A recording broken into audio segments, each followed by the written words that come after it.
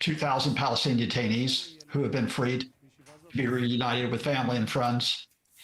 And there's a ceasefire so that for now the mass killing stops. And I don't want to minimize that, but I have to emphasize what Crystal Gomansky has been telling you, reporting from Israel. The tough part really starts now.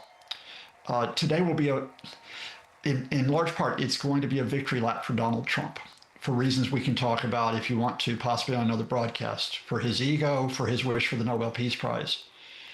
But the fact here is that we only got to this point, not because of Trump, but because of Israel's attack on Qatar, as it tried to kill Hamas negotiators only a month ago.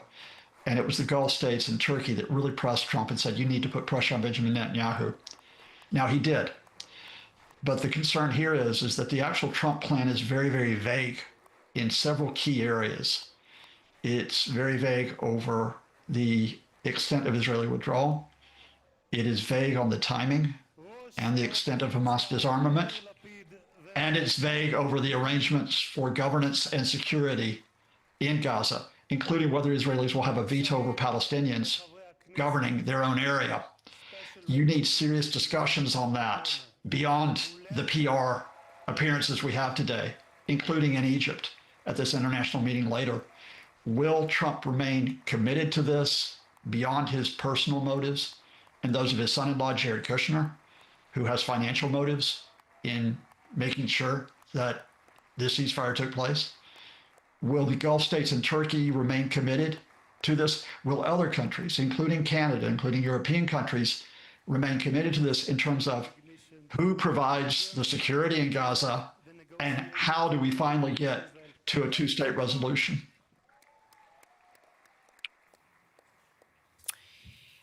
Professor, I'm just wondering, just looking at all of the scenes that we are seeing, these moments of congratulation, there you see Prime Minister Netanyahu. They are obviously looking, they may well be acknowledging some of the American contingent. I'm not sure who they're looking at there, but Stephen Witkoff and Jared Kushner in the gallery, and they would have been key to those discussions. As you mentioned, there are still so many questions which they will move to address in Sharm el-Sheikh after this speech in the Knesset, this peace summit, which we know now Benjamin Netanyahu will be attending. What difference will that make? I have to emphasize to you, Heather, this is why I'm cautious going ahead. This summit changed. What this summit was meant to be, and it was to be chaired by France and Egypt, was to discuss a starting point of the arrangements that I've laid out. You know, in other words, what about recovery, reconstruction? What about governance? What about security? Israel objected to that meeting, but it changed when Donald Trump said, I want to be seen as the chairman. So it became a Trump personal appearance in Egypt. And now we have Benjamin Netanyahu, who is very worried and not very happy with this ceasefire. Therefore, he's got to try to get down there as well. So this very quickly changed from a serious meeting in terms of the substance of what needs to be done into another photo opportunity. After today, when Donald Trump is out, when we go behind the scenes, will we have these important discussions away from the cameras that we need to advance this? Professor, you've come back to a key point, sort of the divergence with Benjamin Netanyahu and Donald Trump. He said very clearly heading over to the Middle East, the war is over, the ceasefire will hold. And Benjamin Netanyahu intimated that it might be more of a pause. What really is the situation? The situation here, Heather, is that while Trump, again, for personal motives, really wants the ceasefire to stick, Netanyahu has said all along that he was not going to stop the military operations until Hamas was destroyed. Well, Hamas has not been destroyed. Whether or not it's disarmed, we'll see. But its leaders, at least some of them, will still remain in Gaza. He has far-right ministers, notably his finance and internal security ministers, who oppose this ceasefire and who have said as soon as the hostages come back, they want to see a renewal of the operations against Hamas. Well, clearly that's not consistent with a ceasefire. So that's the immediate issue for Netanyahu, that he's caught between Trump and his own ministers, as well as facing his own legal difficulties because of his trial on bribery charges. Professor Lucas, thank you so much. I always appreciate your insights, and today, no exception. Thank you for joining me as he watches this historic moment unfold. You are watching CBC News Network. It is 3 minutes after 6 Eastern Time, and it is a day of celebration for many. But it is a complicated mix of emotions across Israel and the Palestinian territory. The Israeli military says it has now received all 20 of the living hostages who were still alive after being held by Hamas for more than 2 years after the October 7th attacks. You're watching CBC Morning Live. We've been on air a little bit early with you this morning because of these historic events. As we begin this hour, let's look first at new video just in this morning showing the journey from captivity for the hostages, 20 men back home to Israel.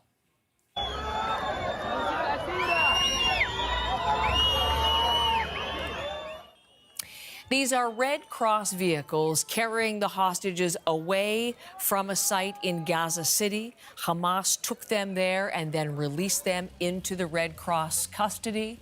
This is the first group of 7 surviving hostages. They were freed earlier this morning in a first group, and then the remaining 13 let go some hours later from a separate location in southern Gaza, but ahead of that deadline, which was imposed on Hamas to get them into Israel by a 5 o'clock Eastern deadline today.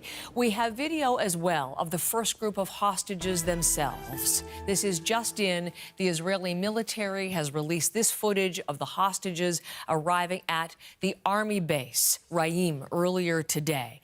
And as you can see, they're blurred out, but they are young men, and they appear to be, well, some of the people are blurred out, but you're seeing in these images the hostages themselves. You can see some of them are smiling. You see them standing on their own feet, which is very good news because there was some concern. Would they need to be immediately airlifted to medical care? What condition would they be in? All of the hostages are being reunited with their families today and then being taken on to hospital for medical checks and treatment. And indeed, Israel's defense forces have released statements saying that they have been taken in separate helicopters onto those hospitals in Tel Aviv. There are 3 which are outfitted and where there are special quarters, special teams, and special care awaiting the hostages given the trauma, medical, physical, and psychological, all of these men have been through. We're going to begin our coverage this hour with Briar Stewart in Jerusalem, outside the Prime Minister's home. A huge crowd there gathering, much celebration. But Briar, let's just talk about why they are celebrating all 20 of the living hostages now back in Israel. Yeah, that's right, Heather. They're all back in Israel. Some of them have already reunited with family members and have been transferred to hospitals. The rest are going through that process. There's a few hundred people here gathered in front of Prime Minister Benjamin Netanyahu's residence. They're watching a live stream of what's going on at the Knesset right now with U.S. President Donald Trump there and other members of the U.S. delegation.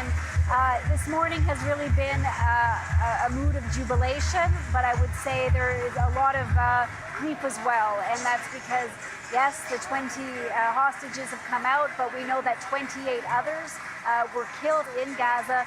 Their remains will be brought out. That process is supposed to start to happen this afternoon, but it won't all take place today because Hamas has indicated that it may be quite some time before they can find some of the bodies because they may be buried under rubble. You know, the crowd here is, as I said, they're in front of Netanyahu's residence, and this is kind of a spot that people have been gathering at during the last 2 years to demand that the government do more to secure a deal to release the hostages. Okay, well, as we said, a lot of emotions running high today.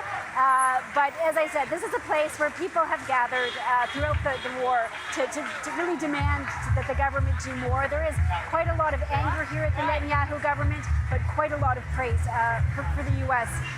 given that this deal has finally been secured.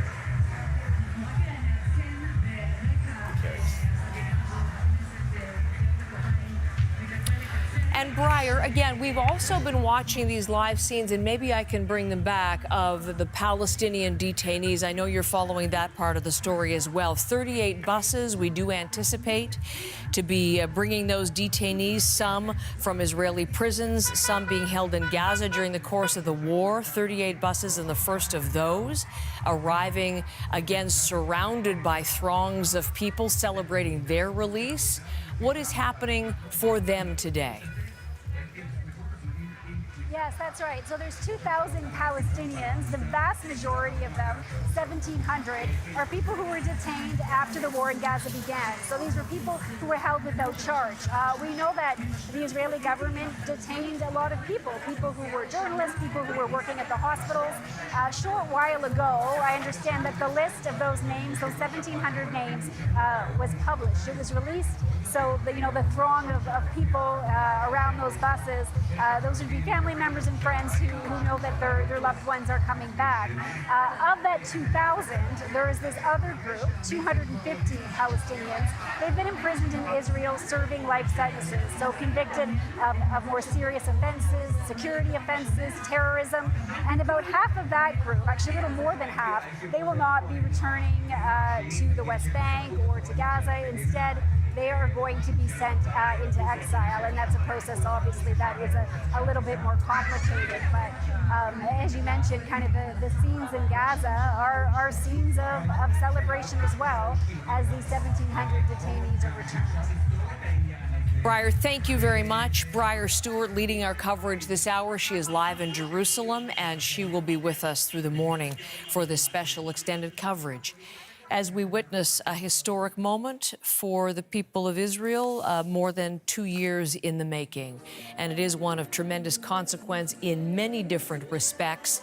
And to help us understand that, Janice Stein is with me in studio and going to be with us for the next few hours, the founding director of the Munk School of Global Affairs and Public Policy. Thank you so much for coming in. Pleasure to be with you, Heather. And I dare say would want to be here at this moment of consequence. Tell me how you're interpreting today, Janice. It is just an extraordinary day, both in Israel and for Palestinians, as we've seen.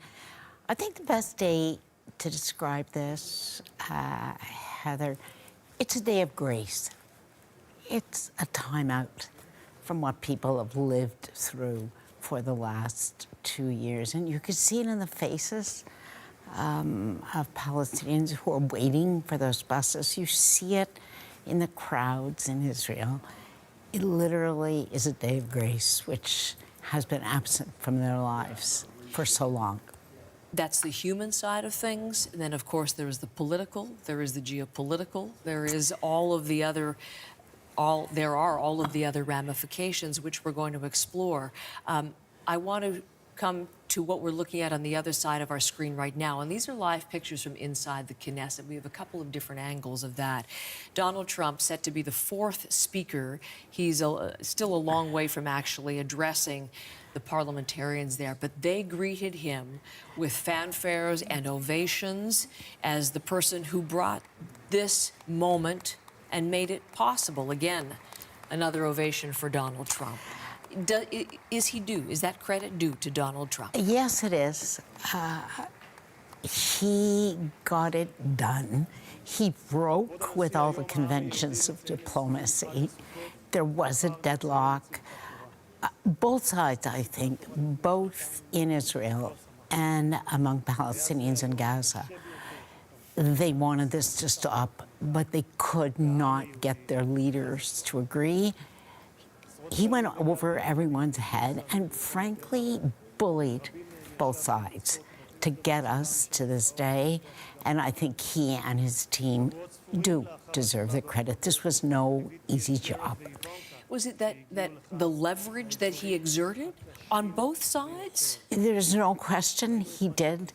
He was the captain of the bulliers, let me put it to you that way. He faced down the Prime Minister of Israel in that famous meeting in the White House where he forced him to apologize to Qatar. And for attacking Hamas negotiators on Qatari soil. That's right, which embarrassed him. And I think everyone knows there are deep financial interests that his children have with Qataris. But it served the purpose of breaking this logjam, frankly, that he cared that much. And he mobilized the Qataris and the Egyptians, along with others, and these governments are the governments that have leverage with Hamas, and they made the argument holding on to these hostages is prolonging the war. It is a failed strategy. Pressure on Netanyahu, but the Arab states, as you just mentioned, they too, certain Arab states key in the culmination that we're seeing. That's today. what's made this work, that he was able to build that coalition. It starts with the Arab states in the Gulf, Qatar, the Emiratis, Saudi Arabia, and grew until there was a coalition that included virtually everybody in the Arab world and beyond. Pakistan, Indonesia. They all came together and said to Hamas, enough, you go, and we're going to come back to this, I know, you disarm. That is a big question for phase 2. But Hamas in all of this, Donald Trump was clear too in threatening them. One of the last social media posts, he said, there will be bloodshed unless you stop this. That's what I mean by bullying. He broke with all the conventions. There were no niceties. There were no processes here. There were no elaborate maps that everybody drew. When he got a half yes, he took it and said, yes, this is done. We're through. Because he's not interested in the details. He got the big picture. This had to stop. But that implies that it's going to require tremendous degree of his personal engagement to keep it together. And that's a question mark. Do you foresee that he will be involved to this degree? That is a big risk. It was only because he was engaged and he put his thumb on the scale that this happened. How long does this president stay focused and stay engaged? That, I think, is one of the biggest question marks about the future. Some of the leaders who are gathering this morning, and we have pictures of this, I know, in Sharm el-Sheikh, the city of peace, have expressed that as well. They want to make sure that Donald Trump remains very involved in this process. Let's, as we await, again, as we look at the pictures, we're looking there inside the Knesset in Israel, and you see the President Herzog on the right, the Speaker, Donald Trump, there behind the podium. Prime Minister Benjamin Netanyahu is there, but he is seated in front, and we will see him. He is going to speak even before Donald Trump does. Donald Trump was set to begin addressing the Knesset at 4 a.m. Eastern, so we're already 2 hours and 15 minutes late. But part of the reason that we understand the delay, the explanation, Janice, is that they were on the phone. Netanyahu, Trump, and the president of Egypt, Sisi, President al-Sisi, in terms of getting Benjamin Netanyahu to come to Egypt for this peace summit. So that's quite remarkable, actually, because that was just arranged, Heather. Both Mohammed Abbas and Prime Minister Netanyahu will now be going to the summit. Again, that's a positive development. Okay, just hold on, Janice, because we're ahead of ourselves. This is a change. Yes. Sorry, from Egypt's president's office, he was attending.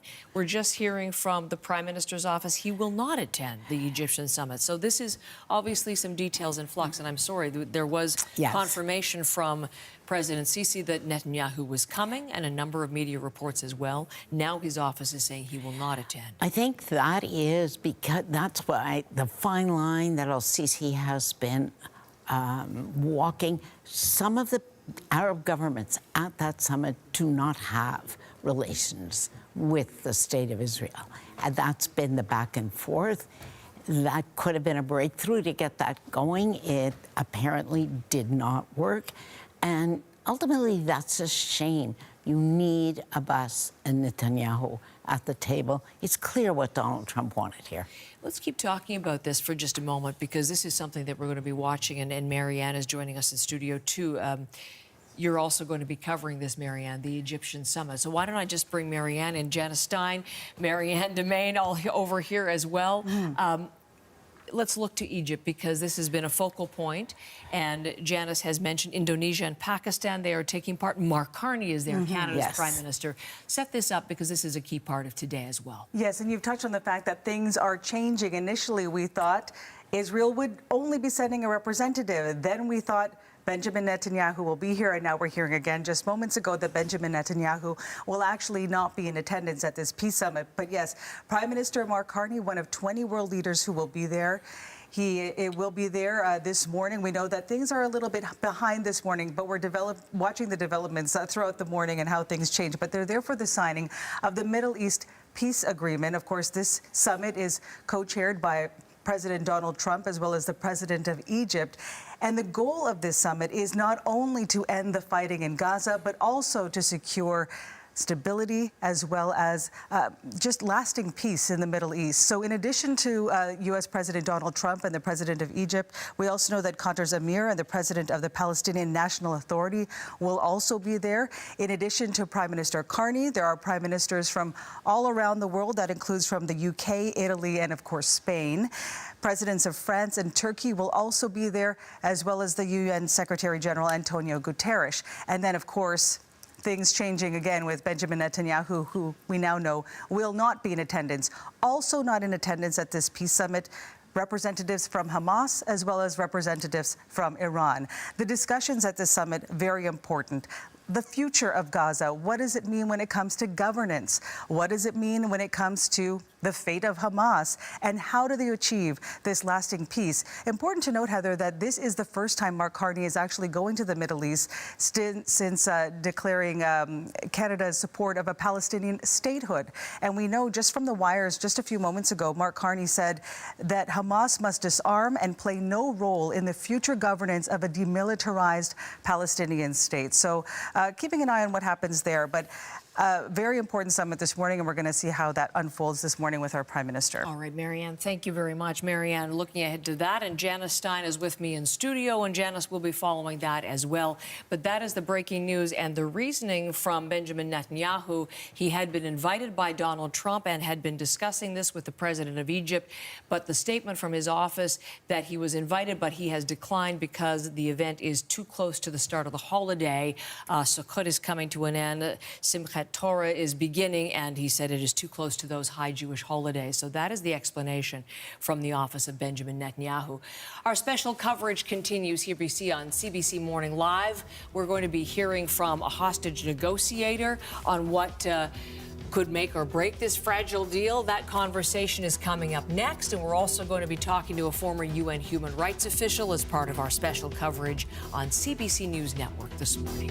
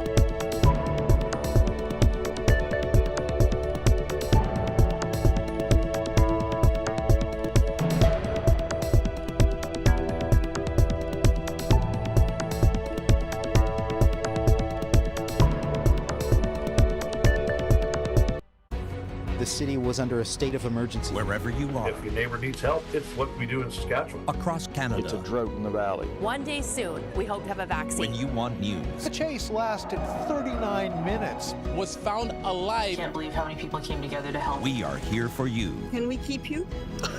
CBC News, Ottawa. And here. Winnipeg, Whitehorse. And here. Côte-du-Lac, Saskatoon. And here. Montreal. Calgary. Vancouver. Charlottetown. Dartmouth. Banff National Park.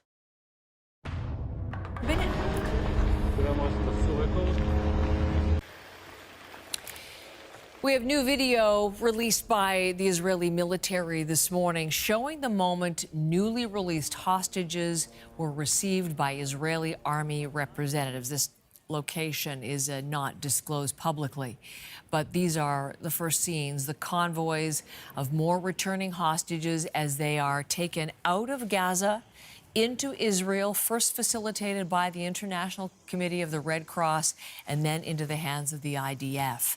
This morning, Israel is also releasing nearly 2,000 Palestinian prisoners, detainees, and also prisoners from Israeli jails.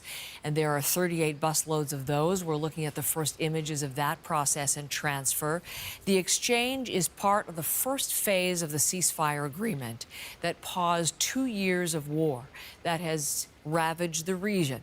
The next phase will be far more complicated, addressing demands for Hamas to disarm, to end its rule of Gaza, and to set up the governing body that will then oversee the control of Gaza. Now, let's look at these live pictures. Again, these are coming in from the Israeli Knesset, the parliament. That is the speaker at the microphone still, President Herzog. On the right of your screen, U.S. President Trump to the left of your screen. And what is happening now is the speaker is acknowledging a number of people in the Knesset, and they are receiving warm ovations, certainly none approaching the cheers for Donald Trump, trumpet fanfare as he arrived. Now, this is Benjamin Netanyahu shaking hands with the U.S. president.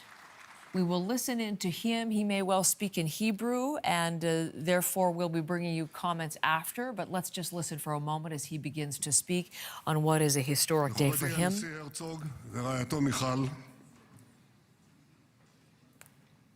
מכובדיי הרבים, ובראשם ידידנו הגדול, נשיא ארצות הברית, הנשיא דונלד ג'יי טראמפ.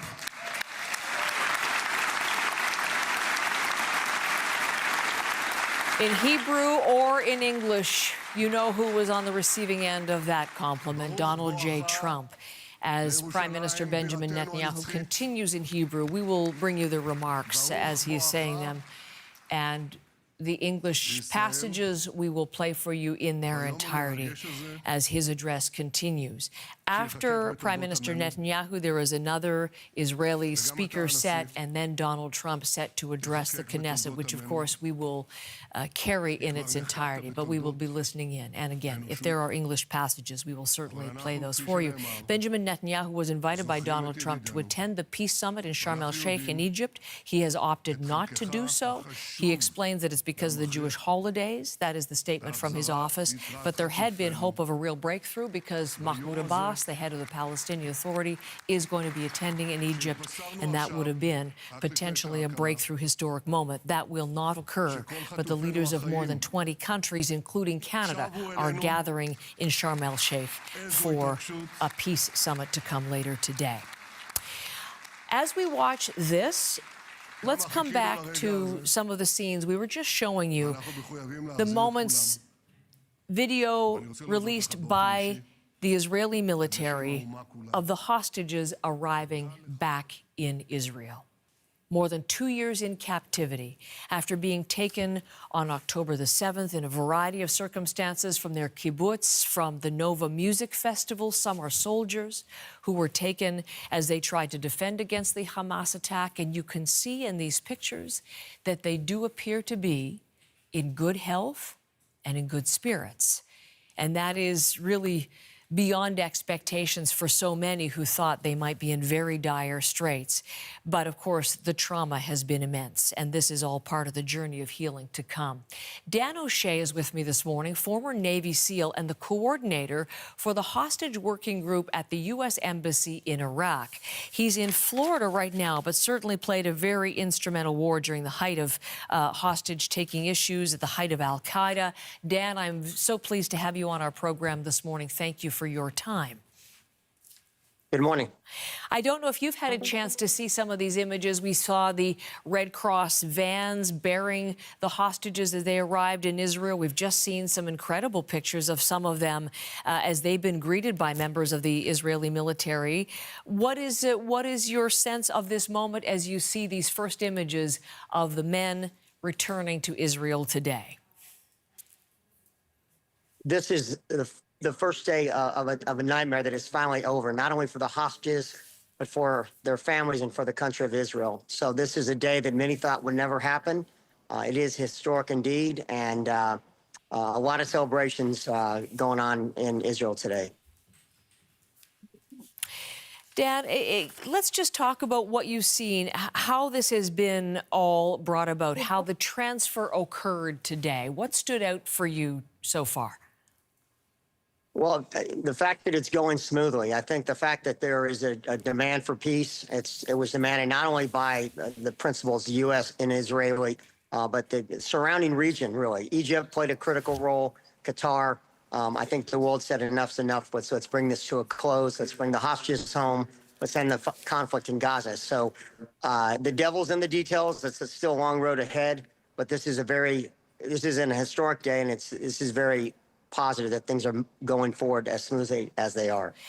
And to see, again, what we understand is there were helicopters, everything at the ready to take the hostages immediately to medical care in the Tel Aviv area if they arrived back in Israel and were really in poor physical condition. And that hadn't happened. That does not seem to have happened today.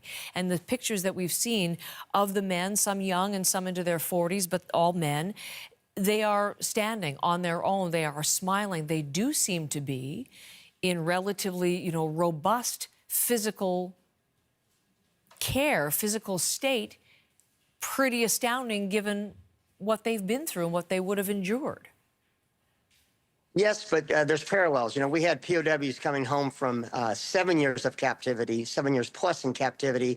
But the fact that they're walking in amatory is probably half out of their enthusiasm. These gentlemen will have weeks ahead of not only medical care, but definitely psychological care. It's a very positive step. I can't see the videos you're talking about, but there is going to be a long repatriation process, and this will not just be a happy homecoming dinner. There's a long road ahead for these prisoners of war and these hostages for both their mental and physical safety in the future going forward. Well, you have expertise in that area, so let's discuss. Could you describe what that reintegration process will be like for them? Yeah, number one is obviously a medical examination. Without question, most of these men have lost a good percentage of their body fat, so it will be a matter of getting them on the right dietary plan. I mean, these gentlemen have probably fantasized about every meal they want to eat, but they cannot sit down to a family spread. The body won't be able to handle it. So this will be a long-term dietary, course forward for them, prescribed by the doctors, but also just as important is going to be the mental counseling. And some of these folks may be dealing with mental counseling for the rest of their lives, to be honest. So again, it's part of bringing them back, repatriating, bring them back to their country. But it's still a very long road ahead for everyone here today. A lot of positive news, but a long road ahead still. And what about for their families? What kind of care will they need? Some of the families said words to the effect of, my son's coming home, but I don't know what kind of son I will have at this point. What about for the families? What will they need too, Dan? So the prisoners have been held in a Groundhog Day. They've had very little change for the last 2 years, but the families have gone on. They've gone on. They've lived 2 years of their lives. So it's going to be a process for both the family and the hostages coming home. And the reintegration is not an easy thing. And that's why there's a long road ahead for both the families and the hostages, even though today's a very, very positive day. But the healing will not happen overnight. It will take time. Dan, thank you very much. Dan O'Shea is our guest this morning, an expertise in hostage release and in dealing with the issues that come after a situation like that. Again, if we can just come back to the pictures of the 20 for a moment, just so that we can linger on those, because these are the 20 men, all men, of course, who have been returned to Israel this morning. They are in their early 20s, Matan Angres, 22, for example. There are twin brothers, the Berman brothers, 28 years old. They have been released. They were taken hostage from their kibbutz.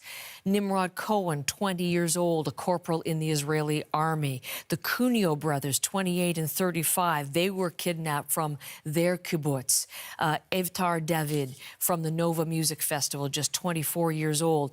The oldest, Omri Miran, 48, he was kidnapped from his kibbutz in front of his wife and their 2 young daughters. He is back in Israel this morning. And over the course of today, and certainly as we cover this in the days to come, their stories and what they have experienced will become more well known. But what we can tell you today is that all 20 of the hostages who are alive are back in Israel. They have seen their families briefly, and they are being taken now to hospitals in the Tel Aviv area for care, mental, psychological, as well as medical, and then for full reunions with their families. What we understand, and we're going to have an interview later this morning with one of the representatives from one of the hospitals set to receive the hostages, but they do have special quarters, special area of the hospital for the hostages, very comfortable, set up like it is a hotel kind of scenario for them, with their family close at hand as they begin this process of reintegrating and also just healing as a family. And let's just go back to the Knesset, because Prime Minister Netanyahu is speaking now in English. Parents, spouses, siblings, and children. Their love and laughter, their promise and potential were lost forever. To the families of our fallen fighters, many of them are here, I say, I know the depth of your pain. I know the inconsolable grief that will accompany you for the rest of your lives. The State of Israel bows its head in eternal gratitude to our fallen heroes. Because of these heroes, our nation will survive. Because of these heroes, our nations will thrive. And because of these heroes, our nation will have peace. Mr. President, thousands of our brave soldiers were also wounded, suffering terrible blows to body and soul. Brave soldiers like Ari Spitz. Ari is an American. Ari is an American Israeli who was injured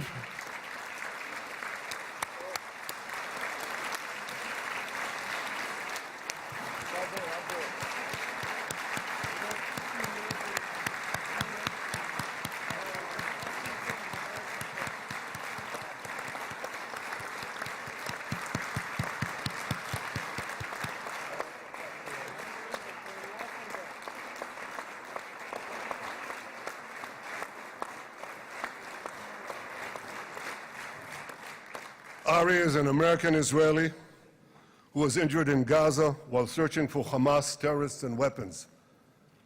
2 of Ari's comrades were killed in this action, and 10 were injured. Ari was presumed dead, but made a miraculous recovery despite losing 3 limbs.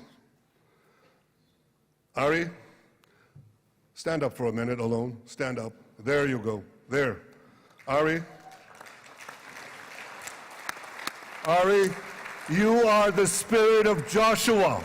You are the spirit of David. You are the spirit of the Maccabees. You are the spirit of Israel.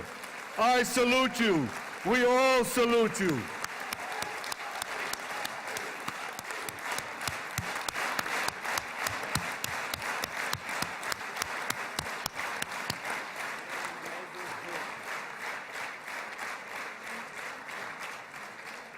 Sabine Tassa of Kibbutz Netiv HaAsara is watching us today from the Israeli consulate in Los Angeles. Sabine lost her husband and her oldest son on October 7th. She is the mother of 3 other boys. 2 of them, Koren and Shai, witnessed their father jump on a Hamas grenade to save his 2 sons. We all saw the film of those 2 boys crying out in pain, "Father is dead. Why? Why did God save me?" Mr. President, my friend Donald, I've seen some very tough things in my life. But I couldn't bring myself to watch those boys suffering again. So I didn't see this film except once. Yet Sabine, their mother, has had the strength and fortitude to show this film across the world. And my wife Sarah and I asked her, "Sabine, how do you do it? Why do you do it?" And she answered, "I do it to show the entire world the monsters Israel is fighting and the justice of our cause." This is what she's doing once again in Los Angeles. Sabine, you can hear me now, so I want to tell you on behalf of all of us, you embody the spirit of our biblical heroines, Deborah, Ruth, and Esther. You too are the spirit of Israel, and we all salute you.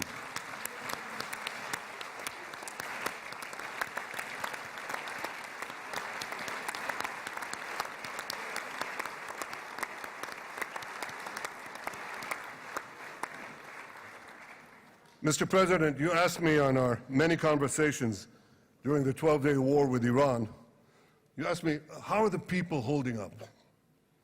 And I said to you, our people are strong. Israelis are a nation of lions with unlimited resolve to defend our country and secure our future. The people give strength to our soldiers, and the people give strength to me and to my colleagues. The Jewish people have risen from the ashes time and again, but when we formed the State of Israel and the Army of Israel, we pledged never again would be defenseless against our enemies. And that resolute strength not only assures our survival, it assures our future, it assures peace. We have paid a high price for this war, but our enemies now understand just how powerful and just how determined Israel is. They understand that attacking Israel on October 7th was a catastrophic mistake. They understand that Israel is strong and that Israel is here to stay. And this, Mr. President, is the indispensable foundation of peace. Peace through strength. Ladies and gentlemen, this is a momentous day, a day of great joy as the remaining hostages come home. My wife Sarah and I have met with the hostage families many times. There were no words to describe their agony, only tears of bottomless sorrow and unimaginable pain. At the beginning of the war, I promised to bring all the hostages home. Today, with the indispensable help, the determined and focused help, the unremitting help of President Trump and his team, and with the incredible sacrifice and courage of the soldiers of Israel, we are fulfilling that promise.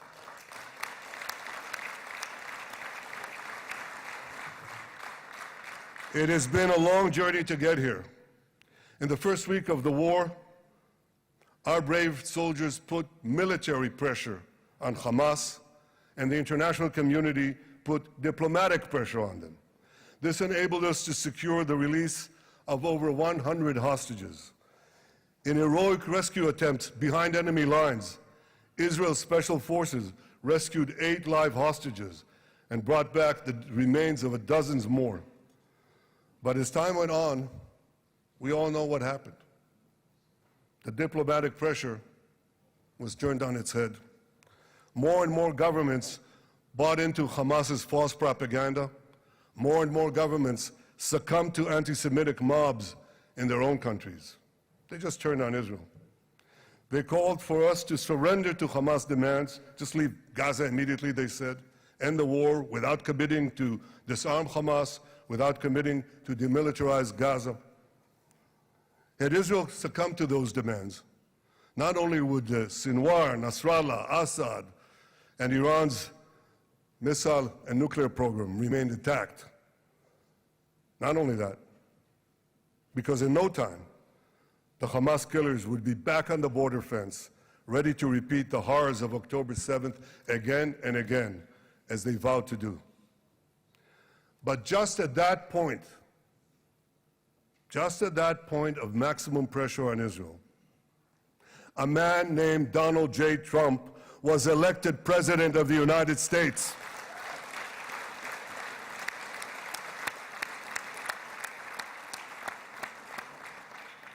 And ladies and gentlemen, overnight,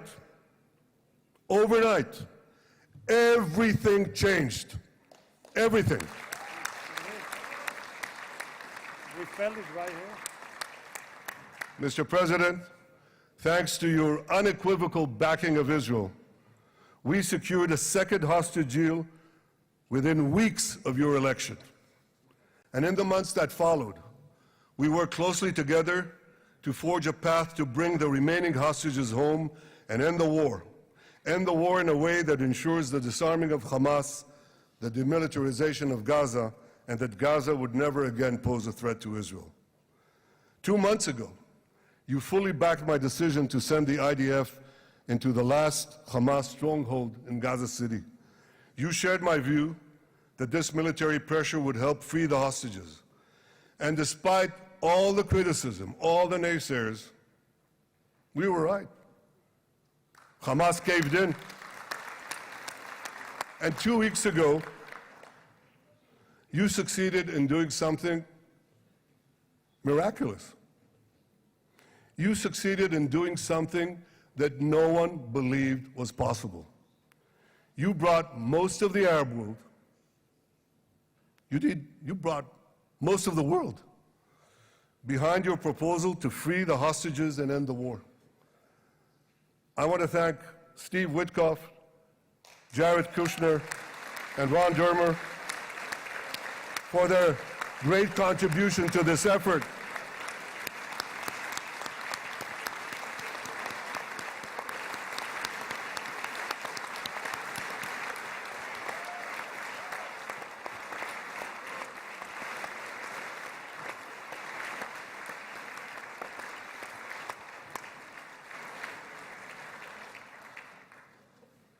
And I want to thank our negotiating team. I believe that the close cooperation between the two of us, between our two nations, combining Israel's military pressure and President Trump's unmatched global leadership. I have to tell you, I've seen a lot of American presidents. I've seen them all in the time that I've been here, and I've been here quite a lot of time. I've never seen anyone move the world so quickly, so decisively, so resolutely as our friend President Donald J. Trump.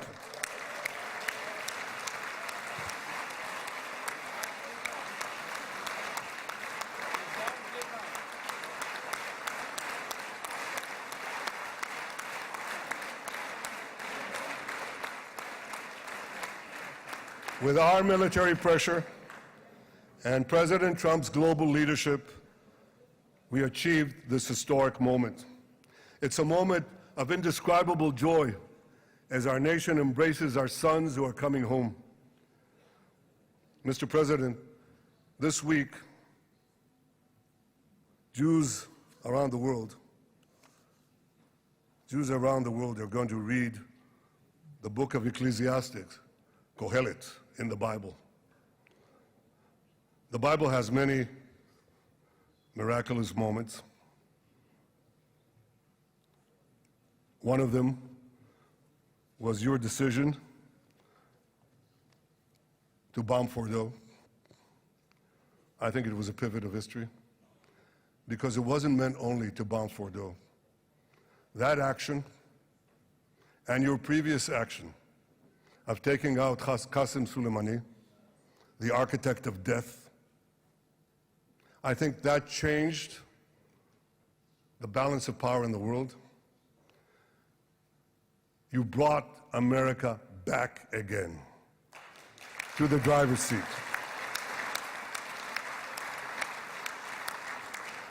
Now, I said that we're going to read this week the book of Ecclesiastes.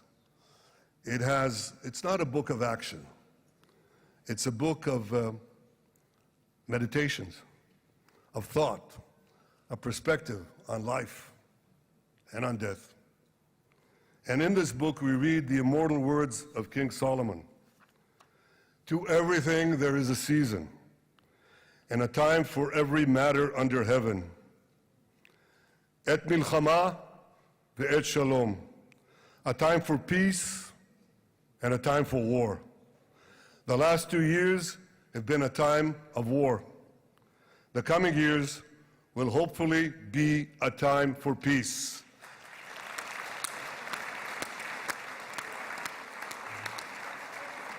Peace inside Israel and peace outside Israel.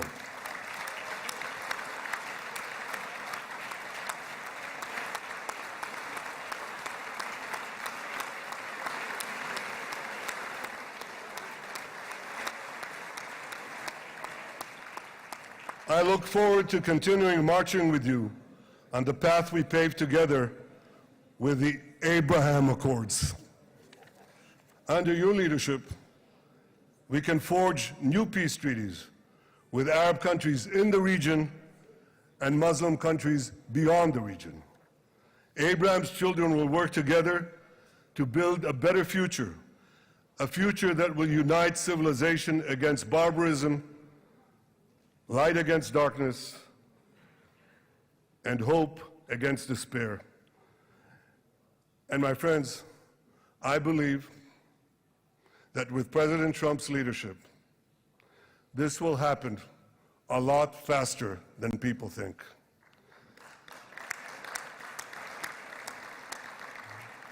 As Prime Minister of Israel, I extend my hand to hold those who seek peace with us. No one wants peace more than the people of Israel. Israel will always remain vigilant in defending itself, and Israel will always remain full of hope. Hope is our national anthem. Hope is our creed. Hope is our strength. It is time, my friends, to realize that hope and expand the circle of peace. Mr. President, thank you for all you have done for us. I have submitted your nomination to be the first non-Israeli recipient of the Israel Prize, Israel's highest award. As to that other prize, just a question of time, you'll get it. But I want you to get the Israel Prize, our highest award, to our greatest friend.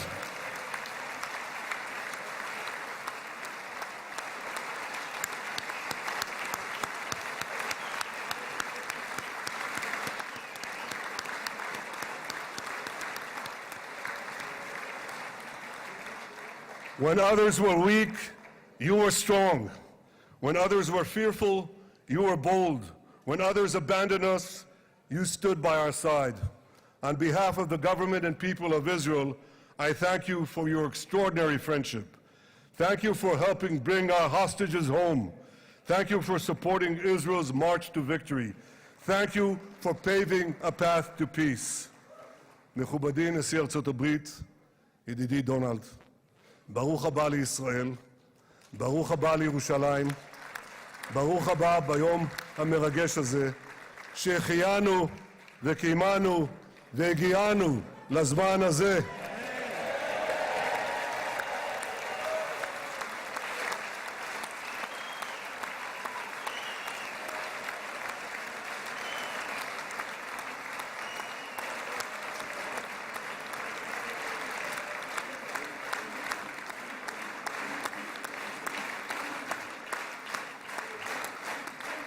May God bless you and your family, Mr. President. May God bless America. May God bless Israel. And may God bless the covenant between our two promised lands. Thank you, Mr. President.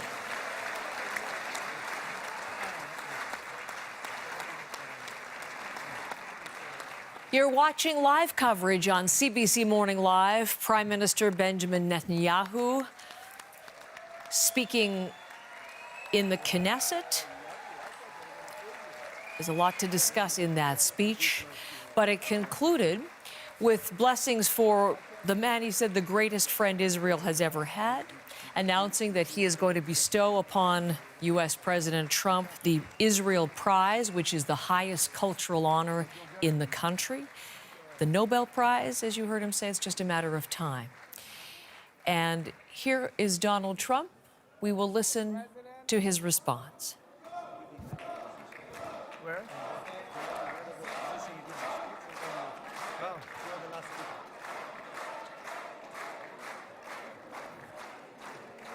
Come on up, opposition. Come on, opposition. Yeah, okay. That's what I was thinking. I think he was a bit out of order. We are to hear from the opposition leader first and then Donald Trump. But greeting the opposition, Yair Lapid is going to speak for a moment here. And as he does, I'm going to bring in my guest, Janice Stein, who's in studio. But just we'll keep this up just to talk about some of the things that Benjamin Netanyahu just said. I have questions. Flattery in the extreme for Donald Trump. In biblical language, Janice, what did you hear, in that outreach, in that, incredible praise for Donald Trump and his efforts here? Heather, we've certainly heard leaders around the world flatter the president, but this was the most extensive that one could imagine. You could see the president smiling, enjoying, and of course, rooted in biblical language and talking about the historic ties, the extraordinary collaboration, Israel, the sharp end of the spear, Donald Trump, a global leader who, at the critical moment, put again his support behind Israel when the rest of the world turned its back. Everything changed, is how he said. Everything changed overnight the minute Donald Trump was elected for the second time. Exactly. So if you're the president of the United States and you are this president of the United States, you could actually see Donald Trump loving this. It's difficult to imagine where else he could address a parliament. Our own prime minister has called him a transformational leader. But this whole speech was laced with praise for Donald Trump. And I also heard, Heather, they are going to march together in the future. This is an embattled prime minister in Israel. But he's giving in that speech no indication that he's going anywhere, even with his corruption trial looming, and even with popularity very much plummeted. There's no question. All the polls show that if an election were held now, Netanyahu's coalition could not win a majority of seats in the Knesset.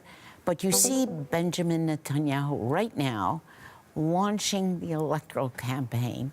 You can see what his messages will be. I, along with Donald Trump, secured Israel's future and changed the global picture. It's so interesting. I mean, he talked about peace through strength. He was very much stating, it seemed to me anyway, that he followed the right course. As he said, everyone or many countries in the world believed the false Hamas propaganda, turned on Israel, and would have had Israel surrender and end this war until Donald Trump came along. But it sounds like he has no regrets for any way in which he has conducted things. No, and you know, again, there is a grain of truth there that the dismantling of Hezbollah in Lebanon, the fortunate circumstances that the Syrian opposition overthrew Assad, and then the weakening and the slowing down of Iran's nuclear program, that certainly changed the strategic context. And he mentioned that, the U.S. attack on Fordo, the 12-day war there. And that had an impact. Hamas is isolated. It is isolated now. It wasn't a year ago. So he's not wrong. But in fact, what he said, and here's, I think, the one piece of content in that speech, when he said there is a time for war and a time for peace. The time for war is over. The time for peace is coming. That tells me that this Prime Minister has no intention of taking Israel back to war, and that he is willing to give this diplomatic process a chance, if in fact those milestones in the agreement are met. That's what Donald Trump managed to accomplish with him. Those questions and those milestones in the next phases, I definitely want to talk to you about over the next couple of hours. Janice is going to stay with me. But it's interesting to hear him again coming back to this point of Israel staying the course. Much of the world's perception of Israel has changed because of how Benjamin Netanyahu waged this war. Is that true, Janice, and particularly young people? I think there's no question that that's true, Heather, but it changed because of the way the war was waged in Gaza. It didn't change because of the way the war was waged against Hezbollah, or because of what happened in Syria, or even over the nuclear issue in Iran. It is the terrible suffering of Palestinians in Gaza that people have actually seen up close that has changed the support for Israel around the world. Janice, thank you. Janice is going to do some work on CBC Radio for a moment, but come back later in the next hour and to continue our special coverage on what Benjamin Netanyahu quite rightly called a momentous day, and one within Israel of great joy, historic in nature. And let us continue with special coverage. I'm Heather Hiscox, and you are watching CBC Morning Live on what I said is a day for joy, for celebration, but certainly reflection, and still prolonged grief in the Middle East. This morning, Hamas has released the final surviving Israeli hostages. They have not been seen by their families for more than 2 years. 28 other hostages believed to have died in captivity, 26 certainly, 2 whose really their fate remain unknown, but 28 all told. They will eventually be returned to Israel as well.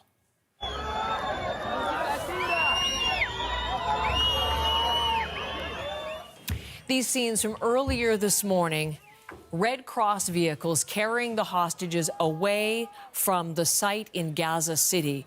Hamas took them there, released them into the hands of the Red Cross, and then into those vehicles. This is the first group of 7 hostages to be freed. The remaining 13, they were released some hours later, just before the deadline imposed on Hamas from a separate location in southern Gaza. And we have this video as well of the first group of hostages. The Israeli military released this footage as the hostages arrived at the Reim military base earlier today.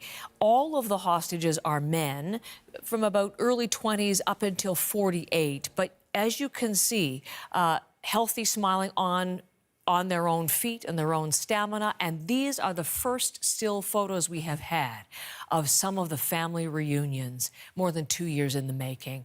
And after these moments, brief moments, embraces, tears, I'm sure, and incredible emotion that the nightmare is over for the families who have waited and who have protested, who have lobbied, who have prayed. Those scenes of reunion, the men were then taken by helicopter to 3 hospitals in the Tel Aviv area for medical checks, for prolonged treatment, for psychological care as well, and then their families will join them there for more extensive reunions. Israel has begun to release hundreds of Palestinian prisoners and detainees. This is as part of this first phase of the peace deal, the ceasefire deal, and these are images of those scenes, cheering crowds greeting the first busloads of men in Ramallah. This is in the Israeli-occupied West Bank. They were released from the Ofer military prison, which is between Ramallah and Beitunia, and these are some of the first buses. There are 38 altogether, and these are some of the first images of those busloads. 250 prisoners from the prisons themselves, but also more than 1,700 who were detained during the Gaza war and who have been held in Gaza. So almost 2,000 Palestinians being released today as well. And the order of events today was the release of the surviving hostages. That led to the release of the detainees. And that is going to then lead into the release of the remains of the 28 Israeli hostages who've died in captivity. The prisoner's office, run by Hamas, says at least one busload of detainees has crossed into Gaza. So we will continue to bring you those scenes as well.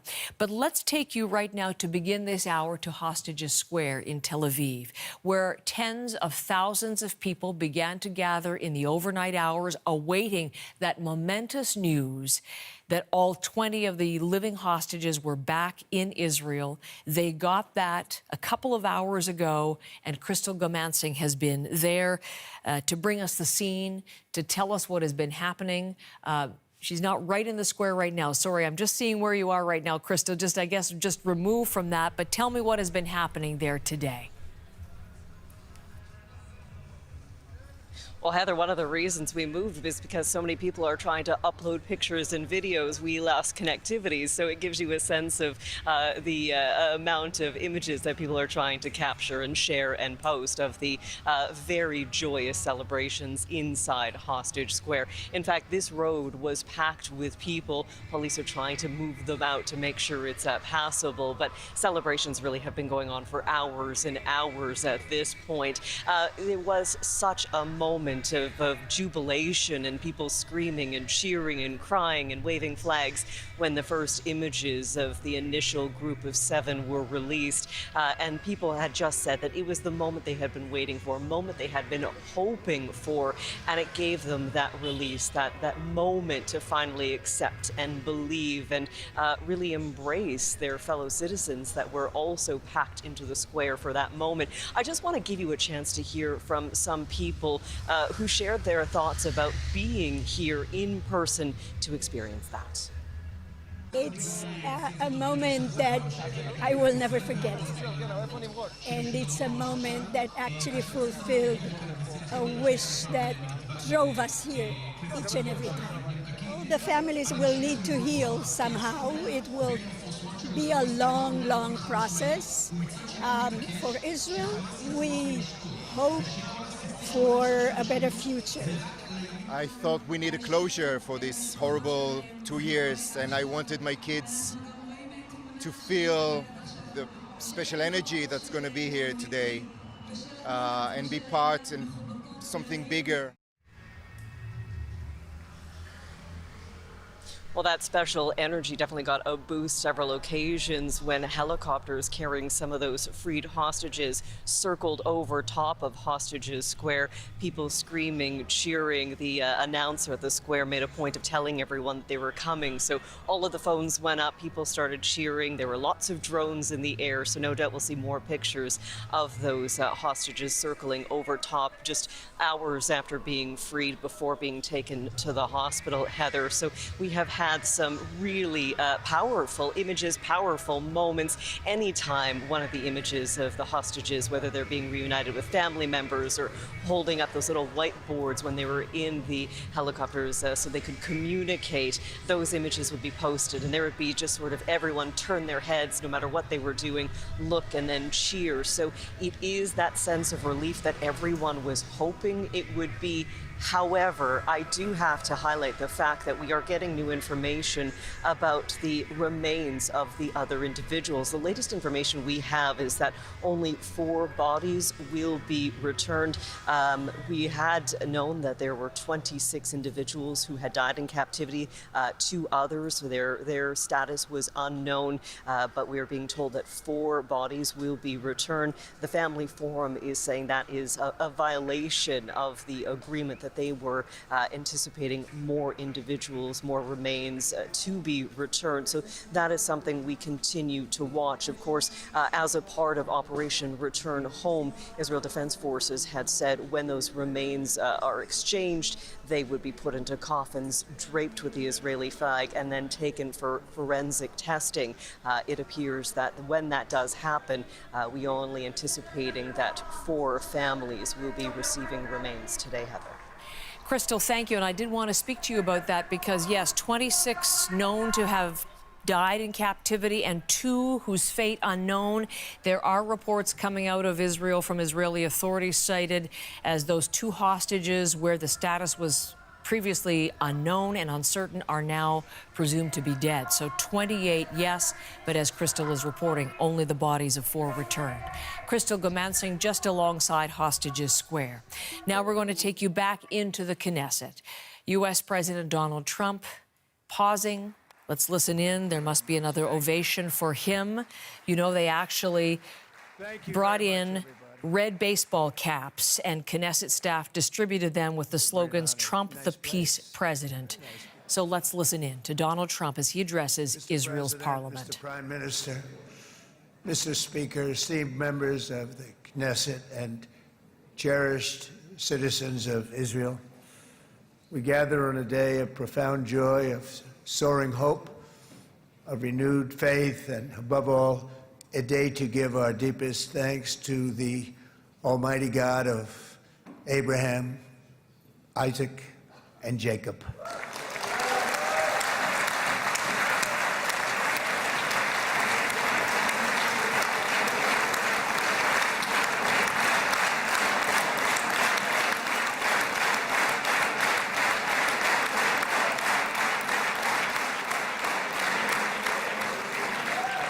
After 2 harrowing years in darkness and captivity, 20 courageous hostages are returning to the glorious embrace of their families, and it is glorious.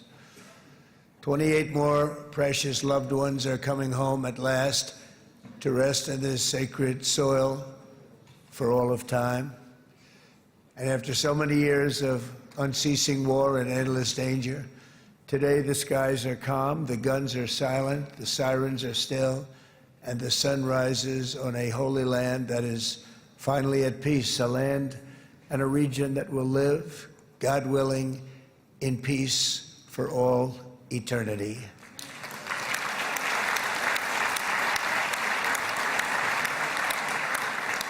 This is not only the end of a war, this is the end of an age of terror and death, and the beginning of the age of faith and hope and of God.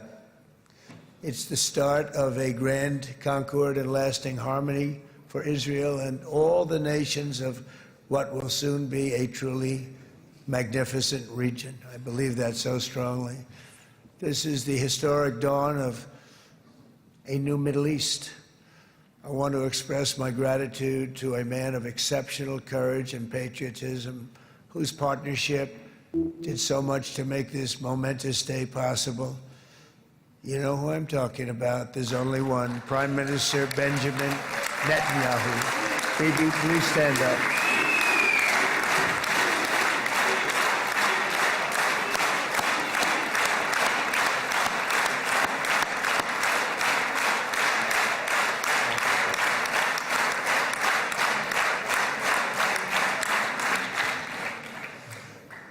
And he is not easy, I want to tell you. He's not the easiest guy to deal with, but that's what makes him great. That's what makes him great.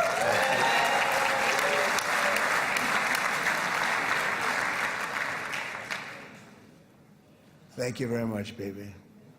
Great job.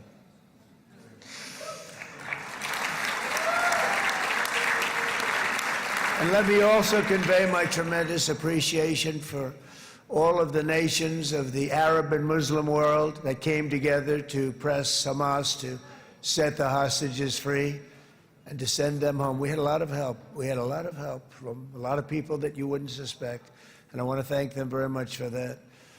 It's an incredible triumph for Israel and the world to have all of these nations working together as partners in peace. And it's pretty unusual for you to see that, but it happened in this case. This was a very unusual point in time, a brilliant point in time. Generations from now, this will be remembered as the moment that everything began to change, and change very much for the better. Like the USA right now, it will be the golden age of Israel and the golden age of the Middle East. It's going to work together. I'd like to thank several great American patriots for their invaluable help in getting something done that almost everyone thought was absolutely impossible. We were wasting our time. So many people said, "You're just wasting your time." But we weren't, because we had talented people working with us, and we had people that loved your country, and frankly, people that loved the region. They loved the Middle East. I want to thank my friend Steve Witkoff.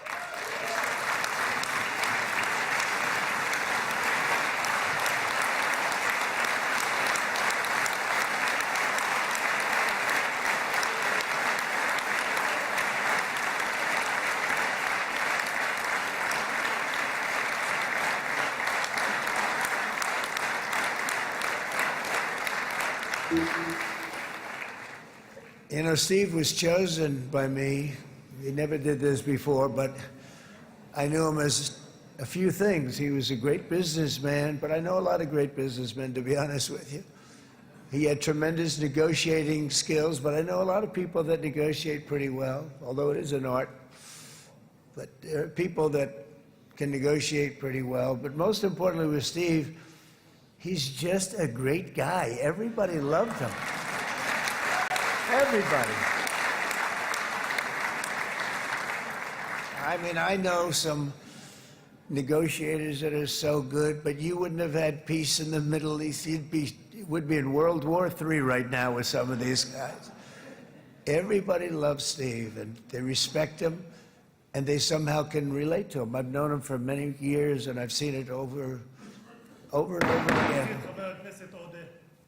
להוציא את חבר הכנסת עודה, להוציא אותו מהאולם, להוציא אותו מיד, החוצה, החוצה, החוצה. להוציא גם את חבר הכנסת כסיף, להוציא את חבר הכנסת כסיף מהאולם, להוציא אותם מיד.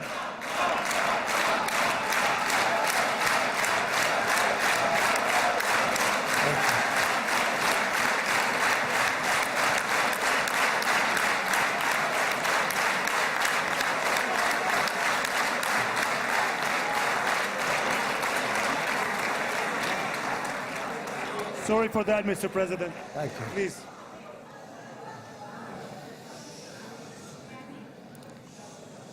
That was very efficient.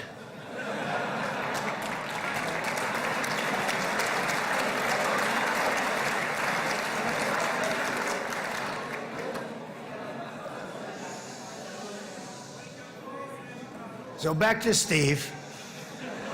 He's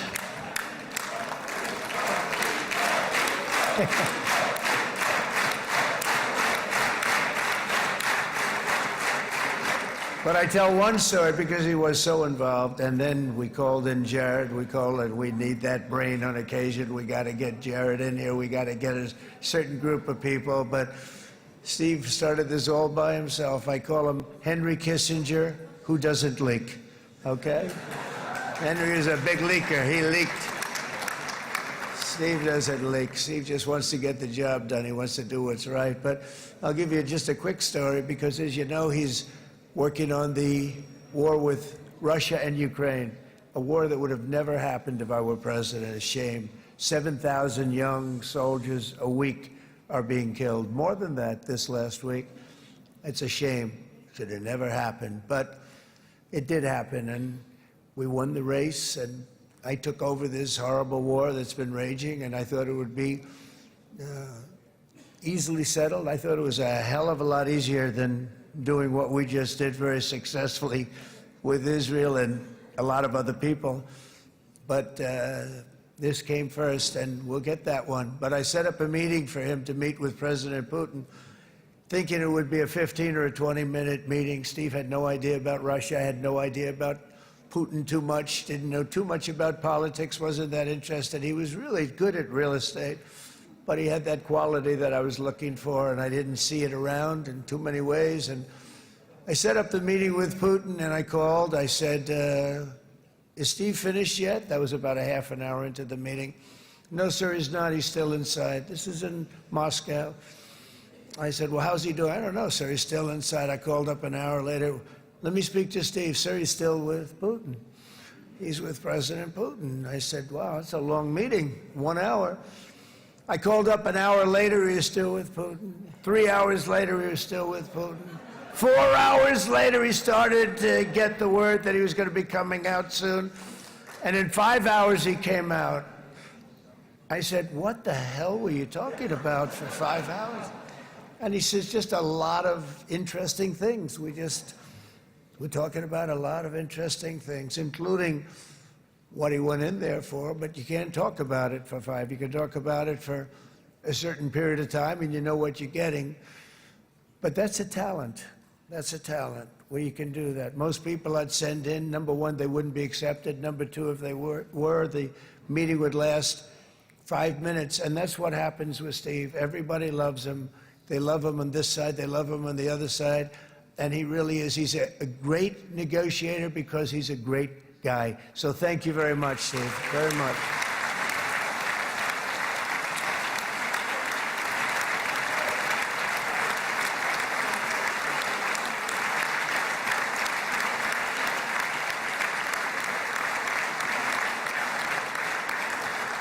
And let me also give a very special thanks to someone who truly loves Israel. In fact, loves it so much that my daughter converted. My daughter converted. I didn't know this was going to happen. And Ivanka's here.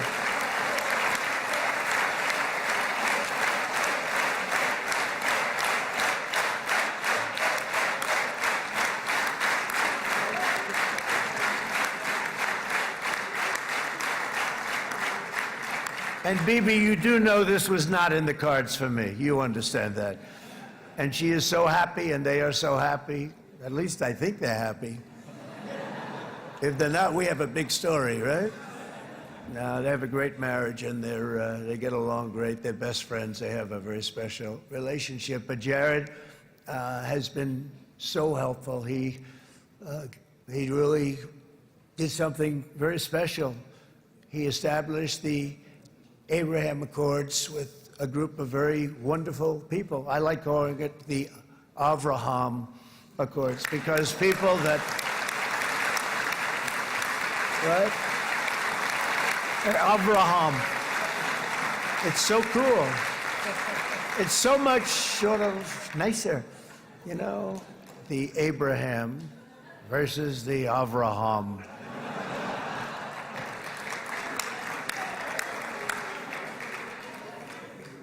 I just don't want to sound too sanctimonious when I do it, so, you know, I sort of split it up. This way we keep everybody happy. But we have some very great talent, and they have no excuses for anything that's taken place, because we had some unbelievably good people working on this. And then you're going to add a man named Marco Rubio, who is also here. That's right.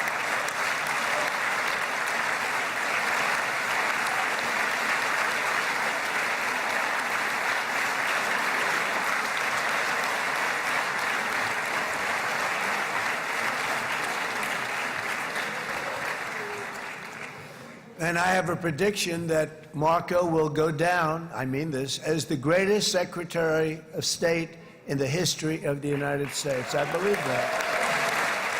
I believe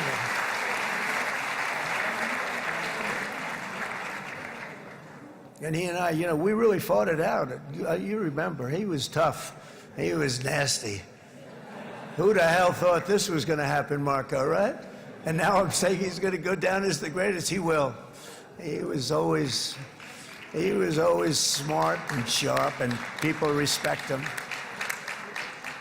And then we have somebody who's young, but an unbelievable leader. I saw it a long time ago, and he's turned out to be even better than we thought. Right, Susie? I think even better. And that's Pete Hegseth, who is our Secretary of War, formerly Secretary of Defense.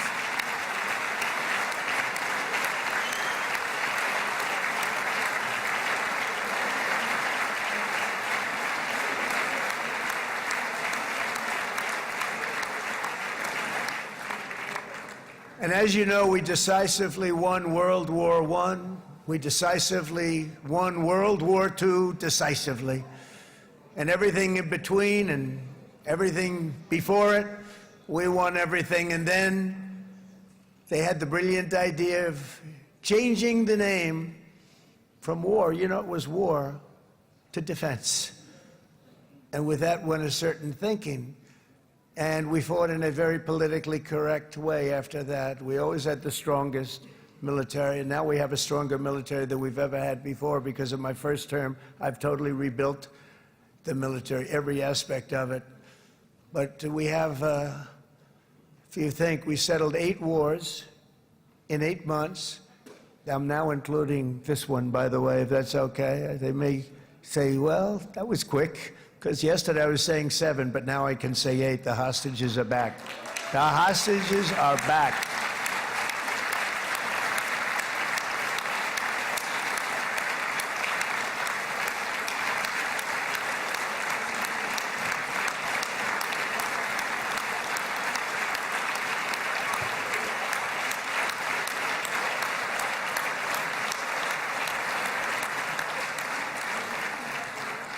It is a good feeling. Isn't that nice to say? You know, I just said the hostage. First time I said the hostages are back. It feels so good to say it.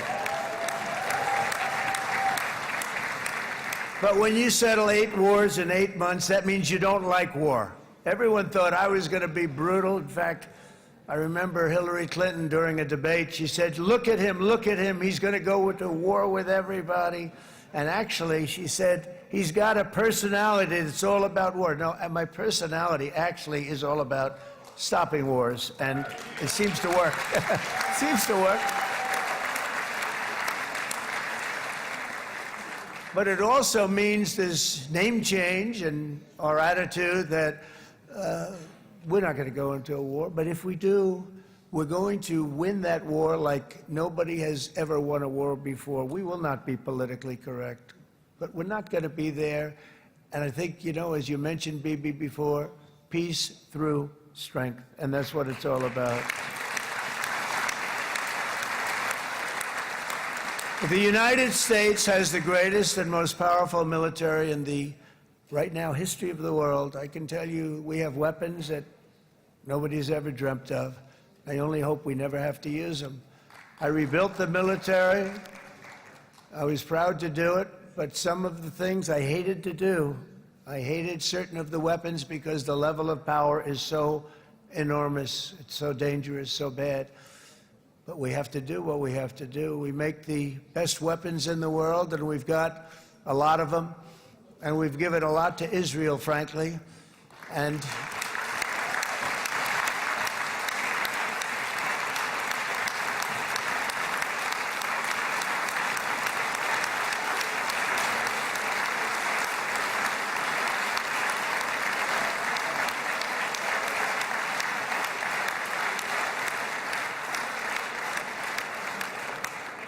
I mean, Bibi would call me so many times, can you get me this weapon, that weapon, that weapon? Some of them I never heard of, Bibi, and I made them.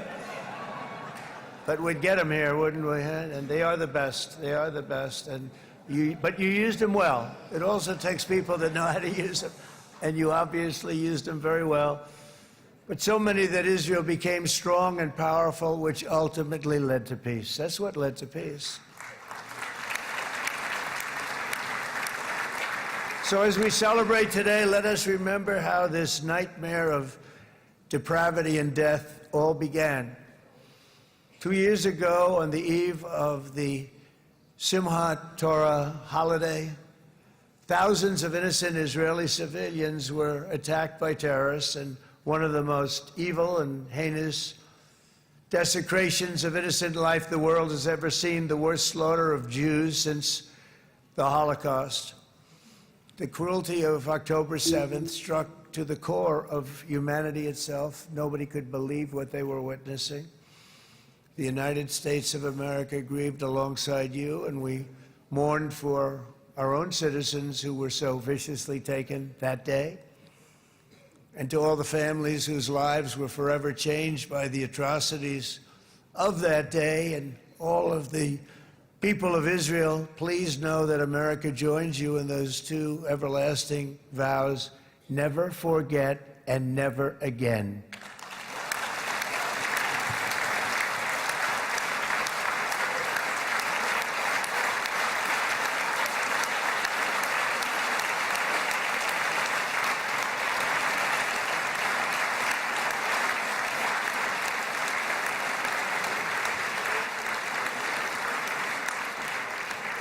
From October 7th until this week, Israel has been a nation at war, enduring burdens that only a proud and faithful people could withstand. It was a very tough period of time.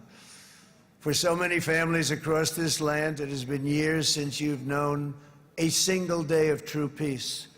But now at last, not only for Israelis, but also for Palestinians and for many others, the long and painful nightmare is finally over.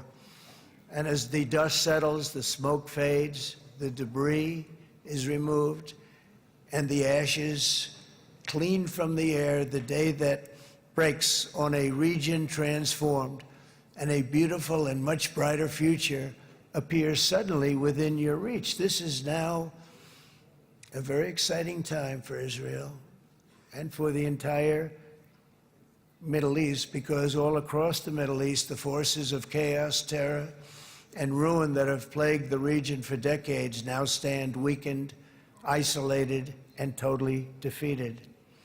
A new coalition of proud and responsible nations is emerging, and because of us, the enemies of all civilization are in retreat. Thanks to the bravery and incredible skill of the Israeli Defense Forces and Operation Rising Lion,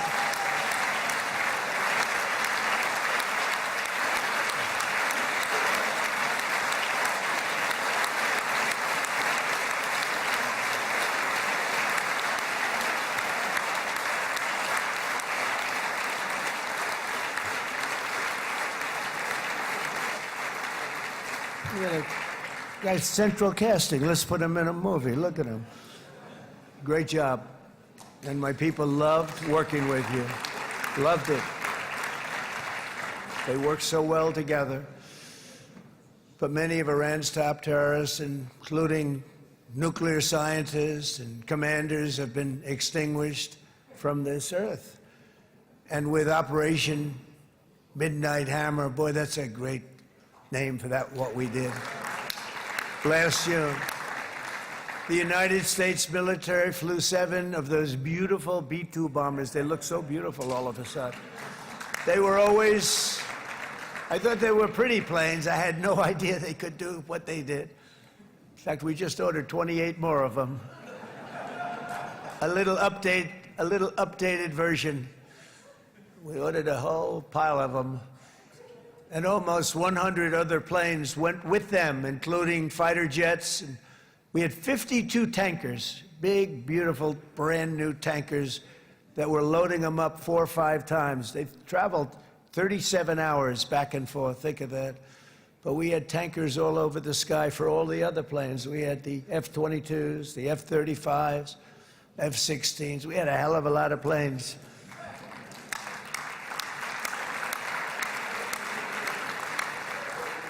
So we had 52 gas stations in the sky. That's what they call them.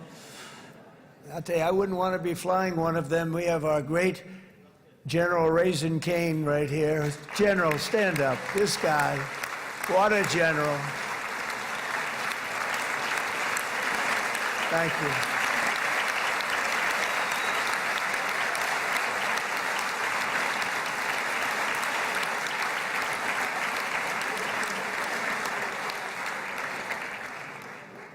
I asked General Cain, I said, you know, we're having problems with ISIS, and I was in Washington, and I asked, how long would it take to defeat ISIS? And my Washington generals told me, 3, 4, maybe 5 years, sir. I said, I don't get it. We got the best equipment in the world. Why? So I flew to Iraq, and I met with a man named Cain. He said, what's your first name? He said, they call me Raisin, sir. I said, wait a minute, your name is Raisin Cain? I've been looking for you for a long time. You gotta be kidding. So they told me 3, 4, 5 years to defeat ISIS. And I sit down with him and I say, why is it? I flew there in the dark of night. I landed, I'll never forget it. It's quite a trip. I'm glad I made it because I met him. I said, could I ask you, General? I come down. He said with another general and a sergeant. Everybody was like central casting. They could go into a movie right now.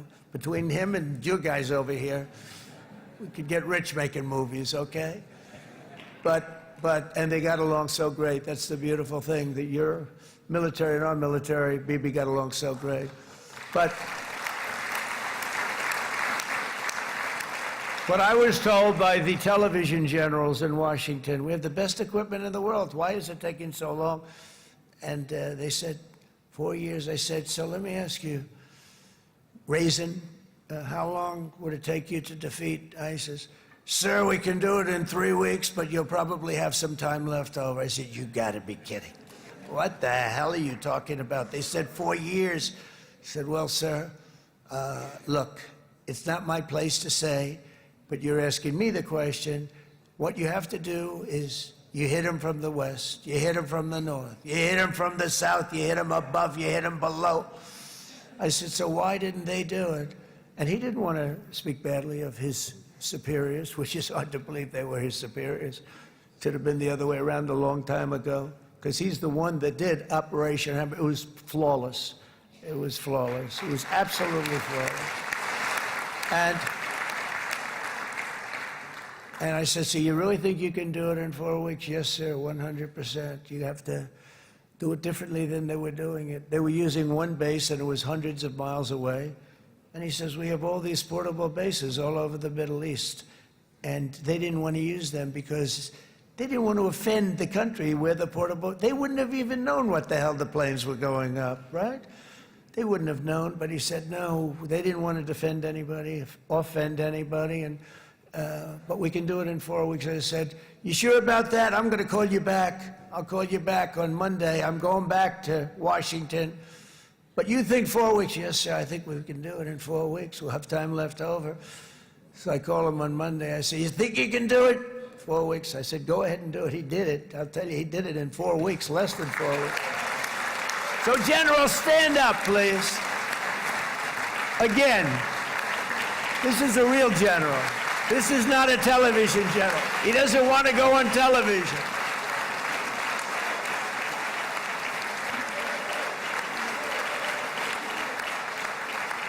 He doesn't want to go on television. I said the other guys love being on television. So we dropped 14 bombs on Iran's key nuclear facilities, totally, as I said originally, obliterating them. And that's been confirmed, and everybody understands it. Together we stopped the #1 state sponsor of terror from obtaining the world's most dangerous weapons. And if you think about it, if we didn't do that, and assuming we made the same deal that we have today, there'd be a dark cloud over this deal. And #1, it wouldn't happen because the other Arab and Muslim nations really wouldn't feel comfortable making the deal that we have now, right?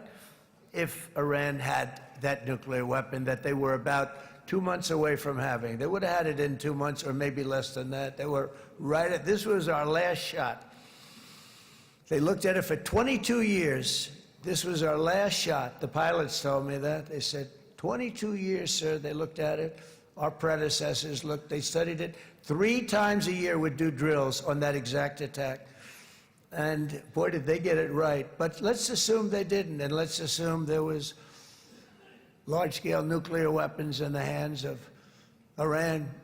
We couldn't be here today. Even if we signed the deal, which we couldn't do because a lot of people would not want to have anything to do with it, we took a big cloud off of the Middle East and off of Israel.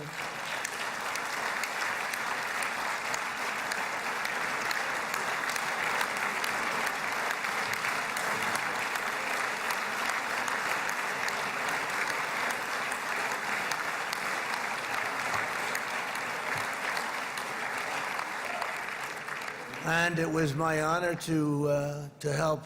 But isn't it true, though, that can you imagine the same, let's assume, Bibi, the same documents, we had everything the same, but you had somebody out there that was, in the opinion of everybody, all-powerful in the Middle East.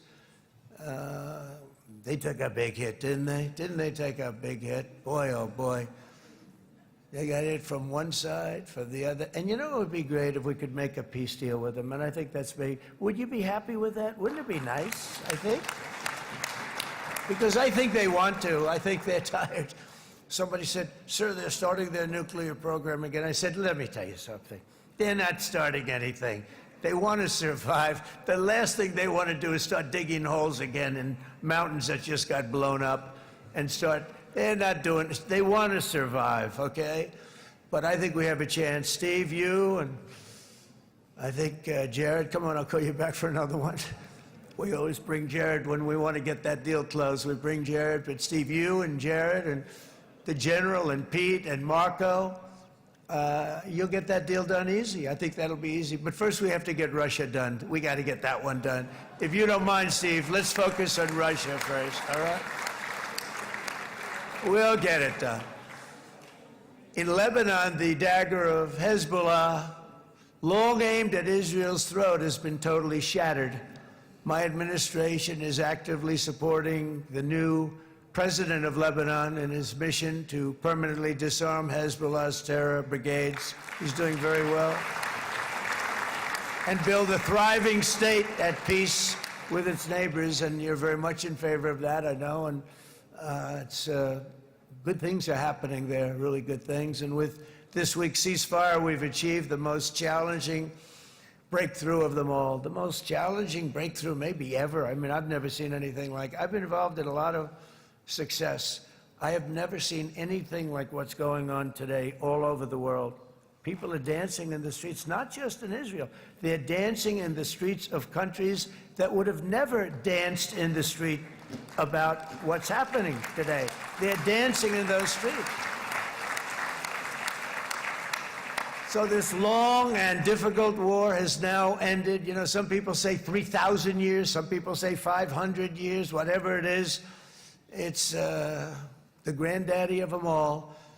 And in an unprecedented achievement, virtually the entire region has endorsed the plan that Gaza will be immediately demilitarized, that Hamas will be disarmed, and Israel's security will no longer be threatened in any way, shape, or form.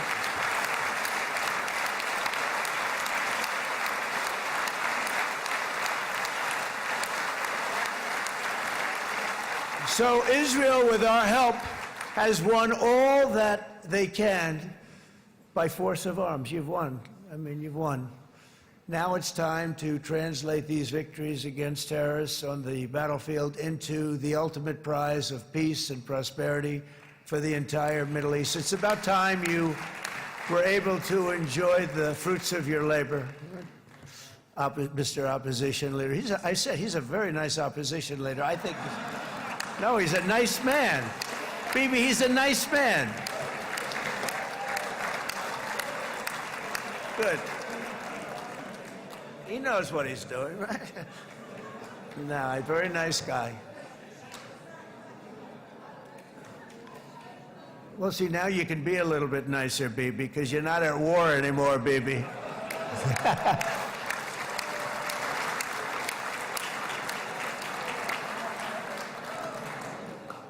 But only by embracing the opportunities of this moment can we achieve our goal of ensuring that the horrors of recent years will never happen again. You don't want to have to go through this again.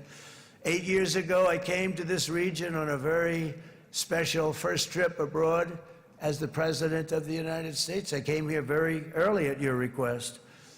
I addressed the leaders of the Arab and Muslim world gathered in Saudi Arabia and said that it was time to build a future free of the grip of extremism and terror. And interestingly, right now, as soon as I'm finished, I'm quite late. You've kept me quite late between opposition leaders and Bibi's brilliant but very long speech.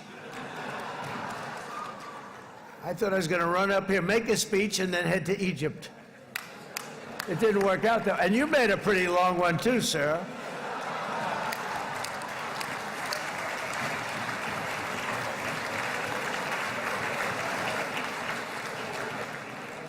But I liked what you all said. It could be worse. Supposing on top of it, I didn't like what you said. That would be no good, Ron, would it? Ron, you did a great job, by the way, Ron.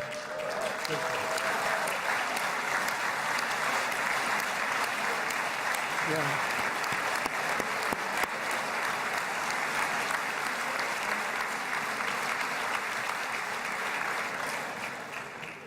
So I'm going to be meeting, actually, in a little while, I'm going to be meeting with the most powerful, the richest nations, really, in the world, although now, with the tariffs, the United States is by far the richest nation in the world, as you probably have been reading. But the richest nations, most powerful nations, you know, tremendous, headed by some tremendous people in many cases. Some cases I wouldn't say necessarily I would endorse, but I will tell you, some incredible people that really helped us make this all possible. So I'll be going there. I'll be quite late. They might not be there by the time I get there, but we're going to give it a shot. But the journey we started back then led to the crushing defeat of the ISIS caliphate, to the monumental Abraham Accords, and ultimately to the historic ceasefire this week, in which many of those same nations really played a very pivotal role, I have to tell you. Steve will tell you that. Jared will tell you that. Together, we've shown that peace is not just a hope that we can dream about. It's a reality we can build upon day by day, person by person, and nation by nation. And because of that, the Middle East is finally ready to embrace its extraordinary potential. You have extraordinary potential in this region. It should now be clear to everyone throughout the region that decades of fomenting terrorism and extremism, jihadism and anti-Semitism have not worked. They haven't worked. They've been a disaster. They've just killed. They've killed. They've backfired completely and totally. They've just totally backfired. Everything that you thought, take it worst case, it's turned out to be worse than that. They have not worked. From Gaza to Iran, those bitter hatreds have delivered nothing but misery, suffering, failure, and death. They've served not to weaken Israel, but to annihilate the very forces that did the most to foment this hatred. And it's really, I mean, everybody that's tried it has become irrelevant. Meanwhile, we've seen those nations that set aside their differences, reached across ancient divides, and pursued engagement are now among the most successful in the region. They're getting along with Israel, and they're doing great. And I can tell you the 4 nations that joined the Abraham Accords early on, and you'd all be doing me a favor, and I'm going to be saying this in a little while to some other friends, would love you all to, is this right, Jared? Join up in the Abraham Accords. We have to join up and get together. You can have that whole thing filled out. We had a very weak administration, worst president in the history of our country by far. And Barack Obama was not far behind, by the way.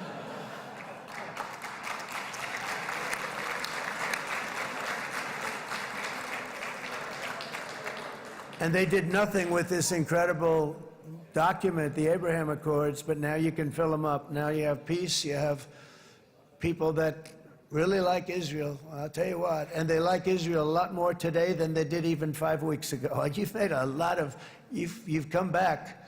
You've come back strong because it was getting to be a little nasty out there in the world, and ultimately the world wins. You can't beat the world always. I would say to Bibi, it's now time, and he understood it better than anybody, because ultimately, you know, the world's a very big place. And I've said a lot. I said, this piece of land is very small. It's unbelievable what you've done with that tiny, you look at a map even of just not the world, the Middle East, and you have this little dot. And think of what you've done. It's incredible. It's incredible.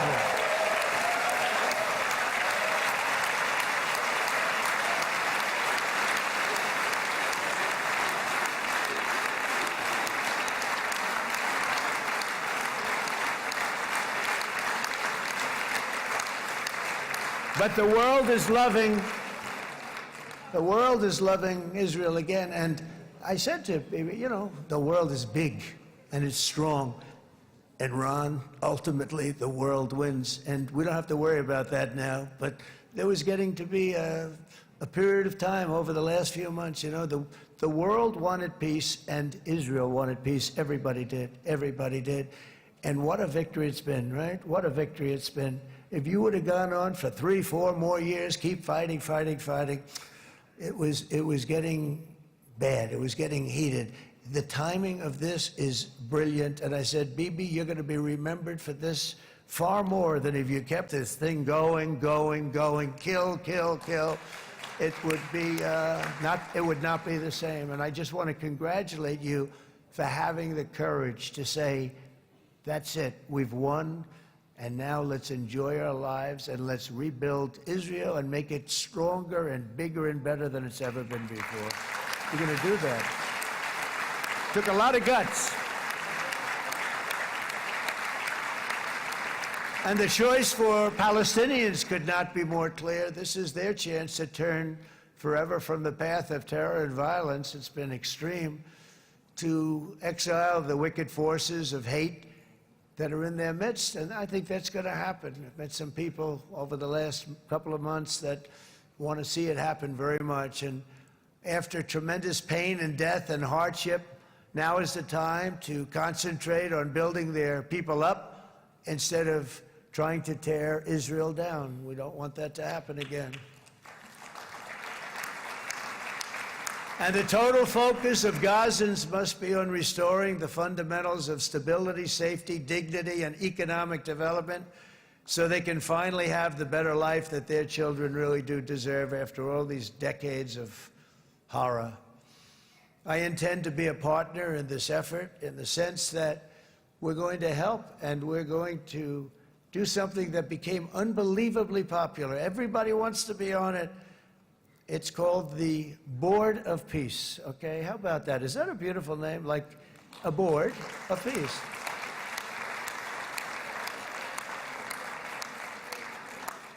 The only bad thing from my standpoint, every single nation involved has asked me to be the chair, and I'll tell you, I'm very busy. I didn't count on that, but you know what? If we do it, we'll do it right, and we have unbelievable power and wealth, because you're going to need wealth. You're going to need wealth to rebuild things, and they have wealth like few people have wealth. I want to thank the Arab and Muslim nations for their commitment that they've made to support a safe rebuilding of Gaza and beyond. I have many Arab countries, very wealthy countries, that came up and said, we'll put up tremendous amounts of money to get rebuild Gaza, and I think that's going to happen. The power, they want dignity, they want to come forward, and they want to say, and I want to say who they are, because what they're doing is going to be, I think, something that you're going to be very impressed with, Bibi, and you need that. You need the kind of economic power that they have, and they want to see it work, and they want to see it be safe, and they want to see it be good for Israel, too. And as much money as it will be, and it's a lot, as you can see, it's a lot. For these countries, it's relatively little relative to their worth. It's really a lot of money like most people could never even conceive, but for these countries, it's not that much, especially because it ensures success and stability in the Middle East, which is what they want to see. So many of them will be with us in Egypt in a little while, I think. I'm not sure. They may be gone. They may have taken their Boeing 747s and left. I said, what kind of a plane do you fly? 747. I said, that's a large plane. No, they may have. Steve, do you think they've left on their their brand new Boeing 747s? Or I don't know. We're going to find out soon. It's going to be a big story. There'll be 2 people left, and they'll be the 2 poorest ones.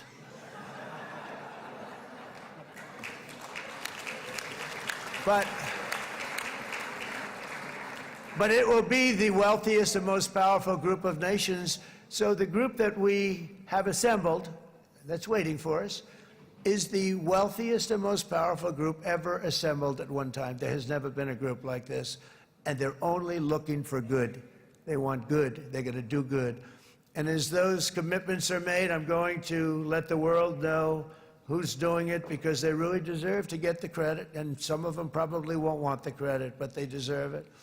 It's more obvious than ever that the productive and responsible nations of this region should not be enemies or adversaries. You should be partners and eventually even friends, and that's what's going to happen. I know it. Together you can stand against the forces of chaos. Yeah, you go ahead. That's an important point.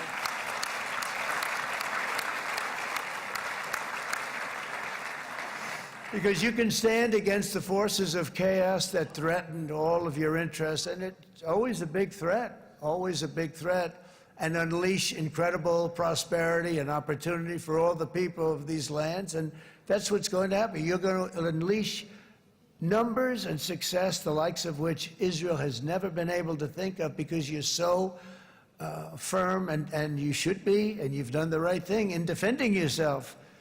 You're not going to have to worry so much about it. You've won, and now you can build, and you can do things that you never even thought possible. When you put that genius into doing something else, it's going to be something it's going to be a miracle. The miracle in the desert, it's going to be amazing. And it already is in a true sense.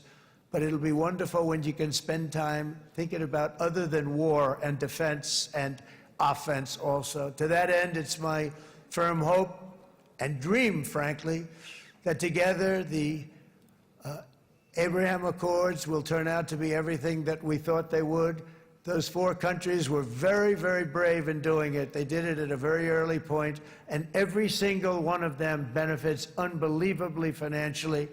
And if you noticed, even in this bad period that we just went through, they all remained a member of the Abraham Accords. They've done unbelievably well. And you know who you are, and I want to thank you.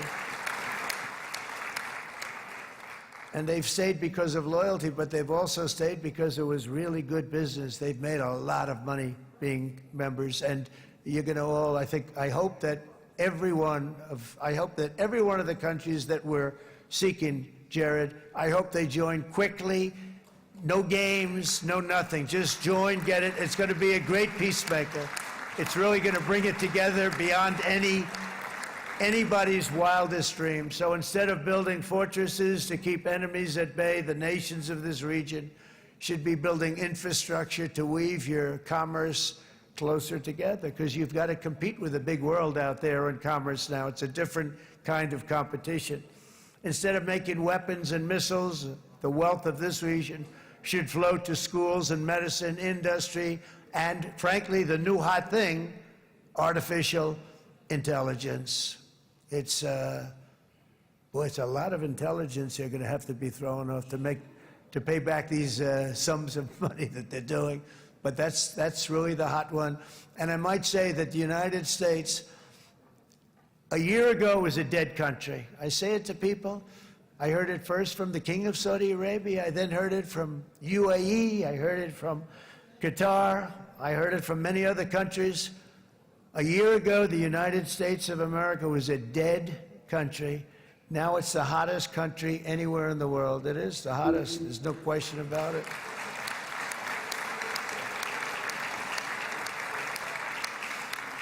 In fact, if you go back a year ago, before the election, although once we had November 5th, we became hot because people got it. I would say November 5th was a time that we became really hot. But once you go back a couple of years, if I were in charge and the country was doing what they, nobody was going to ask me to speak. Nobody asked Joe Biden to come up and speak, I guarantee you that. And if they did, he would have turned them down, I promise you. He didn't speak. He didn't speak, and he didn't speak well. But all of the countries in the Middle East, it could have, what we're doing now, it could have happened a long time ago, but it was strangled and set back almost irretrievably by the administrations of Barack Obama and then Joe Biden. It was, there was a hatred toward Israel. There was an absolute hatred. The setbacks really started when President Obama signed the Iran nuclear deal. This was a disaster for Israel, and it was a disaster for everyone. And I remember that Bibi Netanyahu came to the United States and worked so hard to try and get Obama not to do that deal.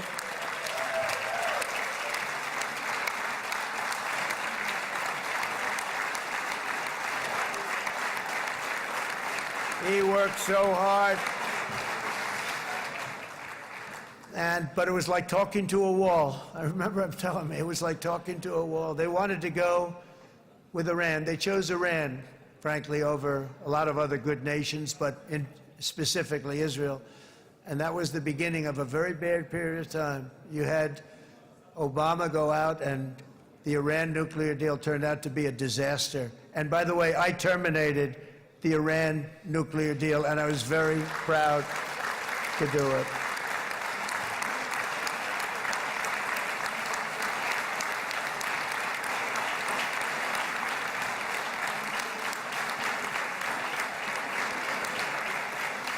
Yet even to Iran, whose regime has inflicted so much death on the Middle East, the hand of friendship and cooperation is open. I'm telling you, they want to make a deal.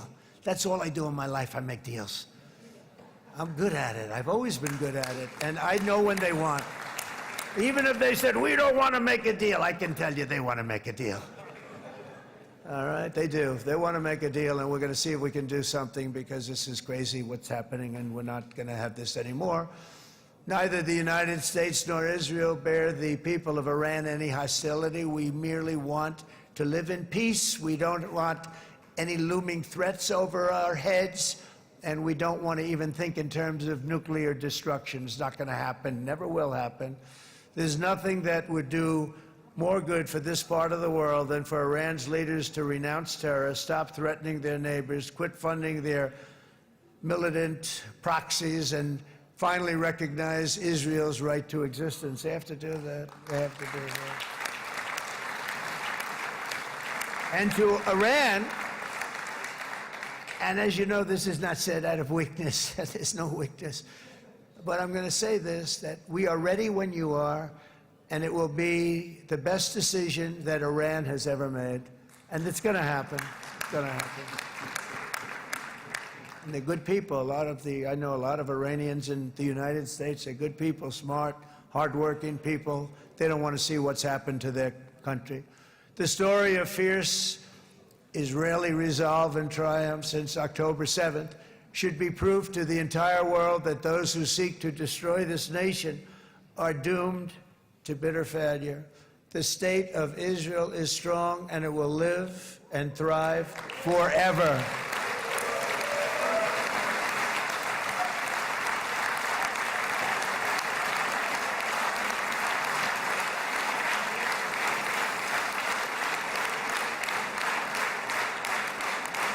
And that is why Israel will always remain a vital ally of the United States of America. Israelis share our values, field one of the world's most powerful militaries. You really do. You have an amazing, what a job you've done. And have one of the most innovative economies on earth. Those are just a few of the reasons why I'm proud to be the best friend that Israel has ever had. And they all say it in the White House. They all say it. I guess it's true because everybody says it, baby. You said it today. Thank you.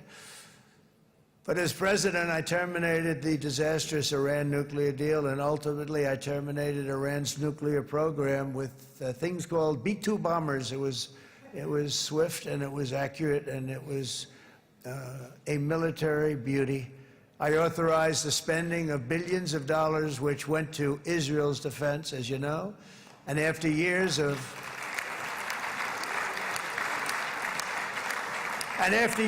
broken promises from many other American presidents, you know that, they kept promising. I never understood it until I got there. There was a lot of pressure put on these presidents. It was put on me too, but I didn't yield to the pressure.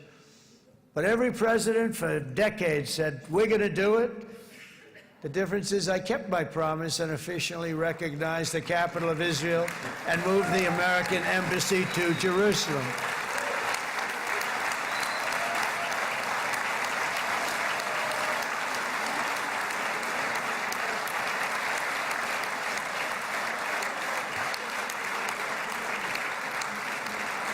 Isn't that right, Miriam?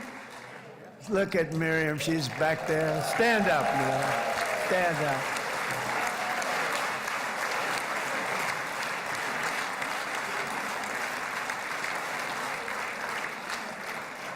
Miriam and Sheldon would come into the office. They'd call me. He'd call me. I think they had more trips to the White House than anybody else I can think of. Look at her sitting there so innocently. She's got $60 billion in the bank, $60 billion. And I think she's saying no more. And she loves Israel, but she loves it, and they would come in, and her husband was a very aggressive man, but I loved him. He was a very aggressive, very supportive of me. And he'd call up, can I come over and see you? I say, Sheldon, I'm the president of the United States. It doesn't work that way. He'd come in, but they were very responsible for so much, including getting me thinking about Golan Heights, which is probably one of the greatest things to ever happen to Israel.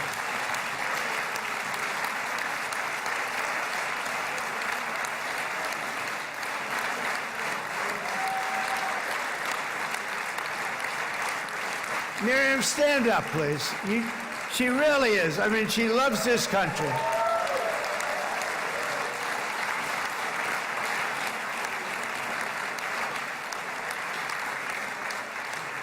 She loves this country. Her and her husband are so incredible. We miss him so dearly. But I actually asked her, I'm going to get her in trouble with this, but I actually asked her once, I said, so Miriam, I know you love Israel. What do you love more, the United States or Israel? She refused to answer. That might mean Israel, I must say. We love you. Thank you, darling, for being here. That's a great honor. Great honor. She's a wonderful woman. She is a great woman. I've always stood for the people of this community, and I always will. I'll always be with you. I'm always going to be with you. I guess maybe something could happen to change my mind. Somebody that's really stupid gets into office and wants to do really bad things, but that's about it. And we don't think we're going to have that happen. I hope we're not going to have that happen. And this man is a good man right here. These two men are good men right here.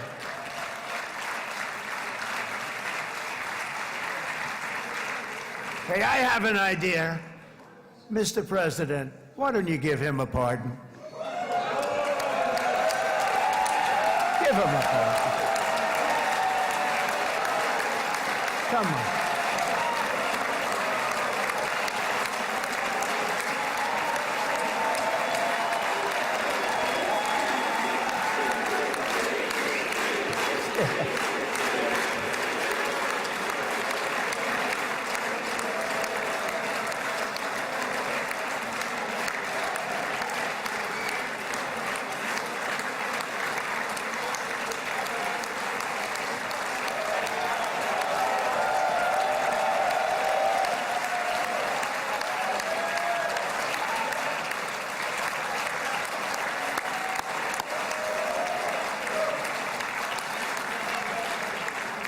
By the way, that was not in the speech, as you probably know.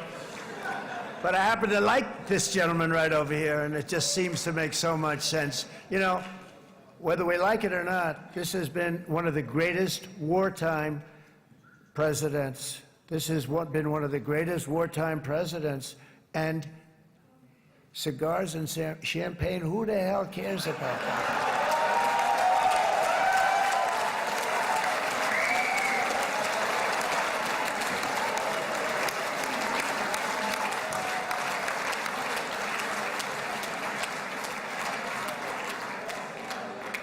All right, enough controversy for the day, right?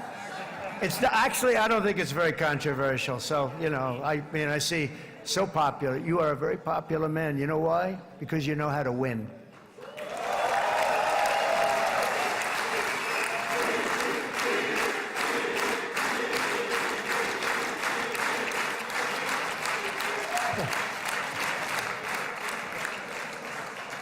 Over the past 2 years, I've met many of the families of the Israelis taken hostage and those that were taken hostage. Unbelievable. I've looked into their eyes. I've seen the worst nightmares of their suffering, but I've also seen something else, the beautiful love of the people, the love of people, frankly, that hold things together, the love that gives you the courage to carry on through thousands of years of persecution and repression and to emerge with the heart of David. It's the heart of David. It's that love that's defeated the enemies of civilization, built this incredible country and this unbelievable economy, and forged one of the great democracies of the world. That is why it's a true honor to stand here today and address this assembly in your ancient and eternal now capital, Jerusalem. I'm proud to have helped in that regard. This city and this nation stand as living proof that a much brighter future for this entire region is truly within our grasp. For thousands of years, Jerusalem has been a home to Christians, Jews, Muslims, and people of all ethnicities and creeds. This is the holy center of the world's three great Abrahamic faiths. I like that too. Adorned, it's the first time I've seen that word in a while. Adorned with their sacred sites and alive with their pilgrims and visitors from every corner of the globe. But here between the Western Wall, the Temple Mount, and the hill called Calvary, people of every faith and background live, work, pray, serve, and raise their families side by side, and they do it with love. This example is just one of the modern miracles that Israel has given to the world. And just in closing, the leaders in this chamber know better than anyone else the challenges of this harmony, and it's been easily won. No, it hasn't. It has not been. It's been so tough, but it has been, some say, a miracle. What you've done is a miracle. Look at your size. Look at your chances when it all started. And you know, if you think about it, you are safer today, stronger today, and more respected today than at any time in the history of Israel. Think of it. People used to say it wouldn't exist. They don't say that anymore, do they? Yet if safety, security, and coexistence can thrive here in the winding alleys and ancient paths of Jerusalem, then surely peace and respect can flourish among the nations of the broader Middle East.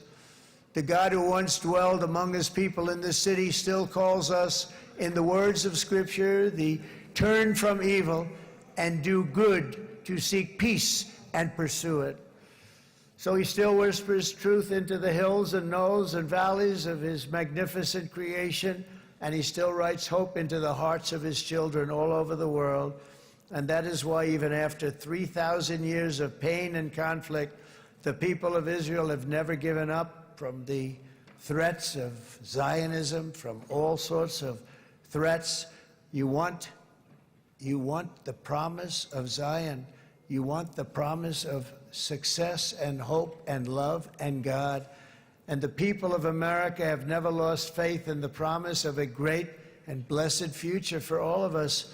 From the very first day that modern Israel was founded, we have stood together through thick and thin of setbacks, and through victory and defeat, through glory and heartache. We have built industries together. We have made discoveries together. We have confronted evil together, and we have waged war together. And perhaps, most beautifully of all, we have made peace together. And this week, against all odds, we have done the impossible and brought our hostages home.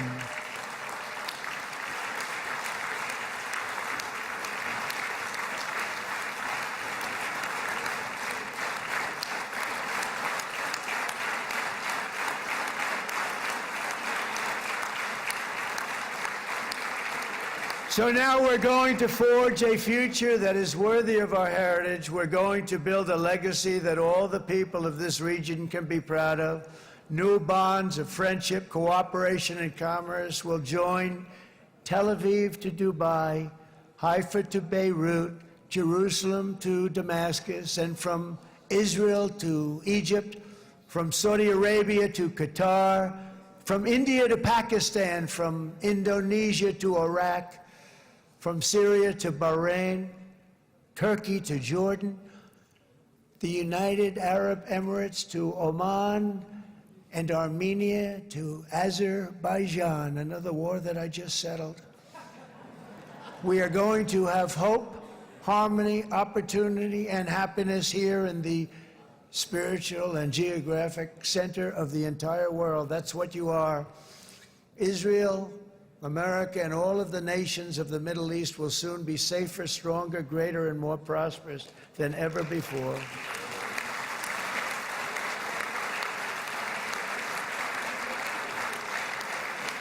And I want to thank you all once again for this exceptional honor. This has been truly an honor. It's seldom that a president is invited to do this. And I love Israel. I'm with you all the way.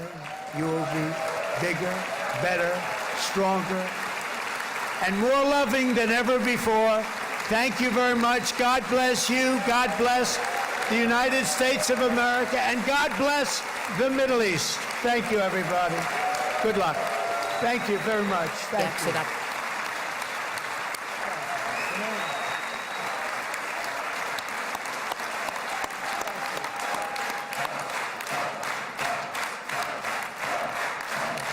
You've been watching live coverage here on CBC Morning Live for the last hour and some. U.S. President Donald Trump addressing Israel's parliament, the Knesset, on the occasion of 20 hostages, all 20 living hostages returning to Israel, and Palestinian prisoners being released as well, and on the cusp of moving next to Egypt for peace talks to continue. I'll tell you more about that in just a moment. But as we watch him greet there and thank the president, Isaac Herzog, some of the headlines from this saying to the Middle East that it's a historic dawn of a new Middle East. To Israel directly, you've won all you can by force of war, and it's time for a new phase. And to both Israel and to the Palestinian people, the long and painful nightmare is now over. A very small part of his speech, as I mentioned, it extended for some time. And even he, again, the fanfare of trumpets that greeted him as he arrived, going to be, in fact, a recessional as he leaves the Knesset chamber with waves to the gallery and to those who are assembled. Even he acknowledged that it was quite late, that his speech was quite long and everything was backed up. I will tell you, it's 8:15 Eastern. By this time, he was supposed to be already in Sharm el-Sheikh in Egypt, having photos with more than 20 world leaders who are waiting for him to begin a peace summit. So obviously, we are running a little bit late in terms of the official proceedings there. It has taken some time to reach this moment in Israel, but I will show you what is happening in Sharm el-Sheikh, the city of peace, as world leaders arrive, one of whom is Mark Carney, Canada's Prime Minister. And here's a little bit of video from just earlier this morning as Prime Minister Carney's vehicle arrived there at the negotiating center, and greetings, and he will join, as I mentioned, 20-plus world leaders to talk about next stage and next stages, the next phase of talks and discussions to ensure the region remains stable and peaceful after phase one, which is where we are this morning in the Donald Trump peace plan. So we'll have more and some live reporting coming out of Egypt in just a moment. But before we get to that, I do want to play a little bit of a moment for for Donald Trump. During his address, if you were watching earlier, there were a couple of things. One unscripted moment when he called for Benjamin Netanyahu to be pardoned on his corruption charges. There was a mixed reaction to that among parliamentarians in the Knesset. And then there was a moment as well in Donald Trump's address when he was interrupted. Let's listen to this and I'll explain what happened if you were wondering. להוציא את חבר הכנסת הזה, להוציא אותו מהאולם, להוציא אותו מיד, החוצה, החוצה, החוצה. להוציא גם את חבר הכנסת כסיף, להוציא את חבר הכנסת כסיף מהאולם, להוציא אותו מיד.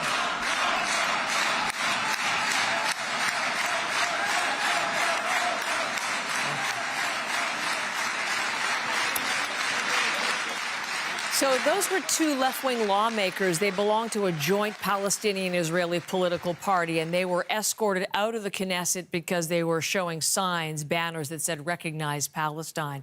That is not allowed within the Knesset chamber. So security escorted them out, and Donald Trump said that was efficient, which drew some laughter, actually, and some applause. So that was one of the things that happened during the course of that more than hour-long address.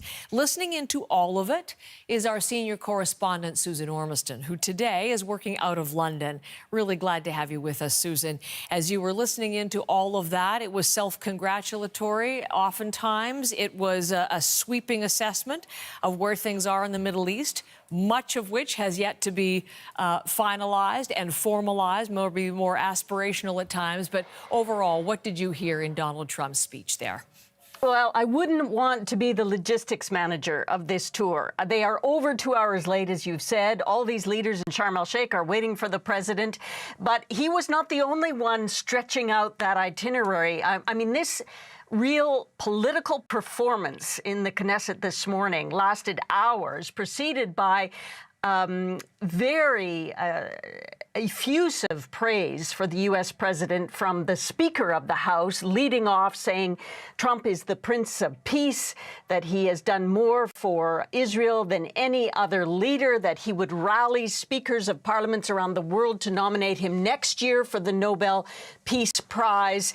And this kind of support, standing ovation, went on for quite some time before President Trump even took the podium. So after this speech, there's no question about the strong bond that Israel holds for President Trump. And really, he expressed his admiration for not only Israel, but he boosted Netanyahu's standing by saying that he was one of the best leaders of war in the whole world, that he would go on and be strong.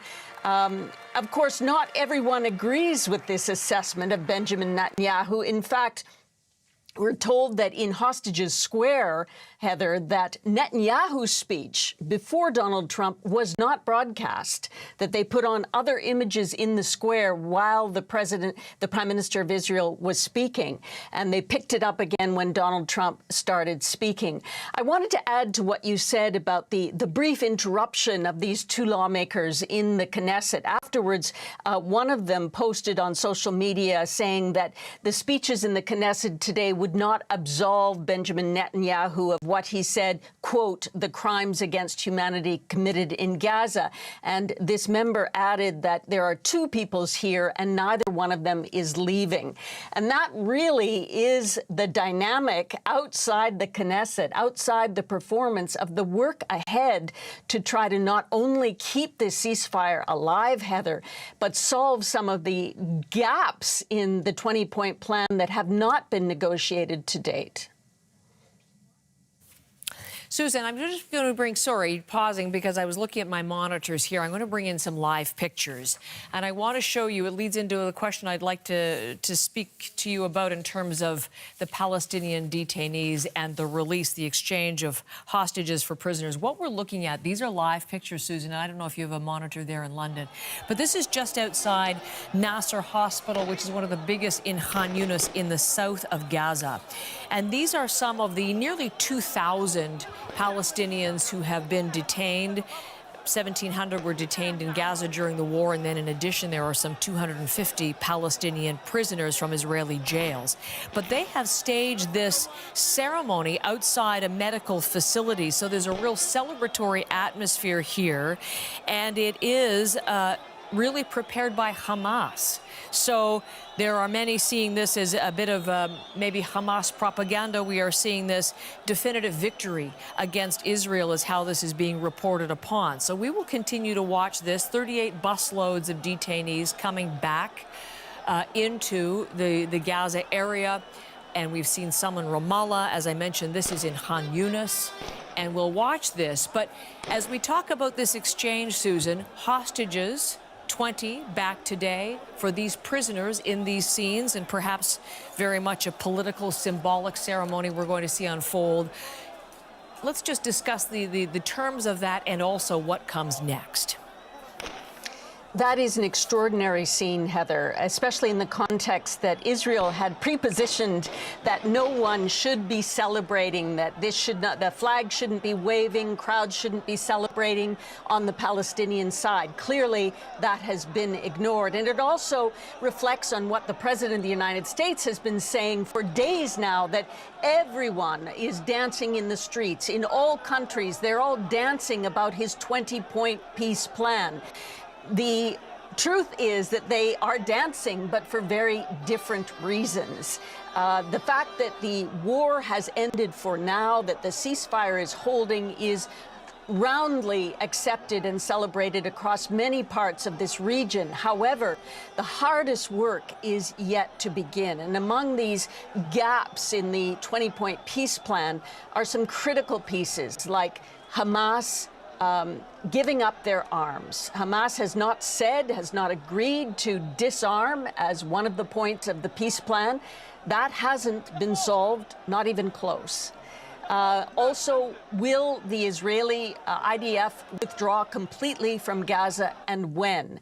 Donald Trump talked about this stabilization force. He said even boldly that it would hardly be needed because everybody would behave in the region. It's hard to believe, given the history of this region, the difficult history, that will happen, that this was more than political performance today on a quite remarkable day, no question.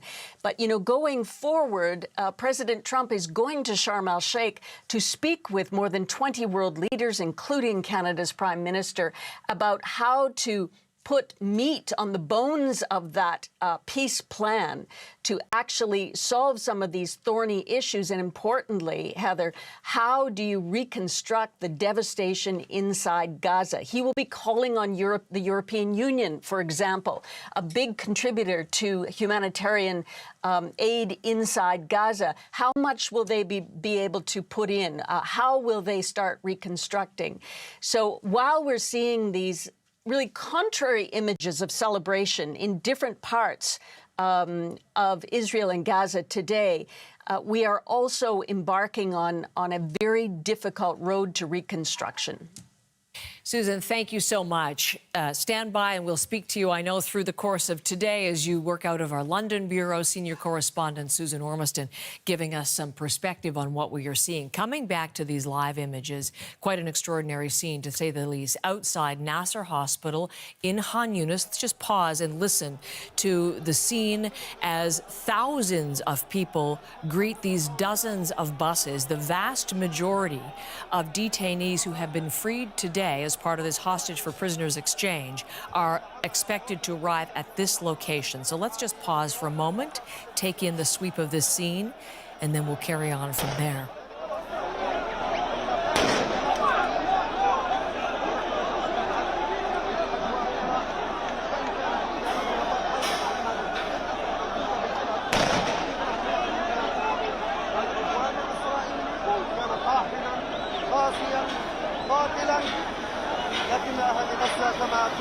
Again, watching that, the Hamas flag, as I mentioned, this is something which Hamas has put together for symbolic merit, for symbolic value as the detainees return home.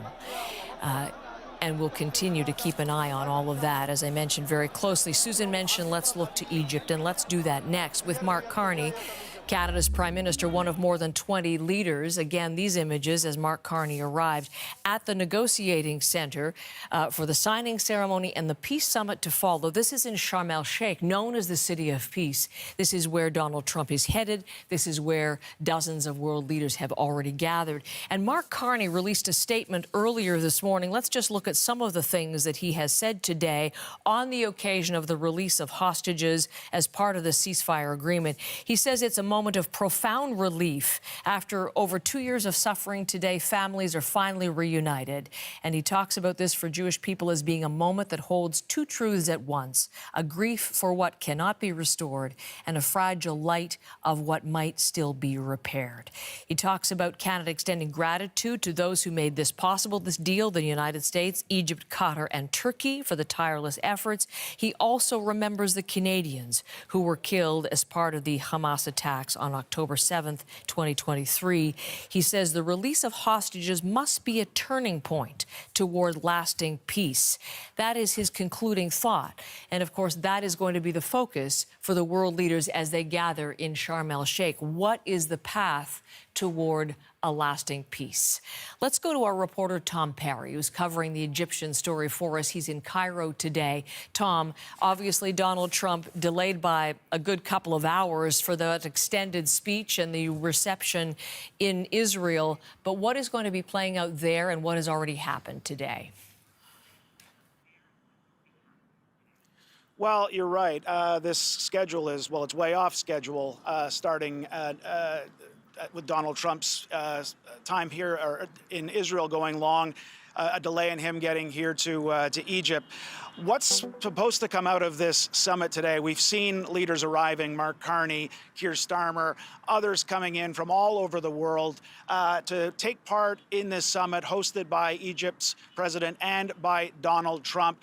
Because, you know, for all the momentous images, the news that we've seen happening today, the hostages coming home, the prisoners being returned, some aid finally getting into Gaza, this really is just the very first steps in what's going to be, if it works out, a very long process. You know, Donald Trump's plan, it's a 20-point plan to rebuild Gaza, and really we've only seen the very first parts of that: the release of the prisoners, the release of the hostages, the beginning of aid. There's so much more that needs to be done. So I think you're going to see some of that being discussed today. When you look at that plan, there's talking about a new governing structure for Gaza with Hamas not involved. You're talking about an international stabilization force to bring much needed, stability to Gaza. That's all still got to unfold, let alone Gaza has to be rebuilt from the rubble. So that's all something that leaders are going to have to at least start talking about today. Now, this is behind schedule.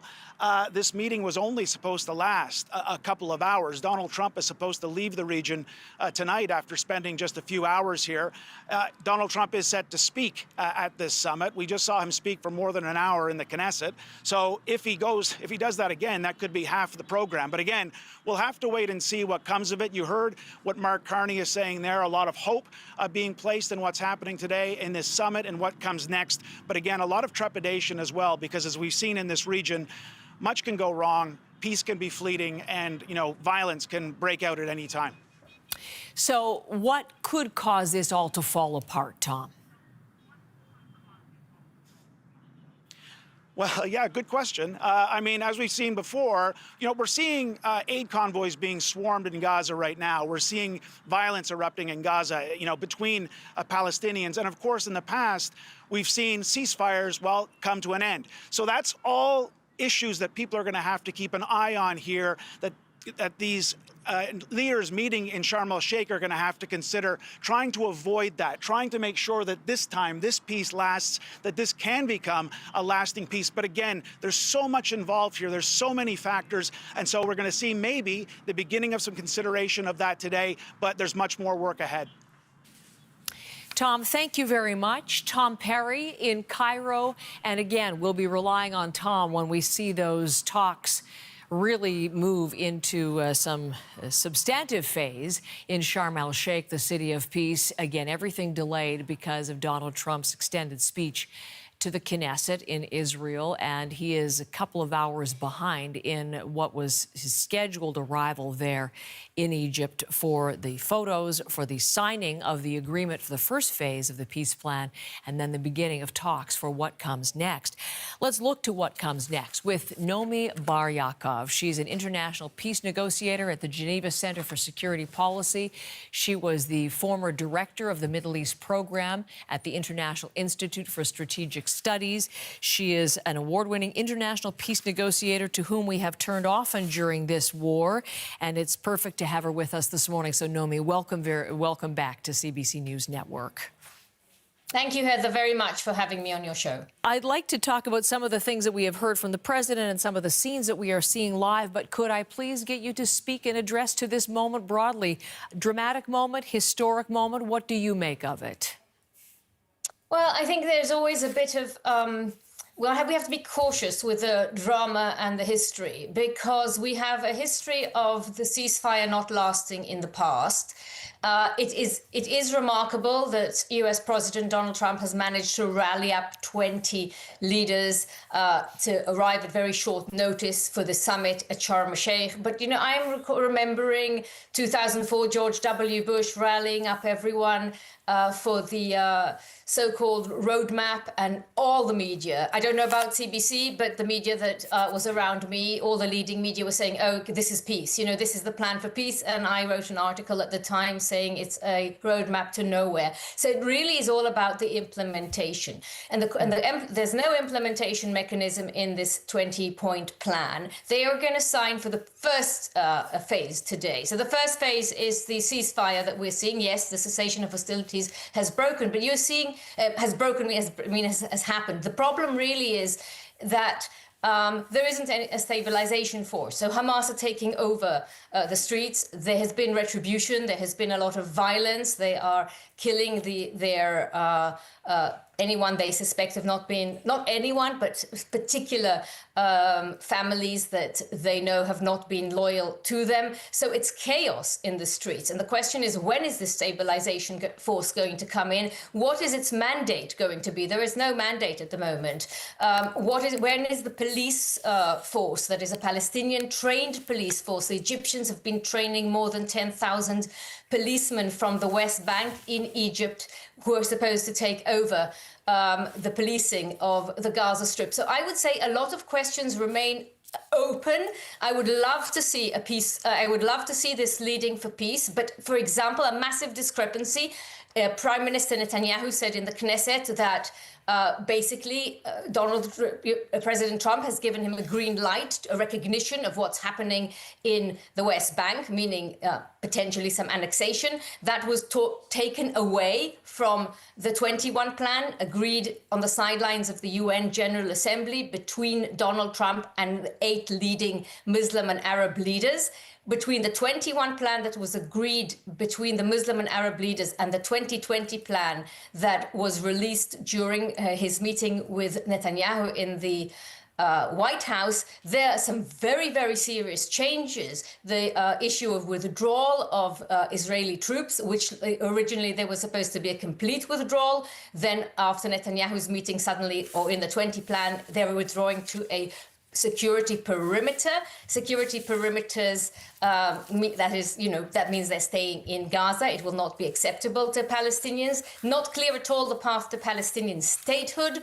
Not at all. I mean, again, the language there changed. The language on disarmament changed. I would say those are the 3 key issues. The main question is, when is there going to be an implementation mechanism, monitoring, verification, compliance? When are we going to see this on the ground? There is no coordination at the moment. It's one of those bizarre moments where there is the big announcements, big speeches. I listened to every word of Netanyahu. Leader of the opposition said, all the Arab states are reading the wrong intelligence. They should be reading Genesis, where the land of Israel, the land of Canaan, was promised to the Jews. The land of Canaan includes parts of other countries, sovereign countries. So we need to be cautious here, Heather. I think that's a very important thing to keep in mind, not to get far ahead of ourselves. There's a lot of euphoria at seeing the families reunited on both sides. But again, there are so many things that are unclear and so many questions as yet unanswered.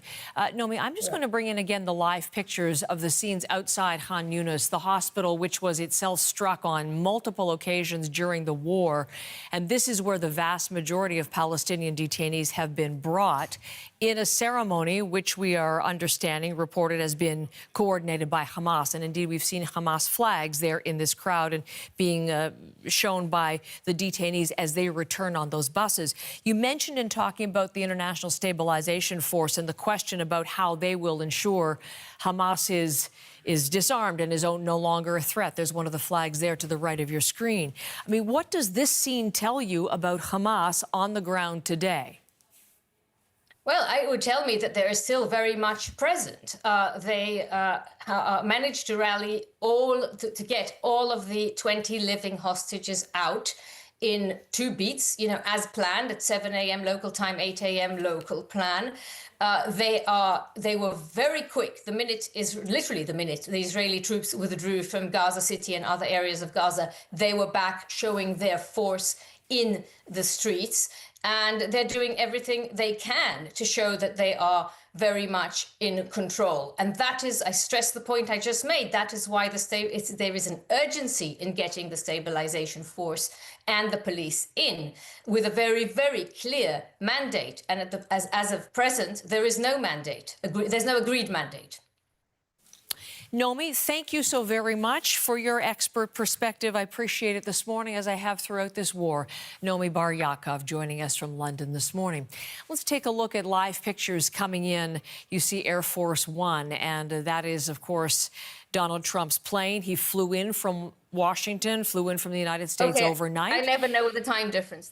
And we had very strong comments from Donald Trump as he was arriving there in Israel for the events today. He talked about how, in his view, the war is over, the ceasefire will hold, that the parties have guaranteed to him that it will hold.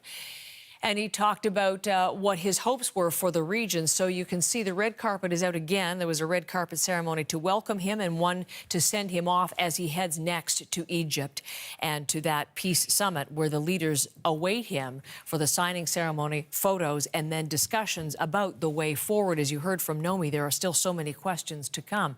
And so much of this and the more difficult work is far down the road from today. Willie Lowry is in our bureau in Washington, and he was listening in to the person he covers, Donald Trump. What did you make of that address to the Knesset, Willie? Absolutely, Heather. I think in many ways it was a classic Trump speech. It was long and winding. It meandered and got off course at times. But the gist of it really was one of praise to Israel and its military for fighting for so long and for so hard, but also praising his team, especially signaling out his son-in-law, Jared Kushner, and his longtime friend, Steve Witkoff, who is the special envoy for the Middle East. And both Witkoff and Kushner really are the two people that many believe are responsible for getting the deal in place. He also, as you mentioned, really tried to project this deal forward. As Nomi was just mentioning, this is a deal that is in its infancy and that is incredibly light on details. And that's not by accident. In an interview with the New York Times just a few days ago, Kushner said that unlike diplomats, because he is not a diplomat, he and Witkoff are real estate brokers, essentially. All they cared about was yes. They weren't hung up on the details, which, of course, are really, really hard to solve. And that's why this has been such an intractable conflict for so many decades, because questions of governance and what comes next, there are no easy answers. And what Trump, I think, was trying to do in this speech, and is what he's trying to do in just a few hours in Sharm el-Sheikh, is create this coalition of momentum, of wealthy nations and influential nations that have the means and the will to kind of hold Hamas and Israel to task, essentially, but also are willing to step up in ways that perhaps they previously haven't to ensure a prosperous Middle East for Israel and its Arab neighbors. That is something that he kept coming back to time and time again. But again, this is a deal that is in its infancy, and so much can go wrong before we get to even the next steps. Willie, thank you very much. Willie Lowry from Washington. We're getting some word from some of the leaders who are awaiting Donald Trump in Sharm el-Sheikh. Germany's chancellor, for example, saying from this place, the signal goes out. If the community of nations of the world stands together, end of war is possible. And he's urging Donald Trump to exercise the same influence he's exercised in the Middle East in the Russia-Ukraine war. As you heard Donald Trump's speech live here on CBC Morning Live, he indicated that that is his next priority for his special envoy, Steve Witkoff. What we're looking at here, and again, let's just pause and listen to the sound. These are scenes in Khan Yunis, in the south of Gaza, as busload after busload of Palestinian detainees is taken to this spot. The vast majority of the nearly 2,000 prisoners and detainees are going to be taken to Khan Yunis Hospital, symbolic location. It was bombed severely on a couple of occasions during the war over the past couple of years, and now it is the site where the prisoners are being returned to. Briar Stewart is bringing us that part of the story. She's watching from Jerusalem right now, but well aware of what's going on in Gaza. Briar, these are pretty extraordinary scenes. Thousands upon thousands of people out to greet the return of the detainees. Yeah, you look at those images and just immense crowds, and you see the buses try to pull in. I mean, the Palestinians are still on the bus because I don't even know how you would get them off the bus when you have that crowd. You know, some of the images you can see that there are some kind of officers or security force on the ground that's armed, trying to control the crowd. But it really is quite the scene there. So there were buses that were dropping people off in Gaza, which is what we're seeing. There's also buses that were dropping off Palestinians who were imprisoned in Israel. They were dropping them off in Ramallah, near Ramallah, in the West Bank. So 2,000 Palestinians were released as part of this deal, or are being released, because this is obviously something that will unfold over several hours. But in terms of that group, there's really two separate categories of Palestinians. You have 1,700 of them who were detained by Israel after the war in Gaza began. So they were held without charge, they were arrested, they were taken. In many cases, you know, their families had very little information about where they were. And, you know, among this group, we know that there were medical staff from hospitals. So that's the one group. The other group, you have 250 Palestinians who were serving life sentences in Israeli prisons. So for more serious offenses, they were convicted of security crimes, terrorism, in some cases murder. And of this 250, 154 of them will not be going back to the occupied Palestinian territories. Instead, they are going to be sent into exile, most likely in Egypt. So, I mean, this is a process that you know, as I said, it's going to unfold over quite some time. Obviously, there's a lot of scenes of celebration there in Khan Yunis at Nasser Hospital, one of the only functioning hospitals really still in Gaza. And that's where the Palestinians will be taken and given a medical checkup by doctors in a hospital where we know that a lot of the infrastructure has been damaged. And, you know, the supplies that they have there on the ground are in very, you know, they don't have a lot of them. They're in short supply. Looking at the live pictures, Briar, as you report to us on who is in these buses, some 38 of them bringing the detainees in, and these are scenes outside or getting close to Nasser Hospital in Khan Yunis. You mentioned, yes, 1,700 detainees from within Gaza, some 250 from within Israeli prisons, some of whom were there for life sentences for their crimes. But there are some who are not coming out of Israeli custody. Who are they, and why are they not being freed today? Yeah, and this is and remains a point of contention, because even after this deal was agreed to, you had reports that negotiators on behalf of Hamas were trying to lobby to get some more of these high-profile prisoners on that list. And so there are some senior Hamas figures, but I'd say the one name that really sticks out is Marwan Barghouti, a very popular Palestinian leader. He's been in prison convicted for connection to attacks that took place that killed several Israelis. Now, Israel views him as a terrorist leader. Palestinians see him as kind of a unifying figure.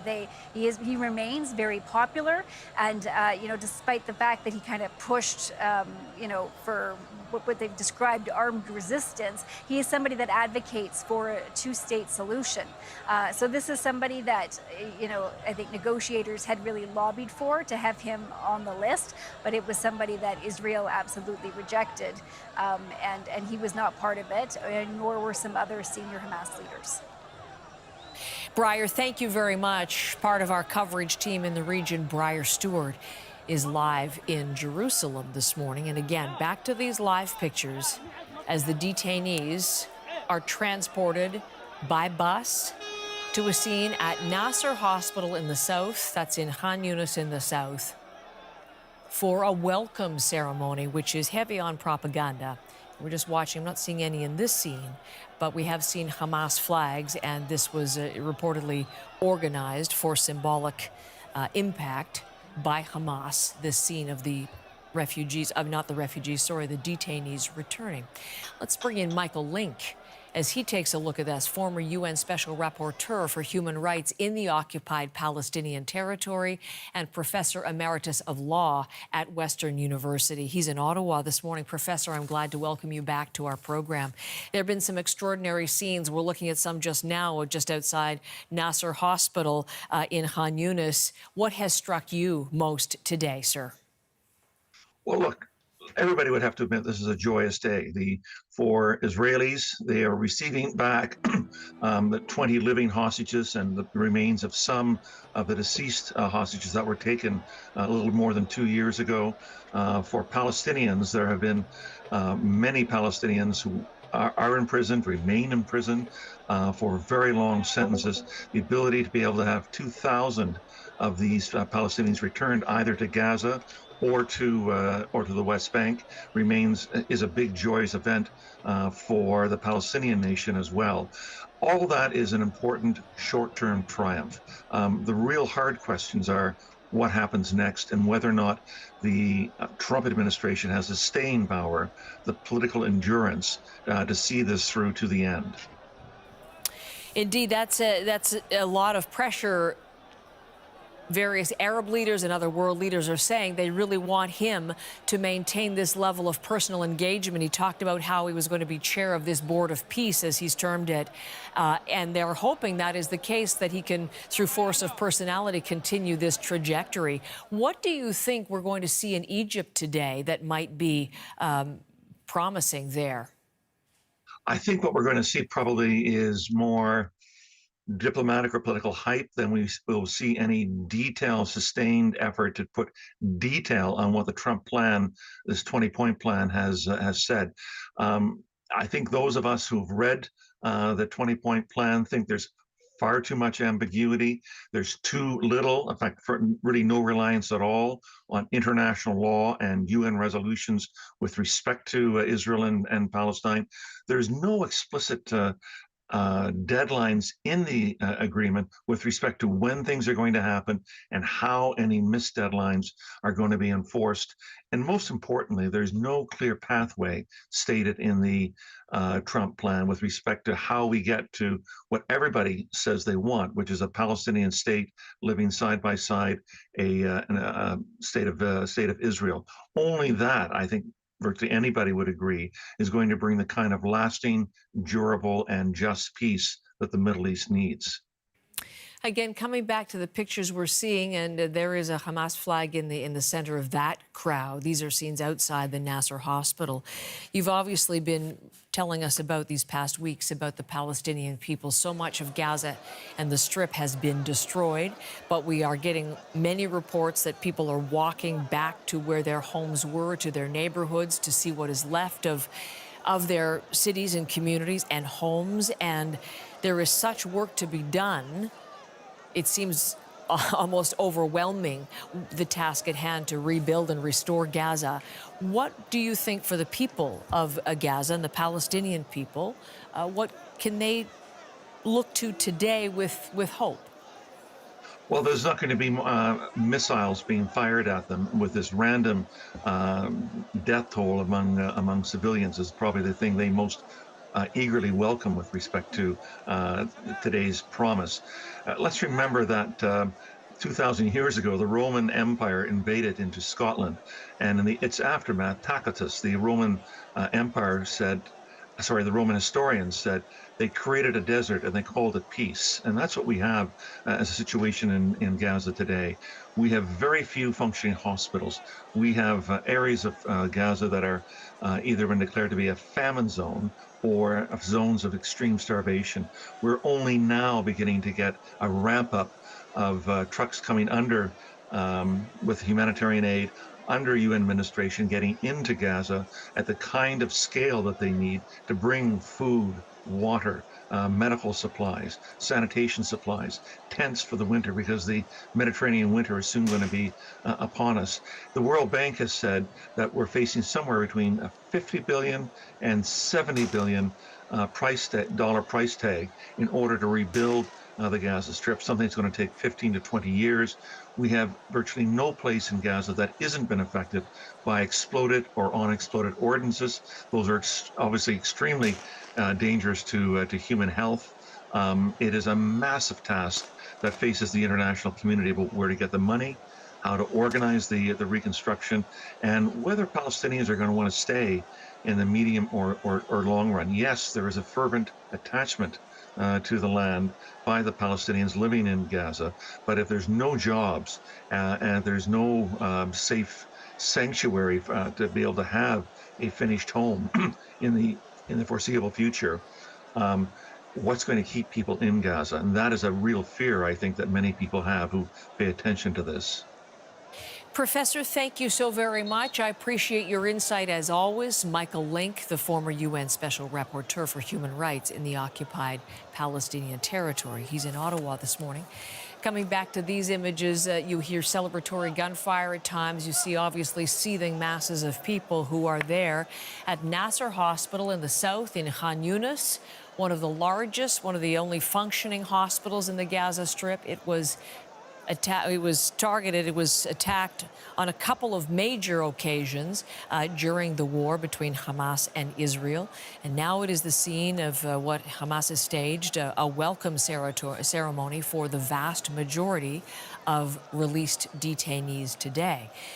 Let us go side by side, because this is a celebration in Khan Yunis, and now to Tel Aviv for other celebrations. Again, jubilation and euphoria for the other part of that exchange story. This is Hostages Square, and it has filled with people. I mean, there are people there and have been every single day for more than 2 years now.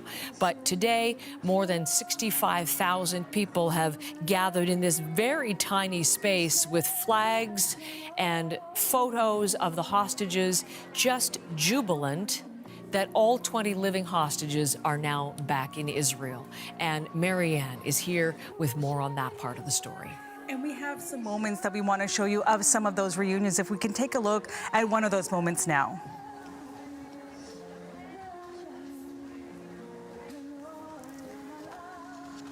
If it's not available, then I will show you first the photos. I think they're just coming. Just hold on. Okay. This is really going to be, this is worth wait. Okay, here we go. We have this video, and we'll talk about this in just a moment. Okay, let's watch.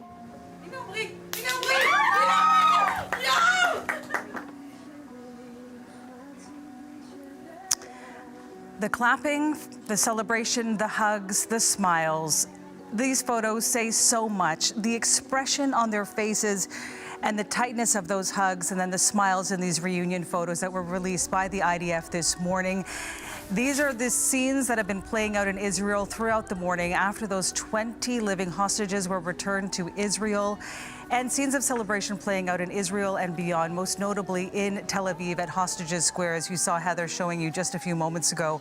Want to show you, though, now the photos of the 20 living hostages who were released today, because these faces represent the 20 families of the hostages now happy to be reunited with their loved ones. These 20 hostages also include members of the IDF, people taken from their homes, as well as the Nova Music Festival on October 7th. I want to show you, though, this reunion photo. This is the reunion, the moment two twin brothers were reunited after being held hostage over the past 2 years. Twin brothers Ziv and Gali Berman, kidnapped from their home on October 7th. Their mother had said they were separated during the time that they were being held hostage. And there you see, looking at each other in the face together, thumbs up in that van as they are together again back on Israeli soil. There's also the reunion of another pair of brothers, Ariel Cunyo and his brother David Cunyo, also taken hostage on October 7th. Ariel Cunyo and his partner Arbel Yehud were taken from their home. He was freed during the ceasefire in January. His brother David Cunyo, taken along with his wife and their 3-year-old twin daughters. His wife and kids were released during the ceasefire in November of 2023. And now these two brothers back on Israeli soil among the 20 hostages who were released today. Meanwhile, the remains of 28 deceased hostages still have to be released and handed over back to Israel. We heard from Bring Them Home Now, which is a hostages and missing families forum, saying that 4 of the deceased hostages are expected to be handed over to Israel. They express their disappointment about that. What we know about those 28 deceased hostages, though, 27 of them were taken on October 7th. Only one of them is a woman. They also include 4 foreign nationals. They are from Thailand, Nepal, and Tanzania. So we're keeping an eye on the timeline of that, though it is still really unclear as to when those 28 deceased hostages will be handed over to Israel. But again, the update this morning, at least from Bring Them Home Now, is that at least 4 will be released today. And that's something they say they're very dismayed about, because the families of the deceased hostages also waiting patiently for the return of their loved ones. We are keeping an eye out for the images into our newsroom, Heather. A lot of reunion coming in, and we'll show you that today. Marianne, thank you very much. Now, live pictures on the tarmac. There is the honor guard awaiting the motorcade's arrival. I think it might be in the background. Donald Trump and his motorcade. Extraordinary security for this moment as Donald Trump moves from Israel and is set to board Air Force One to Sharm el-Sheikh in Egypt for a peace summit, a signing of a ceremony. Rakuten is the smartest way to shop. Easy to sign up, and you're going to save. You'll get the sale price and the cash back, so you're stacking the savings. I gotta tell everybody to join Rakuten. We should start like today. We should. Join today for free. Rakuten. Why was it important for us to come here? For justice. Investigating the stories. What was the reality? It's pretty much the Wild West. They're gonna kill someone. That matter to Canadians. Are you afraid what happened to your brother will happen to you? The Fifth Estate, new episode, Fridays. It smells so good in here right now. My mouth is watering. This is happiness. That looks incredible. Woo! Lip smacking, finger licking in my belly. Everything has to come together in a very dreamy and tasty way.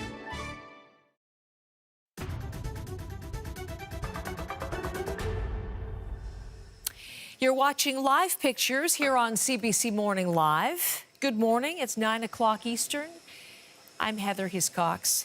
And all morning, we have been bringing you coverage of really dramatic events unfolding in the Middle East today. We have seen scenes of hostages returning after more than 2 years of captivity in Gaza, held by Hamas since the Hamas attack of October the 7th. We have seen scenes of hundreds of Palestinian detainees returning to Khan Yunis and to other parts, Ramallah and others. And what we are looking at now is the plane, Air Force One, that will carry Donald Trump, the U.S. president, from his speech in the Knesset earlier this morning off to Israel, from Israel to Egypt, where he will then join with more than 20 other world leaders at a peace summit to look to what happens next. What we're seeing today, the hostages return, the prisoners released, the aid flowing in, Israel forces withdrawing to a set border, set line. That is all Phase 1. So much more to be done and far more difficult questions to be addressed. So as we look at these pictures and await Donald Trump, his motorcade has arrived, but he may be waiting for the formal honor guard to see him off. I'm just going to bring in Janice Stein, who's been with me this morning, the founding director of the Munk School of Global Affairs and Public Policy. Thank you for being here for these events today. Let's just leave this scene for just one moment, because You did want to talk about what we were seeing I did. outside Han Yunis, outside the Nasser hospital. If we have those live pictures as well, just thousands of people greeting the detainees. So I was really struck, Heather, by the difference in these scenes from scenes we've seen before. 1 or 2 Hamas flags, that's all. There were some security guards at the front that had rifles armed, very few. Nobody in uniform. No Hamas uniforms at this scene, and the buses were clearly stuck in the crowds, which shows me that there were far fewer security people on the ground. At the very minimum, Hamas is much more discreet in what it's doing publicly right now than it was in previous examples where detainees came back. This is believed to be staged by Hamas, though, as sort of a symbolic return. What are they trying to tell the world about themselves, though? You're right, staged by Hamas, but far more discreet, pulled back, which tells me that they feel under some pressure not to show a strong identity on the streets right now. They have given their word that they will not be part of the future governance in Gaza, and a visible display of military force does not serve their purposes right now. So what happens to Hamas is so much of the story of what we'll be watching in Egypt today. The question of, will Hamas disarm? Yeah. And who will govern if not Hamas? So let's talk for a second about what it means to disarm. Right. First of all, there has to be an international stabilization force. You have to give your arms to someone. That's why the Sharm el-Sheikh meeting has to deal with that. But again, what arms are we talking about? Everything that Hamas uses, or almost all of it, is manufactured locally in underground tunnels. There's not a lot that they're going to hand over, and they're certainly not going to hand over personal weapons. So the big disarmament issue in Gaza is the tunnels. Probably half at least remain, and those tunnels are going to have to be blown up under the auspices of the international force. That's interesting, because Israel's defense minister has said that process is going to begin, which would be in violation of the peace terms that they've agreed to. So it would have to be the stabilization force that tackles that. The international stabilization force that will have to do that. We're looking at Benjamin Netanyahu on the tarmac to say farewell to the person whom he described as the greatest friend Israel has ever had, and was most complimentary in his descriptions of the efforts of Donald Trump and what he has meant to this process. While we're seeing him, Janice, why don't we just talk about one of the things from Donald Trump that was unscripted, when he said he should be pardoned on these corruption charges. What a moment that was. By the way, he's done the same thing with Bolsonaro in Brazil. He's intervened in Brazilian politics.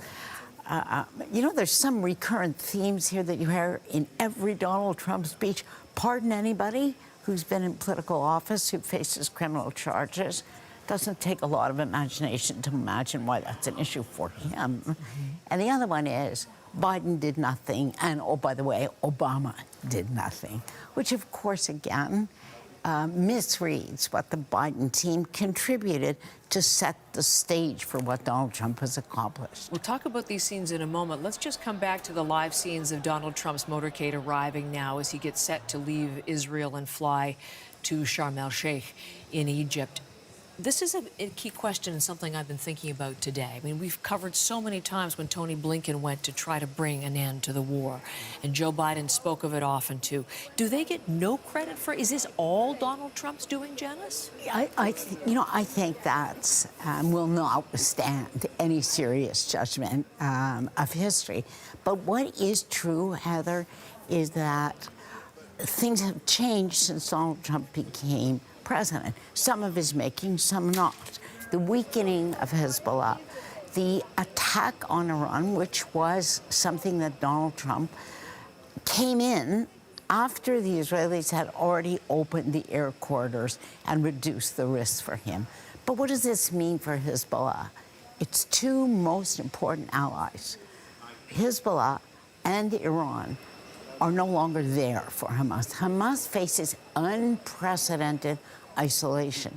That creates the conditions for Hamas to say, a ceasefire now, and it created the conditions inside Israel for the Israeli public to say a ceasefire now. Joe Biden and his team didn't have that context. As we watch the current U.S. president arrive to board the plane and head to Egypt. So Hamas, as you said, isolated. You talked about Hezbollah being... Essentially negotiating its own disarmament inside Lebanon right now. These are all such important proxies for Iran. Where does that leave Iran today? Even Donald Trump said he wouldn't mind, reaching out to extend, come back to the fold, if you will. That was an interesting moment in that speech, yes. Because, again, it was a speech which said to the Israelis, you've never been stronger, your foes have been vanquished, now is the time to make peace. That was a strong message to Netanyahu and his right-wing allies. And then when he talked about Iran, he said, we could do a deal with you as well. Leaving that door open, there is a really vibrant internal discussion inside Iran now. Do they come back to the table and, in fact, enter in negotiations again with the United States or not? Let's just pause for a moment and listen to the farewells as Donald Trump gets set to board his plane.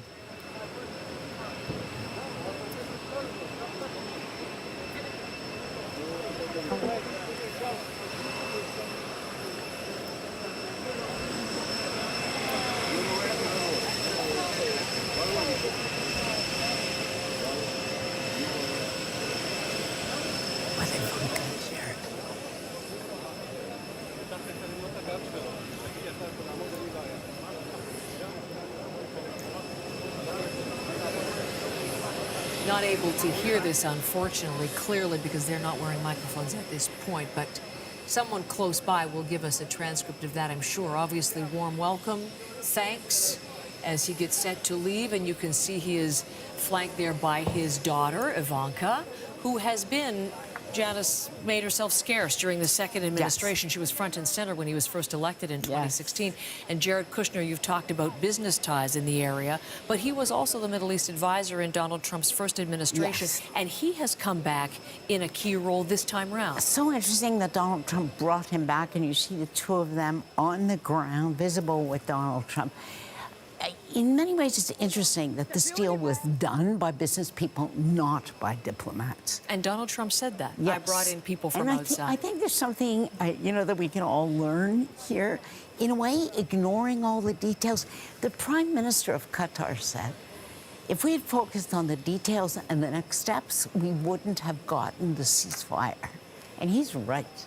So the very ambiguity in this deal is partly what enabled us to get to today.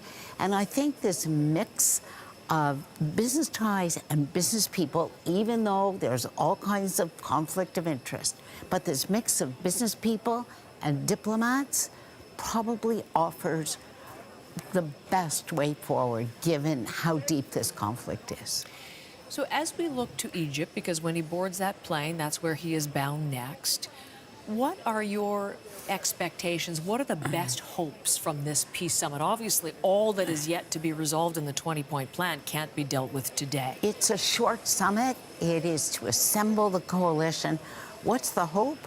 That they establish a working group to work on that international stabilization force and the police force.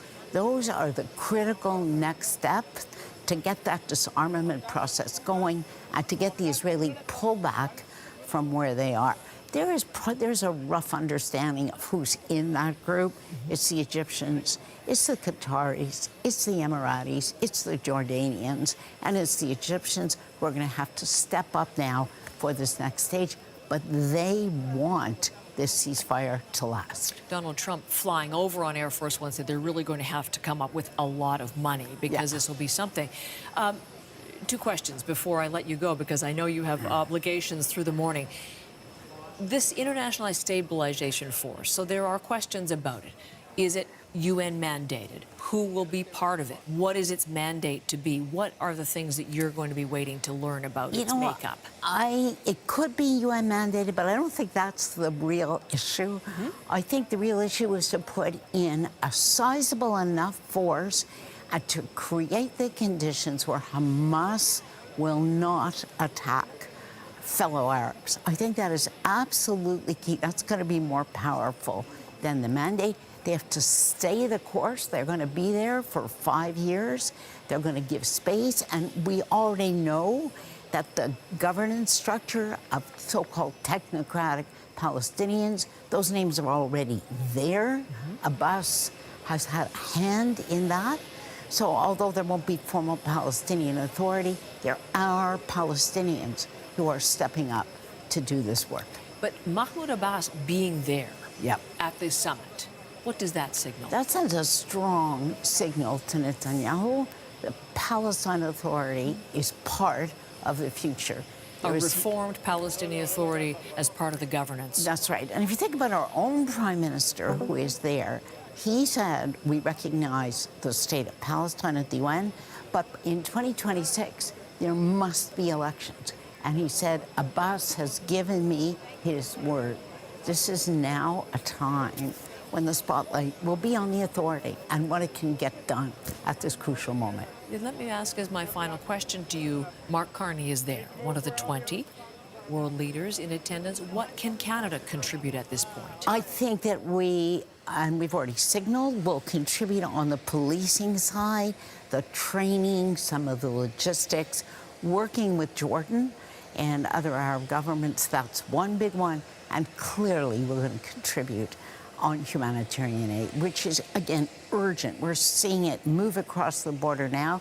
We have to triple it or quadruple it at a speed, at a breakneck speed, frankly. Janice, thank you for everything You're this so morning. welcome. I appreciate your expertise more than you know. Janice Stein, the founding director of the Monk School of Global Affairs and Public Policy. And as Janice and I conclude, there are images of Donald Trump, the fist pump, the cheer, and one can only imagine the conversations that are going to take place inside Air Force One after really he was greeted with fanfares and ovations, and all because of the moment that we're going to show you next. 20 hostages, all 20 of the living hostages who have been held by Hamas in Gaza for more than 2 years now. All 20 living hostages are back in Israel, and here is a scene of reunion from earlier today.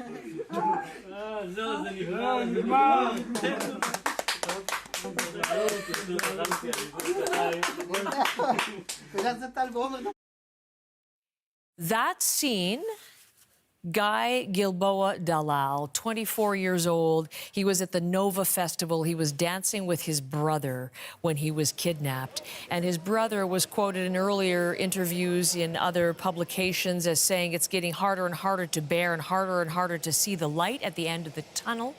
But today,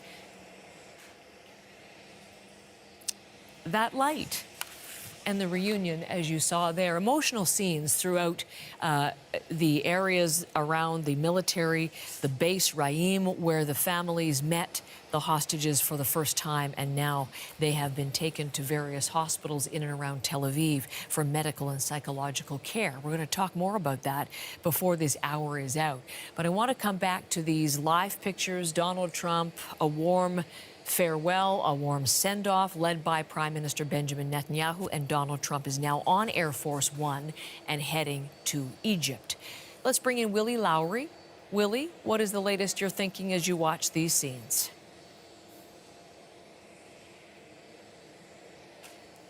In many ways, it was a classic Trump speech. It was long and winding. It meandered and got off course at times.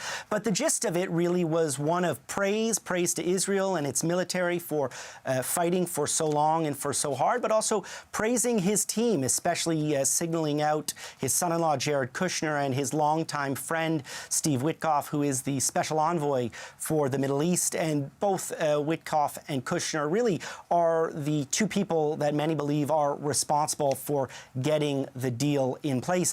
He also, as you mentioned, really tried to project this deal forward. This is a deal that is in its infancy and that is incredibly light on details. And that's not by accident. In an interview with the New York Times just a few days ago, Kushner said that unlike diplomats, because he is not a diplomat, he and Witkoff are real estate brokers, essentially.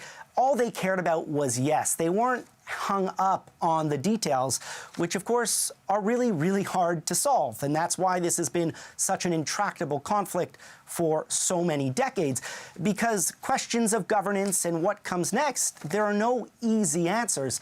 And what Trump, I think, was trying to do in this speech, and is what he's trying to do in just a few hours in Sharm el-Sheikh, is create this coalition of momentum, of wealthy nations and influential nations that have the means and the will to kind of hold Hamas and Israel to task, essentially, but also are willing to step up in ways that perhaps they previously haven't to ensure a prosperous Middle East for Israel and its Arab neighbors. That is something that he kept coming back to time and time again. But again, this is a deal that is in its infancy, and so much can go wrong before we get to even the next steps. Willie, thank you very much. That is Willie Lowry in Washington. These scenes from earlier this morning outside Nasser Hospital in Han Yunis.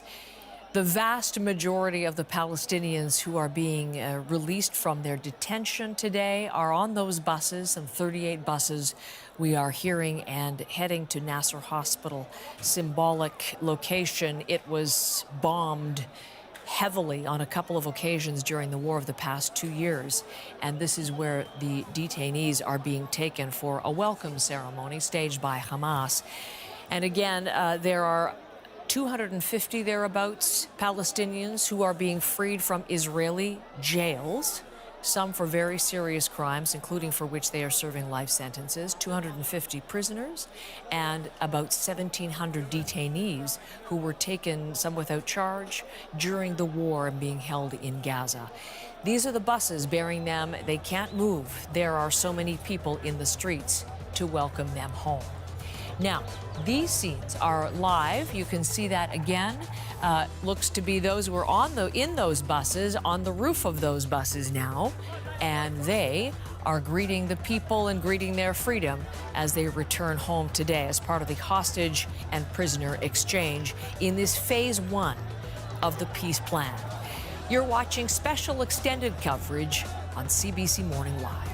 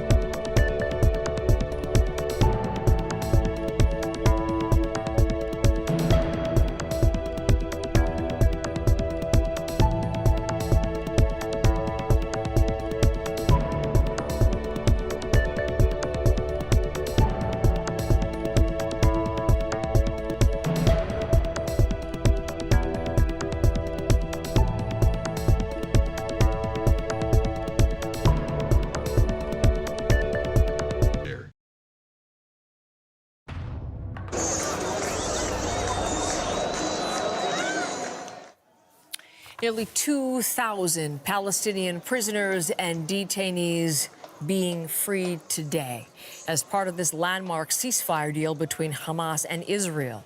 The crowds are gigantic outside Nasser Hospital in Khan Yunis, gathering from early morning hours to celebrate as about 38 busloads of Palestinians return.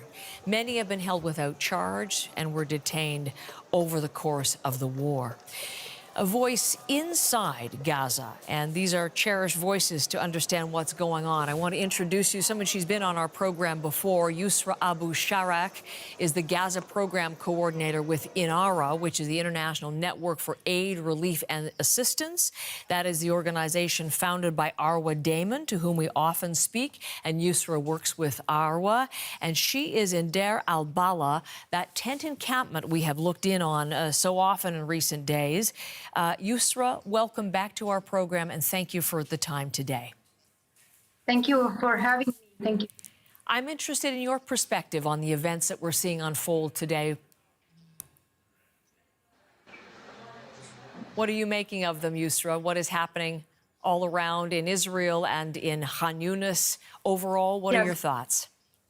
So the situation right now in Gaza Strip is having like mixed feelings. Everyone in north or south, they have very mixed feeling, from the hope, the happiness, but also worried. They are worried about their future, especially after they have the chance to return to Gaza City and Khan Yunis and other parts, and they realized how huge the destruction and the damage is. The majority of areas turned into dust and rubble. So they start to feel very upset, and honestly, they are desperate. The level of desperation and anger inside the families in Gaza is also could be obvious, and unfortunately, it's affecting their excitement to go back and to return to their areas. I met yesterday families who are returning back to Khan Yunis, and they say that we don't have any clarity about the future, and we don't want to build or rebuild anything until we are sure of this ceasefire to be permanent and guaranteed. So you are seeing and speaking to people who are leaving that encampment and are going back to where their homes once stood, and hearing from them how they're approaching that. What will be left of Deir al-Balah? What is going to happen to that and to the people there? Actually, Deir al-Balah is, and the central Gaza is the part of the least damaged areas, while the majority of Gaza North, Rafah and Khan Yunis are completely destroyed. So me, myself, as an example, I'm displaced now during the past 4 weeks in the central Gaza, and I left Gaza City, but now I don't have this privilege to go all the way back and to head back to Gaza City due to the level of destruction. No infrastructure, no shelter items still entering Gaza Strip, no access to any of basic needs. So, like speaking about returning back or rebuilding is the most concerning now. Maybe the war has been ended, but honestly speaking, a new complex and very complicated chapter is starting for Palestinians in Gaza. They are in dire need for everything, and the most important, not only to rebuild the buildings and the neighborhoods, but most importantly, to rebuild and to support their mental health and psychosocial conditions, because after 2 years in a row, facing all kinds of fear, facing the continuing bombardment, the trauma, the hunger, and the continuing displacement, have created a generation and people with very complex trauma that we should focus on to rebuild them and to heal in the longer term. Can I come back to the hunger, because we've talked about 500,000 people facing famine as a result of the ongoing war. What we've heard so far in this first phase of the plan, Yusra, is that aid will surge in, and what had been 400 trucks a day, yesterday was reportedly 600 trucks a day, and the United Nations is saying humanitarian scale-up in Gaza is well underway and spoke of real progress. Have you seen that? Have more people had access to the food and other aid they need? Actually, it was linked and associated with the release of hostages. Maybe starting from tomorrow, we could see more and more trucks. And even like 400 is not enough, 600 is not enough a day. We need at least 1,000 trucks a day to flood the market with the basic and necessities that are needed by the people here in the ground. Also, we as humanitarian organizations would face a challenge, a serious challenge related to the infrastructure that are damaged, and we lost many of our resources and premises.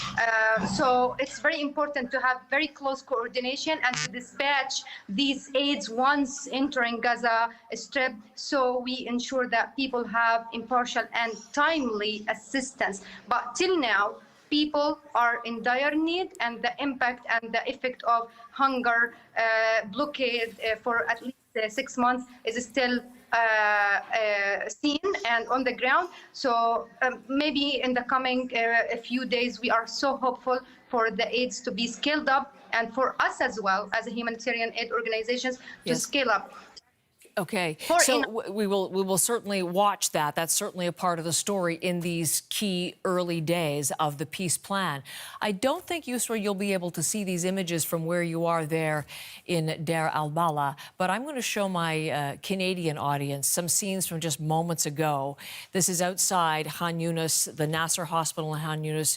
Unbelievable scenes of joy, tight embraces, such emotion as some of these Palestinian detainees are reunited with their families. It's quite moving to see that kind of just sheer something they maybe didn't expect is happening this morning. I'm just wondering if you can speak to what people there are saying about these reunions taking place and how important they are to the people where you are today in Deir al-Balah. That's very important, and we are looking for releasing more and more Palestinians from the prisons. At least 10,000 Palestinians are still in the prisons, and actually every single one on this globe has the right to have the freedom, and it's unfair for not only for the person himself or herself, but also for their beloved ones. It's very crucial and important to have this unity for the families. So yes, for us here in Gaza, having those Palestinians released is meaningful, is very heart-touching, and we are looking for more to be released. And also, we are looking for the Palestinians in Gaza to have this freedom to decide and to choose whether they would stay in Gaza or to travel, to have this sense of freedom to leave Gaza Strip or return back to Gaza. So it's very important as well as part of the ceasefire agreement, because for at least 17 years now, people in Gaza Strip don't have the right to travel whenever they want. They have to have like accepted visa or a education visa or something like that in case they approve for us to leave. So it's very important this time for Palestinians to have, for the first time after at least 17 years, to live in dignity and to have the right to decide what their future would look like. So interesting, because these are some of the key questions, the core questions for what world leaders are discussing today in Egypt, what comes next for the Palestinian people, who will be the governing authority, how it will look. There's no firm path to Palestinian statehood as part of this peace plan before them right now. These are all key questions that I hope we can talk to you about. But the man behind all of this, Yusra, I'm going to show pictures again to our Canadian audience now of Air Force One leaving Israel and flying to Egypt to continue on the talks with world leaders. What do people there think of Donald Trump and what he's done? Honestly speaking, while Trump was discussing and pushing and putting the pressure to make this done, people were so busy, and they don't have any electricity, any source of internet, and they were so busy securing their very basic needs. And they were busy also having or finding a place in South Gaza after they forced them to leave Gaza City. So unfortunately, they didn't have this chance to see what politics are doing and how to analyze the situation. But now, no matter who is behind this scene, it was hugely needed and just in time, because after 2 years, I realized myself that the pain inside every single one in Gaza is very deep, and they couldn't bear or afford any single additional trauma or suffering or loss. So whoever behind this to happen, yes, they did the work that they supposed to do at the beginning of this war. And unfortunately, it's too late, but I believe myself it's in time, because we cannot afford more of suffering and loss and destruction. And it's time for us to rebuild Gaza and to rebuild ourselves inside and outside. Yusra, I thank you very much for the time and your thoughts today on a day we are covering so closely. Certainly, Donald Trump at the podium today indicated that that work is going to begin right away in terms of the focus on Gaza. That is Yusra Abu Sharek, who is with INARA, the International Network for Aid, Relief and Assistance, INARA. Arwa Damon has joined us often during the program as well, as she talks about getting aid in to the people in such need. I want to show you the scenes in Egypt. We've talked about Donald Trump in the air. I showed you Donald Trump in Air Force One flying from Israel to Egypt. It's a flight that should be about 45 minutes. This is where he is going to arrive. Eventually, I'm just looking at the schedule, we're at least an hour late. Well, at this time, we should be seeing the family photo. That's obviously not happening at all, but you see the flags in the back for the agencies and the countries represented. There to the right is the Maple Leaf, United Nations, Antonio Guterres is there, some 20 world leaders and various international agencies there as they hold a peace summit, witness a signing ceremony, and look to the future for Israel, for Gaza and the people of Gaza, and a broader peace in the Middle East. You're watching CBC Morning Live.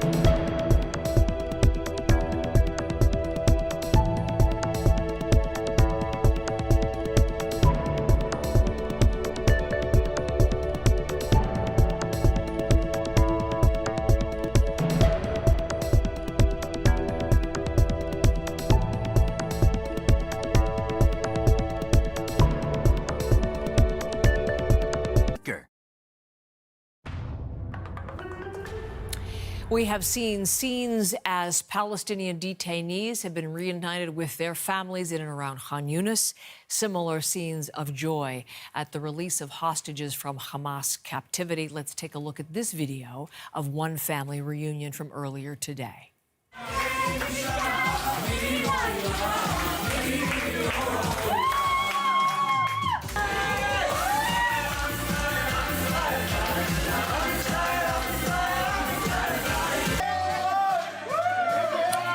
This scene to celebrate the return of Nimrod Cohen, just 20 years old. He was a corporal in the Israeli army on October 7th of 2023. His tank malfunctioned. His tank and unit were overrun by Hamas, and everyone else in his crew was killed, but he was taken into captivity. An interview with his mother, Vicky, with the New York Times. She says he was sensitive, nature-loving, had an inner calm and a rich inner world. She hoped that had helped him in captivity. Of course, it's such a road ahead, both medically, psychologically, but these are these incredible scenes from the families of all 20 of the living hostages as they welcome their loved ones home. Marianne is bringing us this part of the story. Tell us about some of the other releases that you're seeing today. And the images of the reunion are coming into our newsroom. They have been throughout the morning, and they're all very different. Some, like you saw there, the singing, the dancing. Others are much more somber. They are happy, but they are sad. And the images really say it all. Take a look at this reunion here this morning.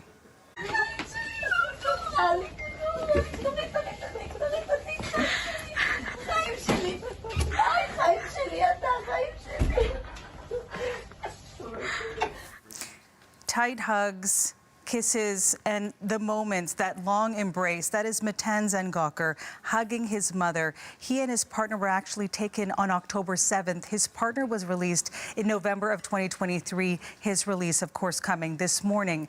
One of 20 of the living hostages released back to Israel today. These are their photos representing all of the families now happy to have their loved ones back home. They include IDF soldiers as well as people taken from their homes or even the Nova Music Festival on October 7th.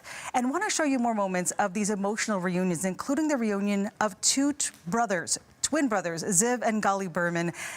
You can see just the shock, the hugs, the smiles as they're reunited. Both of them, according to their mother, were separated while they were in captivity. And now together they are sitting in the front seat of that van, smiling and eventually giving that thumbs up out of the window. Another pair of brothers among those who are released today, their names Ariel and David Cunyo. They were also released together. Ariel and his partner were taken from their home. His partner was free during the ceasefire in January. His brother David Cunyo was taken along with his wife and their 3-year-old twin daughters. His wife and girls were released during the ceasefire in November of 2023. These are the scenes that have been coming into our newsroom this morning, but of course there are many families still waiting for their loved ones to return homes, and that's the loved ones of the 28 hostages who were deceased. Their remains are expected to be returned back to Israel, though the timeline on when all of them will be returned is unclear. We did hear, though, from the group Bring Them Home. They are saying that the hostages rather the family of the 28 deceased hostages have been told today that only 4 of them will be returning home today. They said in a statement they're dismayed by this. What we know about those 28 deceased hostages is that 27 of them were taken on October 7th. Only 1 of them is a woman, and 4 of them are foreign nationals from Thailand, Nepal, and Tanzania. So it is a mixed bag of emotions this morning, Heather. On the one hand, we see the celebration of those reunited. On the other hand, we know there are many other families in Israel waiting for the return of their loved ones who were killed and waiting for the return of their remains to Israel. You know, thinking back, looking at the twins and the brothers separated, imagine 2 years not knowing if your twin had survived as you have and being kept separate, and then seeing that you are both there. Just these stories that we will hear told as we learn more, and also to not have all 28 of the bodies returned, that is going to be something that we'll have to pay close attention to in the days to come. Absolutely. A lot of dismay at the fact all 28 are not going to be returned today. Marianne, thank you very much. So there are, yes, still moments of grief and still families very much not at peace today, but there are scenes of euphoria, and here is another one just outside the Sheba Medical Center. This is in Israel, obviously, and you can see, I don't know which family this is. We'll investigate this further, but the image is just coming in, wrapped in an Israeli flag, being taken into this bus. Loved ones around celebrating after 2 years and some of captivity. These are scenes that will be very reassuring to some. Obviously, they have experienced horrible trauma, but to see them being able to walk and to celebrate, very encouraging, because many people were very unsure as to what the physical condition would be of the hostages freed today. All 20 back in Israel, and we have extended special coverage here on CBC Morning Live.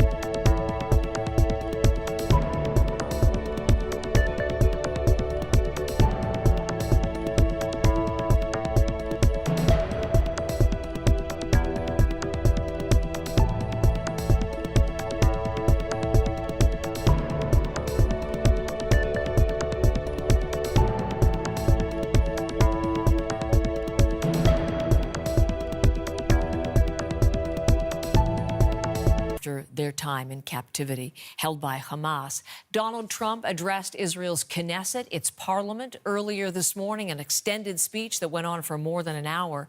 Trump said this moment marks a new chapter of peace and unity for the entire Middle East. Today, the skies are calm, the guns are silent, the sirens are still, and the sun rises on a holy land that is finally at peace, a land and a region that will live, God willing, in peace for all eternity. Trump went on to say that generations from now, this will be remembered as the moment everything began to change in the Middle East.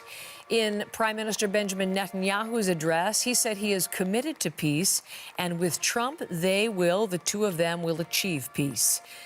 Senior correspondent Susan Ormiston is in London for some analysis of what we heard this morning.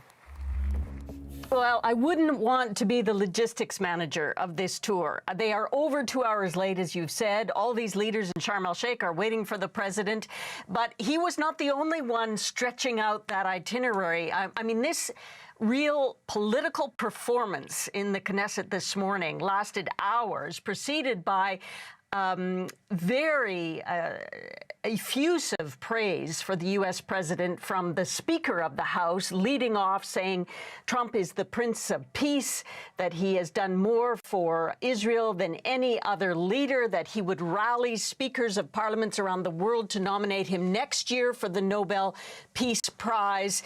And this kind of support, standing ovation, went on for quite some time before President Trump even took the podium. So after this speech, there's no question about the strong bond that Israel holds for President Trump. And really, he expressed his admiration for not only Israel, but he boosted Netanyahu's standing by saying that he was one of the best leaders of war in the whole world, that he would go on and be strong.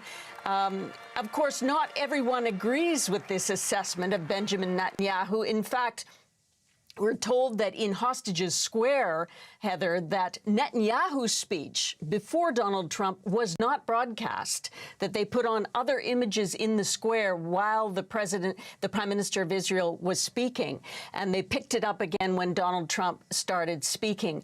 I wanted to add to what you said about the brief interruption of these two lawmakers in the Knesset. Afterwards, one of them posted on social media saying that the speeches in the Knesset today would not absolve Benjamin Netanyahu of what he said, quote, the crimes against humanity committed in Gaza. And this member added that there are two peoples here and neither one of them is leaving.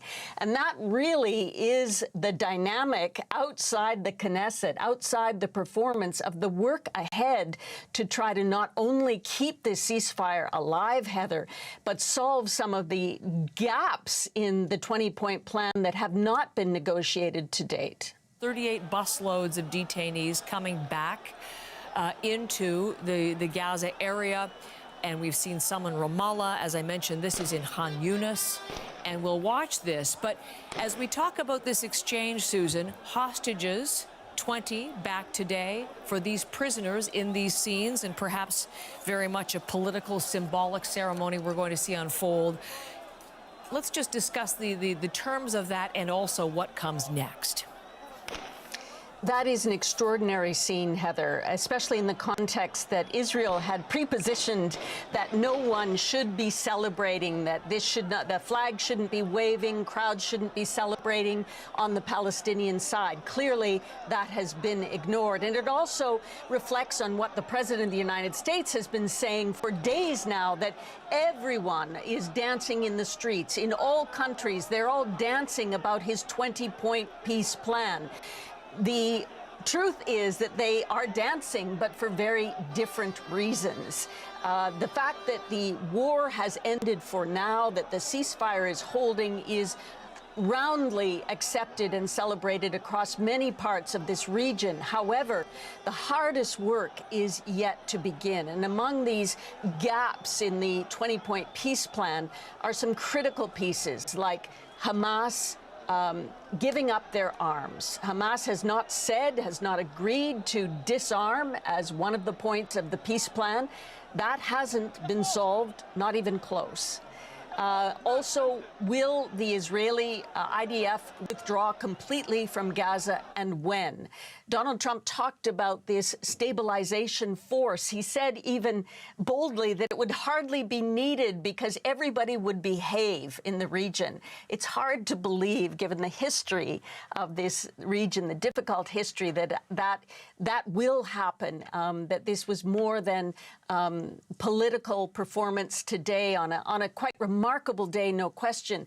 But, you know, going forward, President Trump is going to Sharm el-Sheikh to speak with more than 20 world leaders, including Canada's Prime Minister, about how to put meat on the bones of that peace plan to actually solve some of these thorny issues. And importantly, Heather, how do you reconstruct the devastation inside Gaza? He will be calling on the European Union, for example, a big contributor to humanitarian aid inside Gaza. How much will they be able to put in? How will they start reconstructing?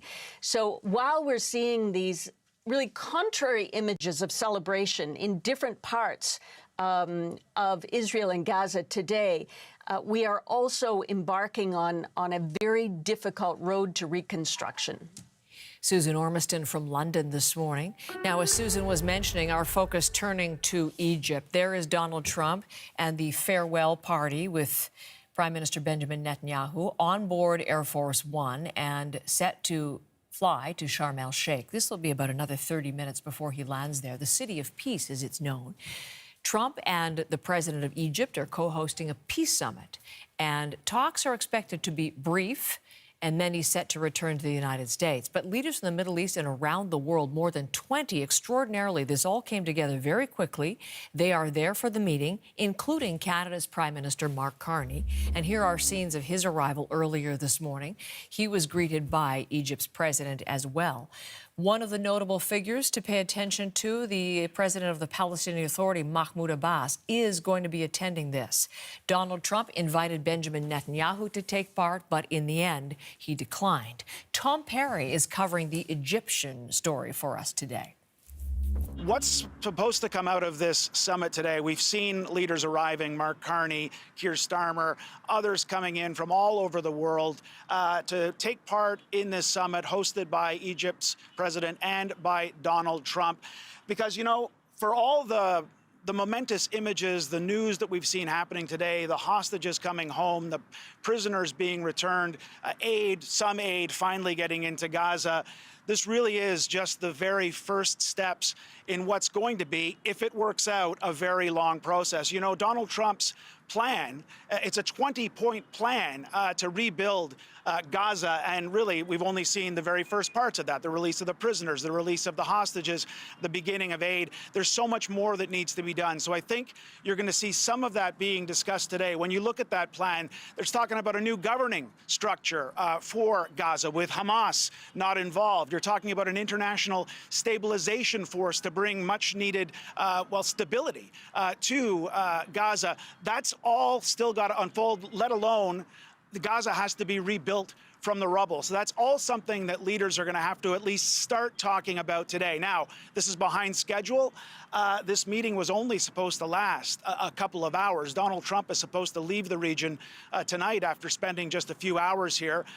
Donald Trump is set to speak at this summit. We just saw him speak for more than an hour in the Knesset. So if he does that again, that could be half the program. But again, we'll have to wait and see what comes of it. You heard what Mark Carney is saying there, a lot of hope being placed in what's happening today in this summit and what comes next. But again, a lot of trepidation as well, because as we've seen in this region, much can go wrong, peace can be fleeting, and, you know, violence can break out at any time. So what could cause this all to fall apart, Tom?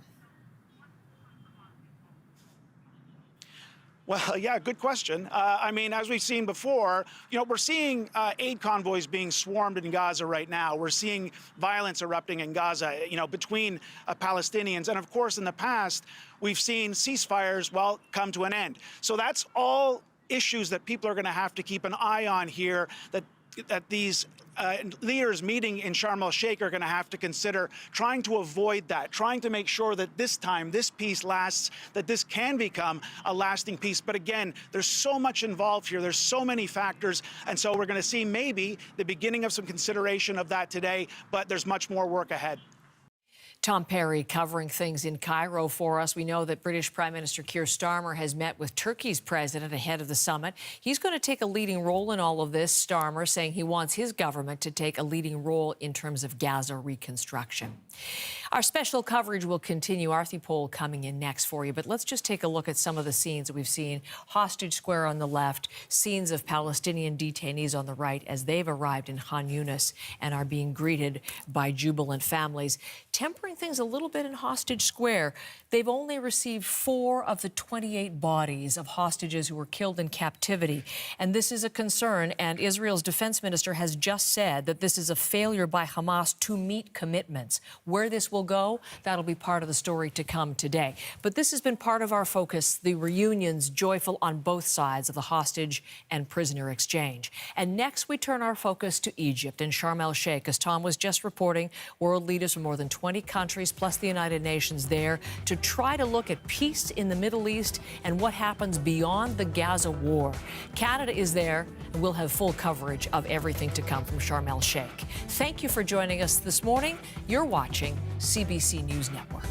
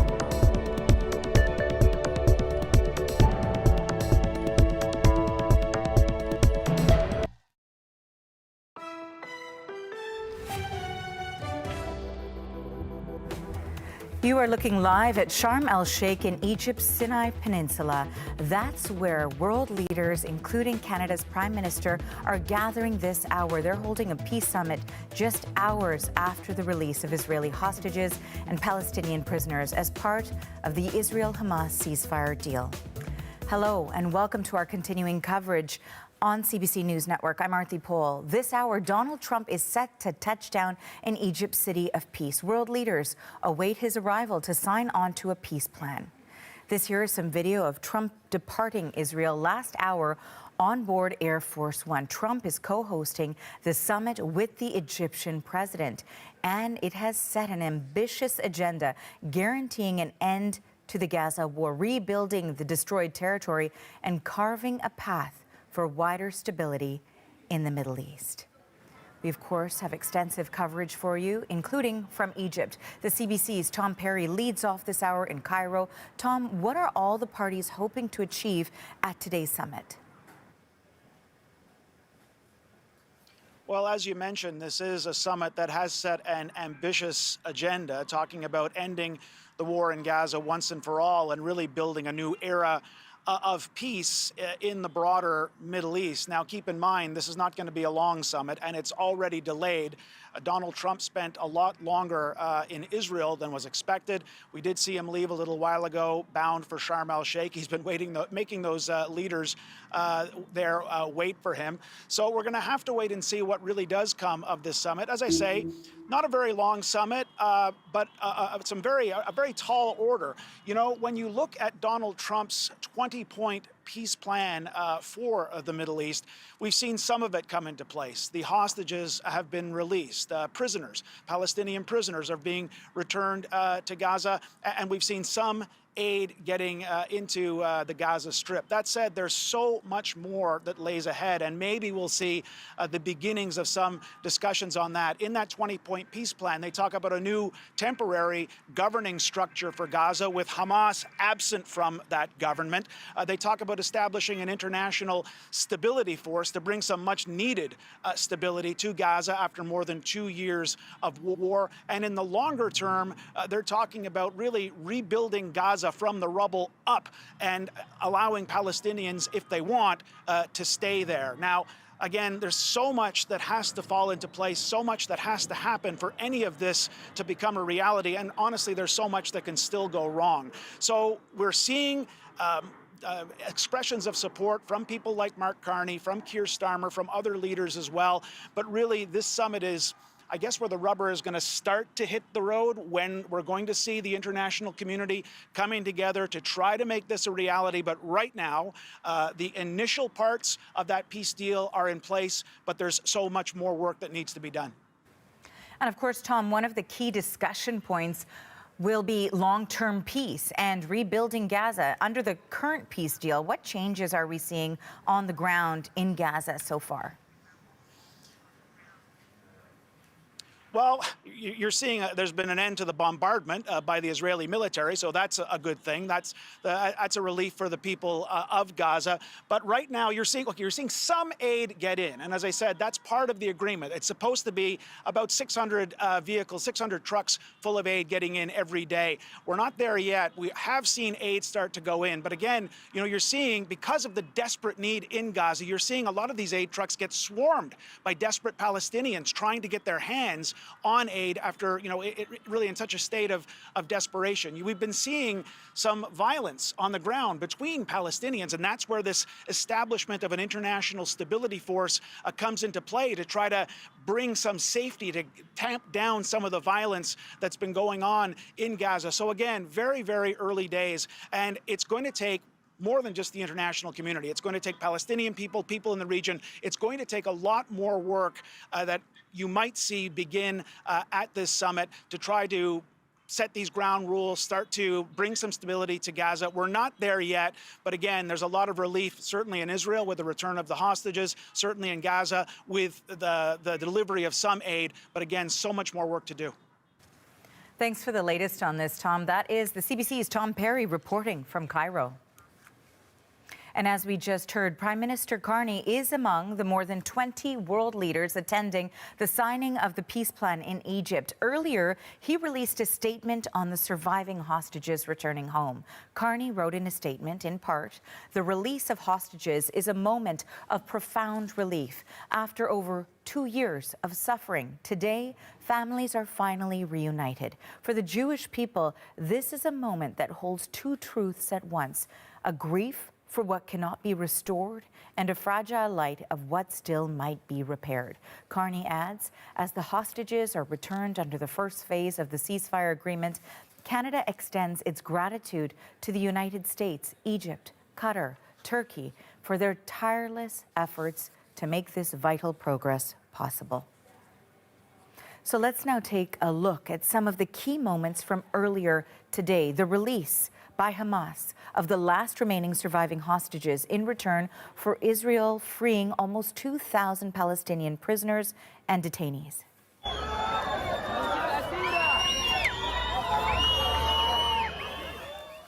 This here is video that shows Red Cross vehicles carrying the hostages away from a site in Gaza City where they were released. All of them are now back in Israel and reunited with loved ones and receiving any necessary medical support.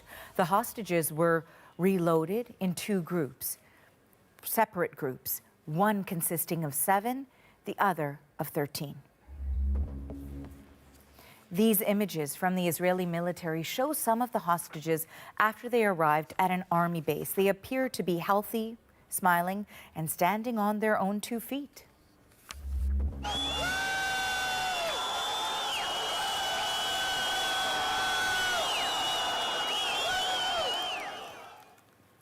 And here now is a look at the scenes of celebration in the occupied West Bank, where huge crowds turned out to get onto buses carrying Palestinian prisoners and detainees freed under the peace deal. 250 of those released were convicted on terrorism and other charges. The remainder have been detained without charges over the course of the 2-year war. Other freed prisoners have been taken to Gaza or deported to other countries. And the CBC's Crystal Gamansing is in Hostages Square in Tel Aviv. She joins us now with more on all of this. So, Crystal, what do we know about the hostages that were released today? Well, Arthi, I think the most important part, and as you've mentioned, for people here in Hostages Square, was the condition of those remaining 20 surviving hostages from the October 7th attack. The fact that they were looking to be in good condition, appear to be able to stand on their own, walk as they were exchanged by Hamas to the Red Cross and then into the care of Israel Defense Forces. For people here at Hostages Square, that was a big moment. They were all sort of bracing to see what condition these 20 men may be in, given the fact that they've been in captivity for the past 2 years. Here at Hostages Square, it was the place that people have been coming to for 2 years now, demanding the release of the hostages, demanding the end to the war. So today, it really was that exhale, that jubilant moment when they saw those images of the hostages being transferred to the care of the Red Cross and then to the Israel Defense Forces. People would continuously cheer anytime those images of the captives who were freed came up on the screen. There were moments where people were singing, clapping, crying, people just embracing. It's unclear if they knew each other, but there was a lot of people taking a moment to hug and just sort of be in the moment with their community. There was a really interesting part of today's gathering when helicopters would fly over and then there would be an announcement on the address system and telling everyone to look up, look up.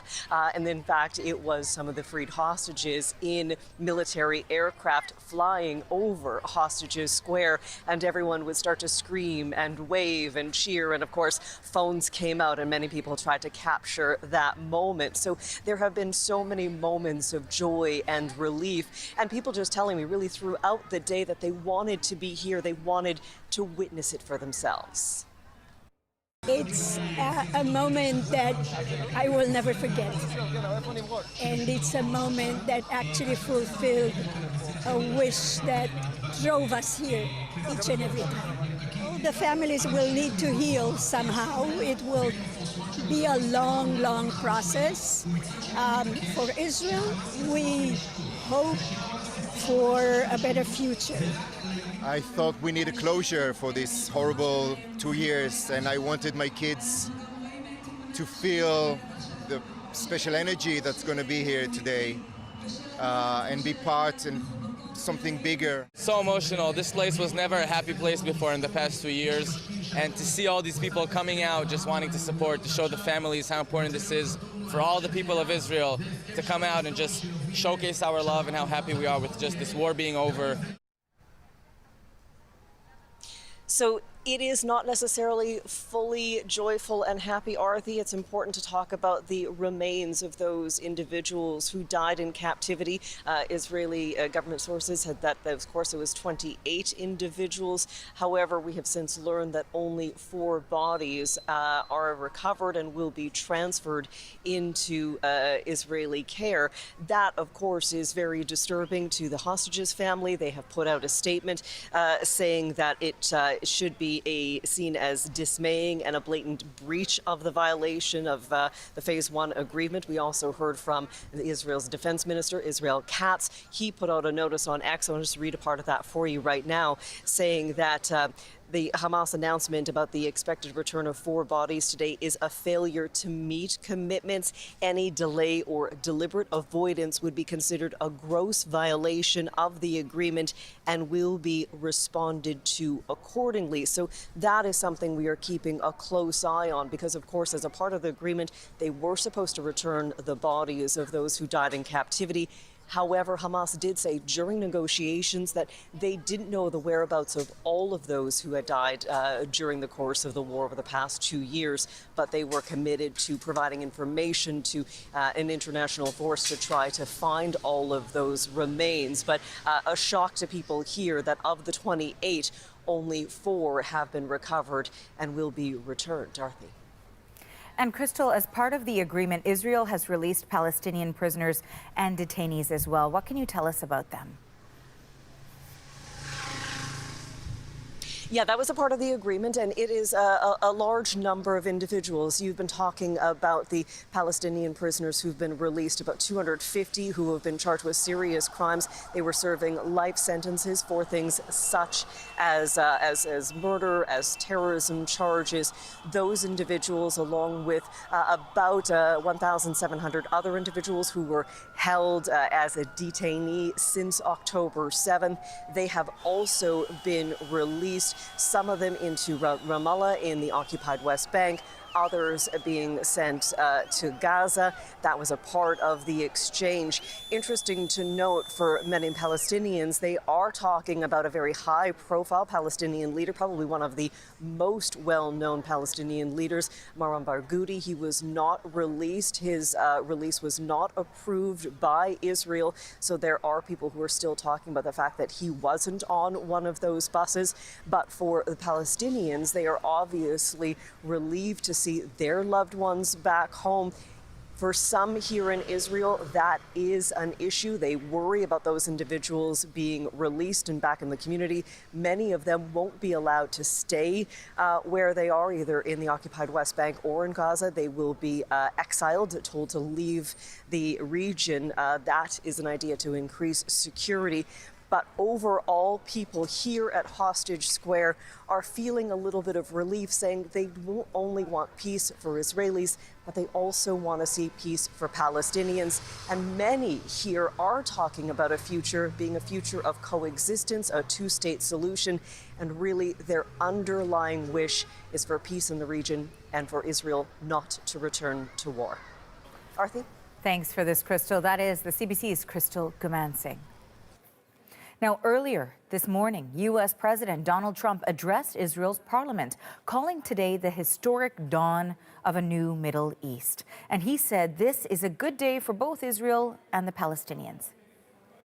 And now let's enjoy our lives and let's rebuild Israel and make it stronger and bigger and better than it's ever been before.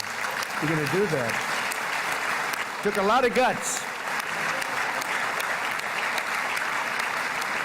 And the choice for Palestinians could not be more clear. This is their chance to turn forever from the path of terror and violence. It's been extreme, to exile the wicked forces of hate that are in their midst. And I think that's going to happen.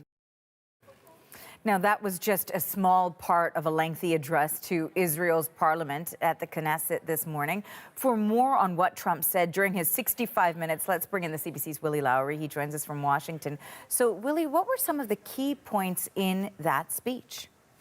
Well, Arthi, this was a classic Trump speech. As you mentioned, 65 minutes, so long, meandering, and at times straying from the message at hand. Now, he was effusive in his praise for his negotiating team, especially signaling out his longtime friend and the special envoy for the Middle East, Steve Witkoff, as well as his son-in-law, Jared Kushner. Now, those two people are really believed to have been the masterminds behind this 20-point peace plan and the impetus for getting it over the finish line, so to speak.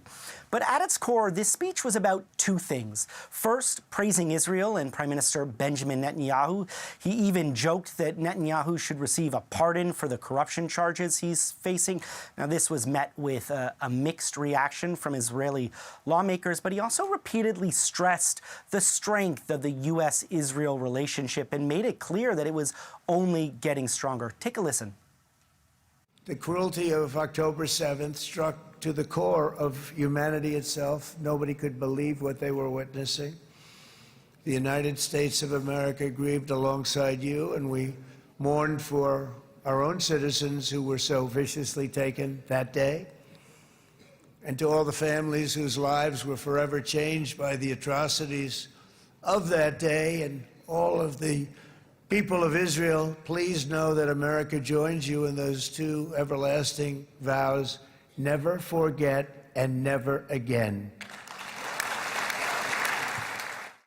Now, this speech was not without some drama. It was interrupted by two left-wing Israeli lawmakers who were holding signs calling for a Palestinian state. Trump then praised the quick response from the security within the Knesset, who promptly got rid of or ushered the Israeli lawmakers out of the room. But Trump also really tried to focus on the future. He called, as you mentioned just off the top, that this was a historic dawn of a new Middle East. And he really stressed that it was only possible, Arthi, because of buy-in from neighboring Arab countries and other key players. So, Willie, part of the question, of course, is what happens in the next phases? What happens next in the Middle East in the coming days? Well, absolutely. First things first is keeping the momentum going, keeping the pressure on both Israel and Hamas to honor the deal and to help ensure that they can get beyond the hostage release and ceasefire deal to something more durable and permanent. So we know that the U.S. has sent 200 troops to Israel to help monitor and support the ceasefire. They're going to be working alongside soldiers from Egypt, Turkey, Qatar, and the United Arab Emirates. But questions around the governance of Gaza and, of course, its reconstruction continue to swirl. Under Trump's 20-point peace plan, Gaza will be governed on an interim basis by a group of Palestinian-led technocrats and overseen by an international body dubbed the Board of Peace. Now, we know that Trump's name has been floated as the possible chair of that board. Former British Prime Minister Tony Blair is also reportedly involved, but there's still a lot of questions to be answered before they even get to governance. Chief among them is getting aid, which is desperately needed, back into the Gaza Strip. Thanks for the latest on this, Willie. That is the CBC's Willie Lowry in Washington. And as we just heard, coming up, aid organizations have begun ramping up crucial supplies as the peace plan between Israel and Hamas continues to hold. We will be joined by a spokesperson from UNICEF next on what else is needed right now. That conversation coming up right here on CBC News Network.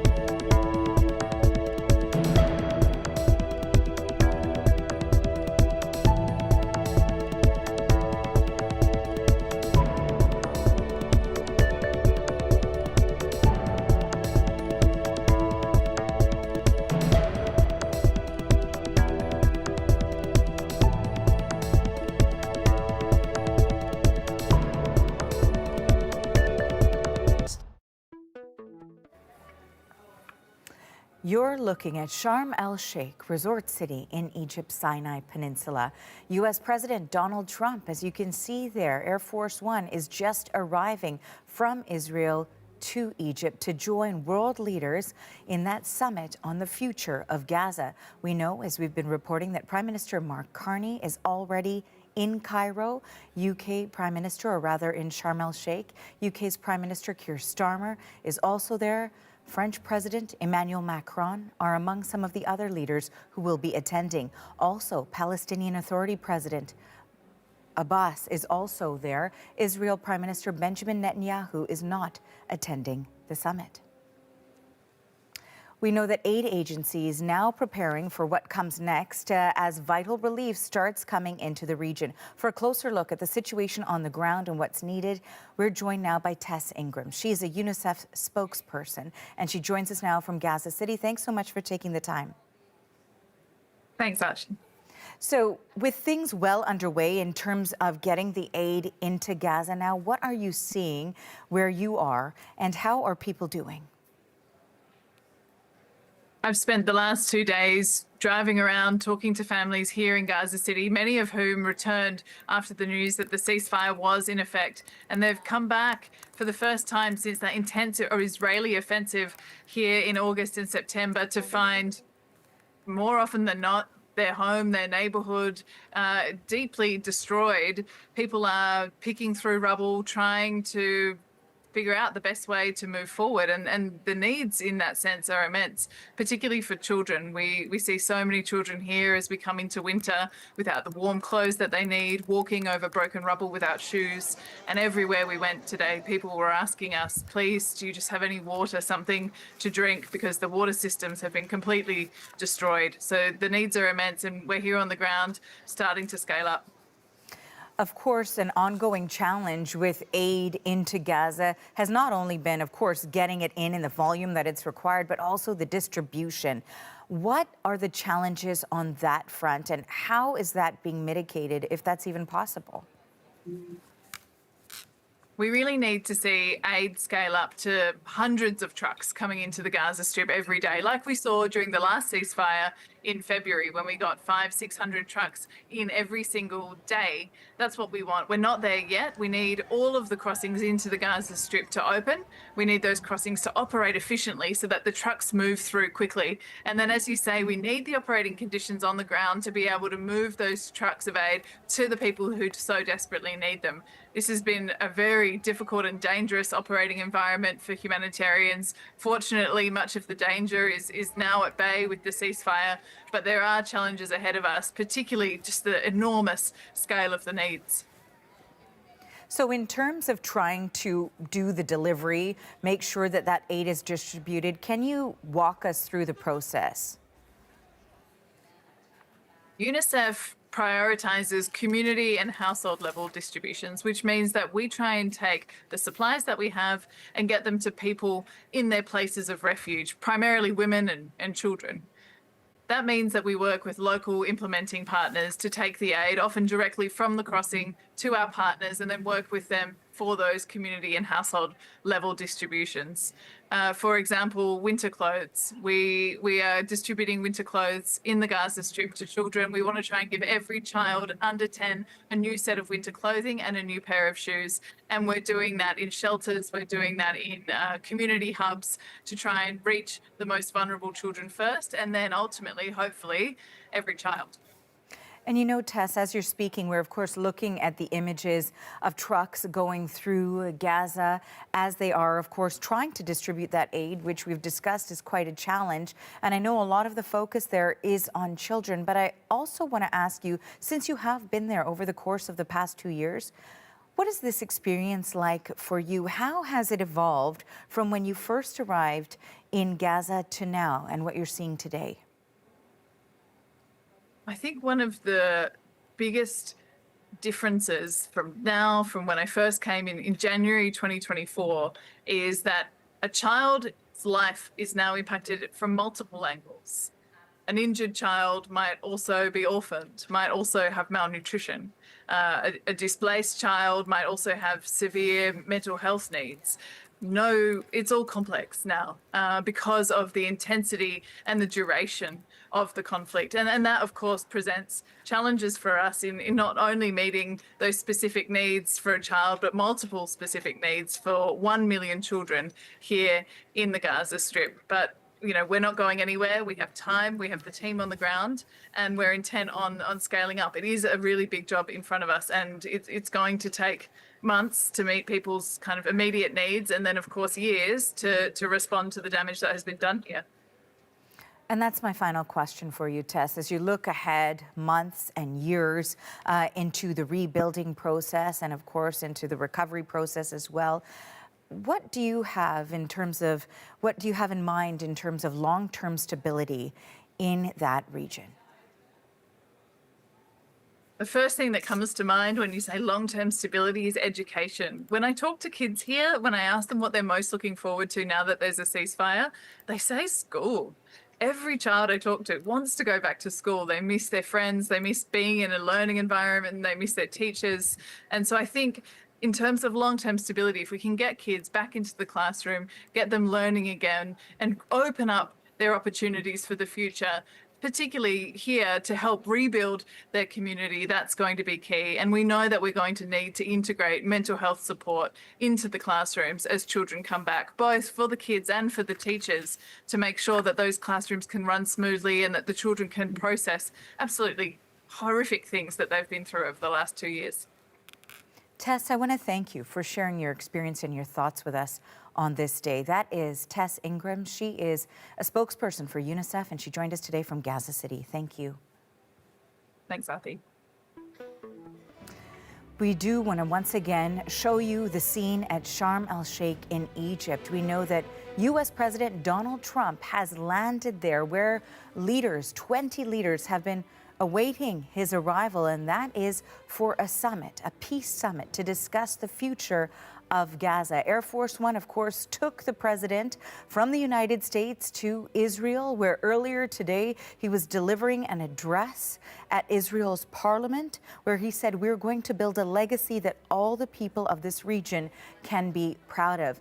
In addition to, of course, the U.S. president, who, as you can see, is being welcomed there in Sharm el-Sheikh, there are many world leaders, including Canada's Prime Minister, Mark Carney, who has also arrived in the region. Now, according to the information from the Prime Minister's office, we know that since arriving at the summit site, he's had conversations throughout the day. He's been briefed with leaders from France, Germany, Jordan, Italy, just to name some. But we're watching right now as the U.S. president is being received in Sharm el-Sheikh, and that is ahead of the signing of a peace deal. We know also in attendance, the leader of the Palestinian Authority will be there, an important key player when it comes to the future of peace in that region. Israel's Prime Minister Benjamin Netanyahu is not attending the summit. He was invited, but has decided to not join for the future of these talks on this particular day, where we know we will also watch for a deal to be signed. We'll, of course, take you back here as we continue to watch these developments. Now, stay with us. Coming up, the United States has sent 200 military troops to the Middle East to monitor the ceasefire situation. We'll speak to a retired U.S. Lieutenant General about what that role could entail. That is just ahead right here on CBC News Network.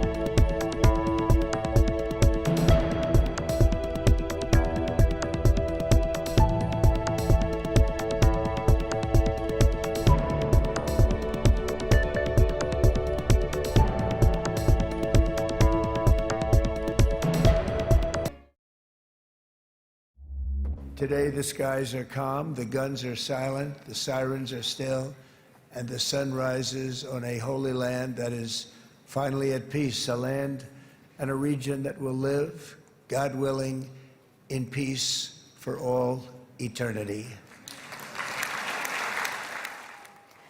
U.S. President Donald Trump says today's hostage and prisoner exchange marks a new chapter of peace and unity for all of the Middle East. Right now, we know that he has landed in Sharm el-Sheikh ahead of that peace summit. But earlier today, as you can see there, he addressed Israel's parliament just hours after all 20 surviving Israeli hostages were released after 2 years in captivity. Trump went on to say in his lengthy address to the Knesset that generations from now, this will be remembered as the moment that everything began to change in the Middle East. In his speech, Israeli Prime Minister Benjamin Netanyahu says he's committed to peace as well, and he said with Trump's help, it will be achieved. Of course, we're continuing to track developments on this story, and we are also bringing you analysis and insights on the events today. And we've reached out to Mark Schwartz. He's a retired U.S. Lieutenant General and a former United States Security Coordinator for Israel and the Palestinian Authority. General Schwartz, thank you so much for joining us. Good to be with you, Arthi. Thank you. You know, we were talking last week when first there was news of this ceasefire agreement, and we know that there was the discussion of U.S. troops that might be deployed to continue to monitor the execution of that ceasefire plan. Do we have a better sense of the role that they'll be playing? Well, from my understanding, the Army Central Command, which is the Army element of the Joint Command at CENTCOM, have deployed soldiers to set up a civil-military coordination center. And the intent of that center will be to provide operational updates back to U.S. Central Command and ultimately back to the War Department on the ongoing efforts for both the delivery of humanitarian assistance and, once the international security force is identified and deployed, to also provide updates on that effort to put security into international security inside of Gaza to protect the Palestinian people.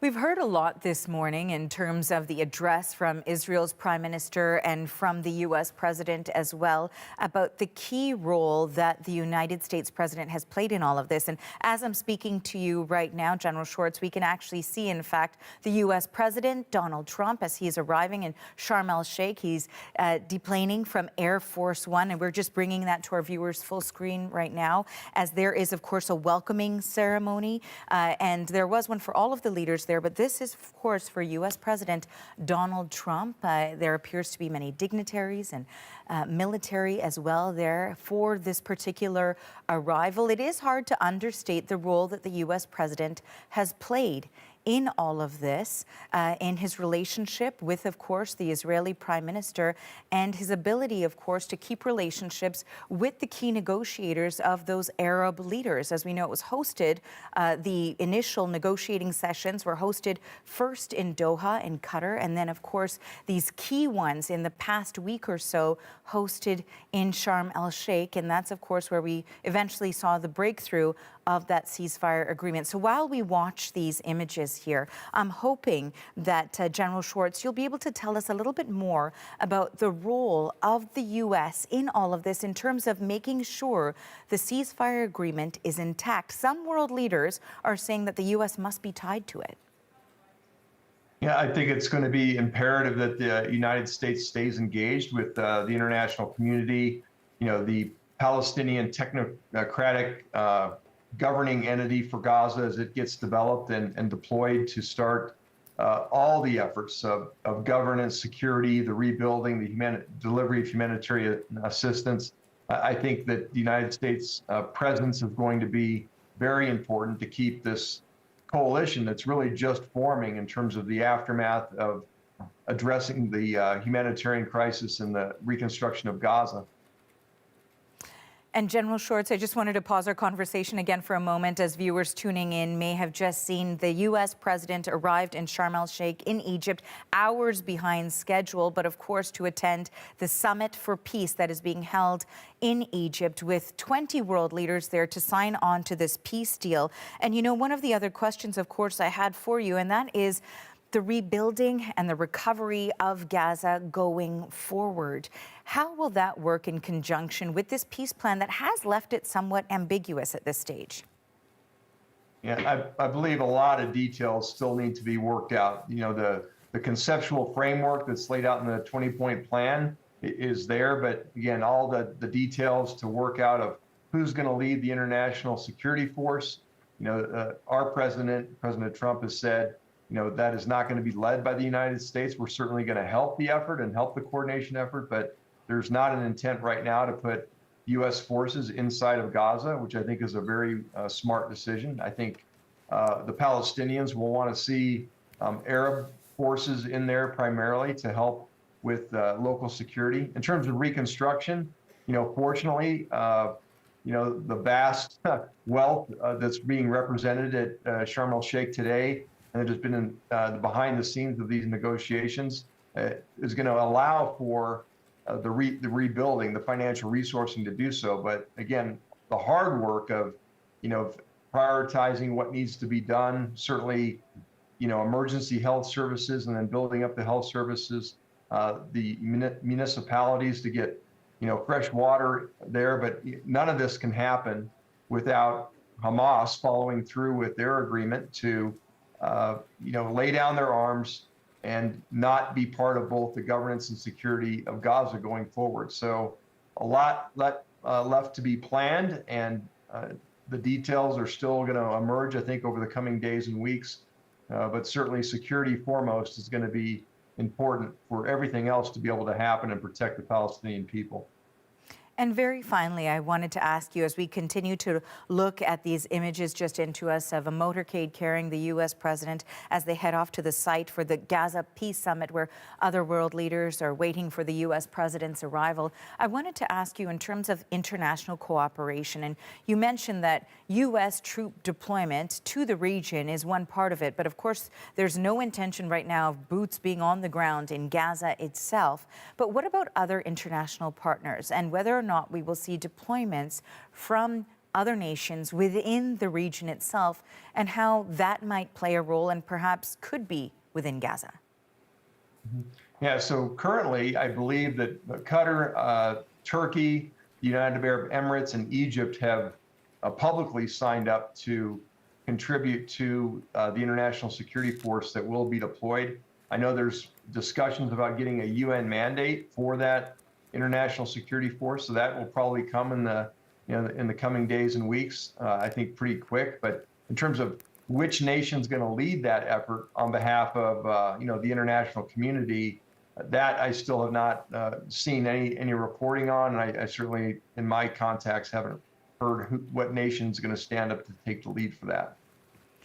Well, there's a lot to consider going forward. Thank you so much for your time today. We appreciate it. Thank you. That was Mark Schwartz. He's a retired U.S. Lieutenant General. We appreciate it, your time.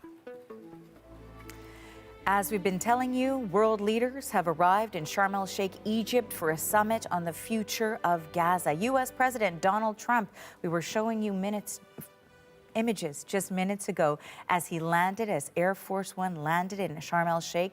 And these are images of the motorcade, of course, taking him to the site of that Gaza Peace Summit. We know that Prime Minister Mark Carney is also there. We will continue to track all of the details on this historic day. For some more analysis and insight, we now want to bring in our senior correspondent, Susan Ormiston, who joins us now from London. Thank you for joining us today, Susan. We appreciate it. No worries. So we know that Donald Trump has just arrived to Sharm el-Sheikh, hours, delayed following that lengthy address to the Knesset. But what are we expecting from this visit as he finally arrives and the discussions begin with all of the world leaders who are gathered there?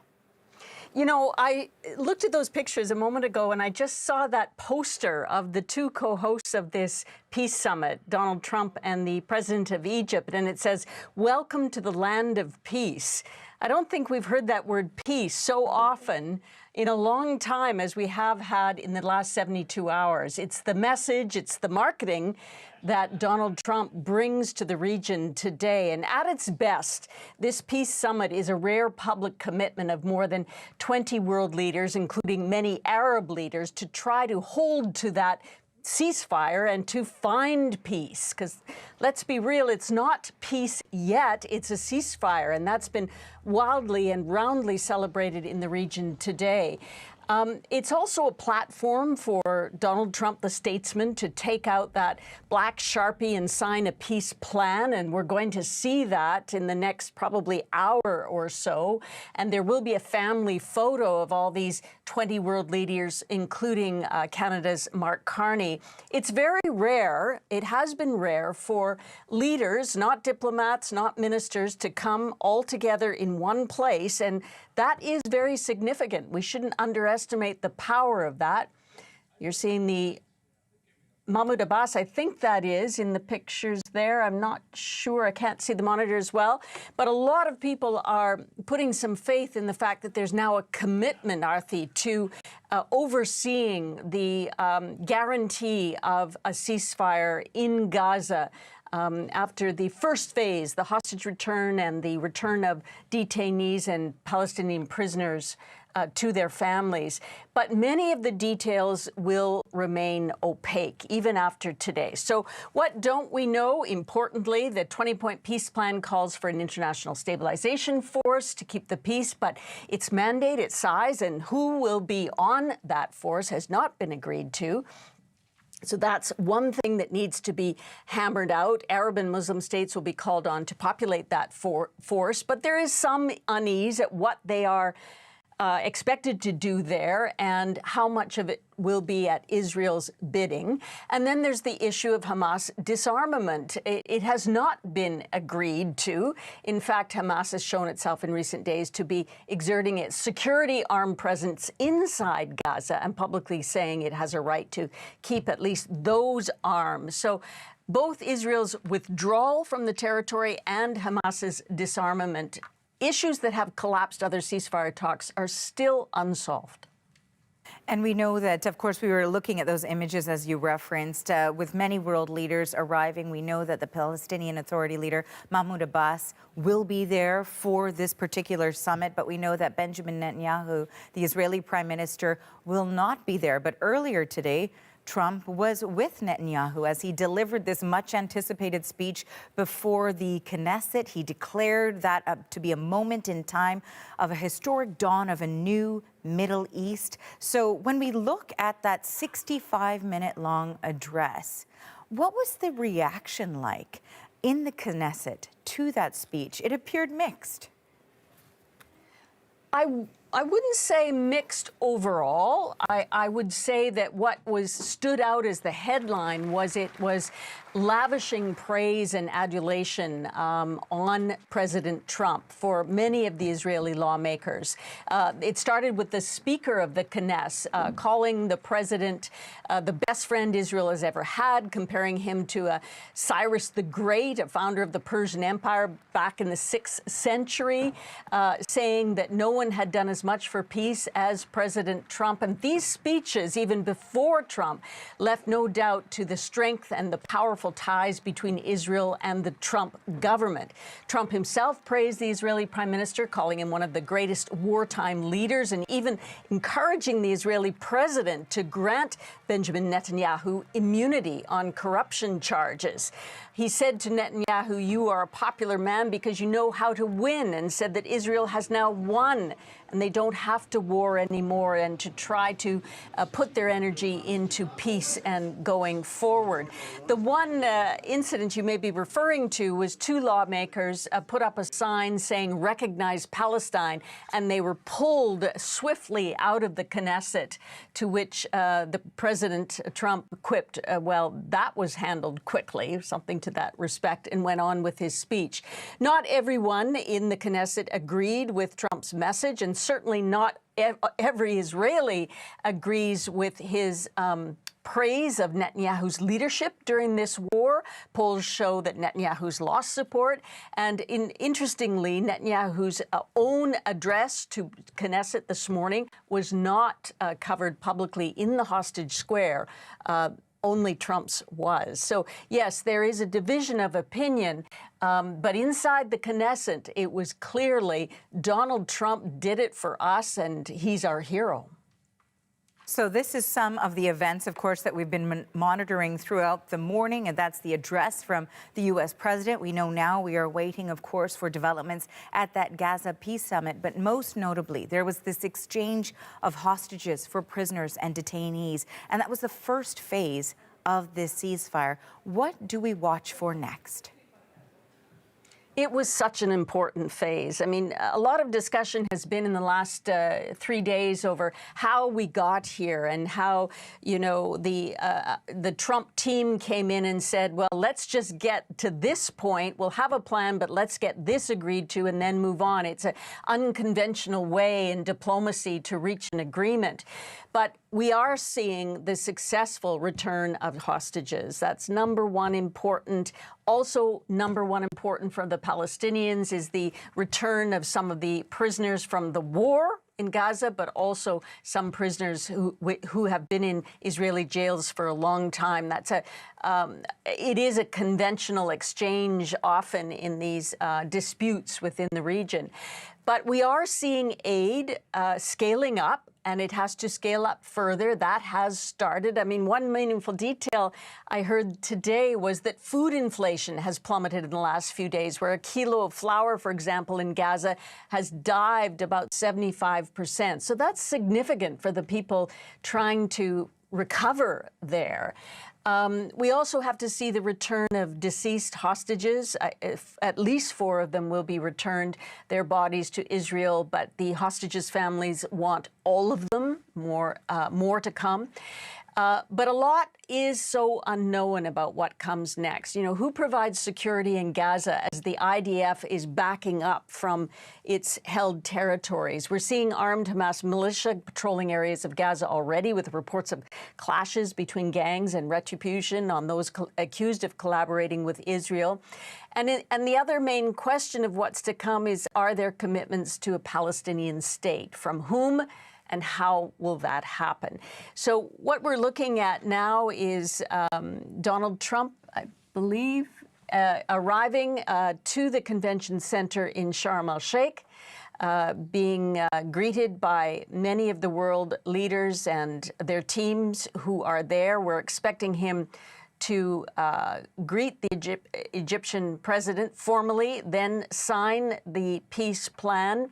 Then there will be statements from some of the world leaders, notably some of the Arab leaders who have come to support this plan and who will be a large part of not only securing its success, but also putting money into regeneration and rebuilding of Gaza. And thank you for this. That is CBC senior correspondent Susan Ormiston reporting for us from London.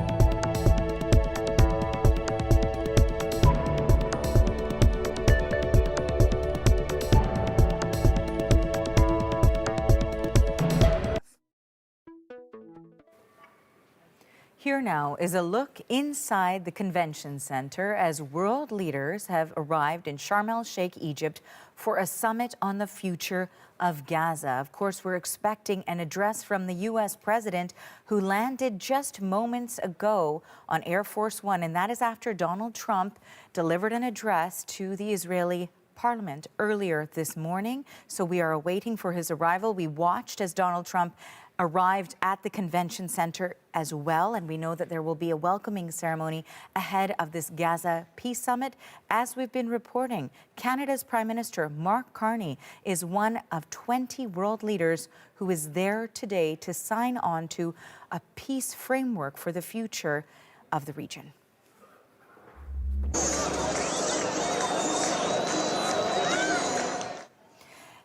Meanwhile, nearly 2,000 Palestinian prisoners and detainees are being set free today as part of a landmark ceasefire deal between Hamas and Israel. Large crowds gathered outside Nasser Hospital in Khan Yunis to welcome several buses. Now, many of those released who were on those buses have been held without charges throughout the war.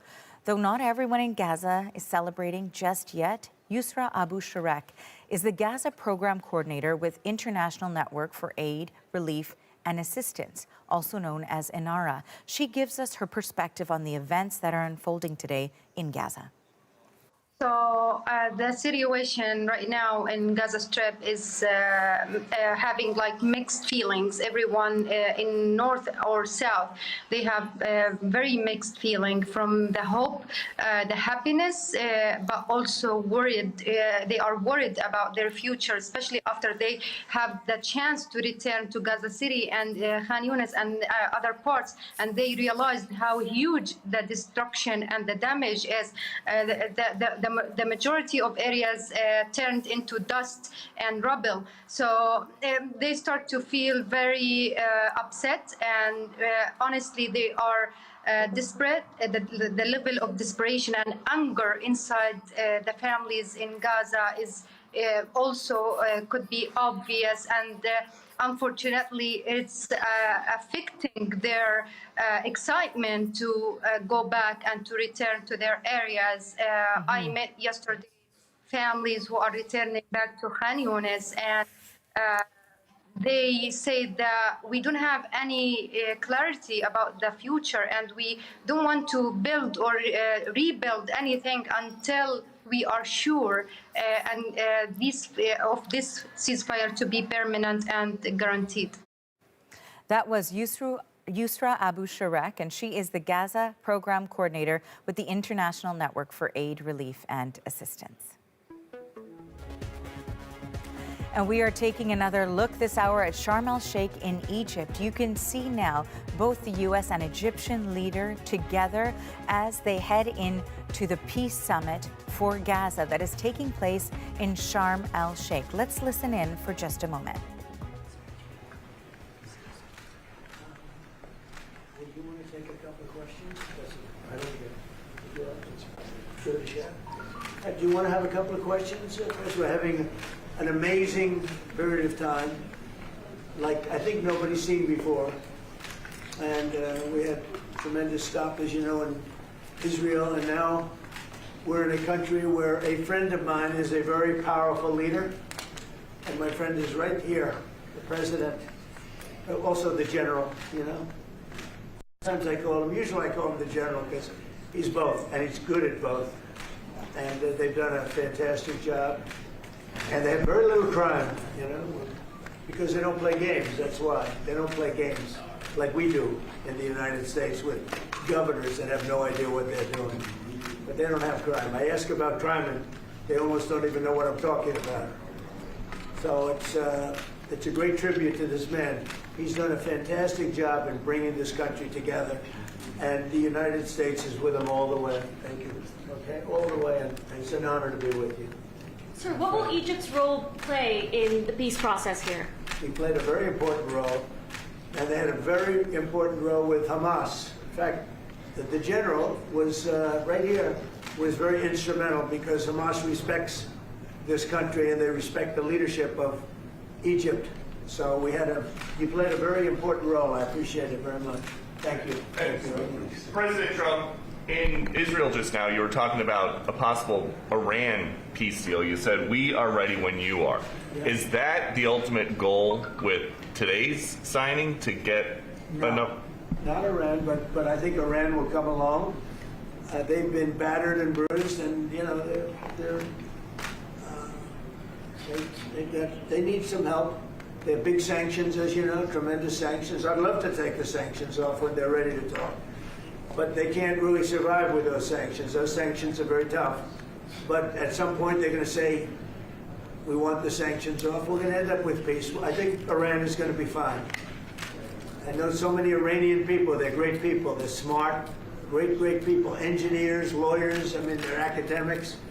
But they took a big hit. And frankly, if we didn't hit them with the nuclear, I don't think you would have been able to have this incredible, this deal, this once-in-a-lifetime deal. Nobody's ever seen anything like what's happening today. And countries have all come together, all different countries. Some liked each other, some didn't, most didn't. And they've all come together. Every country has come together. And by the way, Iran did put out a statement, you know, that they support this deal very wholeheartedly. So that was in itself something. But no, I think they want to, that's all I do in my life. I make deals. And they want to make a deal. President Trump, now that the living hostages have been returned, can you please tell us what the next steps are? Well, they're going and looking for bodies. It's a pretty gruesome task. And they know where numerous are, as you know. I guess 5 or 6 are in yet now. But they're looking for bodies. They know the areas, and the search parties have, and they're doing it in conjunction with Israel. And they're going to be finding quite a few of them. President Trump, can you tell us when phase 2 of the negotiations will begin? Well, it started. I mean, it started as far as we're concerned. Phase 2 has started. And, you know, the phases are all a little bit mixed in with each other. They're going to start cleaning up. If you look at Gaza, it needs a lot of cleanup. That's why when I talked in my speech, I talked about the debris. I used the word debris. That's debris times 10. So, but they're gonna really do a job. They have a lot of power. In another room, you have the wealthiest, some of the wealthiest nations in the world. All leaders, the big leaders are here. The emirs and the kings and everybody, and it's a very interesting group. I guess we have like 35 countries, and that's only because they were the 35 that we invited. Everybody that we invited came. So there's a lot of respect. And I think you'll see some tremendous progress, both in the Middle East. This country is doing very well. It has good leadership. It's about leadership. And it's really nice when you say, how is your crime situation? And they don't even know what you're talking about. What do you mean crime? We don't have crime. Because if he has crime, he puts it out very quickly. Some people think that's not nice, but I think it's great. Because people don't want to be mugged and smashed, and they don't want to be stupid people. They have a place that is doing very well. We're very proud of it, because we knew each other from the beginning. The first time I met, it was in a hotel, and I was going to meet him, and then Hillary Clinton was following me. Remember Hillary Clinton? And he liked me so much, he never even got to see Hillary. He saw her for about 2 seconds. But he didn't really want to waste a lot of time. He knew what was going to happen. But that was the first time we met, and we had a very good chemistry together. And it continues till today. So I want to thank you all very much. I appreciate the way you covered this really momentous, I've never seen anything like it. The level of love, the level of respect for what it is. And it's, you know, it's peace in the Middle East, and everybody said it's not possible to do. And it's going to happen, and it is happening. It's before your very eyes. And that's why it's become so fascinating. Marco, do you have anything to say? Egypt's been a phenomenal participant. I think both Steve and Jared will tell you the critical role they played, and they can tell you themselves. They hosted the talks here, and they're going to play a very important role now in the follow-up, the implementation of this, which is really, it's not simply about restoring Gaza. It is about transforming the region. So we have an incredible partner, a long alliance, very capable partner here, and a tremendous collection of leaders. This is clearly, in my mind, I think in the mind of everyone in this room, probably one of the most important days for world peace in 50 years. That's not an exaggeration. Only 50? Maybe 100. Certainly since the end of World War II, Mr. President. Mr. Witkoff and Mr. Kushner, I'm curious, you played such an important role in the tactical negotiations here. What will your role be going forward as a lot more has to be brought to the table here? Oh, the minute we had inked the deal, Jared and I were already working on the implementation side of the deal. So we've dug in. We'll be here quite a bit. That's at the direction of the president. That's probably going to be one of the most important phases here. Jared is remarkable to work with. I talk about it all the time. And of course, we both love working for the president. So it's feels like a very honorable job. Mr. President, would you like to say something with the interpreter? Yes. اسمحوا لي في البداية أن أنا أرحب بفخامة الرئيس. أنا سعيد وكل شرف موجودة في مصر. في شرم الشيخ مدينة السلام. يسمح لي فخامة الرئيس أن أنا اسمي واسم كل المصريين ويمكن حتى بكل محب السلام نرجو لك التحية الأخيرة والاحترام على تحية هذا الإنجاز الرائع والعظيم. Well, first of all, Your Excellency, I welcome you to Egypt. It's a great pleasure and an honor to have you with us here in the city of peace, Sharm el-Sheikh. Allow me also to extend, on behalf of all Egyptians and peace lovers around the world, salute, the appreciation, and the respect for this unprecedented and momentous accomplishment by your Highness. أنا كنت متأكد فخامة الرئيس أنا كان الوحيد القادر على تحقيق هذا الإنجاز وإنهائه. I've been very confident that Your Excellency is the only one who's capable of bringing this about and bringing an end to this war. وأنا في خلال اتصالي بفخامة الرئيس ذكرت له ذلك بدقة. قلت له فخامة الرئيس أنت وحدك القادر على تحقيق السلام في منطقتنا. I even said that very precisely during my communication with Your Excellency, that you are the only one who is able to bring about peace and to achieve peace in this part. بشكرك فخامة الرئيس.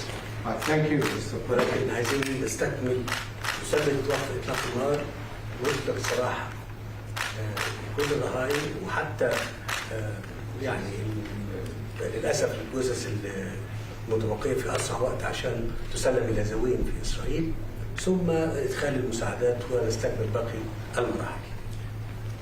What we need to do now is to fixate the ceasefire, make sure that it maintains, Mr. Stevens, that we can deliver all of the remaining, the bodies of the deceased to their families. And this is very important. To bring in more humanitarian assistance into the Strip and working very closely on following up the rest of the steps that should be taken to make this successful. Mr. President, you did very great. Thank you. That's very nice. Thank you. He's a good man. Thank you. He's a good man. We're with him all the way. Will he be on the Board of Peace, sir? I'd like to have him on the board. I'd like to. We may need an interpreter, but that's okay. As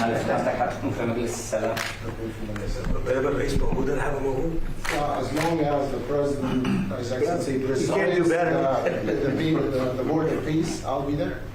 We've had many leaders want to be on the board, actually. The Board of Peace, it's taken on, Steve, I'd say a life of its own. Do you want to discuss that? What's happened?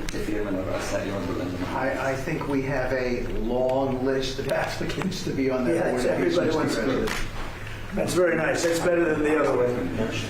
Usually it's the other way. Nobody wants to be on the board. But it's really taken on, this whole thing has taken on a life that's very different. So it's been really a great honor. And you people have done a fantastic job. I want to tell you that we appreciate it very much. Thank you very much, everybody. All right, thank you, guys. Hold it 1 second. أنا عايز دعم فخامة الرئيس ورعايته معانا في مؤتمر إعادة الأمن. I just want to look forward to Your Excellency's support and your sponsorship with us in the Conference for the Reconstruction. Thank you. 100%. Thank you. Thank you, everybody. All right, thank you, Brad. You guys, let's go. Thanks, guys. Let's head out. We have been listening into U.S. President Donald Trump, who is sitting alongside Egypt's President Abdel Fattah el-Sisi. You're watching CBC News Network. I'm Arthi Pol. Today, of course, we have extensive coverage for you as 20 world leaders meet in Sharm el-Sheikh, Egypt, for a peace summit on the future of Gaza. Donald Trump, as you just saw, arrived to Egypt from Israel, where he met with hostage families and delivered a lengthy address to the Knesset. In that address, he said, we're going to build a legacy that all the people of this region can be proud of. Now, with Egypt's president by his side, in response to a question about the country's role in forging a peace plan in Gaza and negotiating with Israel and Hamas, Trump said this, of course, of the role that Egypt has played, saying that it is a leader and a country that Hamas has deep respect for, and so they have played an incredibly important role when it comes to these negotiations. I do want to bring in the CBC's Tom Perry because he is in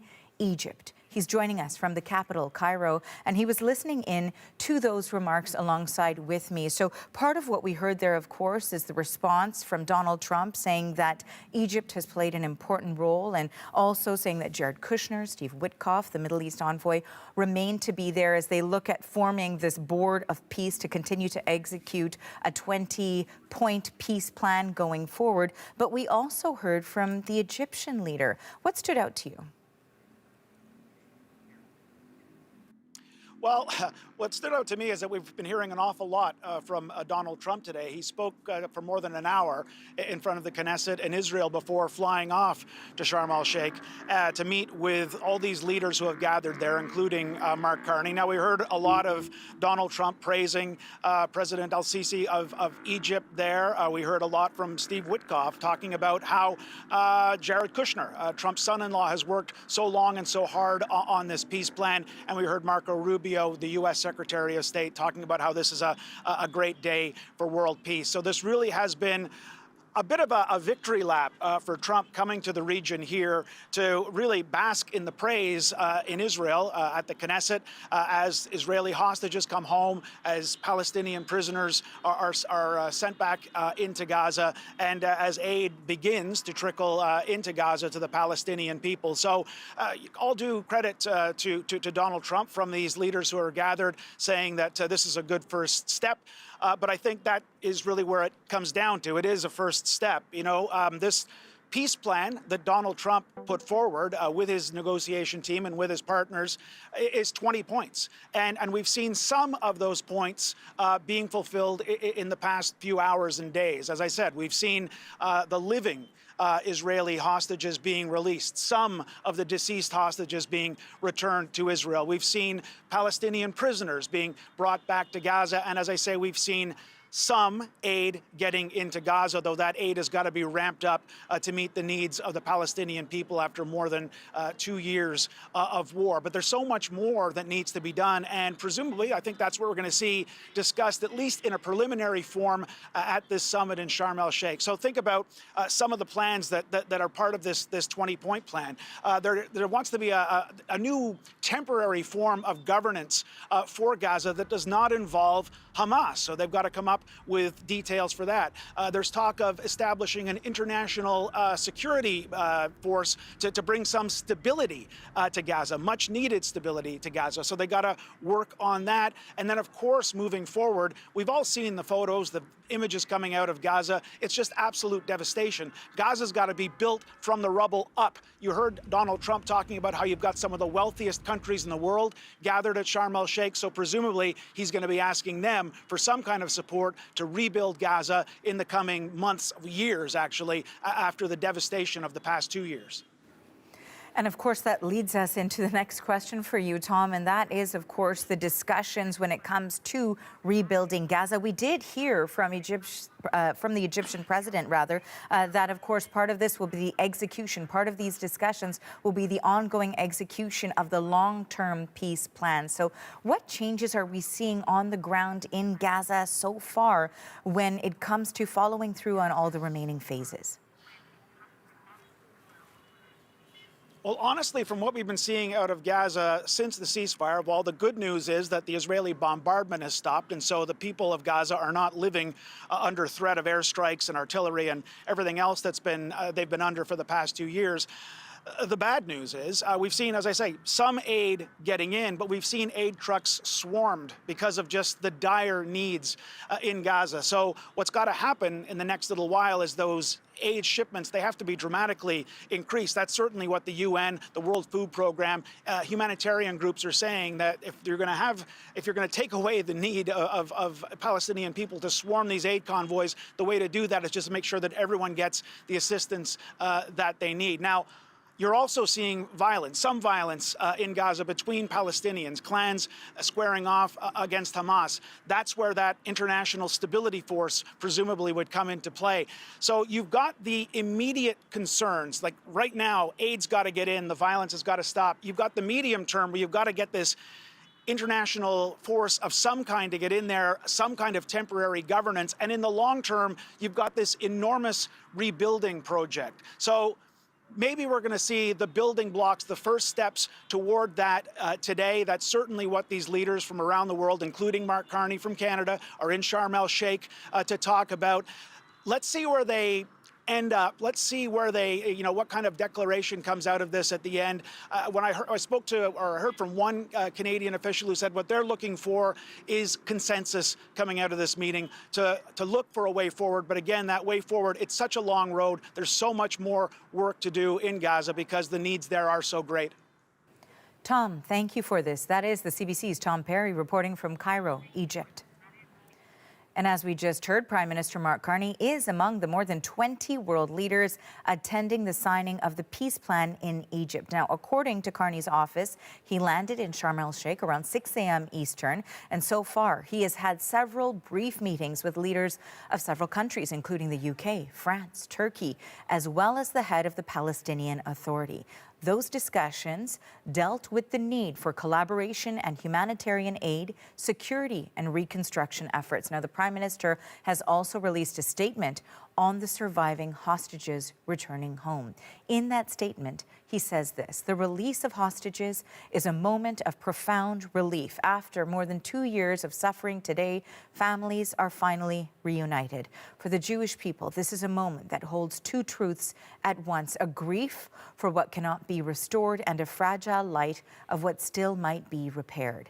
Carney adds in his statement, as the hostages are returned under the first phase of the ceasefire agreement, Canada extends its gratitude to the United States, Egypt, Qatar, and Turkey for their tireless efforts to make this vital progress possible. And we know also Conservative Party leader Pierre Poilievre has released a statement on this day, and in part it says this: that the families of 20 hostages are finally able to hug their loved ones. This peace provides an opportunity for the Hamas-launched bloodshed to finally end, which has been a tragic reality for too long. Poilievre goes on to say 28 other hostages were murdered, and for those who knew them, it is still a moment of immense grief. We hope their bodies will be quickly recovered and their families, friends, and loved ones might be able to find closure with their return.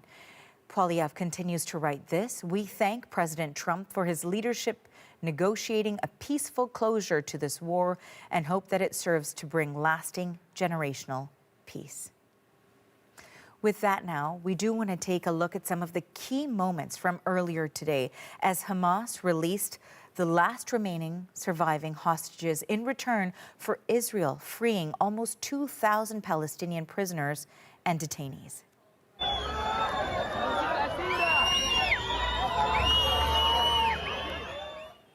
So this video shows Red Cross vehicles carrying the hostages away from a site in Gaza City, the site of their release. All of them are now back in Israel and reunited with loved ones and receiving any necessary medical support.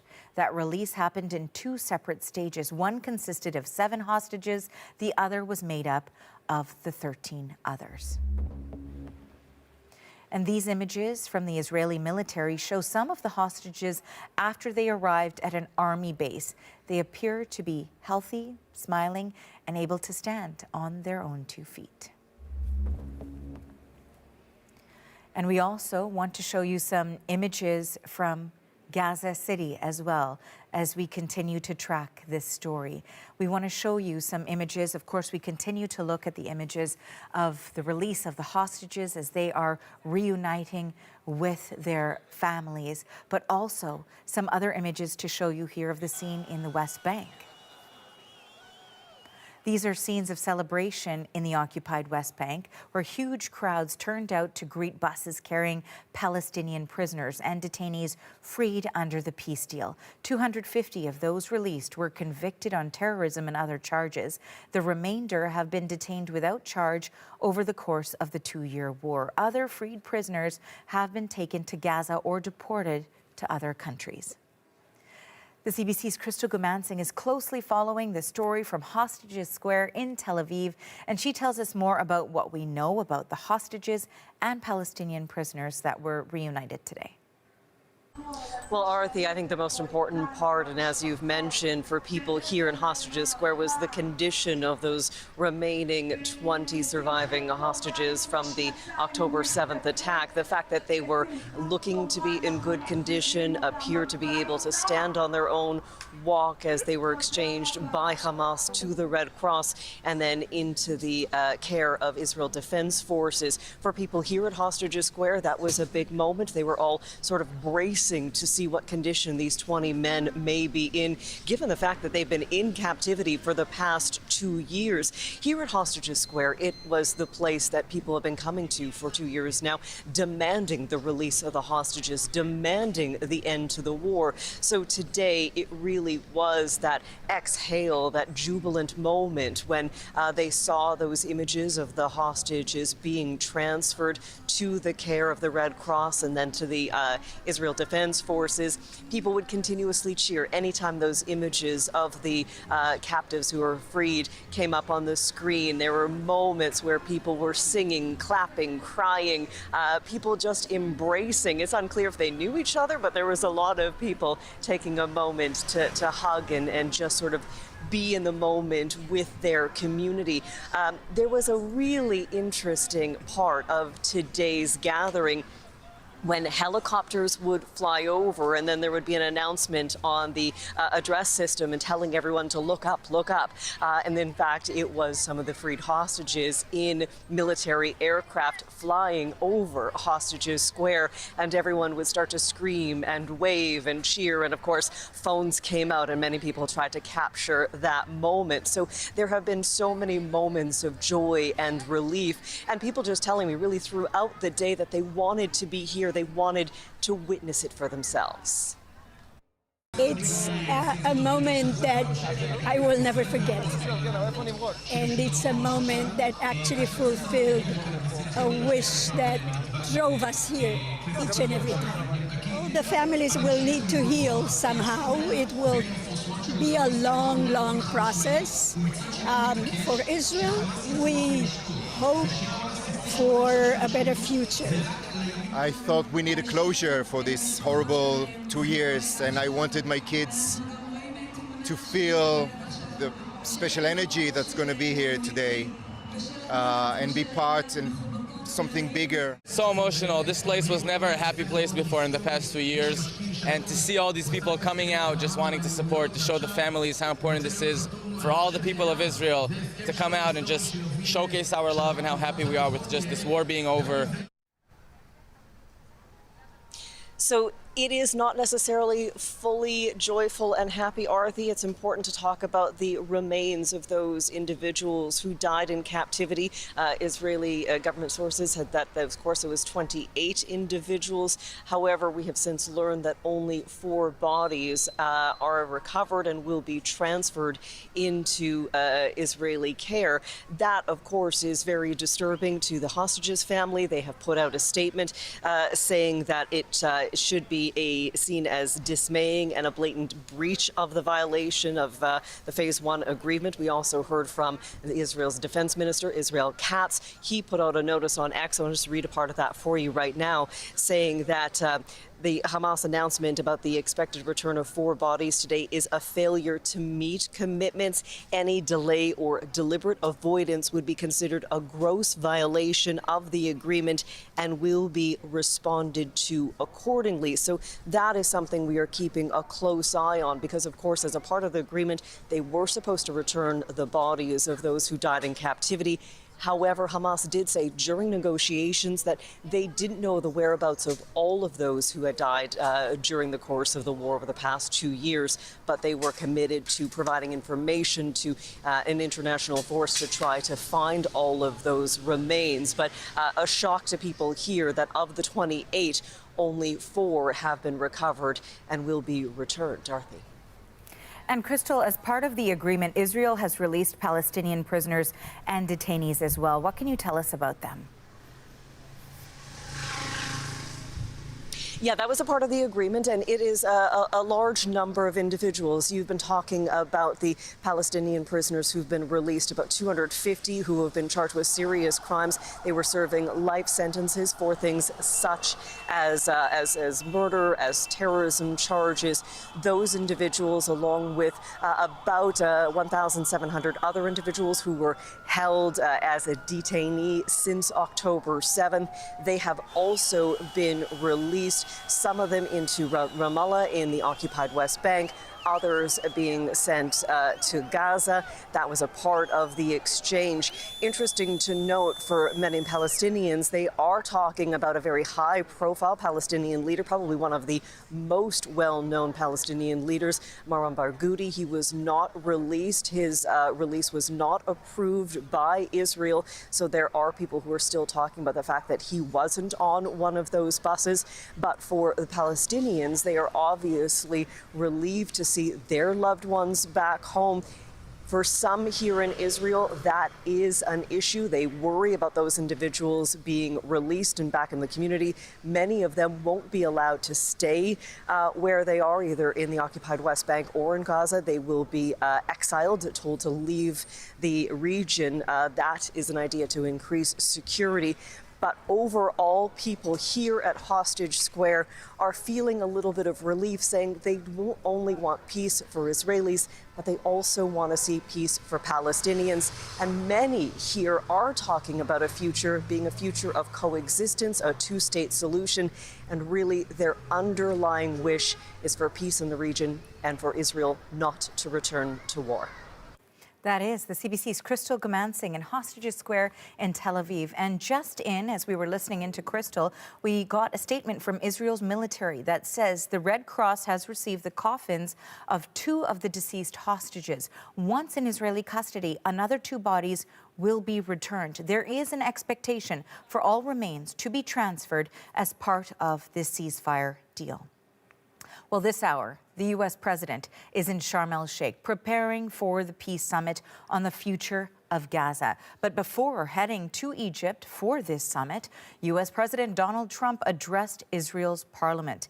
He called today the historic dawn of a new Middle East and a good day for both Israel and the Palestinians. And now let's enjoy our lives and let's rebuild Israel and make it stronger and bigger and better than it's ever been before. We're going to do that. Took a lot of guts. And the choice for Palestinians could not be more clear. This is their chance to turn forever from the path of terror and violence. It's been extreme, to exile the wicked forces of hate that are in their midst, and I think that's going to happen. Now, Trump's address was 65 minutes long. Listening into all of it, the CBC's Willie Lowry. He joins us now from Washington. Okay, what were some of the key points that we heard from the U.S. president? Absolutely, Arthi. This was a classic Trump speech. Long, meandering, and at times straying from the message at hand. Now, he was effusive in his praise of his negotiating team made up of his longtime friend, Steve Witkoff, who is the special envoy to the Middle East, and his son-in-law, Jared Kushner. Now, many believe that those 2 people are really the main players that helped push this peace deal over the line. But at its core, this speech was really about two things. First, praising Israel and Prime Minister Benjamin Netanyahu. He even joked that Netanyahu should receive a pardon for the corruption charges that he's facing. That's something that was met with a mixed reaction from Israeli lawmakers. But he repeatedly stressed the strength of the U.S. and Israel relationship, and he made clear that it was only going to get stronger.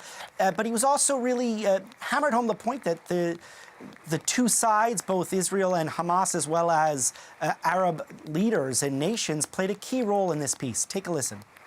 It's more obvious than ever that the productive and responsible nations of this region should not be enemies or adversaries. You should be partners and eventually even friends, and that's what's going to happen. I know it. And he was really stressed the point that this peace was only possible, Arthi, because of buy-in from neighboring Arab countries and other key players. And of course, that's what this summit in Egypt is all about. And will you, of course, forging this peace plan will take all of those voices and a lot of work. What happens in the next phase of the Middle East peace plan? Well, I mean, that is the question. But what we know right now is it's all about keeping the momentum going, keeping the pressure on both Israel and Hamas to honor the deal and to help ensure that they can get it beyond the hostage release and ceasefire deal to something more durable and permanent. So we know that the U.S. has sent 200 troops to Israel to help monitor and support the ceasefire. They'll be working alongside soldiers from Egypt, Turkey, Qatar, and the United Arab Emirates. But questions again around the governance of Gaza and, of course, its reconstruction continue to swirl. Under Trump's 20-point peace plan, Gaza will be governed on an interim basis, at least, by a group of Palestinian-led technocrats and overseen by an international body dubbed the Board of Peace. Trump's name has been floated as the chair of that board. Former British Prime Minister Tony Blair has also reportedly been involved. Just recently, in Sharm el-Sheikh, Trump was asked whether Egyptian President al-Sisi would be a member. Trump said he would be welcome to, but really lots of questions over who's going to make up this board. But again, before they can even get to this board and to the future governance of Gaza, so many questions still need to be answered. First and foremost, aid needs to be flowed back into Gaza. Of course, the Palestinians still in desperate need of food and sustenance. Willie, thanks for this. That's the CBC's Willie Lowry reporting from Washington. Now stay with us. Still ahead, as we just heard, as the Israel-Hamas ceasefire continues to hold, aid agencies are ramping up efforts to get life-saving supplies into Gaza. Just ahead, I'll speak to Lloyd Axworthy, a former Foreign Affairs Minister who is now the chair of the World Refugee and Migration Council. Stay with us. You're watching CBC News Network.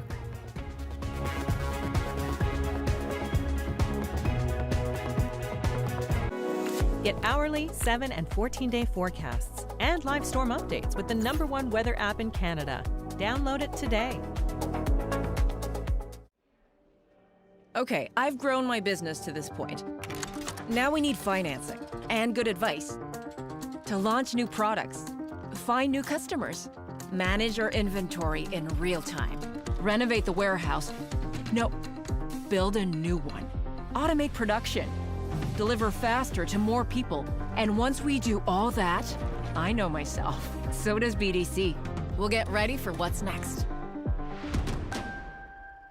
Meet Benny, your symptom-fighting sidekick. He'll tackle your cough, combat your congestion, and fight your fever. Get tough on your cough, cold, and flu symptoms, and let Benny handle it. Gold standard. Gold dust. Pot of gold. Solid gold. Golden opportunity. Is it just me, or is there some kind of clue here? I don't know.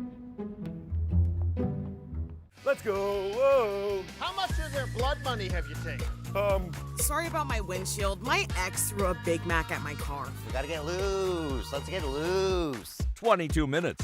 Tuesday. Watch free on CBC Gem. I was in disbelief that I'd never heard of it before. Sarah McLachlan, Sheryl Crow, Jewel. Promoter said, you can't put two women on the same bill. People won't come.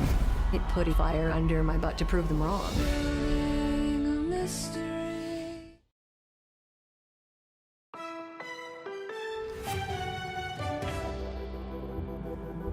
Thousands of people have started returning to Gaza as the ceasefire continues to hold. And as many organizations prepare to ramp up aid deliveries in the region, we do want to take a closer look and go to Lloyd Agsworthy for some analysis. He is the chair of the World Refugee and Migration Council and served as Canada's Minister of Foreign Affairs. Thank you so much for joining us today.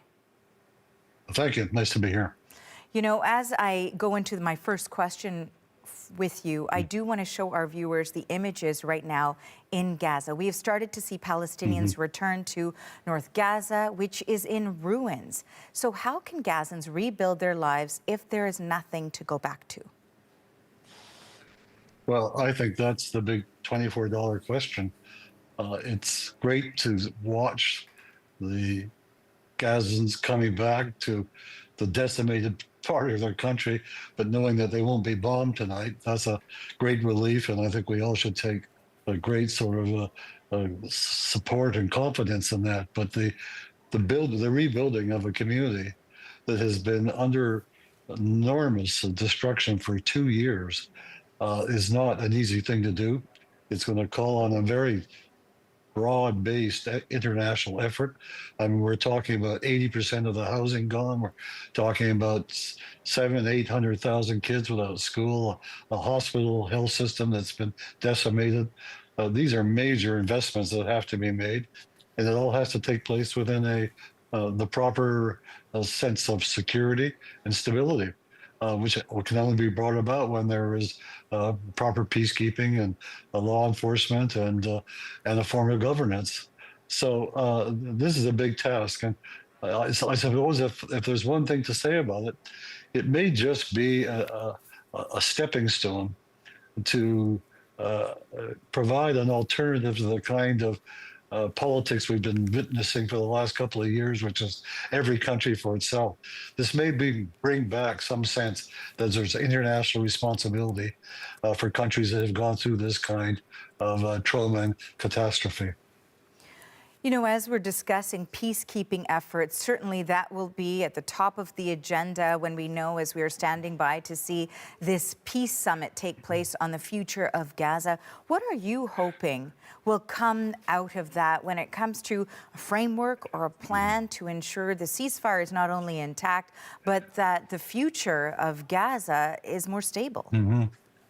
Well, there has to be initially and very clearly an invitation and an opportunity for the Palestinians themselves to be part of that governance. You can't sort of insert a top-down regime and say, we're going to do it for you. It has to be done with you and in support of you. And I think that is going to be one of the key questions coming out of these meetings, that commitment to Palestinian empowerment and the responsibility to govern themselves, which will take time. But it's going to need a lot of support. I think our own country is in a good place. I'm glad that the Prime Minister is there to be part of this, but Canada has a long history. It used to have a history of peace building and peacemaking. And it's time we brought back those kinds of skills and that expertise. We're going to have to help train people on new governance to establish systems in which there is security and protection. Also, the major fundamental job of rebuilding and restoring the fact that there's got to be some jobs and employment and healthcare and education.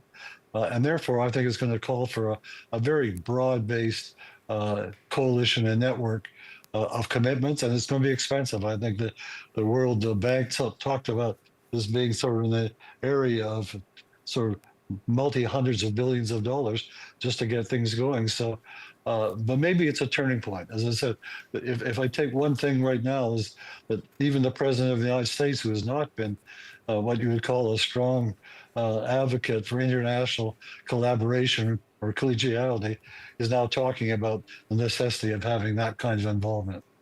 Now, Mr. Agsworthy, you brought up, of course, the point that Canada's Prime Minister is there at this peace summit in Sharm el-Sheikh right now as they discuss the future of Gaza. And what we've heard from Prime Minister Mark Carney leading up to this is that Canada, in a statement provided by the PMO, that Canada has committed more than $400 million in humanitarian and development assistance to address the crisis in Palestine. I'm wondering, You know, when you raise Canada taking on a role, what do you foresee? What could Canada do to this end when it comes to peacekeeping and stability?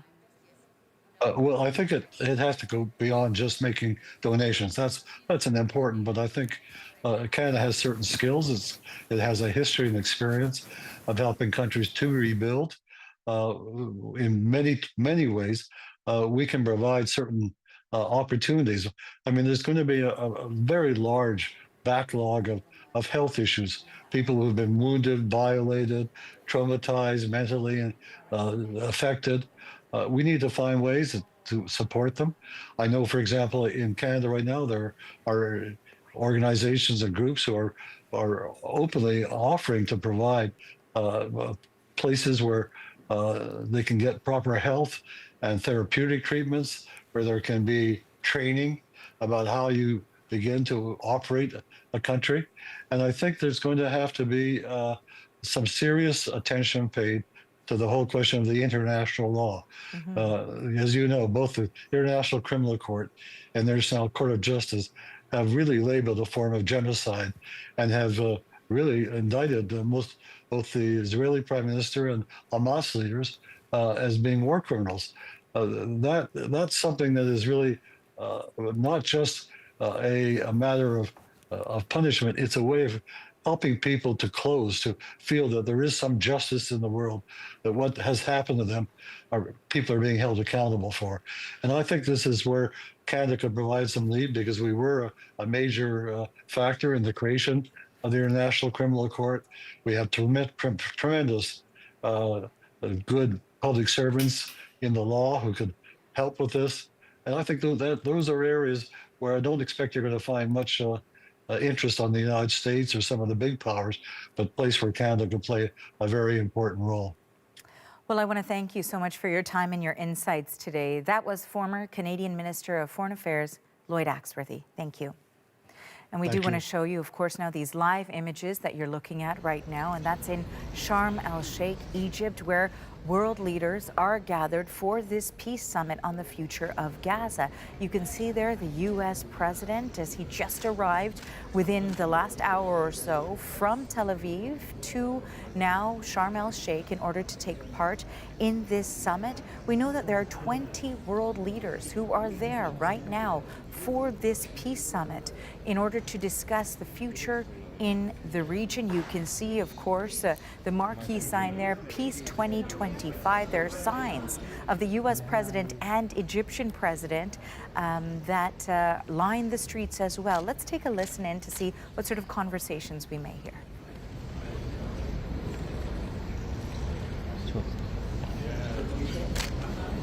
It's still peaceful. You don't want him to say that.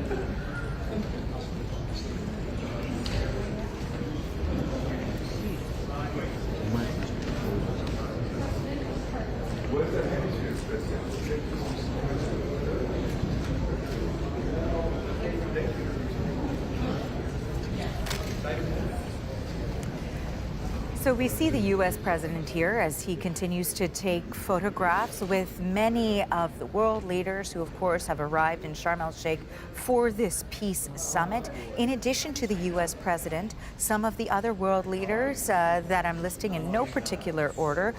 We know that there's the Turkish president who will be there. The UK's prime minister will also be there. Right now, you're looking at an image of Emmanuel Macron, of course, the leader of France, who is there and who has, of course, also offered to help in a pivotal way when it comes to building a sustainable future in the Middle East. Just pausing to hear if we can, to see if we can hear any of that conversation. As I mentioned, of course, many other leaders there, the Italian Prime Minister, the European Council President, as well is there. The Arab League Secretary General, Jordan's king, is also right now in Sharm el-Sheikh. We talked about Canada's Prime Minister being there too. All of these world leaders now say that they are very much focused on ensuring that the current ceasefire deal, which is held so far, we've seen the exchange of prisoners and the exchange of hostages as well. Hostages returned to families and loved ones. And Hundreds of Palestinian prisoners and detainees also returned to the region as well as part of the ceasefire deal, which continues to hold. Again, I'll pause so we can listen in.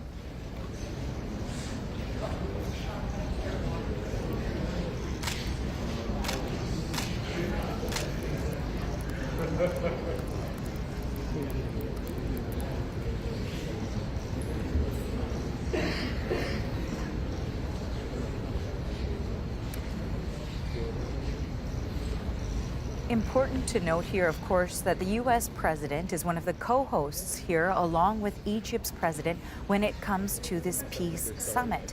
And the United States has played a really pivotal role in reaching this ceasefire agreement. Their relationship with Israel has been incredibly important, as well as we heard from the U.S. president earlier this hour, he says the relationship between Egypt's leader with the leader of Hamas has been important, because he says Hamas is a group that has a great deal of respect, according to the president, for Egypt and the Egyptian leader as well. Watching all of this with me now is also our Washington correspondent, Willie Lowry. So let's bring him in right now.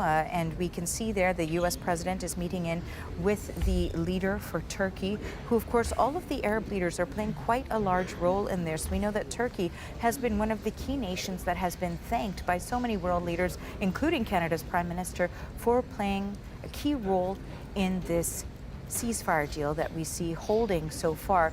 Willie, let's talk a little bit more about what we've heard from the president when it comes to the objectives for a peace plan.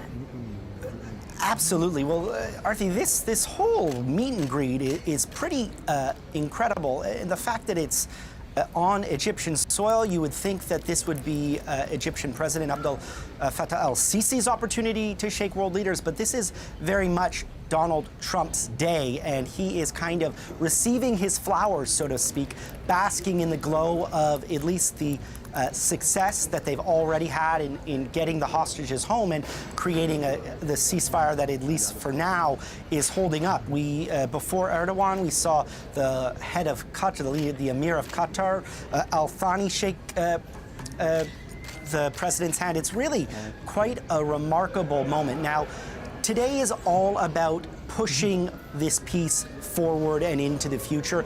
We have almost a who's who of world leaders in Sharm el-Sheikh. They're all there greeting Donald Trump, but they're also going to get down to business. And the president thinks that he has the right mixture of influence and money all here in Egypt to kind of create a lasting peace. We'll have to see, of course, if he's right. And of course, we made mention there that Canada's Prime Minister is also there. We anticipate that he will go up and greet the U.S. President as well. But an important person who you will not see at this peace summit is Benjamin Netanyahu, of course, the Israeli Prime Minister. He was invited. He has declined to come here. We know that many of the leaders here are very supportive of a two-state solution when it comes to the future of the region. And that is not something that Netanyahu has been supportive of. But earlier today, we know the U.S. president did meet with Benjamin Netanyahu in order to address, of course, the Israeli parliament as well. So, Willie, let's talk a little bit more about what we heard when Trump and Netanyahu met earlier today. Absolutely. Well, Prime Minister Netanyahu spoke first. He spoke at length and really praised President Donald Trump for willing this ceasefire and this hostage release into existence, repeatedly saying that Israel has no greater friend than the president, often using biblical references to refer to Israel's war in the Gaza Strip, to the president himself, and to the role that the hostages and that the military played in all of this. President Trump then spoke for 65 minutes. It was a long, meandering speech, really a classic Donald Trump speech, strayed from the topic at hand quite a bit. but really thanked his negotiating team profusely, especially Steve Witkoff, his longtime friend and the special envoy for the Middle East, and his son-in-law, Jared Kushner. Now, those two individuals are really believed to have been the driving force behind this 20-point peace plan and for the negotiations that took place in Sharm el-Sheikh that essentially brought this deal into existence. He also stressed at times the need and the important role that the Arab states played, and said that any future going forward would be built upon by the improved relationship between Israel and its Arab neighbors. And we're seeing really that play out in front of our screens, with a procession of Arab leaders shaking the president's hand, all essentially there to help create and ensure that this peace plan that the Trump administration came up with their buy-in, endures, and that it can last, and that a peace can be achieved in Gaza, that aid can flow back in, and eventually some sort of future governance can be established. And of course, we know that Donald Trump's relationship with many of these leaders has been crucial in these ongoing negotiations. An example of that, of course, we know was when there was pressure applied in order to have the Israeli Prime Minister apologize to Qatar for the attack there that targeted Hamas leadership as well. And it is something, of course, that Donald Trump has really leaned into in order to help apply pressure and secure this ceasefire deal as well. Again, some of the people who are attending this particular summit here today, who will be stepping up to take photographs with the U.S. president, who is only, as Willie, of course, emphasized there, the co-host of this summit. We're not seeing Egypt's president up here greeting all of these leaders as well, although we anticipate that, of course, those meetings have happened or are happening. We know Canada's Prime Minister Mark Carney arrived at 6 a.m. Eastern Time to Sharm el-Sheikh to be part of this as well. We know that Bahrain's king will be there, Kuwait's Prime Minister, the Indonesian President, the German Chancellor, the Greek Prime Minister is one of the leaders who we will see as well. And a major portion of this will be the international support and how critical that is in order to ensure that the ceasefire deal remains in place. And of course, when we're looking for stability within Gaza, that there will be these many international players who will aid in that. So Willie, what do we know of the role that we understand, of course, the U.S. will play to that end, but perhaps leaning in on these international parties as well? Absolutely. So I just want to go back to the screen. You know, we're seeing this really long procession of leaders shaking President Trump's hand. And one of the things that U.S. Secretary of State Marco Rubio said was the catalyst, the reason that this administration was able to get this deal across the finish line, was because of President Trump and, there's Keir Starmer, and his personal touch. Rubio said that he made more phone calls than we could ever have imagined, and often they were tough phone calls. But the president fancies himself a deal maker, and for him it's all about touch and feel. And you're seeing this play out on the world stage, how friendly he is with all of these people. But as for what role the U.S. will play going forward, it is certain to play a leading role. And Willie, I'll just get you to pause for one moment. Yes, absolutely. Canada's Prime Minister there. Let's take a moment.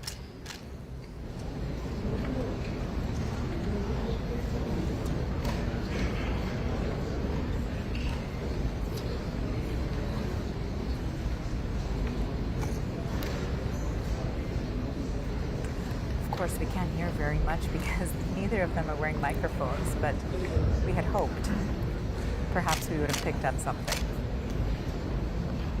Good job.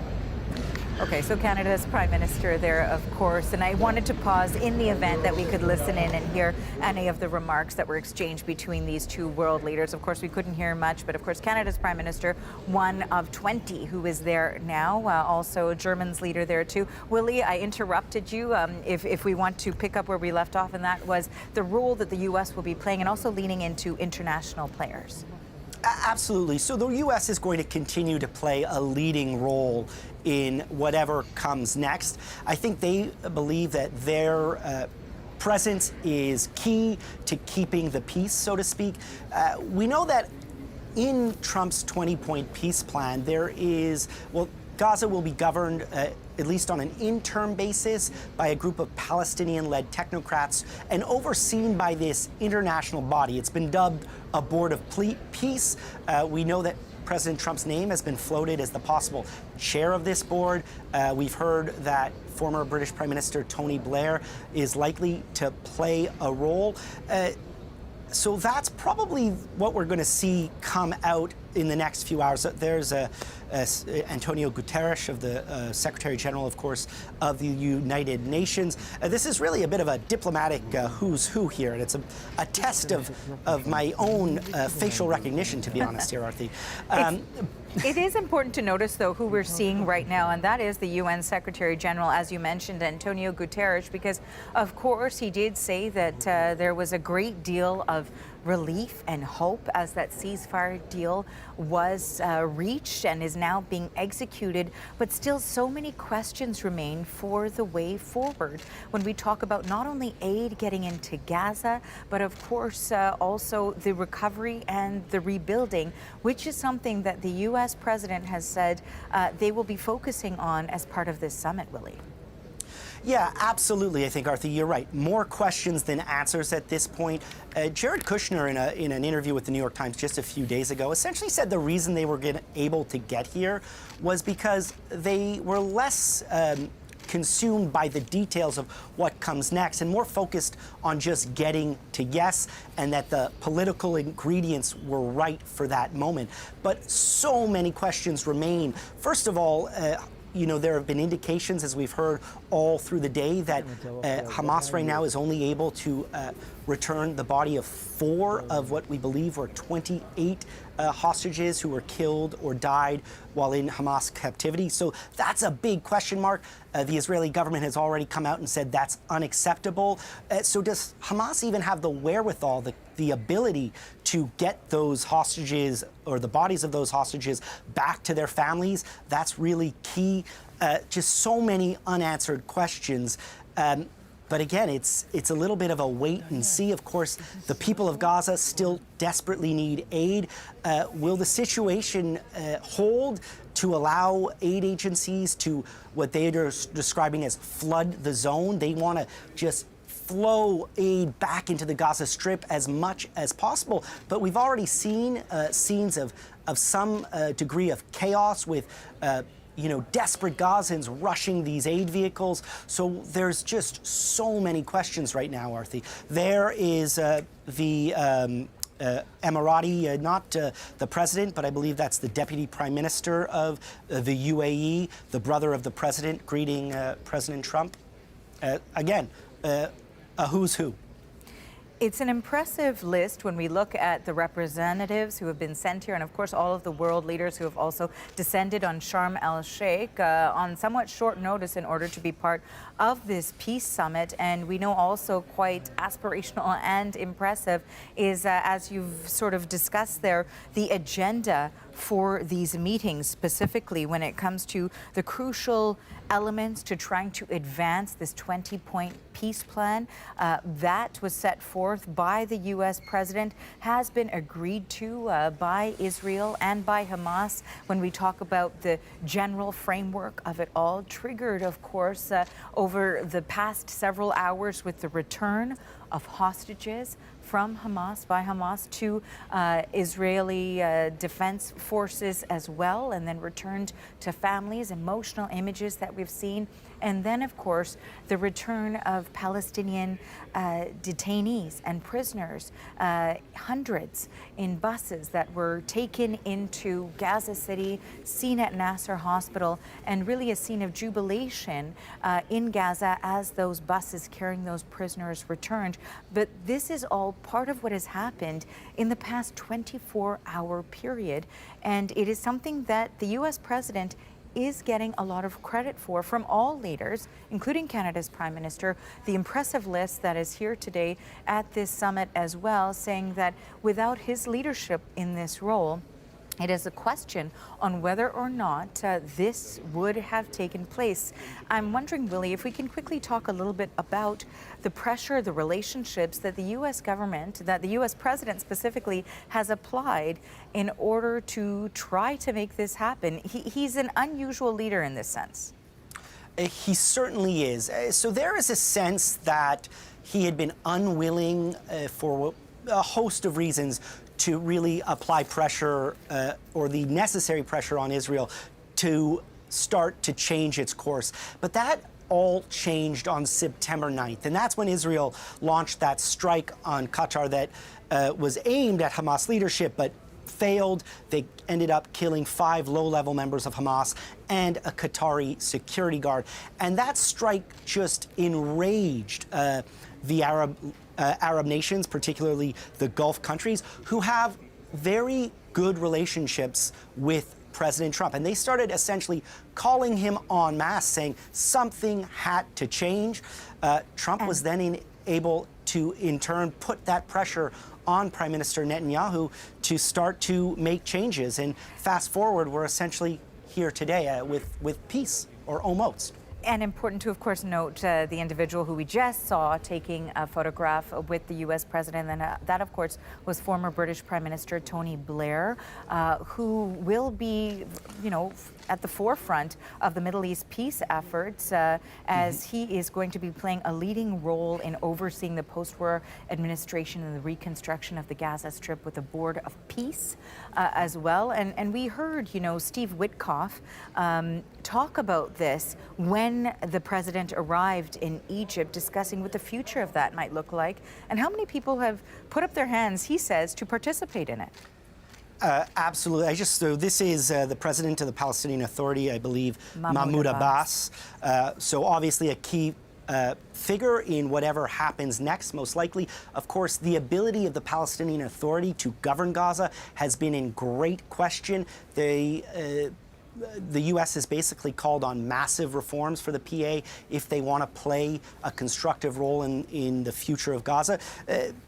Abbas, for his part, has said or has committed the PA to these reforms, but the U.S. has yet to kind of see what it wants to see out of them.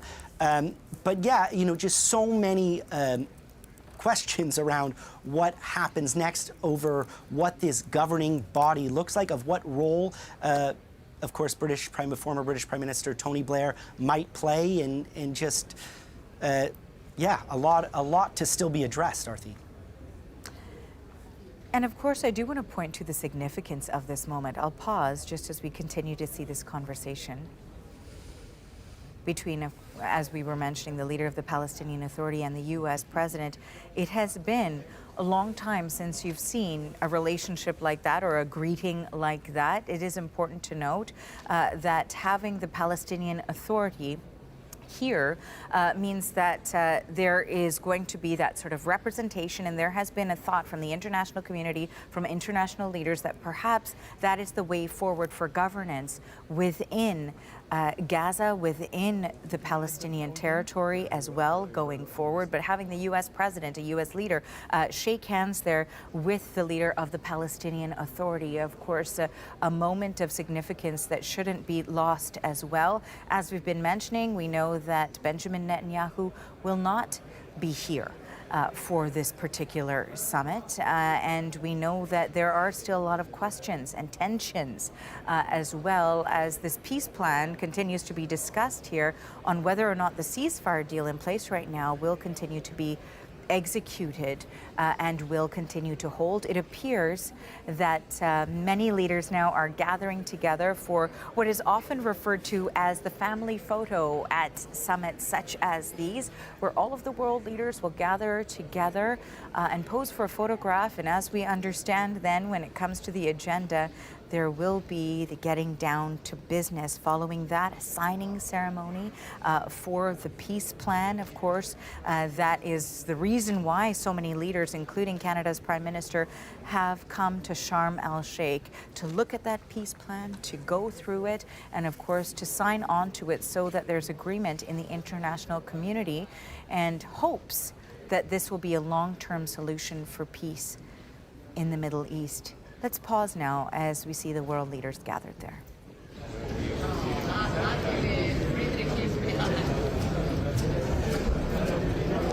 Hey, Florio. We can't see the people in the back row. We can't see the people in the back row. If they take a step down in the front, we can get them all. نزل كل دول ده بيطلب المستحيل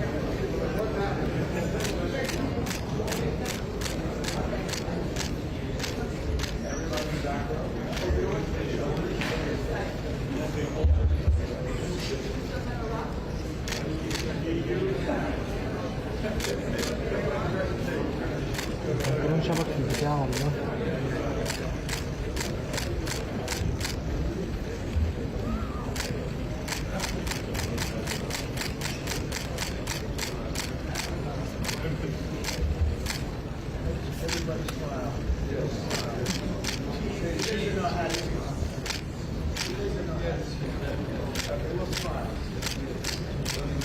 Just made a big deal today, so we'll smile.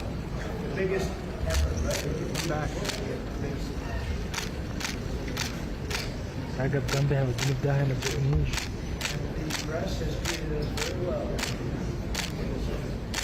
Everybody likes us. The press is actually treated us well. Thank you very much, everybody. Thank you.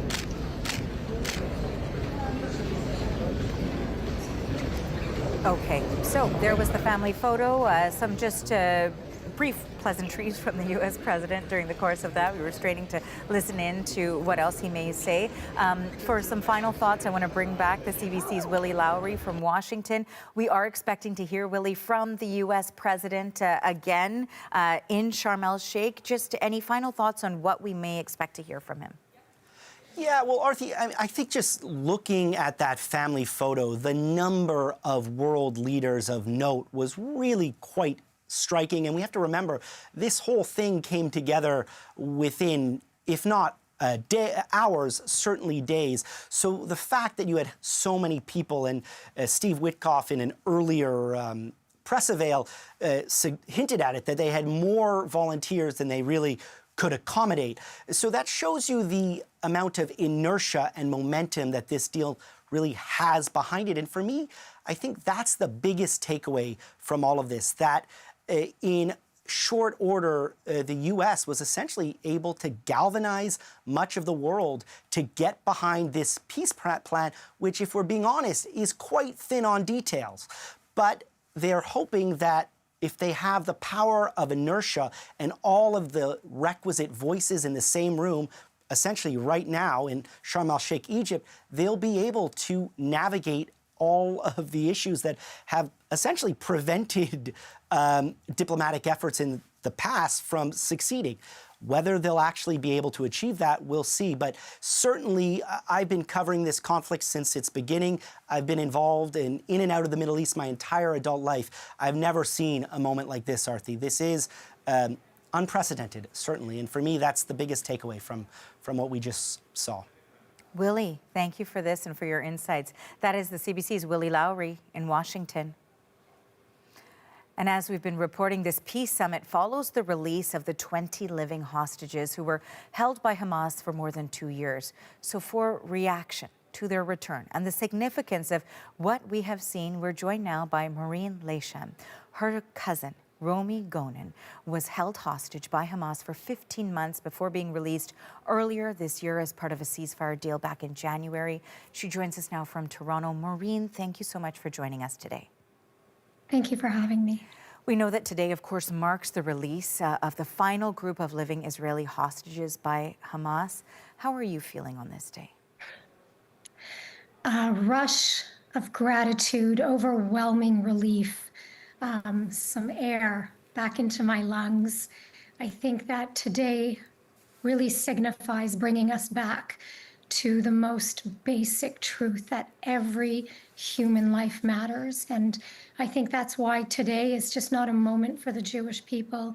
It's not a moment just for Israel. I think this is a moment of victory for all of humanity. We want to focus also on your cousin, Romy, who was held for 15 months. You've spoken before about the emotional toll that took, of course, on the entire family, yourself as well. How has your own journey through that experience shaped the way you're processing today's news? Well, I think myself, Romy included, and all of us, we are being surrounded right now by family and love, and we're all trying to absorb this day and this moment in our own way. This day definitely carries relief, but there are layers and layers of memory, of pain, of hope, of fragile hope. I don't think there's just one simple answer to this, but we're getting through it with each other. In terms of your hopes going forward now, of course, part of this, as you've discussed, the release of the hostages, so important to you and to your family as well. But what happens next? How much are you thinking about what happens next in the region? What are you hoping for? Well, I, of course, want peace, but peace isn't just a wish, it's a partnership, and it requires everyone involved to choose life over hate. I believe that Israel has shown time and time again that it's willing to make very, very painful compromises for peace. I think what's missing is a partner who values life the way we do. And until that changes, we remain hopeful. And our hope is to survive with our humanity intact. Many of the hostage families, of course, have a very unique and tragic thread that brings them together, and that is that they have experienced this, waiting for their loved ones, or hoping, praying, not knowing what the future may hold, the uncertainty of it all. I'm wondering, as you perhaps watched some of those images, what went through your mind of the way the families must be feeling today? Well, I can tell you that all the hostage families in Israel are all supporting one another. What went through my mind is Jewish people are built with this resilience in our bones. We don't need to be told how to endure. It's in our DNA. So when I look at hostage families, I just know that we will get through this. We will need space. We will need strength. We will need privacy. Healing takes time. That's for sure. No matter how resilient we are, we need time to mourn what has happened, what we've endured the past two years. But privacy is very much a vital part of this process. And we are survivors, and we have each other, and most importantly, we love and value life. I wanted to ask you if you've had a chance to connect with your cousin on how she might be feeling this day and just how she's doing overall since being returned in January. So, what Romy endured is beyond, I think, what most of us could even comprehend. She was shot in the arm on October 7th, and since her release, she's had 3 very long and excruciating surgeries. I can tell you that today she is safe, she is surrounded by love, she's receiving excellent care. She works to rebuild her spirit and her body. Romy's story is Romy's story, and when Romy is ready and willing to tell her story, she will. She has an incredibly powerful voice. Okay. Well, I want to thank you so much for the time and for your insights on this day. We know that it is a difficult one for so many of the families who have been through this, so we appreciate it. That was Maureen Lashem. She joined us today from Toronto. Thank you. And here is another look to Sharm el-Sheikh, a resort city in Egypt's Sinai Peninsula. That's where world leaders, including Canada's Prime Minister, are gathering this hour. We just saw all of those leaders gathered together for what is known as a family photo following a greeting with the U.S. President Donald Trump, who, of course, is one of the co-hosts of this peace summit that is taking place today. Now, this, of course, is just taking place hours after the release of Israeli hostages and the release of Palestinian prisoners as part of the Israel-Hamas ceasefire deal. Donald Trump spoke with his Egyptian counterpart ahead of the summit, and he was praising the leader for his role in helping carve out a path to peace in the region. Very important role and they had a very important role with Hamas. In fact, the general was right here, was very instrumental because Hamas respects this country and they respect the leadership of Egypt. So you played a very important role. I appreciate it very much. Now, while talking to reporters, Trump says he believes phase 2 of his 20-point peace plan is now underway after Hamas handed over all living hostages. The second phase includes Gaza's cleanup and reconstruction. That will be one of the key talking points at today's deal signing ceremony in Egypt. The summit aims to refine what a post-war Gaza can look like and who will play what role in the territory's future. The CBC's Tom Perry is in Egypt's capital, Cairo, and he says the steps ahead will be tricky. So much more that needs to be done, and presumably I think that's what we're going to see discussed, at least in a preliminary form, at this summit in Sharm el-Sheikh. So think about some of the plans that are part of this 20-point plan. There wants to be a new temporary form of governance for Gaza that does not involve Hamas. So they've got to come up with details for that. There's talk of establishing an international security force to bring some stability to Gaza, much needed stability to Gaza. So they got to work on that. And then, of course, moving forward, we've all seen the photos, the images coming out of Gaza. It's just absolute devastation. Gaza's got to be built from the rubble up. You heard Donald Trump talking about how you've got some of the wealthiest countries in the world gathered at Sharm el-Sheikh. So presumably he's going to be asking them for some kind of support to rebuild Gaza in the coming months, years, actually, after the devastation of the past 2 years. And of course, that leads us into the next question for you, Tom, and that is, of course, the discussions when it comes to rebuilding Gaza. We did hear from the Egyptian president, that, of course, part of this will be the execution. Part of these discussions will be the ongoing execution of the long-term peace plan. So what changes are we seeing on the ground in Gaza so far when it comes to following through on all the remaining phases? Well, honestly, from what we've been seeing out of Gaza since the ceasefire, well, the good news is that the Israeli bombardment has stopped, and so the people of Gaza are not living under threat of airstrikes and artillery and everything else that's been they've been under for the past 2 years. The bad news is we've seen, as I say, some aid getting in, but we've seen aid trucks swarmed because of just the dire needs in Gaza. So what's got to happen in the next little while is those aid shipments, they have to be dramatically increased. That's certainly what the UN, the World Food Program, humanitarian groups are saying, that if you're going to take away the need of Palestinian people to swarm these aid convoys, the way to do that is just to make sure that everyone gets the assistance that they need. Now, you're also seeing violence, some violence in Gaza between Palestinians, clans squaring off against Hamas. That's where that international stability force presumably would come into play. So you've got the immediate concerns, like right now, aid's got to get in, the violence has got to stop. You've got the medium term where you've got to get this international force of some kind to get in there, some kind of temporary governance. And in the long term, you've got this enormous rebuilding project. So maybe we're going to see the building blocks, the first steps toward that today. That's certainly what these leaders from around the world, including Mark Carney from Canada, are in Sharm el-Sheikh to talk about.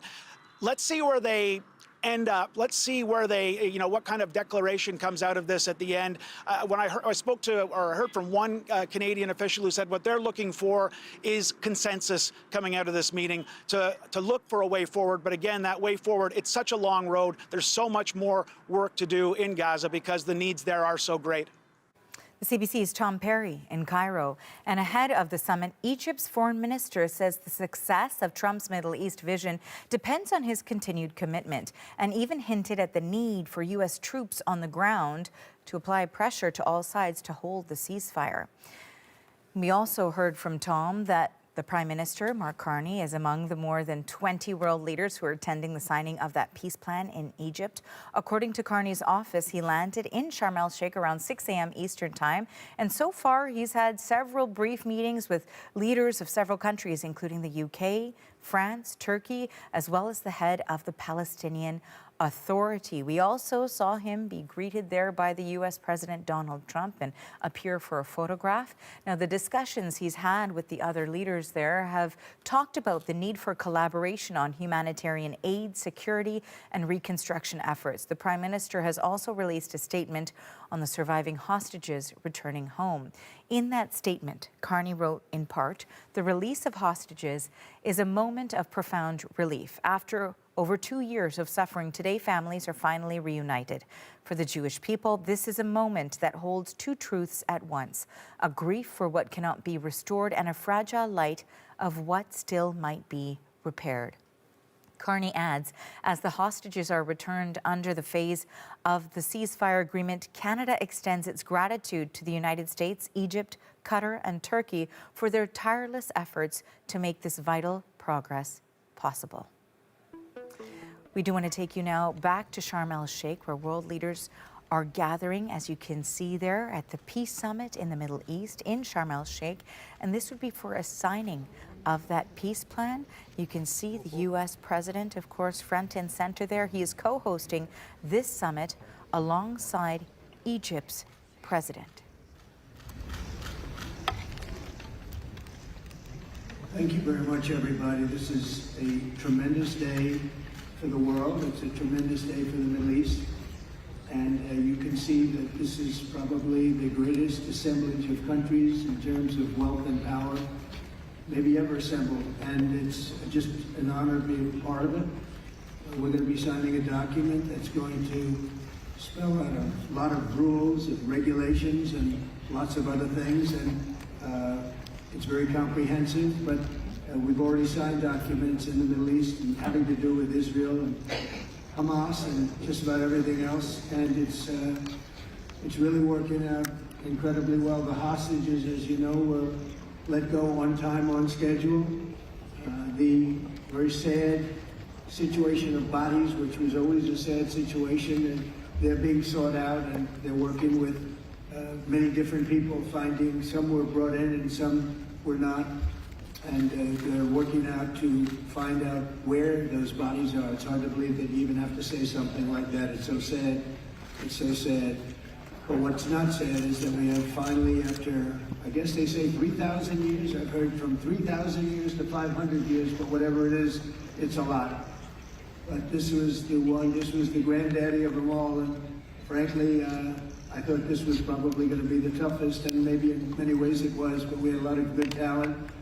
Steve Witkoff, Jared, and Marco, and Pete, and General Kane was so great. John Ratcliffe was incredible. We had an amazing array of talent, and we were helped by, in particular, the countries represented at this table. I will say, Tamim, you were fantastic, and your country is unbelievable, and I don't think they give you a fair shake. They talk about you as though you're not a nice person, and you happen to be a nice person. You happen to live in a little tough neighborhood. You're surrounded by everybody. And without you, this wouldn't have happened. And I just want to thank you very much. That's Qatar. And thank you. He's an amazing leader. And another man who's been a friend of mine for a long time, I don't know what it is. I like the tough people better than I like the soft, easy ones. I don't know what the hell that is. It's a personality problem, I suspect. But this gentleman from a place called Turkey has one of the most powerful armies actually in the world. It's much more powerful than he even lets known. If you look at some of the recent conflicts, he was at the top of them, and he was winning them, and he did win them. And he doesn't want any credits. He doesn't want anything. He just wants to be left alone. He's a tough cookie, but he's been my friend. And every time I've ever needed him, he's been there for me. So I just want to thank President Erdogan, Turkey. And NATO has a problem with him because he is difficult. They called me. They said, would you do me a favor? Could you speak to Erdogan? And I do. And he never fails us. Right, General? He never fails. He's amazing. So I just want to thank you for the friendship. It's great. Thank you very much. And then, of course, we have the host tonight, and I just want to thank you very much. There was a reason we chose Egypt, because you were very helpful. and very, very helpful. Everybody wanted to have this, but we really thought it was appropriate. And you are a great leader. You have very little crime. You have problems that other countries don't have. And of course, nothing's perfect, but the job you do is amazing, and I want to thank you. Another one, we've been my friend right from the beginning. During the campaign against crooked Hillary Clinton, have you heard of her? We were both downstairs waiting to go up to meet this gentleman who has a place called Egypt, the oldest civilization. They say 6,000 years. China is 5,000 years, but you're actually number one, 6,000 years. Can you believe it? But the oldest, they say, civilization. But so I went up to meet him first. And we like each other so much that she waited for about an hour and a half. And I think your meeting lasted about 2 minutes with her. So I always remembered that. But that was our first meeting. We had great chemistry together.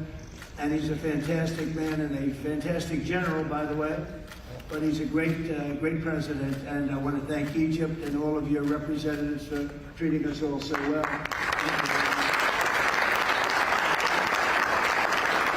So we're going to be signing, we're really representative of a whole group of nations, and they're sitting behind us, and you know most of them. I can tell you this guy's got so much money. They all have so much money. There's more money and power sitting behind us. I love that they're behind us.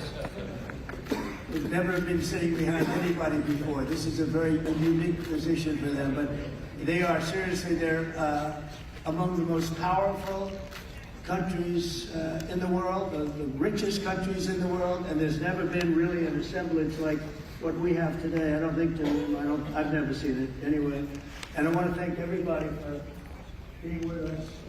Man, I just solved the war for him. Azerbaijan. Oh, did that do a good job? Where did you come take you here? There he is. Come on. You guys are still getting along, right? We fought for 32 years, and in about 1 hour we settled it, right?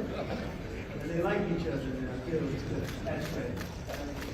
Well, I want to thank everybody for being here. We have Italy. She's a very strong ruler. She's doing a great job. You're doing a great job. Thank you very much. So many, but we're actually going to be making a speech after this, so this is just a very important signing, but we're doing a signing, then we're doing a speech, and then I may stay behind with the leaders just to talk about that, some things. I want to thank the media for you've been so respectful on this deal. You know the importance of the deal, and I really, it was so pleasant to watch. I was on the plane for quite a while listening to the various newscasts, and they were all fair. They were talking about how incredible this is. This is an incredible day for the world, let alone the Middle East. So I just wanted to thank the media. They really treated it with respect. I wish you could be like that on other things, but that's perhaps too much to ask for. But on this, tremendous, everybody feels the same. Just tremendous respect, and we appreciate it very much. Can we get the documents, please? Okay. You will sign right here. Okay.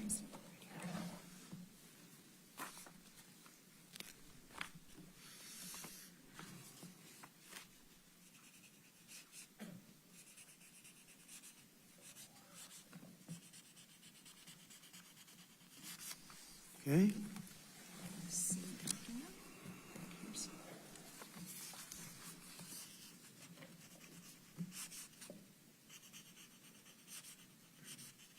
This took 3,000 years to get to this point. Can you believe it?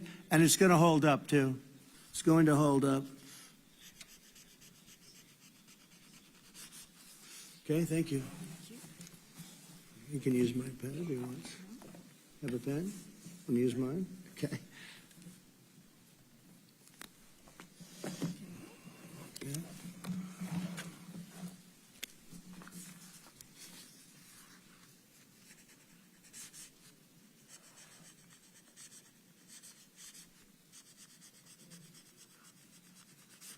Okay.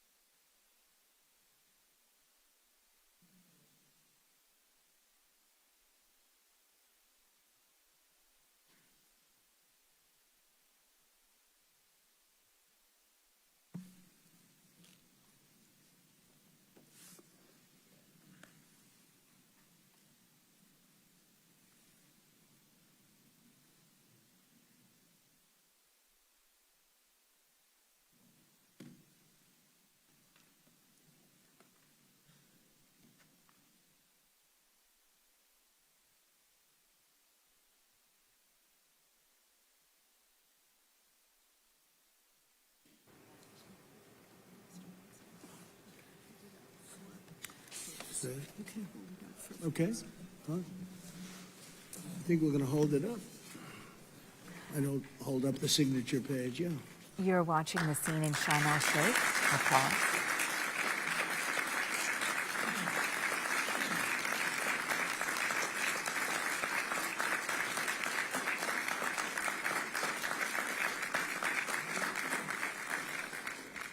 So we're going to go and I'm going to say a few words. We'll give you a little speech, and then we're going to meet with the leaders after that and spend a little time together without the media.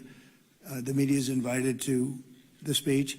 I just want to tell you the people behind me and some of the people in the room that are so helpful, but the people behind me are the greatest leaders, most powerful leaders, the richest leaders, frankly. Sometimes it's not politically correct to say that, but I'll say it, the richest in the world that the world has ever seen. And yet when you get to know them, I know every one of them in their own way, and I can say in particular some, because that's the way life works, but some of the greatest people you'll ever meet, and people that really care for their countries. And why this happened is they all came together and they wanted to get Gaza straightened out. They wanted to get the whole thing straightened out. It got to a point where it was just crazy. And once they got together and once we started talking, it went really, Tamim, it went smoothly. It went so smoothly. You were such a big help, but it went so smoothly that nobody can even believe it, that we're sitting here and getting this all certified out and all done. And everybody's happy about it. Everybody's happy about it, like I've never seen before, actually. I've done other deals and people don't care as much. Big deals, I think they're big deals, but this is something that's taken off like a rocket ship. And it did from the beginning, and I've heard for years, this is the biggest deal, it'll never happen. For years, long before I ran for office, that this is the Middle East. It's the biggest, most complicated deal. And also it's the place that could lead to tremendous problems like World War III. They always talked about World War III would start in the Middle East. And that's not going to happen. We don't want it to start anywhere, actually, but it's not going to happen. So I just want to thank everybody, and I'll see you in a little while. And in particular, thank you all. Thank you, Tamim. Mr. General, thank you very much. Thank you very much. Great job. Great job. Thank you very much, everybody. Thank you. Okay. We have been listening in to the U.S. president as he has been giving some remarks following, of course, the signing of a peace agreement, a peace plan, a peace framework for Gaza. This is at the Peace Summit in the Middle East. Donald Trump is one of the co-hosts alongside with the president of Egypt. In his remarks there, we know that we heard him talk a little bit about how unprecedented this is to have all of these world leaders, including, we know, Canada's Prime Minister is there, as well as leaders from European nations, from Arab nations as well, who have gathered in order to talk about the future of Gaza at this peace summit in Sharm el-Sheikh, Egypt, and of course accepting a framework that was put forward by the U.S. president. I do want to bring in the CBC's Willie Lowry, who's following along with me all day, really, as we've been covering, of course, the U.S. president as he traveled to Israel first to meet with hostage families, to address the Israeli parliament and meet with the prime minister there. But also, of course, one of the marquee events is this peace summit where he's meeting with so many world leaders. I want to touch on one of the last points that you made as we had our last conversation, and that is just how unprecedented this is. I think it's important to impress upon people just the significance of who is in that summit, who was there signing that particular document, and it is a historic moment. It absolutely is a historic moment, Arthi, and truly, in many ways, unprecedented. Just the optics of that signing, you had President Trump, the leader of Egypt, of Turkey, as well as the, I believe, foreign ministers of the UAE and Saudi Arabia. The fact that the Crown Prince of Saudi Arabia didn't come is I find an interesting point, as is the fact that the president of the UAE that he didn't come. That is interesting. He sent his brother instead.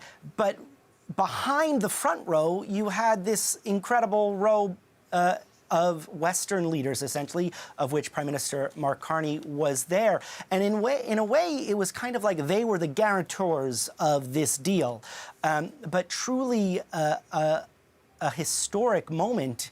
And, you know, the president said some interesting things. He called it the greatest assembly of wealth and power. You know, hard to say whether that's true or not, but there were a lot of big names on that stage, that's for sure. He also talked about how this deal had a momentum of its own. He called it a rocket ship that had taken off. To think that essentially a week ago, we did not have these pieces in place. Everything, Arthi, really coalesced with great speed. And now we're going to see where it goes from here. Absolutely. And as we heard, we know the president is going to be delivering another address, which of course we'll carry for you here on CBC News Network. Willie, thank you so much. That is the CBC's Willie Lowry reporting from Washington for us. We want to talk a little bit more about what's underway right now in Sharm el-Sheikh and what we've heard so far from the U.S. president. So to discuss all of that, joining me now is Nader Hashemi. He is a professor of Middle East politics at Georgetown University. He joins us now from Washington. Thank you for making time for us. Thank you for the invitation. You know, I was just discussing with our Washington correspondent the significance of all of these players gathering together in Sharm el-Sheikh and what that may mean for the future of peace in Gaza. What's your thoughts on that? Oh, I hate to be the bearer of bad news or to play the role of a skunk at a garden party, but unfortunately, a lot of this discussion about the meeting in Sharm el-Sheikh being historically unprecedented and what we're seeing today being a possibility for broader regional peace is, I think, a gross distortion of both the historical record on this conflict and what Trump's peace plan actually is all about. In terms of the historical unprecedented nature of what we're seeing today, there have been many American peace plans that we have witnessed before where world leaders have gathered together. Just to cite one example, it was in 1993 where Bill Clinton had this famous ceremony on the White House lawn where he brought together then Prime Minister Yitzhak Rabin and Yasser Arafat shaking hands, and they won the Nobel Peace Prize, and all these world leaders were gathered together. We can go back to Jimmy Carter. We can go back to George W. Bush, who had a major, meeting of world leaders in Madrid. All of those peace plans, I would argue, paved the way for October the 7th and brought us to this crisis moment today, largely because, number one, they've avoided steadfastly an international law framework for solving this conflict. And critically, they've ignored the roots of this crisis, the question of occupation and the denial of the rights of the Palestinians to statehood. Just to cite one example that sort of highlights the point I'm trying to make is that this peace plan that Donald Trump is touting as being the best peace plan in thousands of years was a peace plan that was put together where one of the two parties to the conflict, the Palestinians, had no voice in contributing to the peace plan. Not even the pro-Western Palestinian faction in Ramallah was consulted over the details of the peace plan. It was largely an Israeli peace plan that was drawn up with the Trump administration and input from Arab dictators. And now this is being presented as a historic breakthrough.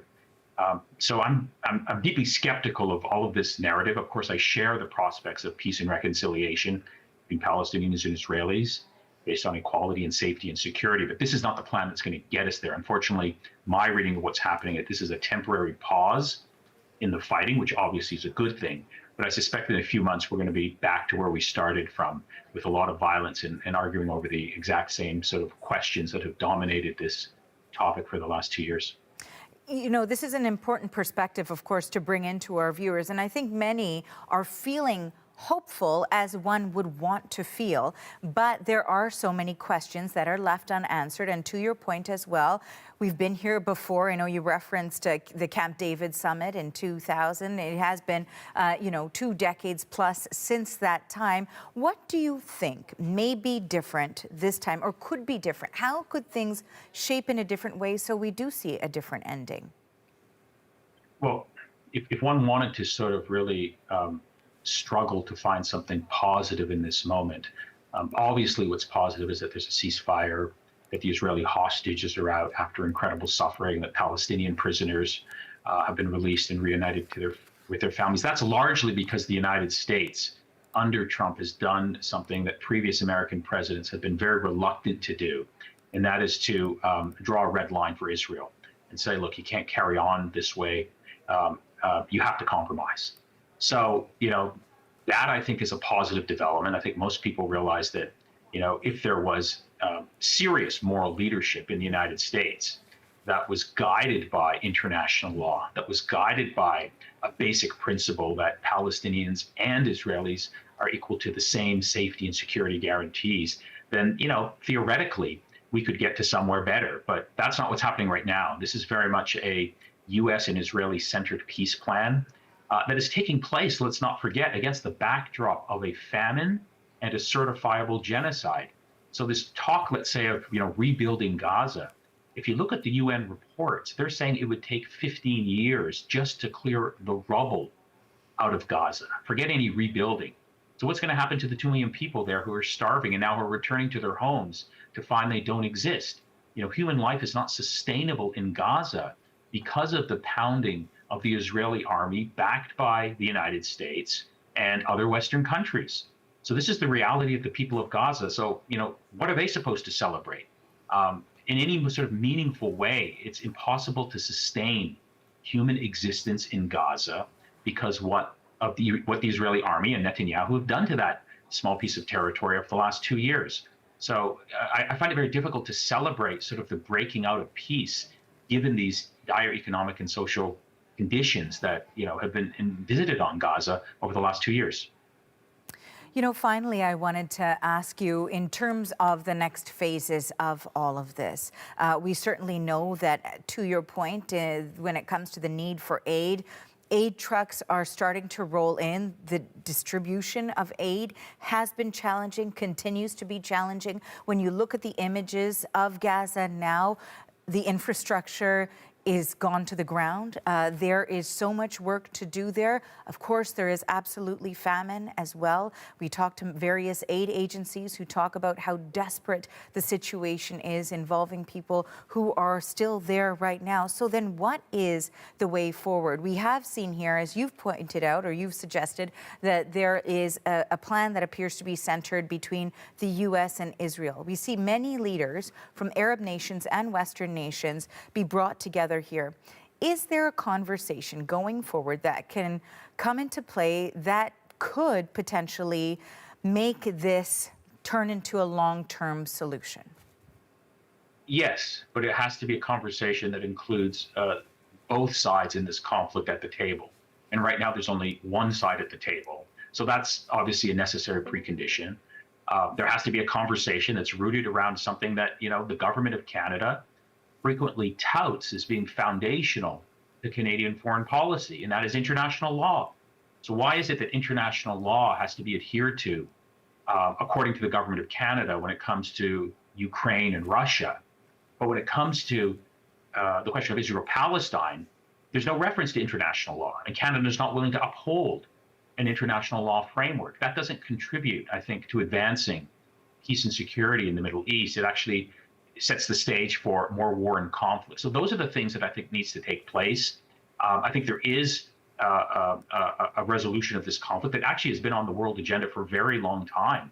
The Palestinians back in 1988 recognized a two-state settlement. No Israeli government has done so. And the United States backs Israel, and Canada and other European countries refuse to join the international consensus and to sort of lead the world community to solve this conflict within an international law framework. And so we're stuck in this cycle. I think that's what has to change. So that's the advice that I would give to anyone who seriously wanted to have a conversation about how we can move this horrific conflict in a better direction. A lot of insightful thoughts there. Thank you so much for your time today. Thank you. That was Professor of Middle East and Politics at Georgetown University, Nader Hashemi. Thanks.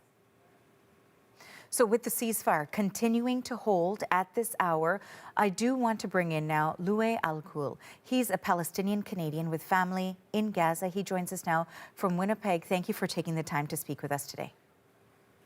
Good afternoon, Archie. We know that today has been such an emotional day for so many in the region. Just start by telling me how you're feeling today. Well, it's mixed feeling. I'm very happy for the ceasefire to have happened. I don't think this is a peace agreement. I think it's just a ceasefire that we've seen in the past. But I'm very, very thankful for it to happen because it allowed Palestinians in Gaza and my family as well to have a breather, some aid coming in to eat and deal with necessary things like medications and so on. But when I was talking to them the day before yesterday, when this peace talk was undertaken, I could hear bombing happening in the background of them, and so it wasn't really very hopeful. Like yesterday, there was an assassination of a journalist, a very famous Palestinian journalist, by Israeli militias and army. So I'm very for peace, and I'm very thankful that the hostages, the Palestinian hostages and prisoners are being released, and the Israeli prisoners and hostages are being released. This is wonderful news, a great step towards a peaceful solution. But I'm not faithful. I don't trust Netanyahu or his government. They're the same people. They're the same faces that call Palestinians human animals. Destroyed more than 80% of the infrastructure in Gaza. Publicly announced that they're gonna empty Gaza of Palestinians and so on. So the people in Palestine, in Gaza in particular, when I talk to them, they're happy that the bombing has stopped and the killing has stopped, but they're not very hopeful of a long-term solution because they were not even consulted to be on the table of this peace talk or this peace agreement. And today we see the leaders gathering in Egypt, but Netanyahu is missing. Mm-hmm. So it's really, it seems to me today that I'm very happy that the bombing has stopped, but it doesn't seem like it's going to be an everlasting peace, although I truly hope that I'm wrong. You know, to the point, of course, you've discussed just how emotional this all has been for you. You've lost 139 members of your family over the past 2 years during the course of this conflict. I'm wondering what sort of conversations you may have had with your relatives who have survived, who are still in the region, on how they are doing on this day as aid trucks are starting to go in and as that process, as you say, the reprieve from the bombing is present. You're right. We've lost 139. There is hundreds who are unaccounted for. We believe there might be still under the rebels. I've lost my uncle, my aunt from my dad's side, and many close people to me in this last 2 years. I myself had a heart attack about a year and a half ago from staying up late and other things as well. I don't think it's only because of that, but the stress has been unbelievable, but it's nothing compared to what the people in Gaza and Palestine are going through. They are relieved, as I said, to have this break for now. People don't understand that there is a double standard happening here, a big double standard. When they say the war between Israel and Gaza, that's absolutely not true. There is no war. There's an occupation that has started in 1948. It continued to be on. There was resistance before even Israel existed against the British who were occupying Palestine and against the Israeli government in 1948, before Hamas was even created. Resistance has been there and it's going to continue to be there until peace and justice is served to people. All Israel have to do to continue to survive is to treat everybody equally, regardless of their ethnicity or religion or color. Just treat them equally, regardless if they are Palestinians or Israelis. And we're not going to have what we're having here today, but we as Palestinians came to the table with open hands as Yasser Arafat and Rabin. And as soon as that happened, you know what happened? As the analysis say, the supporters of what now is considered to be the Netanyahu government were responsible for, or maybe responsible for, assassinating Rabin, the peacemaker at that time. It's just the last peace talk that we all were very hopeful for. The world were all supporting, and they met in Qatar to try to support it. Israel invaded another country and bombed the peacemakers in Qatar. And when I say Israel, I mean the Israeli government, because I want to make a very clear distinction that there are great people in Israel, a lot of good people in Israel who are not supporting Netanyahu and its government. They are against this. And there are a lot of Jewish people around the world who are not even supporting what's happening. So there's always, unfortunately, a brush that gets painted by a group of people. And I want to make sure that everybody knows that when I was in Israel in 2010, I witnessed people, Israeli citizens from Jewish faith, standing up in the street, holding signs against the wall that was being built by the government at that time. They were supporting the freedom for the Palestinians and much more. So when I'm talking about extremists in the Netanyahu government, I'm talking about the cabin, Netanyahu himself and his cabin. And I cannot see how the same person who was just weeks ago was making announcements about displacing the Palestinian people, ethnically cleansing Gaza from the Palestinian people, is now agreeing to a peace, unless he's really pressured by the world and a strong stand is taken against him. And I hope that the pressure that's being put by President Trump and the world leaders is going to be enough to hold Netanyahu and his cabinet from continuing to on this genocide that has been going on for 2 years in the eyes of the world. Mr. Al Ghul, you've laid out a lot there for people to consider. Thank you so much for joining us today. Thank you for having me. That is Louis Al Ghul. He is a Palestinian Canadian and he has family in Gaza. And of course, you're looking at the scene on your screen as well in Sharm el-Sheikh, where we know world leaders are gathering. They've signed a peace agreement and they are waiting to hear from the U.S. president, who is set to deliver an address. We'll bring that to you once it gets underway. Meanwhile, in Montreal, family and friends are holding a commemoration for Alex Luke. He was killed during the October 7th Hamas attacks in 2023. As you might imagine, those in attendance are watching the events in the Middle East very closely. The CBC's Gloria Enriquez joins us now with more. So Gloria, those who came out to the event said today's event takes on a different meaning. Yes, it does take a different meaning for the people I talk to, and you can see the tree. There's a tree right behind me where white ribbons are hanging. The mother of Alex Luke told me that those ribbons were originally the color yellow while they were advocating for the release of the hostages. And then when they learned that the hostages were going to be able to come back home, they changed the color to white, representing the light coming in after darkness and, of course, hope. And while Alex won't be able to return home, Raquel, his mother, says that she feels joyful for the families that are able to reunite with their loved ones after 2 years. Now, for the event, people came in wrapped in their Israeli flags. I saw also someone carrying an olive branch representing peace. As you mentioned, Alexander Luke died on October 7. He attended the Nova Festival, music festival. He was hiding in a bunker when he was killed. His mother says that he died protecting others. Now, Raquel Luke says that this commemoration was supposed to take place on October 7th, the day where her son and many others died, but things kept happening and they ended up having to push it to today, October 13, long before they knew that the hostages would be going back home. So, of course, she believes that this was meant to be. Gloria, thank you for this. That is the CBC's Gloria Enriquez reporting. From there, we want to take you now back to Sharm el-Sheikh, where, as you can see, we are standing by to hear from leaders as they address those who are present at this summit. We know that Egypt's president is speaking. He's one of the co-hosts, of course, for this summit. Following that, we will hear from the U.S. President, Donald Trump.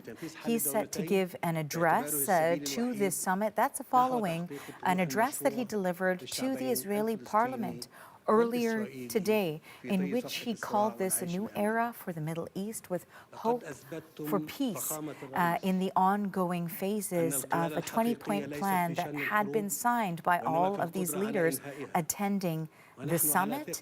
And after signing that agreement, we know we're waiting to hear from the U.S. President, so we will bring that to you live once it gets underway.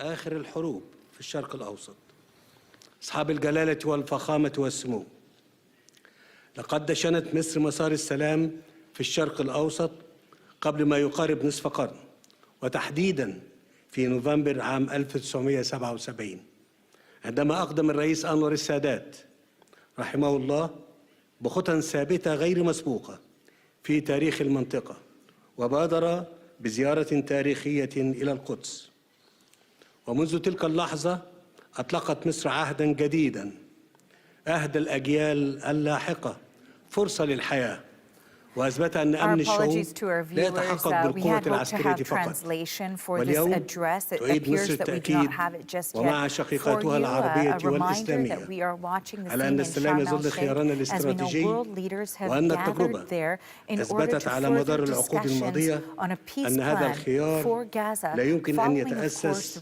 إلا على العدالة والمساواة في الحقوق. Right now, we know that hostages have been returned to families in Israel. Palestinian prisoners and detainees have also returned to Gaza.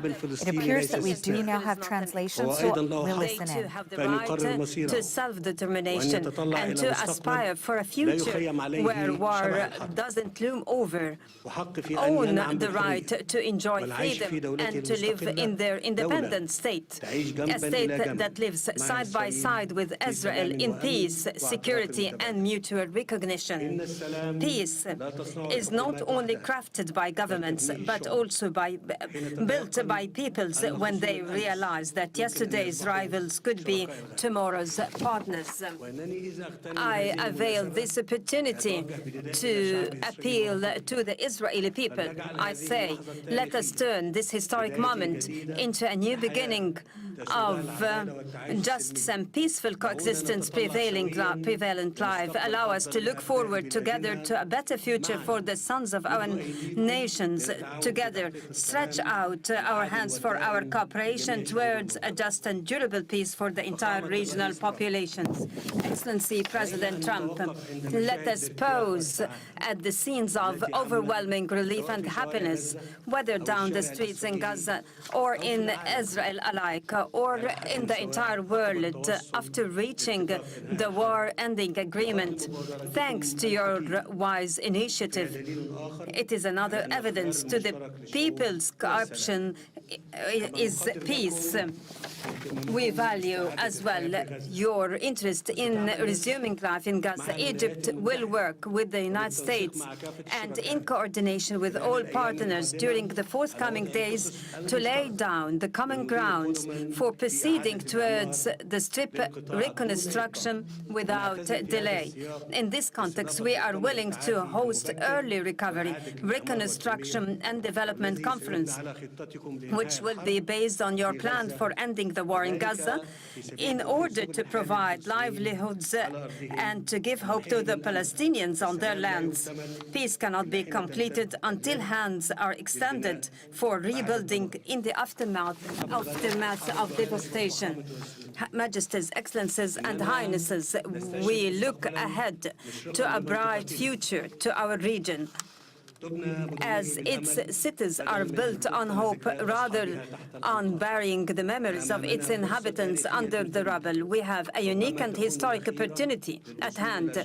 It might be the last to come to a Middle East free from whatever menacing its stability and progress, a Middle East where its populations relish peace and decent existence within its secured borders and safeguarded rights, a Middle East that is invincible to terrorism and and radicalization, a Middle East free from mass destructive weapons. This is the very new Middle East that Egypt envisions to be embedded in collaboration with regional and international partners.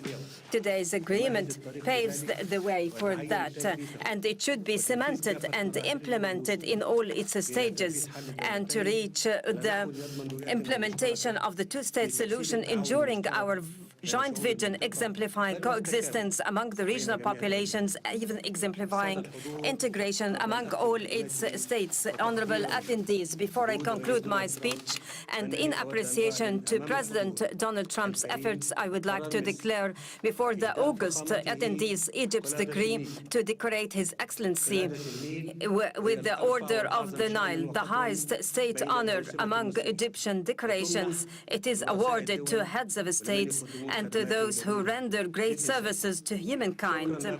Thank you all.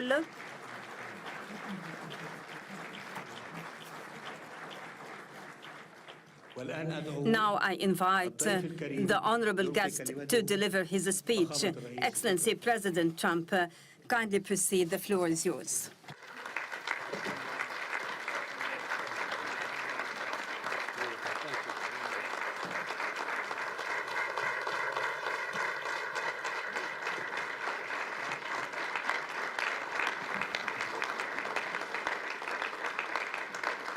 Well, thank you very much, and that was a great honor. I appreciate it very much, Mr. President. Mr. General, Mr. President, great General, great President, thank you very much. This is the day that people across the region and around the world have been working, striving, hoping, and praying for. They have done things over the last month that I think were really unthinkable. Nobody thought this could happen. With the historic agreement we've just signed, those prayers of millions have finally been answered. As you know, the hostages have been returned, and further work goes on having to do with the, sadly to say, bodies. Together we've achieved what everybody said was impossible. At long last, we have peace in the Middle East, and it's a very simple expression, peace in the Middle East, and we've heard it for many years, but nobody thought it could ever get there, and now we're there. I want to congratulate everybody sitting in these first few rows and standing behind me. I don't know why they chose to stand, but I promise I'll make it short, okay? We are not going to keep you standing for long. These are great leaders.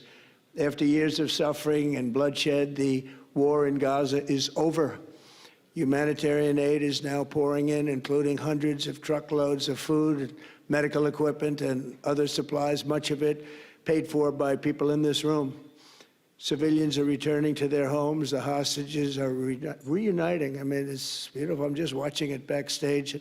The level of love and sorrow, I've never seen anything like it. It's amazing when you see they haven't seen their mother, their father. They haven't seen them in such a long time, and they lived in a tunnel, a very little tunnel, very deep. And the level of love is just incredible. It's a beautiful thing to see. It's, in one sense, it's so horrible that it could have taken place, but in another sense, it's so beautiful to see a new and beautiful day is rising, and now the rebuilding begins. The rebuilding is maybe going to be the easiest part. I think we've done a lot of the hardest part, because the rest comes together. We all know how to rebuild, and we know how to build better than anybody in the world. I want to express my tremendous gratitude to the Arab and Muslim nations who helped make this incredible breakthrough possible. And you really did. To President el-Sisi of Egypt, who is so generously hosting us today. And I want to thank you for the outstanding job your country is doing in so many different ways, and for helping us so much with this peace agreement. I also want to thank the President for the escort of 6 fighter jets. Oh, we looked out the window, we said, I hope they're friendly, and they turned out to be very friendly. But we had 3 on each side, and they are beauties right out of the great, really American manufacturing hub. We make the greatest military equipment in the world. We have the strongest military in the world by far. And I knew exactly what those planes were, and I knew exactly how much you paid for those planes, too. You paid a lot, but you got a pretty good deal. And they are great planes, and we just appreciate it. That was quite an escort in. It was very impressive. But Air Force One was really, it was covered with Egyptian desert just a few months ago. If you think about it, just a few months ago it was Egyptian desert, and now it was just a few feet off our window. And it was a spectacular sight, and I appreciate it very much. Really, that was pretty good. You got our people by surprise. I don't know if they were thrilled right at the beginning, but they were thrilled as we sailed along very, very calmly and safely. And I'm deeply honored to receive from you, Egypt's highest state honor, the Order of the Nile. The Nile is so beautiful, so magnificent. It's such a beautiful title, the Order of the Nile. Thank you very much, Mr. President. Appreciate it. Great honor. I also want to give a very special thanks to the Emir of Qatar, a man who's outstanding. He's been a friend of mine for a long time, long before politics, and he's a fantastically respected man. His Highness Sheikh Tamim is respected by everybody. He's respected by everybody and in the most positive way, not only because of power, because of his heart. He's got a tremendous heart, and he's a great leader, and his country loves him. Thank you very much for being here. It's an honor. Let me also express our condolences to the Qataris on the tragic car crash that claimed the lives of your cherished diplomats, some of whom were known by our people, and they were supposed to be incredible people. So please extend our sorrow and best wishes. That was tough. That was really tough. On this extraordinary occasion, I also want to give our sincere thanks to President Erdogan of Turkey. He's always there when I need him. He's such a tough guy. He is tough as you can be, but we love him. And when they have a problem with you, they always call me to handle it. And usually I come through. We just have a good relationship, but we have from the beginning. And so I want to thank you very much and say hello to your wife, your beautiful wife. And it's great to be with you. Always there. When I need him, he's always there. Thank you very much, Mr. President. And I also want to thank, I just spoke to him on the phone, His Royal Highness Crown Prince Mohammed, Saudi Arabia, special friend of mine. Boy, he's come so long and so far, and he's doing a fantastic job for his country. And I want to just thank him. And His Highness Sheikh Mohammed of the United Arab Emirates is here. Where? He's here someplace. Well, oh, he's not here, but he's here in spirit, I can tell you that. And he's been another one. He's been absolutely incredible, and we appreciate it very much. And His Majesty King Abdullah of Jordan, and thank you very much, King Abdul of Jordan. He's here. Thank you. Thank you. Thank you very much. And you really have been a great helper. We appreciate it. Appreciate it. Prime Minister Sharif of Pakistan, and also I have to say my favorite field marshal from Pakistan, who's not here, but the Prime Minister is here, and you're going to give his regards. Where are you? There you go. Thank you very much. Do you want to say what you said to me the other day? Come, would you like to say what you said the other day? I think it was so nice. Please. Thank you very much, my dear President Trump, my dear brother President Faisal Sisi of Egypt, Majesties, Highnesses, Excellencies, ladies and gentlemen, Assalamu alaikum, and a very good evening. Well, I would say today is one of the greatest days in contemporary history, because peace has been achieved after untiring efforts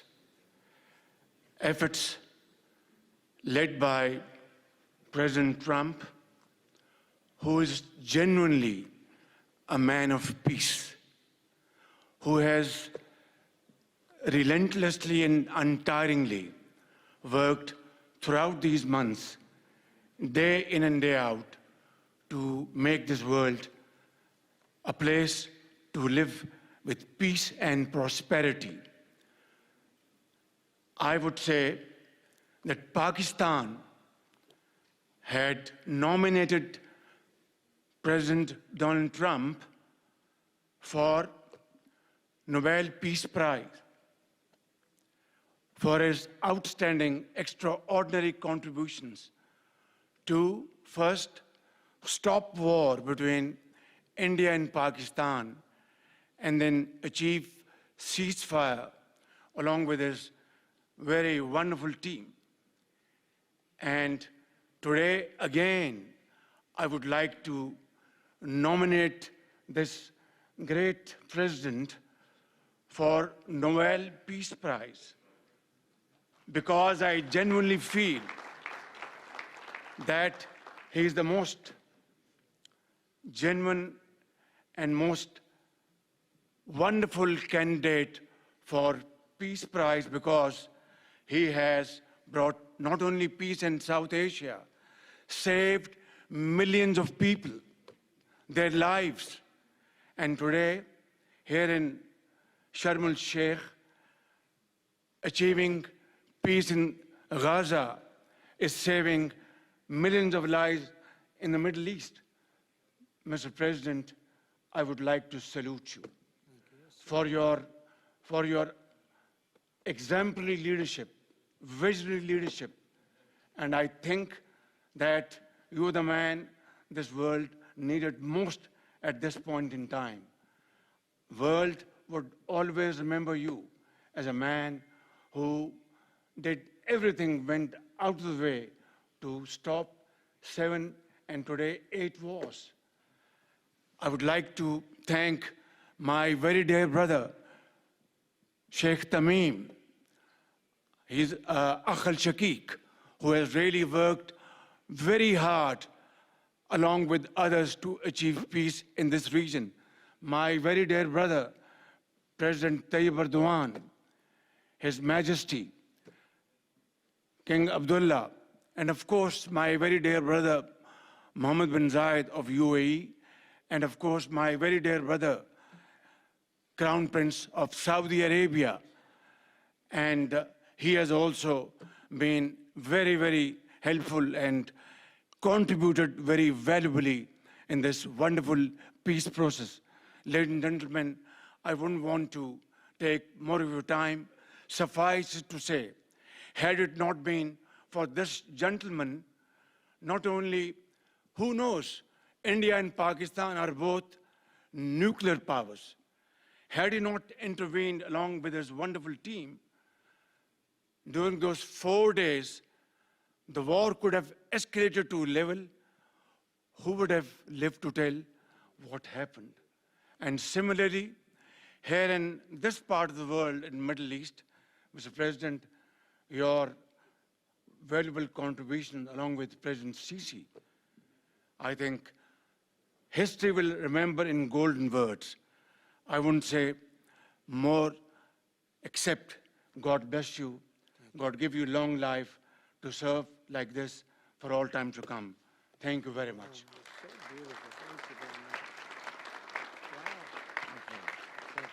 Very kind. Thank you. Wow, I didn't expect that. Let's go home. There's nothing more I have to say. Goodbye, everybody. That was really beautiful and beautifully delivered. Wow, thank you very much. Also with us is President Prabowo, a very incredible man of Indonesia. President, come in.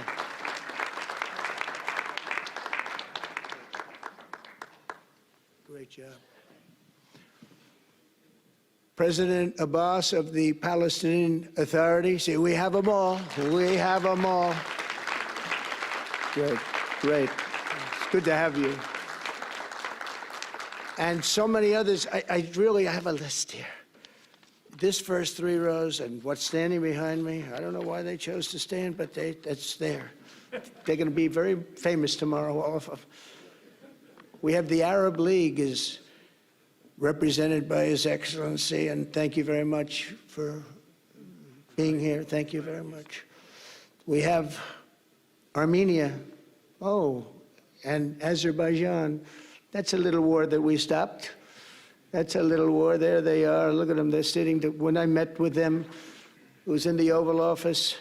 They fought for like 31 years or some crazy number.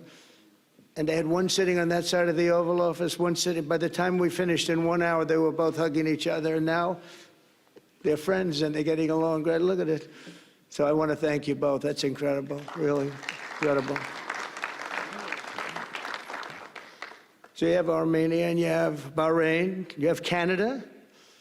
It's so great to have, in fact, the president called and he wanted to know if it's worthwhile. He knew exactly what it was. He knew the importance. Where's Canada, by the way? Where are you? Where are you? He knew the importance of this. He said, I want to be there.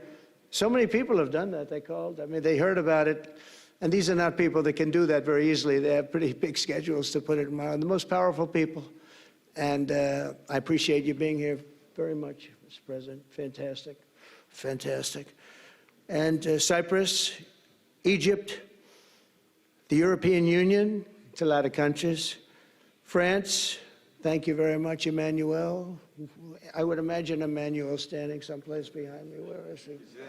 I can't believe it. You're taking a low-key approach today. He's my friend. That's great. Good job. Thank you very much, Emmanuel. Germany, the new Chancellor of Germany he's easy to spot because he's very tall and he's very smart and he's doing a fantastic job for his country. Appreciate it very much. And congratulations, a big election. That was a big one. That was going to change things. Greece, we have Greece. We have Hungary. Oh, Victor, where is Victor? Victor. We love Victor. Victor, I call him. You know, I put the little accent on it. You are fantastic, all right? I know a lot of people don't agree with me, but I'm the only one that matters. You are fantastic. He's a great leader. I endorsed him the last election he had, and he won by 28 points. So you're going to do even better this time.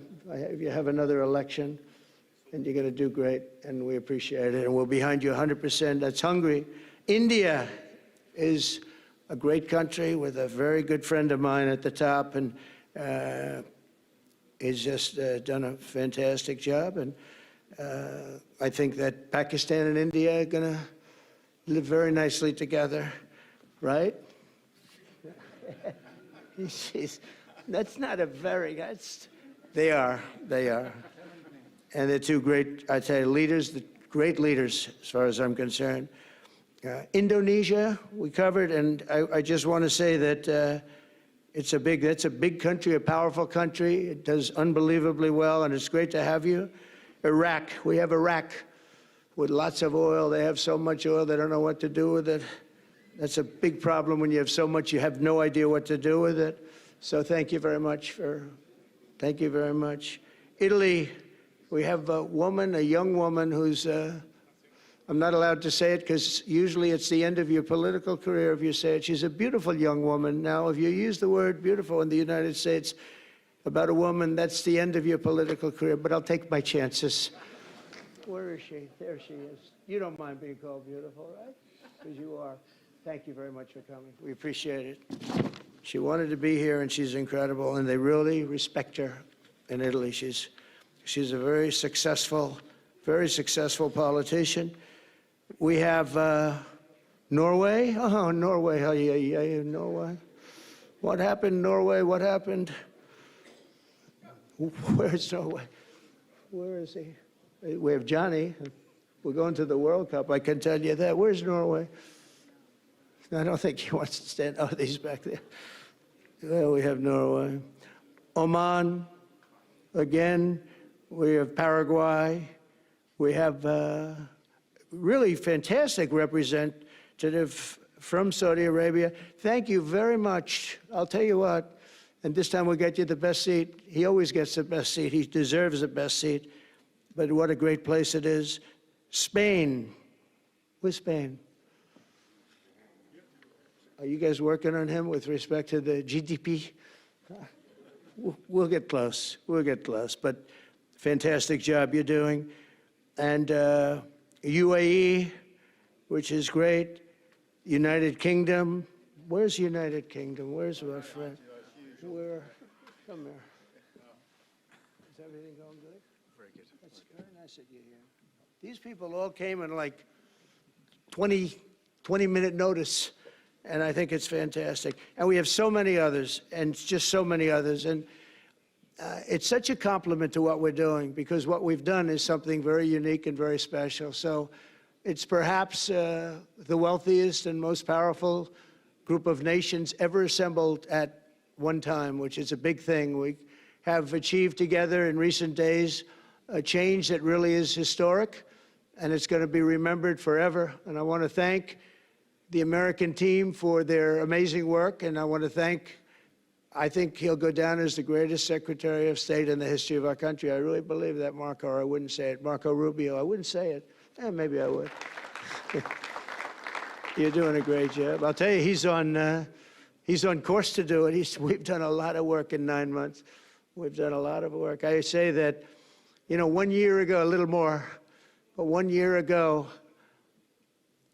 America, the United States of America was was a dead country. The king told me, and I use that, he said, sir, 1 year ago it was a dead country. Today you have the hottest country anywhere in the world, and it is. It's the hottest country. So many investors are here. We have over $17 trillion being invested in the United States, which is a record that nobody has ever beaten. I don't think anybody will. And we still have 4 months to go before it's a year. So in 8 months, we have over 17 trillion. We're actually very close to $18 trillion. There's never been, as an example, the previous administration had less than $1 trillion over 4 years. We have, we're close to breaking $18 trillion in 8 months. That's pretty amazing. No country's ever done that. I want to also thank Special Envoy Steve Witkoff and my son-in-law and a great guy, Jared Kushner. And I even have my daughter here, Ivanka. Ivanka, please stand up. Ivanka's here. Wow. Thank you. Thank you, Ivanka. We have a great team, and we have, as you know, General Raisin Kane. We have John Radcliffe. We have Tom Barrack. We have really a lot of good talent. We have Pete Hegseth, who's now Department of War as opposed to Department of Defense. We made a little change. Somehow I like the name better, so do you, so do a lot of people. But the momentous breakthrough that we're here to celebrate tonight is more than the end of the war in Gaza. It's with God's help. It'll be the new beginning for an entire beautiful Middle East. From this moment forward, we can build a region that's strong and stable and prosperous and united in rejecting the path of terror once and for all. We want to get rid of the terror and get on to other things. There are many other things in life that are so good. The final sprint to this deal began less than 3 weeks ago on the sidelines of the United Nations in New York. I met with many of the people in this room, and it all just started coming together. I've known so many of you for so long. You're friends of mine. You're great people. I have a couple I don't like in particular, but I won't tell you who. I have actually a few of them I don't like at all, but you'll never find out who they are. Well, maybe you will, come to think of it. But I have most of you who I like a lot, and I respect a lot. Maybe that's more important. We listened, and we exchanged ideas, and we kept pushing forward until the job was done, and the first steps to peace are always the hardest. And today we've taken them and we've put them all together, and we've come up with this beautiful mix like nobody thought was possible. And as you know, I've just come from Israel. It was an amazing day to watch the hostages come in and to watch all of the other things and do all of the other things that we did. And like all of us here this evening, the Israeli people are overjoyed that the war has ended. Many of you have had dancing in the streets. They had dancing in the streets. And they've been dancing for weeks now once they heard about this and they heard that it was even a possibility. They're elated at the arrival of the hostages and excited to begin this new chapter for the entire region, and it's going to be that, and they are going to be great partners, and I hope everybody's going to join the Abraham Accord. I like to say the Avraham. I love Avraham, but somehow it doesn't sound as good when I say it as it does when some of my other friends say it who are from the region. But we're going to get a lot of people joining the Abraham Accords. We have the 4 great nations that did it early on, and they stayed with it. And then you had the Biden administration, which is the worst administration in the history of our country, and obviously they did nothing on that and anything else. And so it stayed at 4, and now a lot of people, even today, they're talking about all joining up. So many people have talked to me about that, and it's going to be a great tribute to really the United States. I mean, the United States has worked very hard in the Middle East, so it would be a tribute to us and to Jared and to Steve and to all of the people, Marco, all of the people that have worked so hard on that. And it really is going to it's going to guarantee that it all stays together. You're going to do well, because the 4 nations do very well. I mean, they do extremely, they're wealthy, but they're a lot wealthier because of it. So I hope everybody's now joining up. Now we have no excuses. We don't have a Gaza, and we don't have an Iran as an excuse. That was a good excuse, but we don't have that anymore. All the momentum now is toward a great, glorious, and lasting peace. And our commitment to fulfilling the 20-point plan we developed together will be the crucial foundation for achieving that bright future. And it's being worked on right now as we speak. And we're actually in stage 3 and 4. It's not going to be, just divided down so simply. We can be long advanced on some of the things that we say we're going to do. We can take them out of order in a positive way. And we've shown how it can be done with responsible nations like the people in this room, these incredible people in this room, setting aside their differences, seeking common ground, and pursuing a better world for all of us. In that spirit, it's my dream that we all get together and enjoy our life. And we're going to put some of you on the Board of Peace. Everybody wants to be on the Board of Peace. They said, would you be the chairman? I say, I'm pretty busy too. But whatever we can do to have peace in the Middle East, it's worth it. But everybody wants to go on the Board of Peace, so we're probably going to enlarge it. We're going to get, and the leaders, the top people, the top leaders, they want to be on the Board of Peace. A beautiful term. At first I wasn't sure, and then I realized how beautiful it is. And for the people of Gaza, the focus now must be on restoring the basics of a good life. We're going to have a lot of money coming into Gaza and a lot of rebuilding and building. It's not so much rebuilding, it's really building, cleaning up and building. And I'm pleased to announce that numerous countries of great wealth and power and dignity have come forward to me, and just today and over the last week, to say they want to help in the reconstruction of Gaza, putting up whatever money is necessary. And the money is, of course, it's a lot of money, but it's not much compared to the value or the wealth of these tremendous countries, and they are ensuring stability and success in the Middle East. So when you think about it, it's a very, very small amount of money is necessary, relatively speaking. And as those commitments are made, I'm going to let the world know who is doing it, because they really deserve great credit for doing it, and they're going to do something that's really monumental. This is a monumental day. This is a monumental moment in the history of the world beyond the Middle East.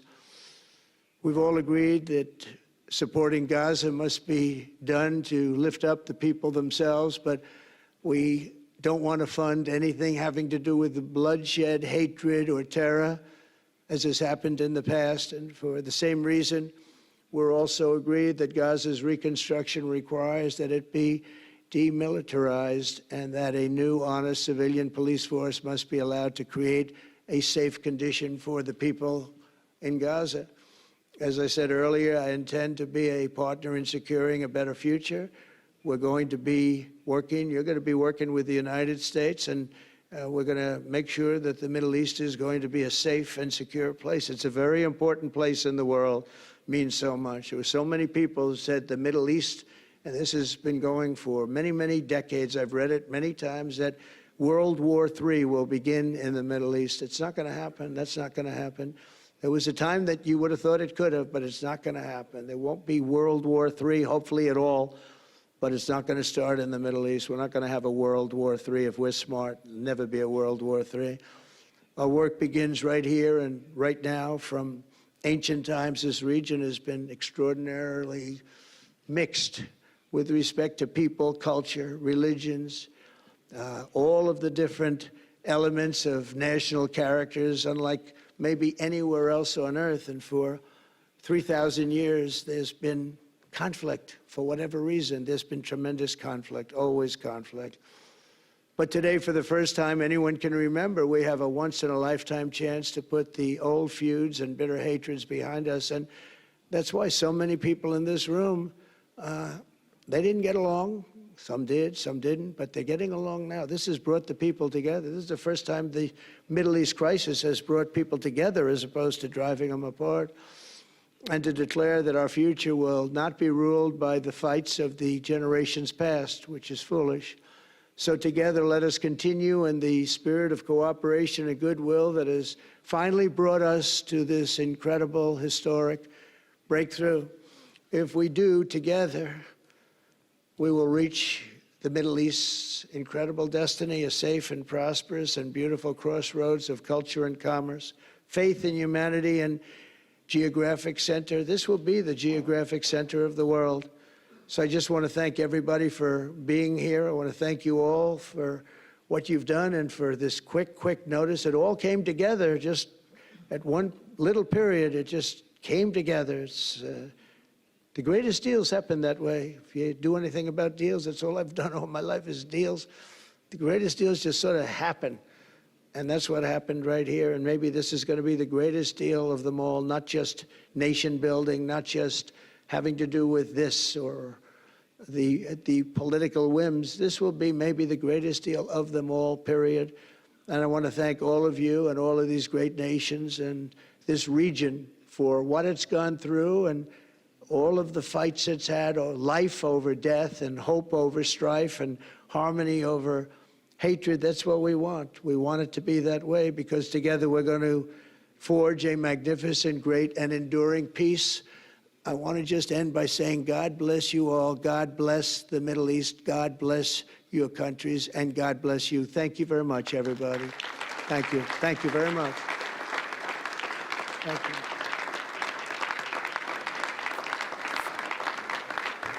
Thank you very much. So if we could ask the media to leave, and we're going to have a little conversation with all of these great leaders, which will take 5 minutes, and we'll just talk for a couple of minutes. But if we could ask the media to leave, would be great. Thank you very much. Thank you. You've been listening to U.S. President Donald Trump speaking in Sharm el-Sheikh, Egypt, saying that the prayers of the world have been answered. The hostages have been returned from Gaza to Israel. At long last, we have peace in the Middle East. The war in Gaza is over and humanitarian aid is going in. He also talked a little bit about this day, saying it's a monumental day in the history of the world. And Gaza reconstruction means it needs to be demilitarized. World War III in the Middle East is not going to happen. The CBC's Tom Perry was listening in to what Donald Trump had to say. He's in Egypt, in the capital, Cairo, and leads off our extensive coverage of what many are calling a historic day and a potentially seismic moment for the Middle East. Tom, what are your key takeaways from what we just heard from Donald Trump? Well, if there was any doubt that Donald Trump was in this region on really a victory lap in the Middle East, I think that was just put to rest with this latest display that we've seen from the U.S. president. We've heard a lot from Donald Trump today, a lot of the same themes coming through when he spoke to the Knesset in Israel earlier today, and now we've heard him speaking to these leaders gathered at Sharm el-Sheikh in Egypt. You talked about some of the ground that he covered, about how this could be the greatest deal in history, about how this is going to be World War III averted. We heard from, I believe it was the Prime Minister of Pakistan, talking about how Donald Trump should be nominated for the Nobel Prize, should win the Nobel Prize. That's going to go over very well with Donald Trump. He, of course, really wants to win the Nobel Prize. So there was really a lot of congratulation to his own team, congratulation to himself, and sort of calling out some of the leaders around there. I heard him at one point talking about the President of Canada,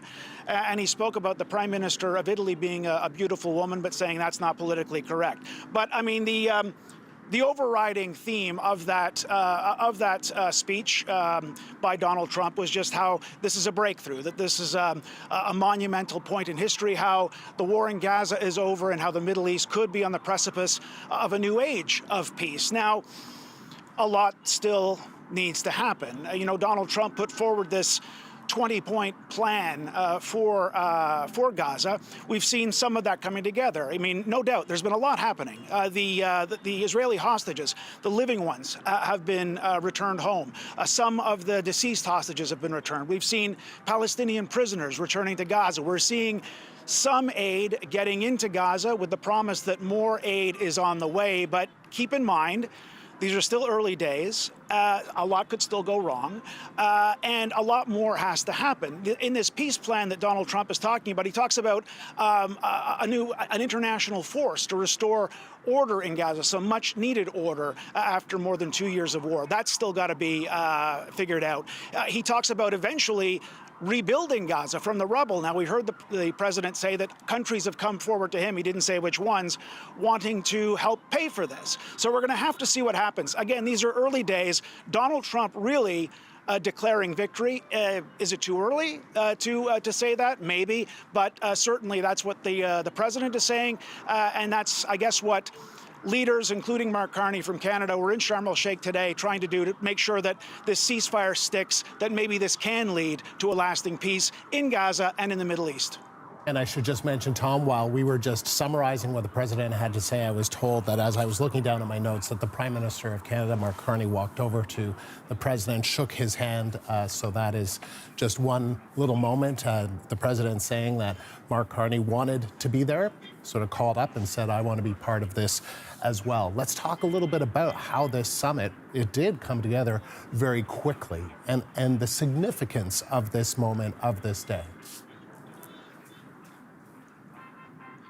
Well, you heard Donald Trump talking about how some of these leaders decided in 20 minutes to come to this summit, and that's right. I mean, Mark Carney, the Prime Minister of Canada, decided on very short notice that he would be coming to Sharm el-Sheikh. We heard about it last night, and he showed up today. So a lot of these leaders did come on very short notice. I did hear from a person in the government saying that really what Canada is looking to come out of this summit is a sense of solidarity, that countries are coming together to try to make this peace stick, to try to move forward in Gaza and on the Middle East. So I think that was the goal of this summit.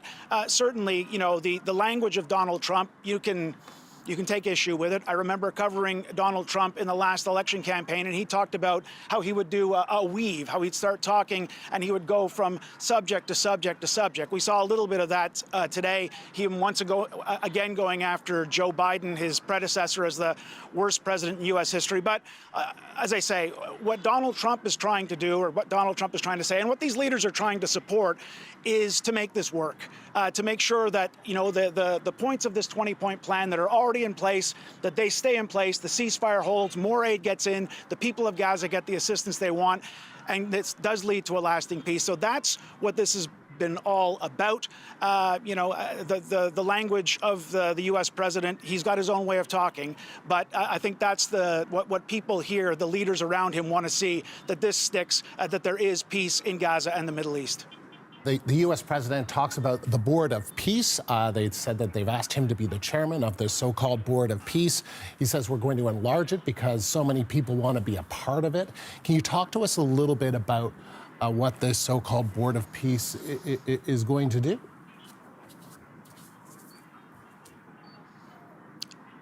Yeah, he did talk about that. At one point, there was talk of having Tony Blair, the former British Prime Minister, on that Board of Peace. I know that the Trump talked a little bit about that. My understanding is it would sort of oversee this 20-point peace plan, but I honestly, I'm not 100% certain about that. As I said, you know, the developments that I think are going to be key to making this last is, you know, we've been seeing in Gaza, as I said, some aid getting in, but maybe not enough. So I think the key thing at this point in the short term is getting more aid in.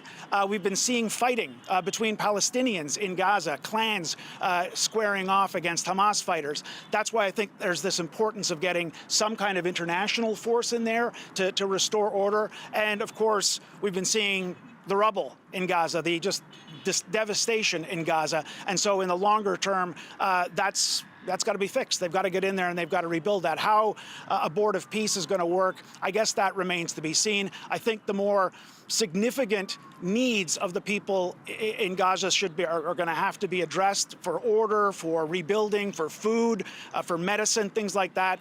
Again, on this significant day, on this historic day when we've seen Israeli hostages going home, Palestinian prisoners being returned, and I say hopefully this leading to a better day in Gaza. Tom, thank you. That is the CBC's Tom Perry live in Cairo. For his insight, I'm joined by Joel Rubin. He is a former Deputy Assistant Secretary of State in the Obama administration. He's also author of the briefing book on Substack. And Joel, appreciate you taking the time. Thank you. Of course. Thanks, Andrew. What do you make of how we got to this point, this day, this moment?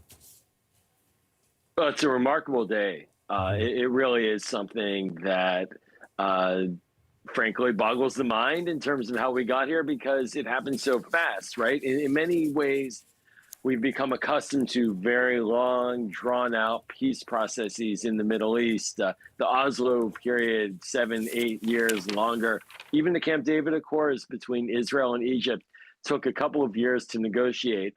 This one happened very fast in the last several weeks. The trigger, quite frankly, was after Israel's ill-fated and ill-designed strike on Doha, attacking Hamas negotiators there that did not work. And that seemed to motivate President Trump to really get in the game. And from that moment on, we've seen a lot of momentum to get us to this day, all in just about a month. Yeah, I mean, how would you characterize this day and this moment? Do you think that this is truly the beginning of lasting peace in the Middle East? Well, I have the unfortunate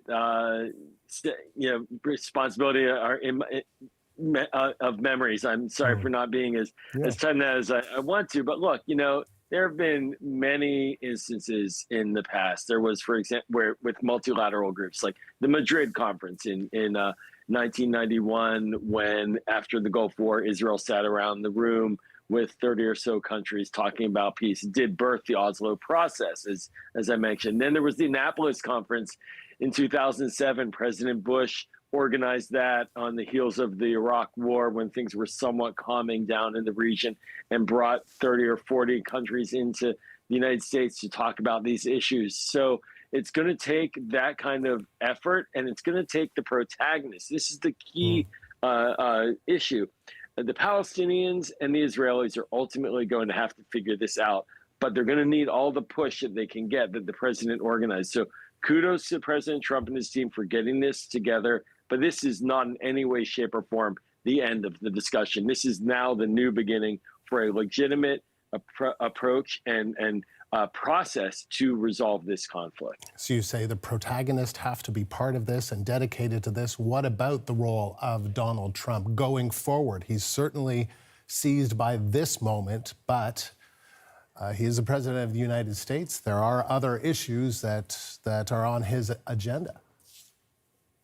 Well, there's a saying here in Washington that basically when things are really tough at home, go abroad, go overseas. And that may not have been the intent of this, but certainly we're seeing the president a lot happier in these rooms with international leaders than he is right now in the midst of a shutdown here in the United States and a lot of domestic turmoil. So for him, he should enjoy this moment and remember it, because he's going to have many more of these moments. He's going to have many more discussions with Prime Minister Netanyahu, many more with Palestinian President Abbas, many more with the Qataris and the Turks about what to do with Hamas and Gaza and the reconstruction process. This is going to require all of his skills, and it's going to require his attention. If he does that and sustains that, then we can see some real progress. If he pulls away and says, I'll let them handle it, we're likely going to see a fallback and a retreat.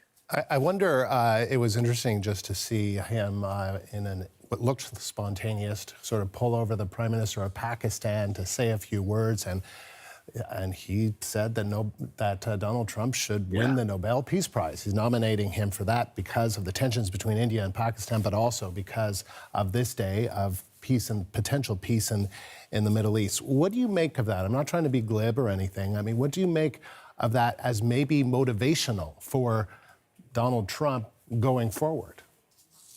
It certainly is a motivator. I don't think he's hidden that from anybody. And for the countries that have nominated him, including Israel, and has already nominated him for a Nobel Peace Prize, they understand that that gets his interest. And that's just the nature of who he is.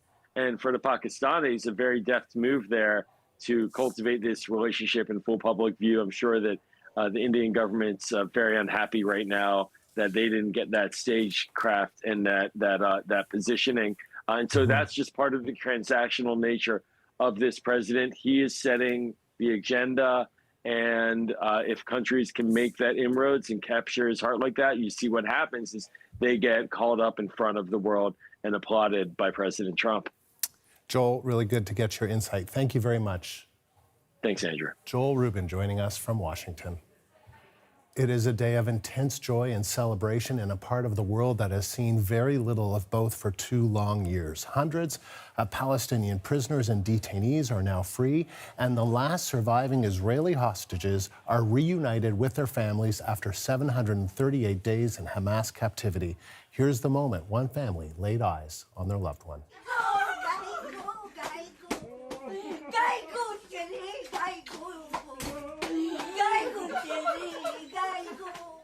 20 Israeli hostages were freed this morning under the terms of the Gaza ceasefire deal. The next step will be for Hamas to release the bodies of all 28 deceased captives.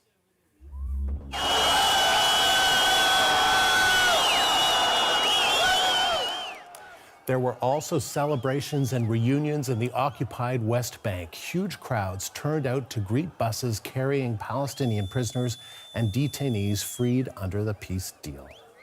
The CBC's Briar Stewart joins us live from Jerusalem with more. So, Briar, let's start with the Israeli captives.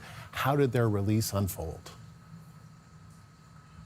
Well, they came out this morning, as was expected, and they came out in 2 separate groups. There was a group of 7 that came out and a group of 13. Obviously, it was a very emotional moment for everybody involved. You had Israelis gathered all across the country, particularly in Tel Aviv, watching it. And then, you had images come out throughout the day of the reunions that the hostages were having with their families. And, as we started to see more pictures of the hostages, the 20 of them, it was clear that a great deal of them were very frail and gaunt, had lost a significant amount of weight. They've all been transferred to hospitals in Israel. It's not exactly clear how long they will be there for, but it will depend individually based on how their health is. And in terms of what's next in all of this, it's really about trying to return the bodies of the remaining hostages. 4 sets of remains were brought out today, and they're being transferred to a forensic laboratory where they will be identified and returned to their families. But there's 24 more people that were killed in Gaza, hostages that need to be returned, and officials have said that it could take quite some time. In fact, they're trying to form this international task force to make sure that this is something that gets completed, because obviously we know that a large part of Gaza is in ruin, and some of those bodies could be buried under the rubble. Now, after the hostage release got underway, of course, U.S. President Donald Trump arrived. He met with some hostage families, likely not those whose loved ones were being released today, but earlier on in the other 2 exchanges that there were. And after that, he spoke in Israel's parliament for more than an hour. And he didn't, he talked about the hostages, the significance of this day. He spent quite a bit of time praising Israel's Prime Minister, Benjamin Netanyahu. He really didn't spend a lot of time on the future of Gaza, or really all of the, horrendous things that have happened there over the last 2 years. He talked broadly about destruction, but there's very little time spent on kind of the future of this peace agreement. And this trip was really a victory lap, I guess, for him, albeit an early one. And Briar, what do we know about the Palestinian prisoners and detainees who were released today? Yes, that's right. So there's a few separate groups. So there was a very large group, 1,700, that were released back to Gaza. And these are the images where you see just a crush of a crowd surrounding buses as they're trying to pull in, very celebratory scenes. And in there, at some points, you can see armed men at some points on the ground and other points in cars shooting up into the air. Presumably some kind of security force. We're not clear whether they're Hamas or not.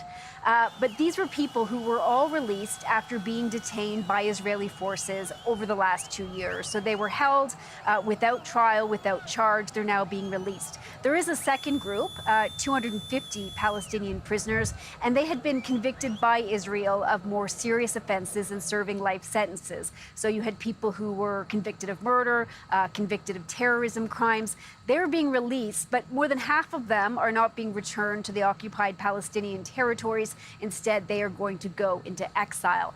Now, the whole conversation about who was going to be on that list and who wasn't was quite contentious. In fact, it seemed to carry on really even after the deal was reportedly signed. And that's because, they really, Palestinians and Hamas and those negotiating on behalf of Hamas really wanted to see Marwan Barghouti on that list. Now, he has been serving life sentences in Israel since 2004 for his connection to an attack that killed a number of people. But he is a very popular Palestinian leader. He's somewhat of a unifying force, and he's somebody that has also advocated for a two-state solution.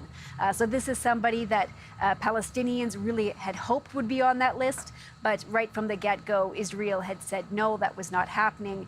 And despite kind of these last-minute attempts at negotiations, he is still in prison. Briar, thank you. That is the CBC's Briar Stewart live in Jerusalem. The CBC's Crystal Gumansings spent the day in Hostages Square in Tel Aviv.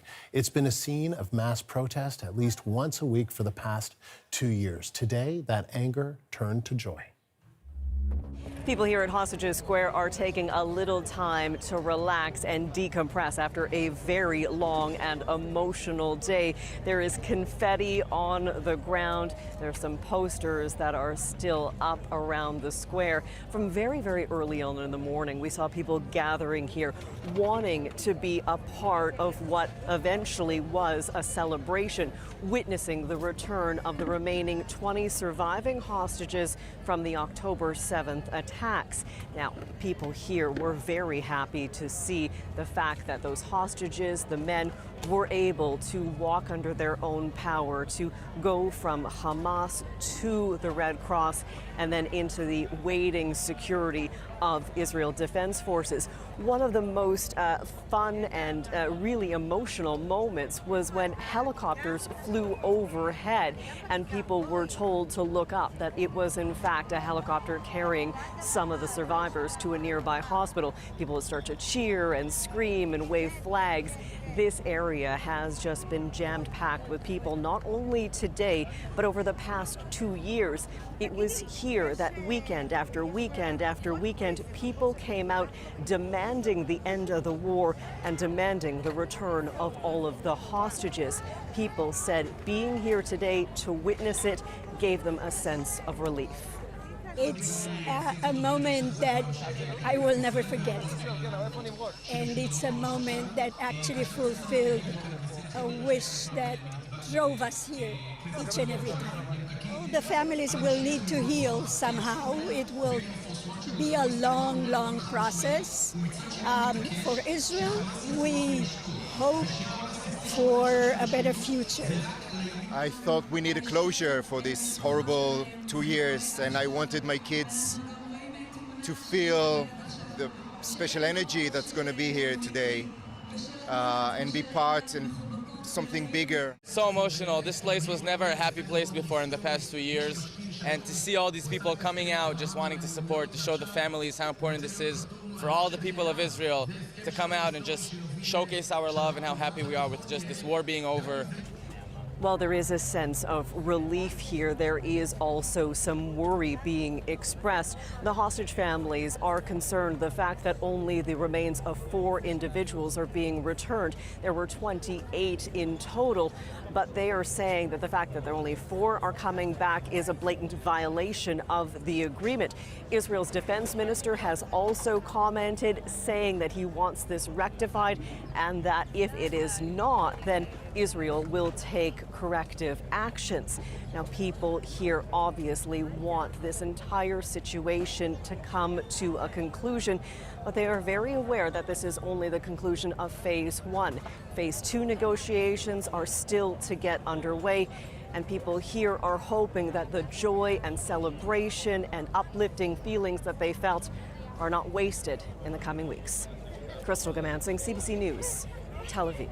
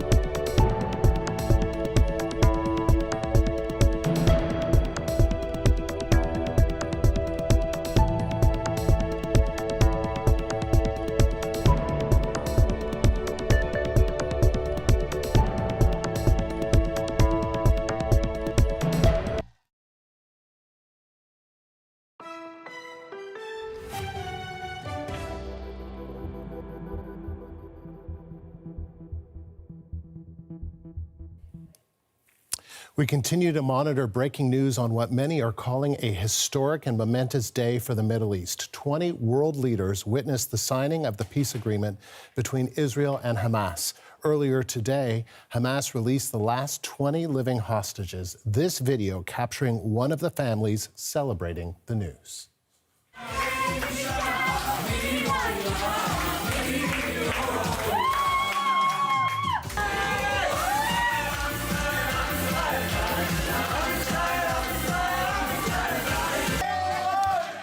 While there have been many scenes of joy like this, 28 bodies of hostages remain in Gaza. The Red Cross says so far Hamas has handed over 4 coffins. Aid agencies are now preparing for what comes next in Gaza, with the ceasefire now into a 4th day and real hopes of a lasting peace. Tess Ingram is a spokesperson for UNICEF in Gaza City. She says the needs on the ground are immense and massive challenges still lie ahead. We see so many children here as we come into winter without the warm clothes that they need, walking over broken rubble without shoes. And everywhere we went today, people were asking us, please, do you just have any water, something to drink? Because the water systems have been completely destroyed. So the needs are immense, and we're here on the ground starting to scale up. We need all of the crossings into the Gaza Strip to open. We need those crossings to operate efficiently so that the trucks move through quickly. And then, as you say, we need the operating conditions on the ground to be able to move those trucks of aid to the people who so desperately need them. This has been a very difficult and dangerous operating environment for humanitarians. Fortunately, much of the danger is now at bay with the ceasefire, but there are challenges ahead of us, particularly just the enormous scale of the needs. One of the biggest differences from when I first came in January 2024 is that a child's life is now impacted from multiple angles. An injured child might also be orphaned, might also have malnutrition. A displaced child might also have severe mental health needs. No, it's all complex now because of the intensity and the duration of the conflict. And that, of course, presents challenges for us in not only meeting those specific needs for a child, but multiple specific needs for 1 million children here in the Gaza Strip. But we're not going anywhere. We have time, we have the team on the ground, and we're intent on scaling up. It is a really big job in front of us, and it's going to take months to meet people's kind of immediate needs, and then, of course, years to respond to the damage that has been done here. You're looking at the Peace Summit on the future of Gaza underway in Sharm el-Sheikh, Egypt. More ahead.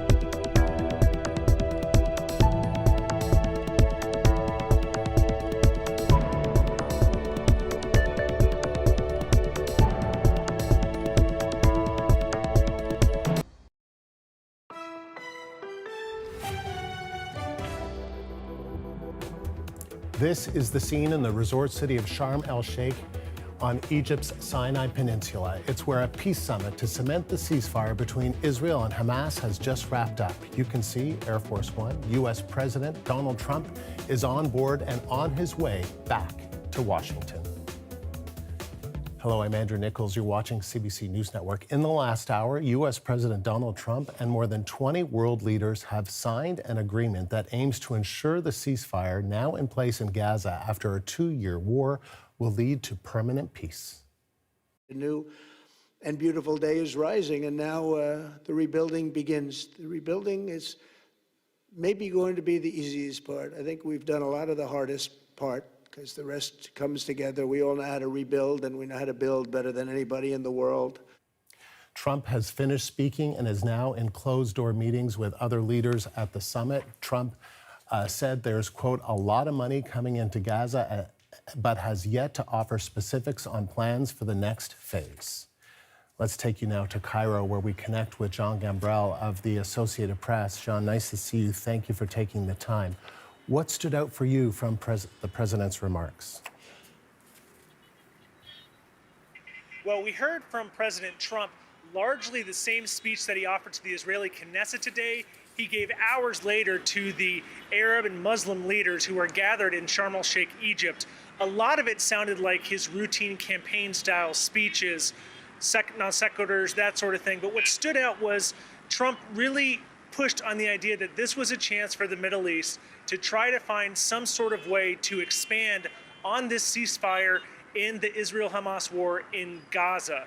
Now, one thing to note, 4 leaders at this summit, the Qatari Emir, the president of Turkey, Trump, and another, signed this peace accord. They described it, but we don't know exactly what the terms are, and who wasn't at the table was any representative of the Palestinians. A big question remains, how is the international community going to convince Hamas, a militant group that's ruled Gaza for years, to give up its arms? How is it going to find the billions of dollars needed to repair the damage after this 2-year-long war? And there's a lot of other questions as well. Trump's speech largely touched on sort of the feel-good moment of being able to say that they were trying for peace, but the devil is going to be in the details, Andrew. And John, his hosts in Egypt reiterated a call for a 2-state solution. What did its president have to say about Donald Trump's peace proposal? Well, we heard from Egyptian President Abdel Fattah al-Sisi, and he was very complimentary of Trump during this whole thing, saying Trump was the only one who could have gotten this across the line, and really was looking for the U.S. president to agree to basically offer a lot of support. The Egyptians want to hold a reconstruction summit on Gaza here in the coming weeks, and I think they're going to look for the Americans to provide a lot of the support. Egypt was crucial, along with Qatar, to mediate this ceasefire. They were talking to Hamas a lot. And one thing to note, Qatar was at this summit. They were the other leader involved in that signing. But, you know, the Israelis bombed Doha and bombed negotiators from Hamas during this attempt to reach a ceasefire. A lot of people are saying that was really the turning point, and that gave Trump the ammunition to really push on the Israelis to reach this ceasefire. But again, you know, even with the warm words from President Sisi here, it remains unclear just how the next few phases of this plan are going to move forward. What do you read into the fact, John, that we have almost 24 world leaders assembled in literally a couple of days when other efforts have taken years to get to this point? I mean, just the significance of this moment. I think that's something really to latch onto. And, you know, you can look at it from 2 sides of the coin here. One side, you can look at Trump, how he called up the Pakistani prime minister at one point. And the Pakistani prime minister was one of these leaders who had nominated Trump for the Nobel Peace Prize. Trump obviously didn't get it. The political activist from Venezuela did. But the Pakistani prime minister said that he would again go ahead and move forward with potentially having him again as the Nobel as a candidate for the Nobel Peace Prize. And you know, that's one way to look at it. And the other way is that these leaders did join together. These leaders did say that they wanted to see a peace effort in Gaza, but you know, a lot of them were kind of behind Trump, kind of swaying as his speech went on and on in Sharm el-Sheikh. And there's a concern that, you know, they were there to make sure that, you know, they were on the right side of Trump. But again, you know, the details are what's really going to matter in this, Andrew. And John, just finally, I mean, how would you just describe the mood there and just what we've witnessed today?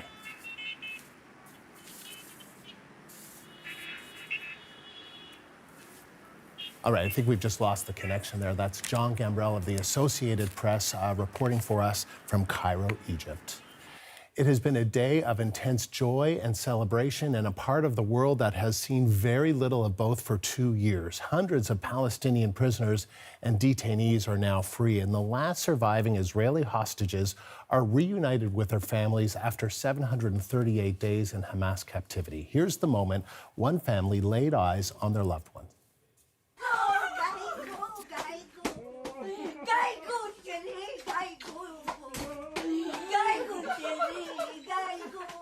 All 20 Israeli hostages were freed this morning under the terms of the Gaza ceasefire deal. The next step will be for Hamas to release the bodies of the 28 deceased captives.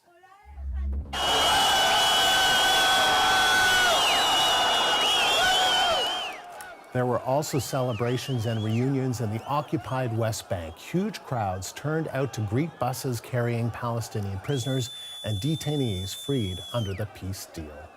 The CBC's Briar Stewart is in Jerusalem with more on how the release of the Palestinian prisoners and Israeli hostages unfolded.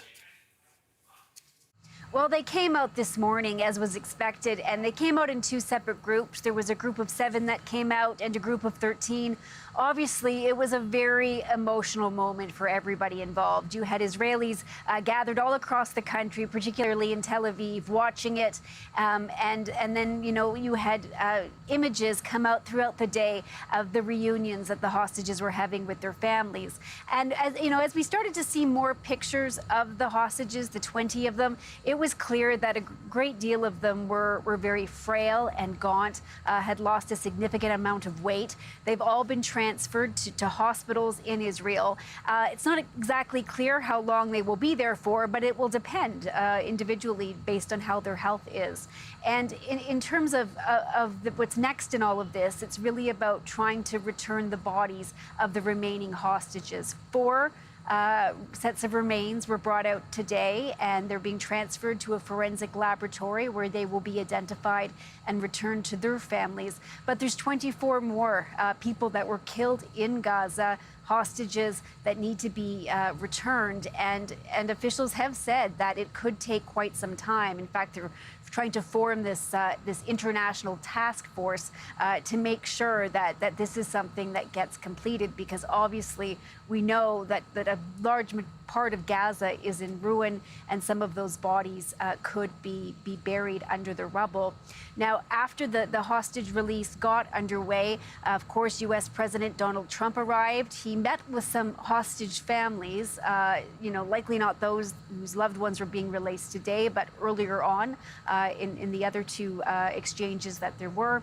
And after that, he spoke in Israel's parliament for more than an hour. And he talked about the hostages, the significance of this day. He spent quite a bit of time praising Israel's Prime Minister, Benjamin Netanyahu. He really didn't spend a lot of time on the future of Gaza, or really all of the, horrendous things that have happened there over the last 2 years. He talked broadly about destruction, but there's very little time spent on kind of the future of this peace agreement. And this trip was really a victory lap, I guess, for him, albeit an early one. And Briar, what do we know about the Palestinian prisoners and detainees who were released today? Yes, that's right. So there's a few separate groups. So there was a very large group, 1,700, that were released back to Gaza. And these are the images where you see just a crush of a crowd surrounding buses as they're trying to pull in, very celebratory scenes. And in there, at some points, you can see armed men at some points on the ground and other points in cars shooting up into the air. presumably some kind of security force. We're not clear whether they're Hamas or not.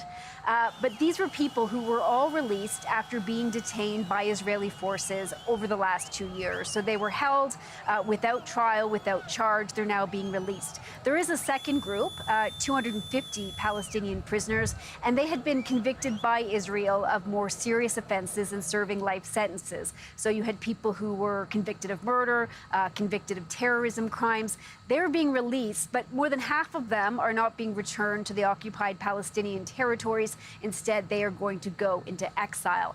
Now, the whole conversation about who was going to be on that list and who wasn't was quite contentious. In fact, it seemed to carry on really even after the deal was reportedly signed.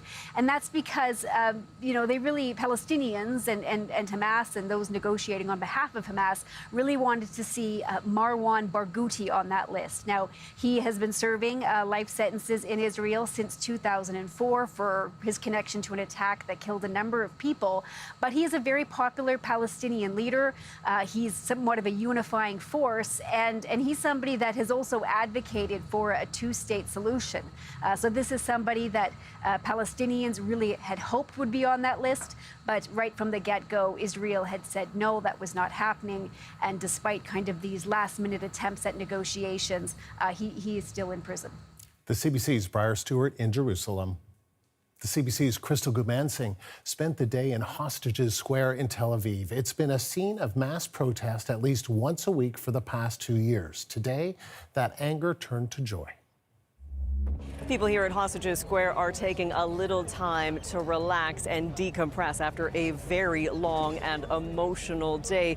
There is confetti on the ground. There are some posters that are still up around the square. From very, very early on in the morning, we saw people gathering here wanting to be a part of what eventually was a celebration, witnessing the return of the remaining 20 surviving hostages from the October 7th attacks.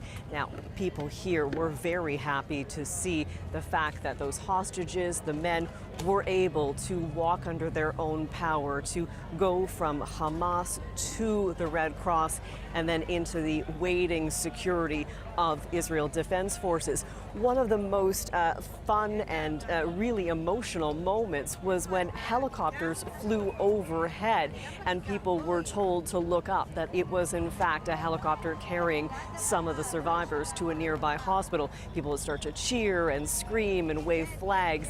This area has just been jammed-packed with people, not only today, but over the past 2 years. It was here that weekend after weekend after weekend, people came out demanding the end of the war and demanding the return of all of the hostages. People said being here today to witness it gave them a sense of relief. It's a moment that I will never forget. And it's a moment that actually fulfilled a wish that drove us here each and every time. The families will need to heal somehow. It will be a long, long process. For Israel, we hope for a better future. I thought we needed closure for this horrible 2 years, and I wanted my kids to feel the special energy that's going to be here today and be part in something bigger. So emotional. This place was never a happy place before in the past 2 years. And to see all these people coming out just wanting to support, to show the families how important this is for all the people of Israel to come out and just showcase our love and how happy we are with just this war being over. While there is a sense of relief here, there is also some worry being expressed. The hostage families are concerned the fact that only the remains of 4 individuals are being returned. There were 28 in total, but they are saying that the fact that there only 4 are coming back is a blatant violation of the agreement. Israel's defense minister has also commented, saying that he wants this rectified and that if it is not, then Israel will take corrective actions. Now, people here obviously want this entire situation to come to a conclusion, but they are very aware that this is only the conclusion of phase 1. Phase 2 negotiations are still to get underway. And people here are hoping that the joy and celebration and uplifting feelings that they felt are not wasted in the coming weeks. Crystal Gamansing, CBC News, Tel Aviv. Coming up, as the ceasefire between Israel and Hamas holds, we'll take a closer look at U.S. President Trump's peace plan and how quickly it came together.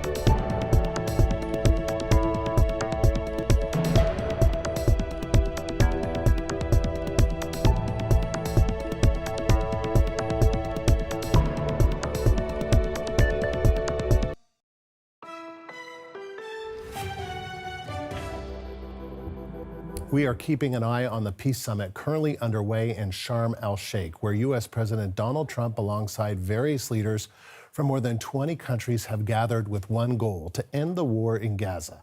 They have been meeting behind closed doors. The aim of the summit is to focus on the reconstruction of Gaza and efforts to normalize Israel's ties with Arab countries. All the momentum now is toward a great, glorious, and lasting peace. And our commitment to fulfilling the 20-point plan we developed together will be the crucial foundation for achieving that bright future. And it's being worked on right now as we speak. And we're actually in stage 3 and 4. It's not going to be, just divided down so simply. We can be long advanced on some of the things that we say we're going to do. We can take them out of order in a positive way. And we've shown how it can be done with responsible nations like the people in this room, these incredible people in this room, setting aside their differences, seeking common ground, and pursuing a better world for all of us.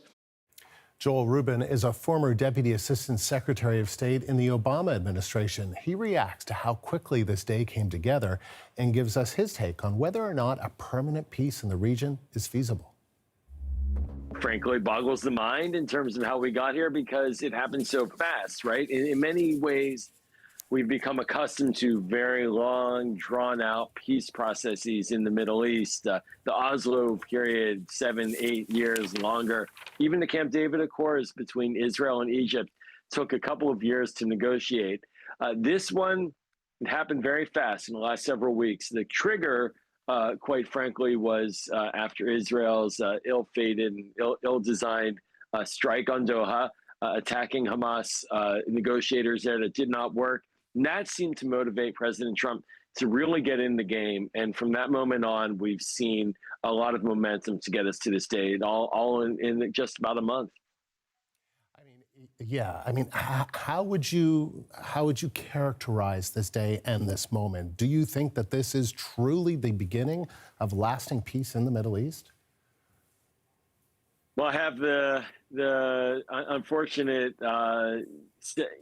responsibility of memories. I'm sorry for not being as tight as I want to, but look, there have been many instances in the past. There was, for example, with multilateral groups, like the Madrid conference in 1991, when after the Gulf War, Israel sat around the room with 30 or so countries talking about peace, did birth the Oslo process, as I mentioned. Then there was the Annapolis conference in 2007. President Bush organized that on the heels of the Iraq War, when things were somewhat calming down in the region, and brought 30 or 40 countries into the United States to talk about these issues. So it's going to take that kind of effort, and it's going to take the protagonists. This is the key issue. The Palestinians and the Israelis are ultimately going to have to figure this out, but they're going to need all the push that they can get that the president organized. So kudos to President Trump and his team for getting this together, but this is not in any way, shape, or form the end of the discussion. This is now the new beginning for a legitimate approach and process to resolve this conflict. That was Joel Rubin, a former Deputy Assistant Secretary of State in the Obama administration.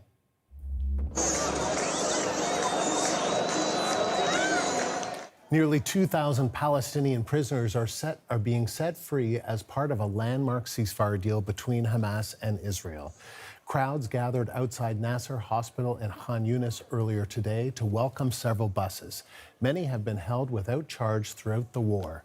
Though not all Gazans are celebrating just yet. Yusra Abu Sharek is the Gaza Program Coordinator with International Network for Aid, Relief and Assistance. She gives us her perspective on the events that are unfolding today. So the situation right now in Gaza Strip is having like mixed feelings. Everyone in north or south, they have very mixed feeling, from the hope, the happiness, but also worried. They are worried about their future, especially after they have the chance to return to Gaza City and Khan Yunis and other parts, and they realized how huge the destruction and the damage is. The majority of areas turned into dust and rubble. So they start to feel very upset, and honestly, they are desperate. The level of desperation and anger inside the families in Gaza is also could be obvious, and unfortunately, it's affecting their excitement to go back and to return to their areas. I met yesterday families who are returning back to Khan Yunis, and they say that we don't have any clarity about the future, and we don't want to build or rebuild anything until we are sure of this ceasefire to be permanent and guaranteed. That was Yusra Abu Sharek, an aid worker in Gaza. Stay with us. We have much more ahead on the story here on CBC News Network.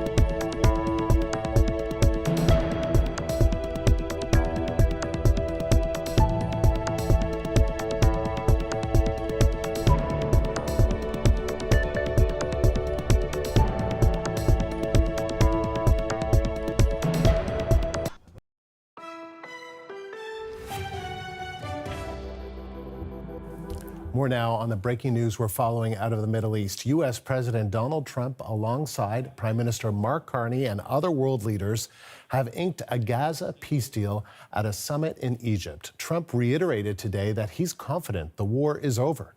In his remarks ahead of the signing, Trump said this moment wouldn't have been possible without help from the leaders in the room with him.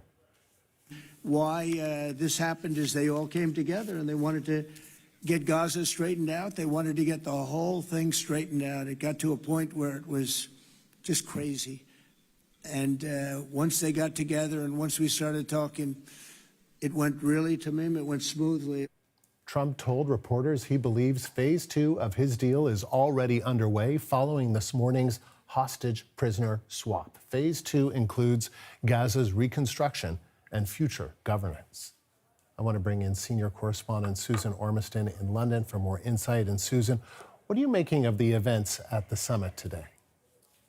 Well, it has been quite a day, Andrew. I can't say that in all the diplomatic meetings I've covered, I've ever seen quite anything like this. There was at one point live coverage of a Trump photo op, the president one-on-one taking photos with more than 20 world leaders. I think we have some video of that. There he is with Mark Carney.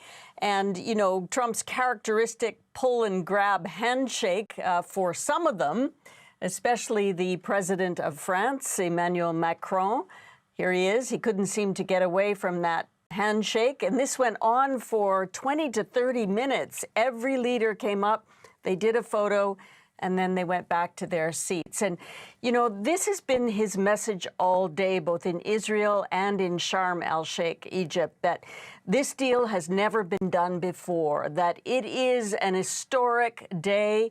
But in effect, Donald Trump has just signed on for a whole lot of work with some big significant gaps in his 20-point plan, much of it at this point, especially in phase 2, aspirational. Like he said today that Hamas will disarm, only they haven't agreed to disarm. He said that the International Stabilization Force will secure Gaza, only it hasn't been decided who's on it or what it will do exactly. Trump did say today, I'm committed to peace. The war is over. Phase 1 of the return of the hostages and the exchange for Palestinian prisoners did proceed successfully today, and we can't discount or underscore how significant that was. But phase 2 has not nearly begun, Andrew. I will say, though, looking over the day, there are some monumental changes in the region after 2 brutal years. Tonight in Israel, families aren't celebrating. They are celebrating. They're not on edge, wondering if their loved ones will survive another night in captivity. In Gaza, families are not facing a barrage of bombing in which they feared they could be collateral damage. Food is coming in, prices are dropping, but there's no change yet to their future, where they sleep, how their kids get educated, how they get health care. That's all to come. And the big question is still who is committed to a Palestinian state and how that would happen with Benjamin Netanyahu and his right-wing coalition still in government. So, a lot has happened. This meeting was very significant in Sharm el-Sheikh, but as we've described, there's a lot of more work to do. So what do you think, though? What do today's events signal to you, Susan, about lasting peace? Of course, it's impossible to predict, but what could this mean? Well, I think that it's worth focusing that this gathering of world leaders in Egypt is significant because it is a public commitment to finding peace, to securing peace, that the war for the moment has stopped. Most people, I think, unquestionably want it to be calm, remain calm. The question is, how do they get there? So in the Knesset this morning, there was this long, lavishing tribute to President Trump. He was the only one, said the Speaker of the Knesset, who could have brought peace, and he'll get the Nobel Peace Prize. It's just a matter of time. There were standing ovations. Trump also shored up Netanyahu as one of the greatest wartime leaders and telling him that he had achieved everything Israel could militarily, and it was time to rebuild. But again, there are these questions of how will that rebuilding happen? What conditions will be kept, what commitments will be kept between Hamas, between Israel and Hamas, in order for this fragile peace to continue. And speaking of the Nobel Peace Prize, it was the Prime Minister of Pakistan that also said that Donald Trump deserves the Nobel Peace Prize for easing tensions between India and Pakistan and for this momentous day in the Middle East. So what comes out of this historic but very quick meeting? Well, I think there were some significant discussions on the sidelines that we didn't see. We saw a lot of Donald Trump today, long speeches, much with the same message that this was historic. I believe we have a clip of him talking before he signed this ceasefire deal, how he actually characterized it.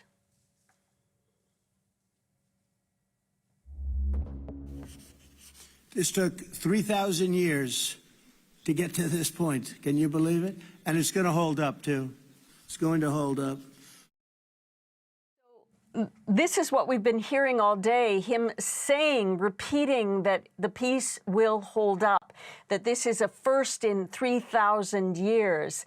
Some suggest that he may find out differently, that this region has been locked in difficult problems for a long time, yes, but it's not going to go away so easily. He also said that the rebuilding process would be easier than what has happened to date. A lot of people would question him on that and say, actually, phase 2, 3, and 4 are going to be much more difficult to achieve than getting to this stage, the exchange of prisoners, the return of Israeli hostages.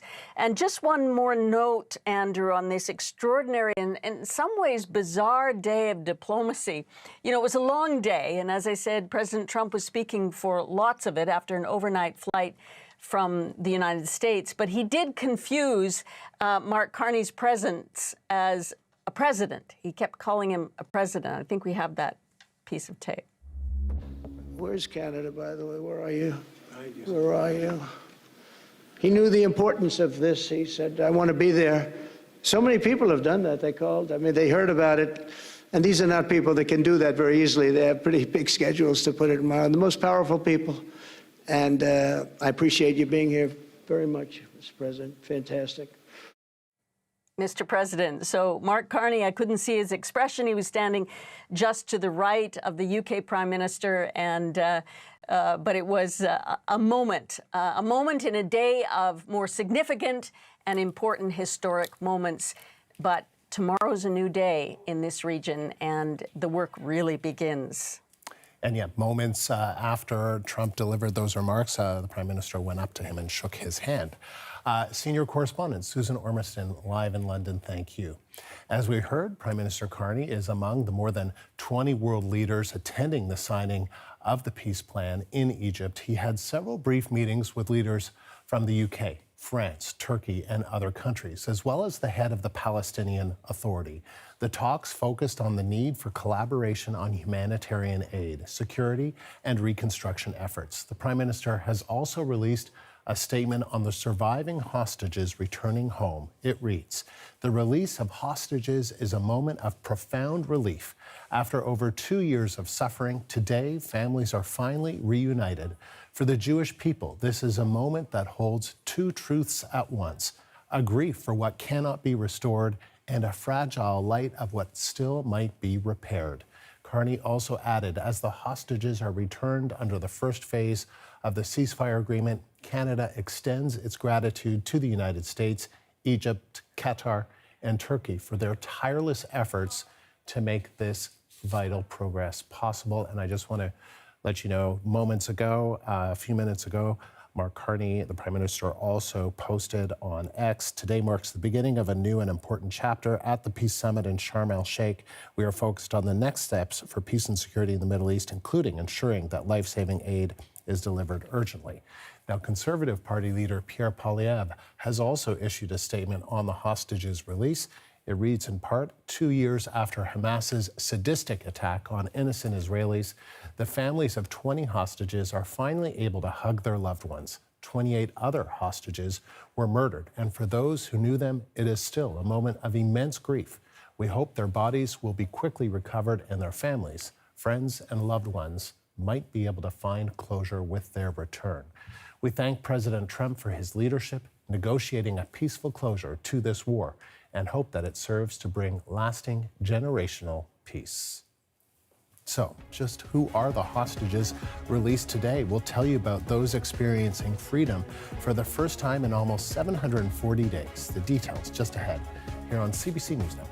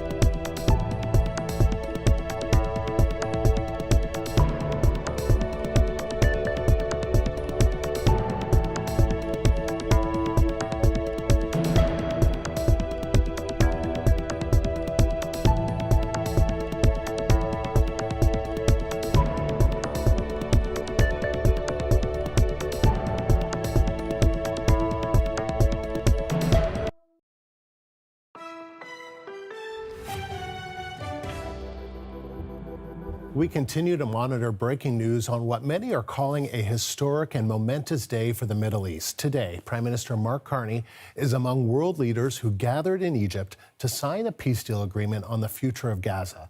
The ceasefire between Israel and Hamas is now in its fourth day and continues to hold. Earlier today, the militant group released the last 20 living hostages. This video capturing one of the families celebrating the news.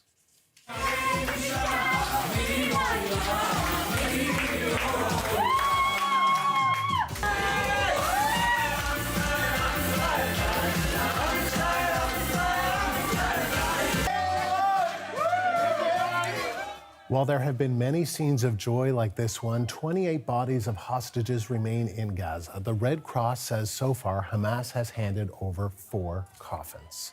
And the CBC's Linda Ward is tracking the releases. And so, Linda, what do we know about the hostages and their reunions with their families? Well, let's talk about that remarkable video of celebration. And that's a scene that's repeating itself over and over, 20 times over today. That is the family of Nimrod Cohen. He was a 21-year-old soldier who was kidnapped. His tank malfunctioned, his unit attacked by armed militants on October 7th. Nimrod was the only one taken alive. The photos of him today reuniting with his family, just scenes of joy, really, was what we're seeing. And throughout the day, we're going to bring you some of the stories of these reunions. 20 hostages, as I say. We can show you all of their photos now, released today by Hamas. On the list of hostages that we're seeing, among these photos, you'll see Guy Gilboa Dalal, 24 years old at the time. It was at the Nova Festival with his brother Gal. His brother escaped, but Guy was taken hostage. We're going to pause and we're going to show you the moment of that reunion.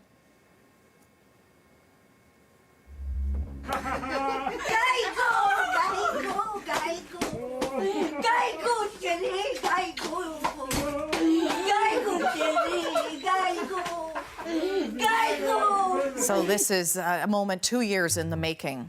He was taken along with his childhood friend, Evyatar David. The two were filmed by Hamas at the time, pleading for freedom while watching 3 other hostages being released. Today is their day. This is their moment to have that.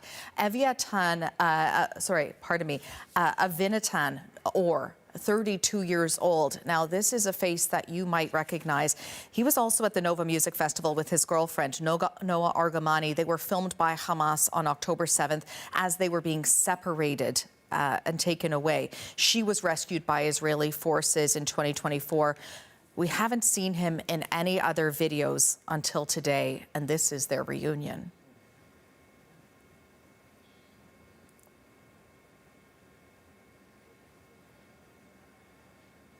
So there they are, embracing the opposite of that video we saw of them being pulled apart. Avinatan appearing noticeably thin in those images there, handed over to IDF in the Gaza Strip earlier today. Joy for so many families today, for 28 more, a very, very difficult day. We're still waiting for the bodies of many of those deceased hostages to be returned to them. And Linda, as we've been mentioning, Palestinian prisoners and detainees were also released today. What more do we know about that? Remarkable video coming out as well today. We can show you some of the images from Khan Yunis as the Palestinians are celebrating the return of some of their loved ones, many who've been held for years in prisons.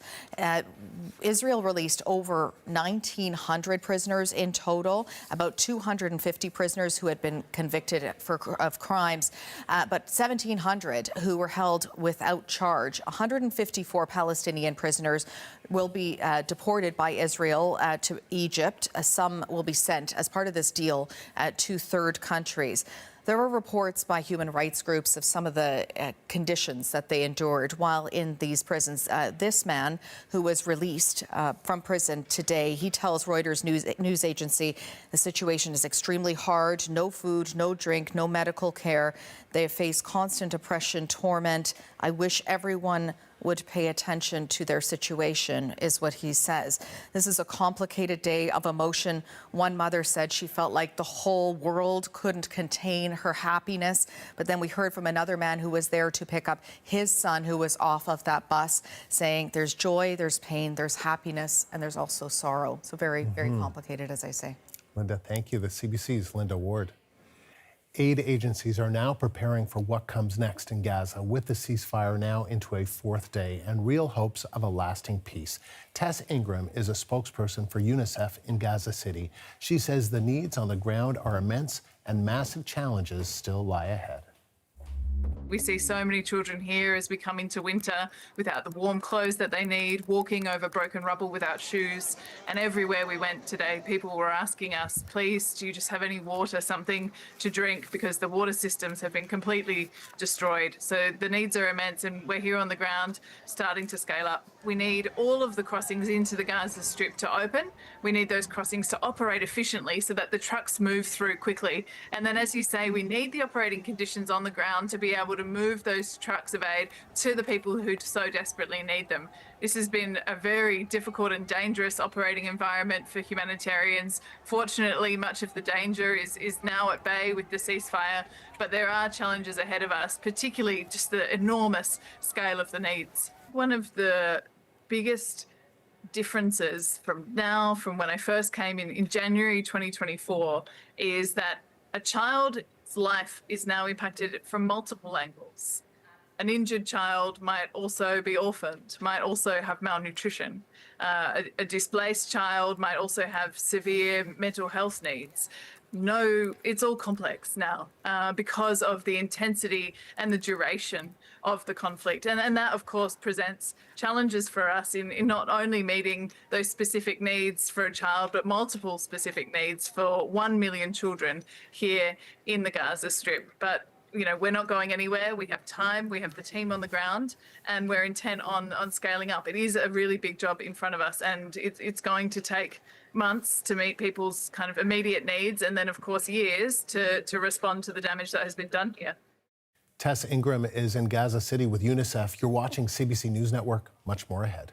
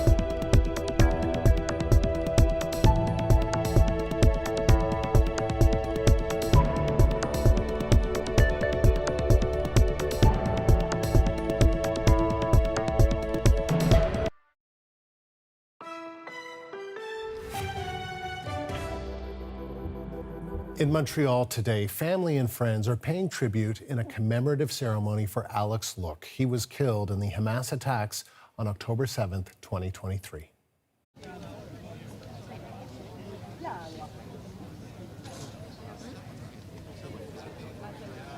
Alex's mother, Raquel, tied a ribbon to a tree in her son's memory. The 33-year-old was in Israel attending a music festival when the attack first took place. As you might imagine, those at that ceremony are watching the events in the Middle East very closely. The CBC's Gloria Enriquez is there with more. It does take a different meaning for the people I talk to, and you can see the tree. There's a tree right behind me where white ribbons are hanging. The mother of Alex Look told me that those ribbons were originally the color yellow while they were advocating for the release of the hostages. And then when they learned that the hostages were going to be able to come back home, they changed the color to white, representing the light coming in after darkness and, of course, hope. And while Alex won't be able to return home, Raquel, his mother, says that she feels joyful for the families that are able to reunite with their loved ones after 2 years. Now, for the event, people came in wrapped in their Israeli flags. I saw also someone carrying an olive branch representing peace. As you mentioned, Alexander Look died on October 7. He attended the Nova music festival. He was hiding in a bunker when he was killed. His mother says that he died protecting others. Now, Raquel Look says that this commemoration was supposed to take place on October 7th, the day where her son and many others died, but things kept happening and they ended up having to push it to today, October 13, long before they knew that the hostages would be going back home. So, of course, she believes that this was meant to be. That's the CBC's Gloria Enriquez in Montreal. Stay with us. We have much more ahead here on CBC News Network.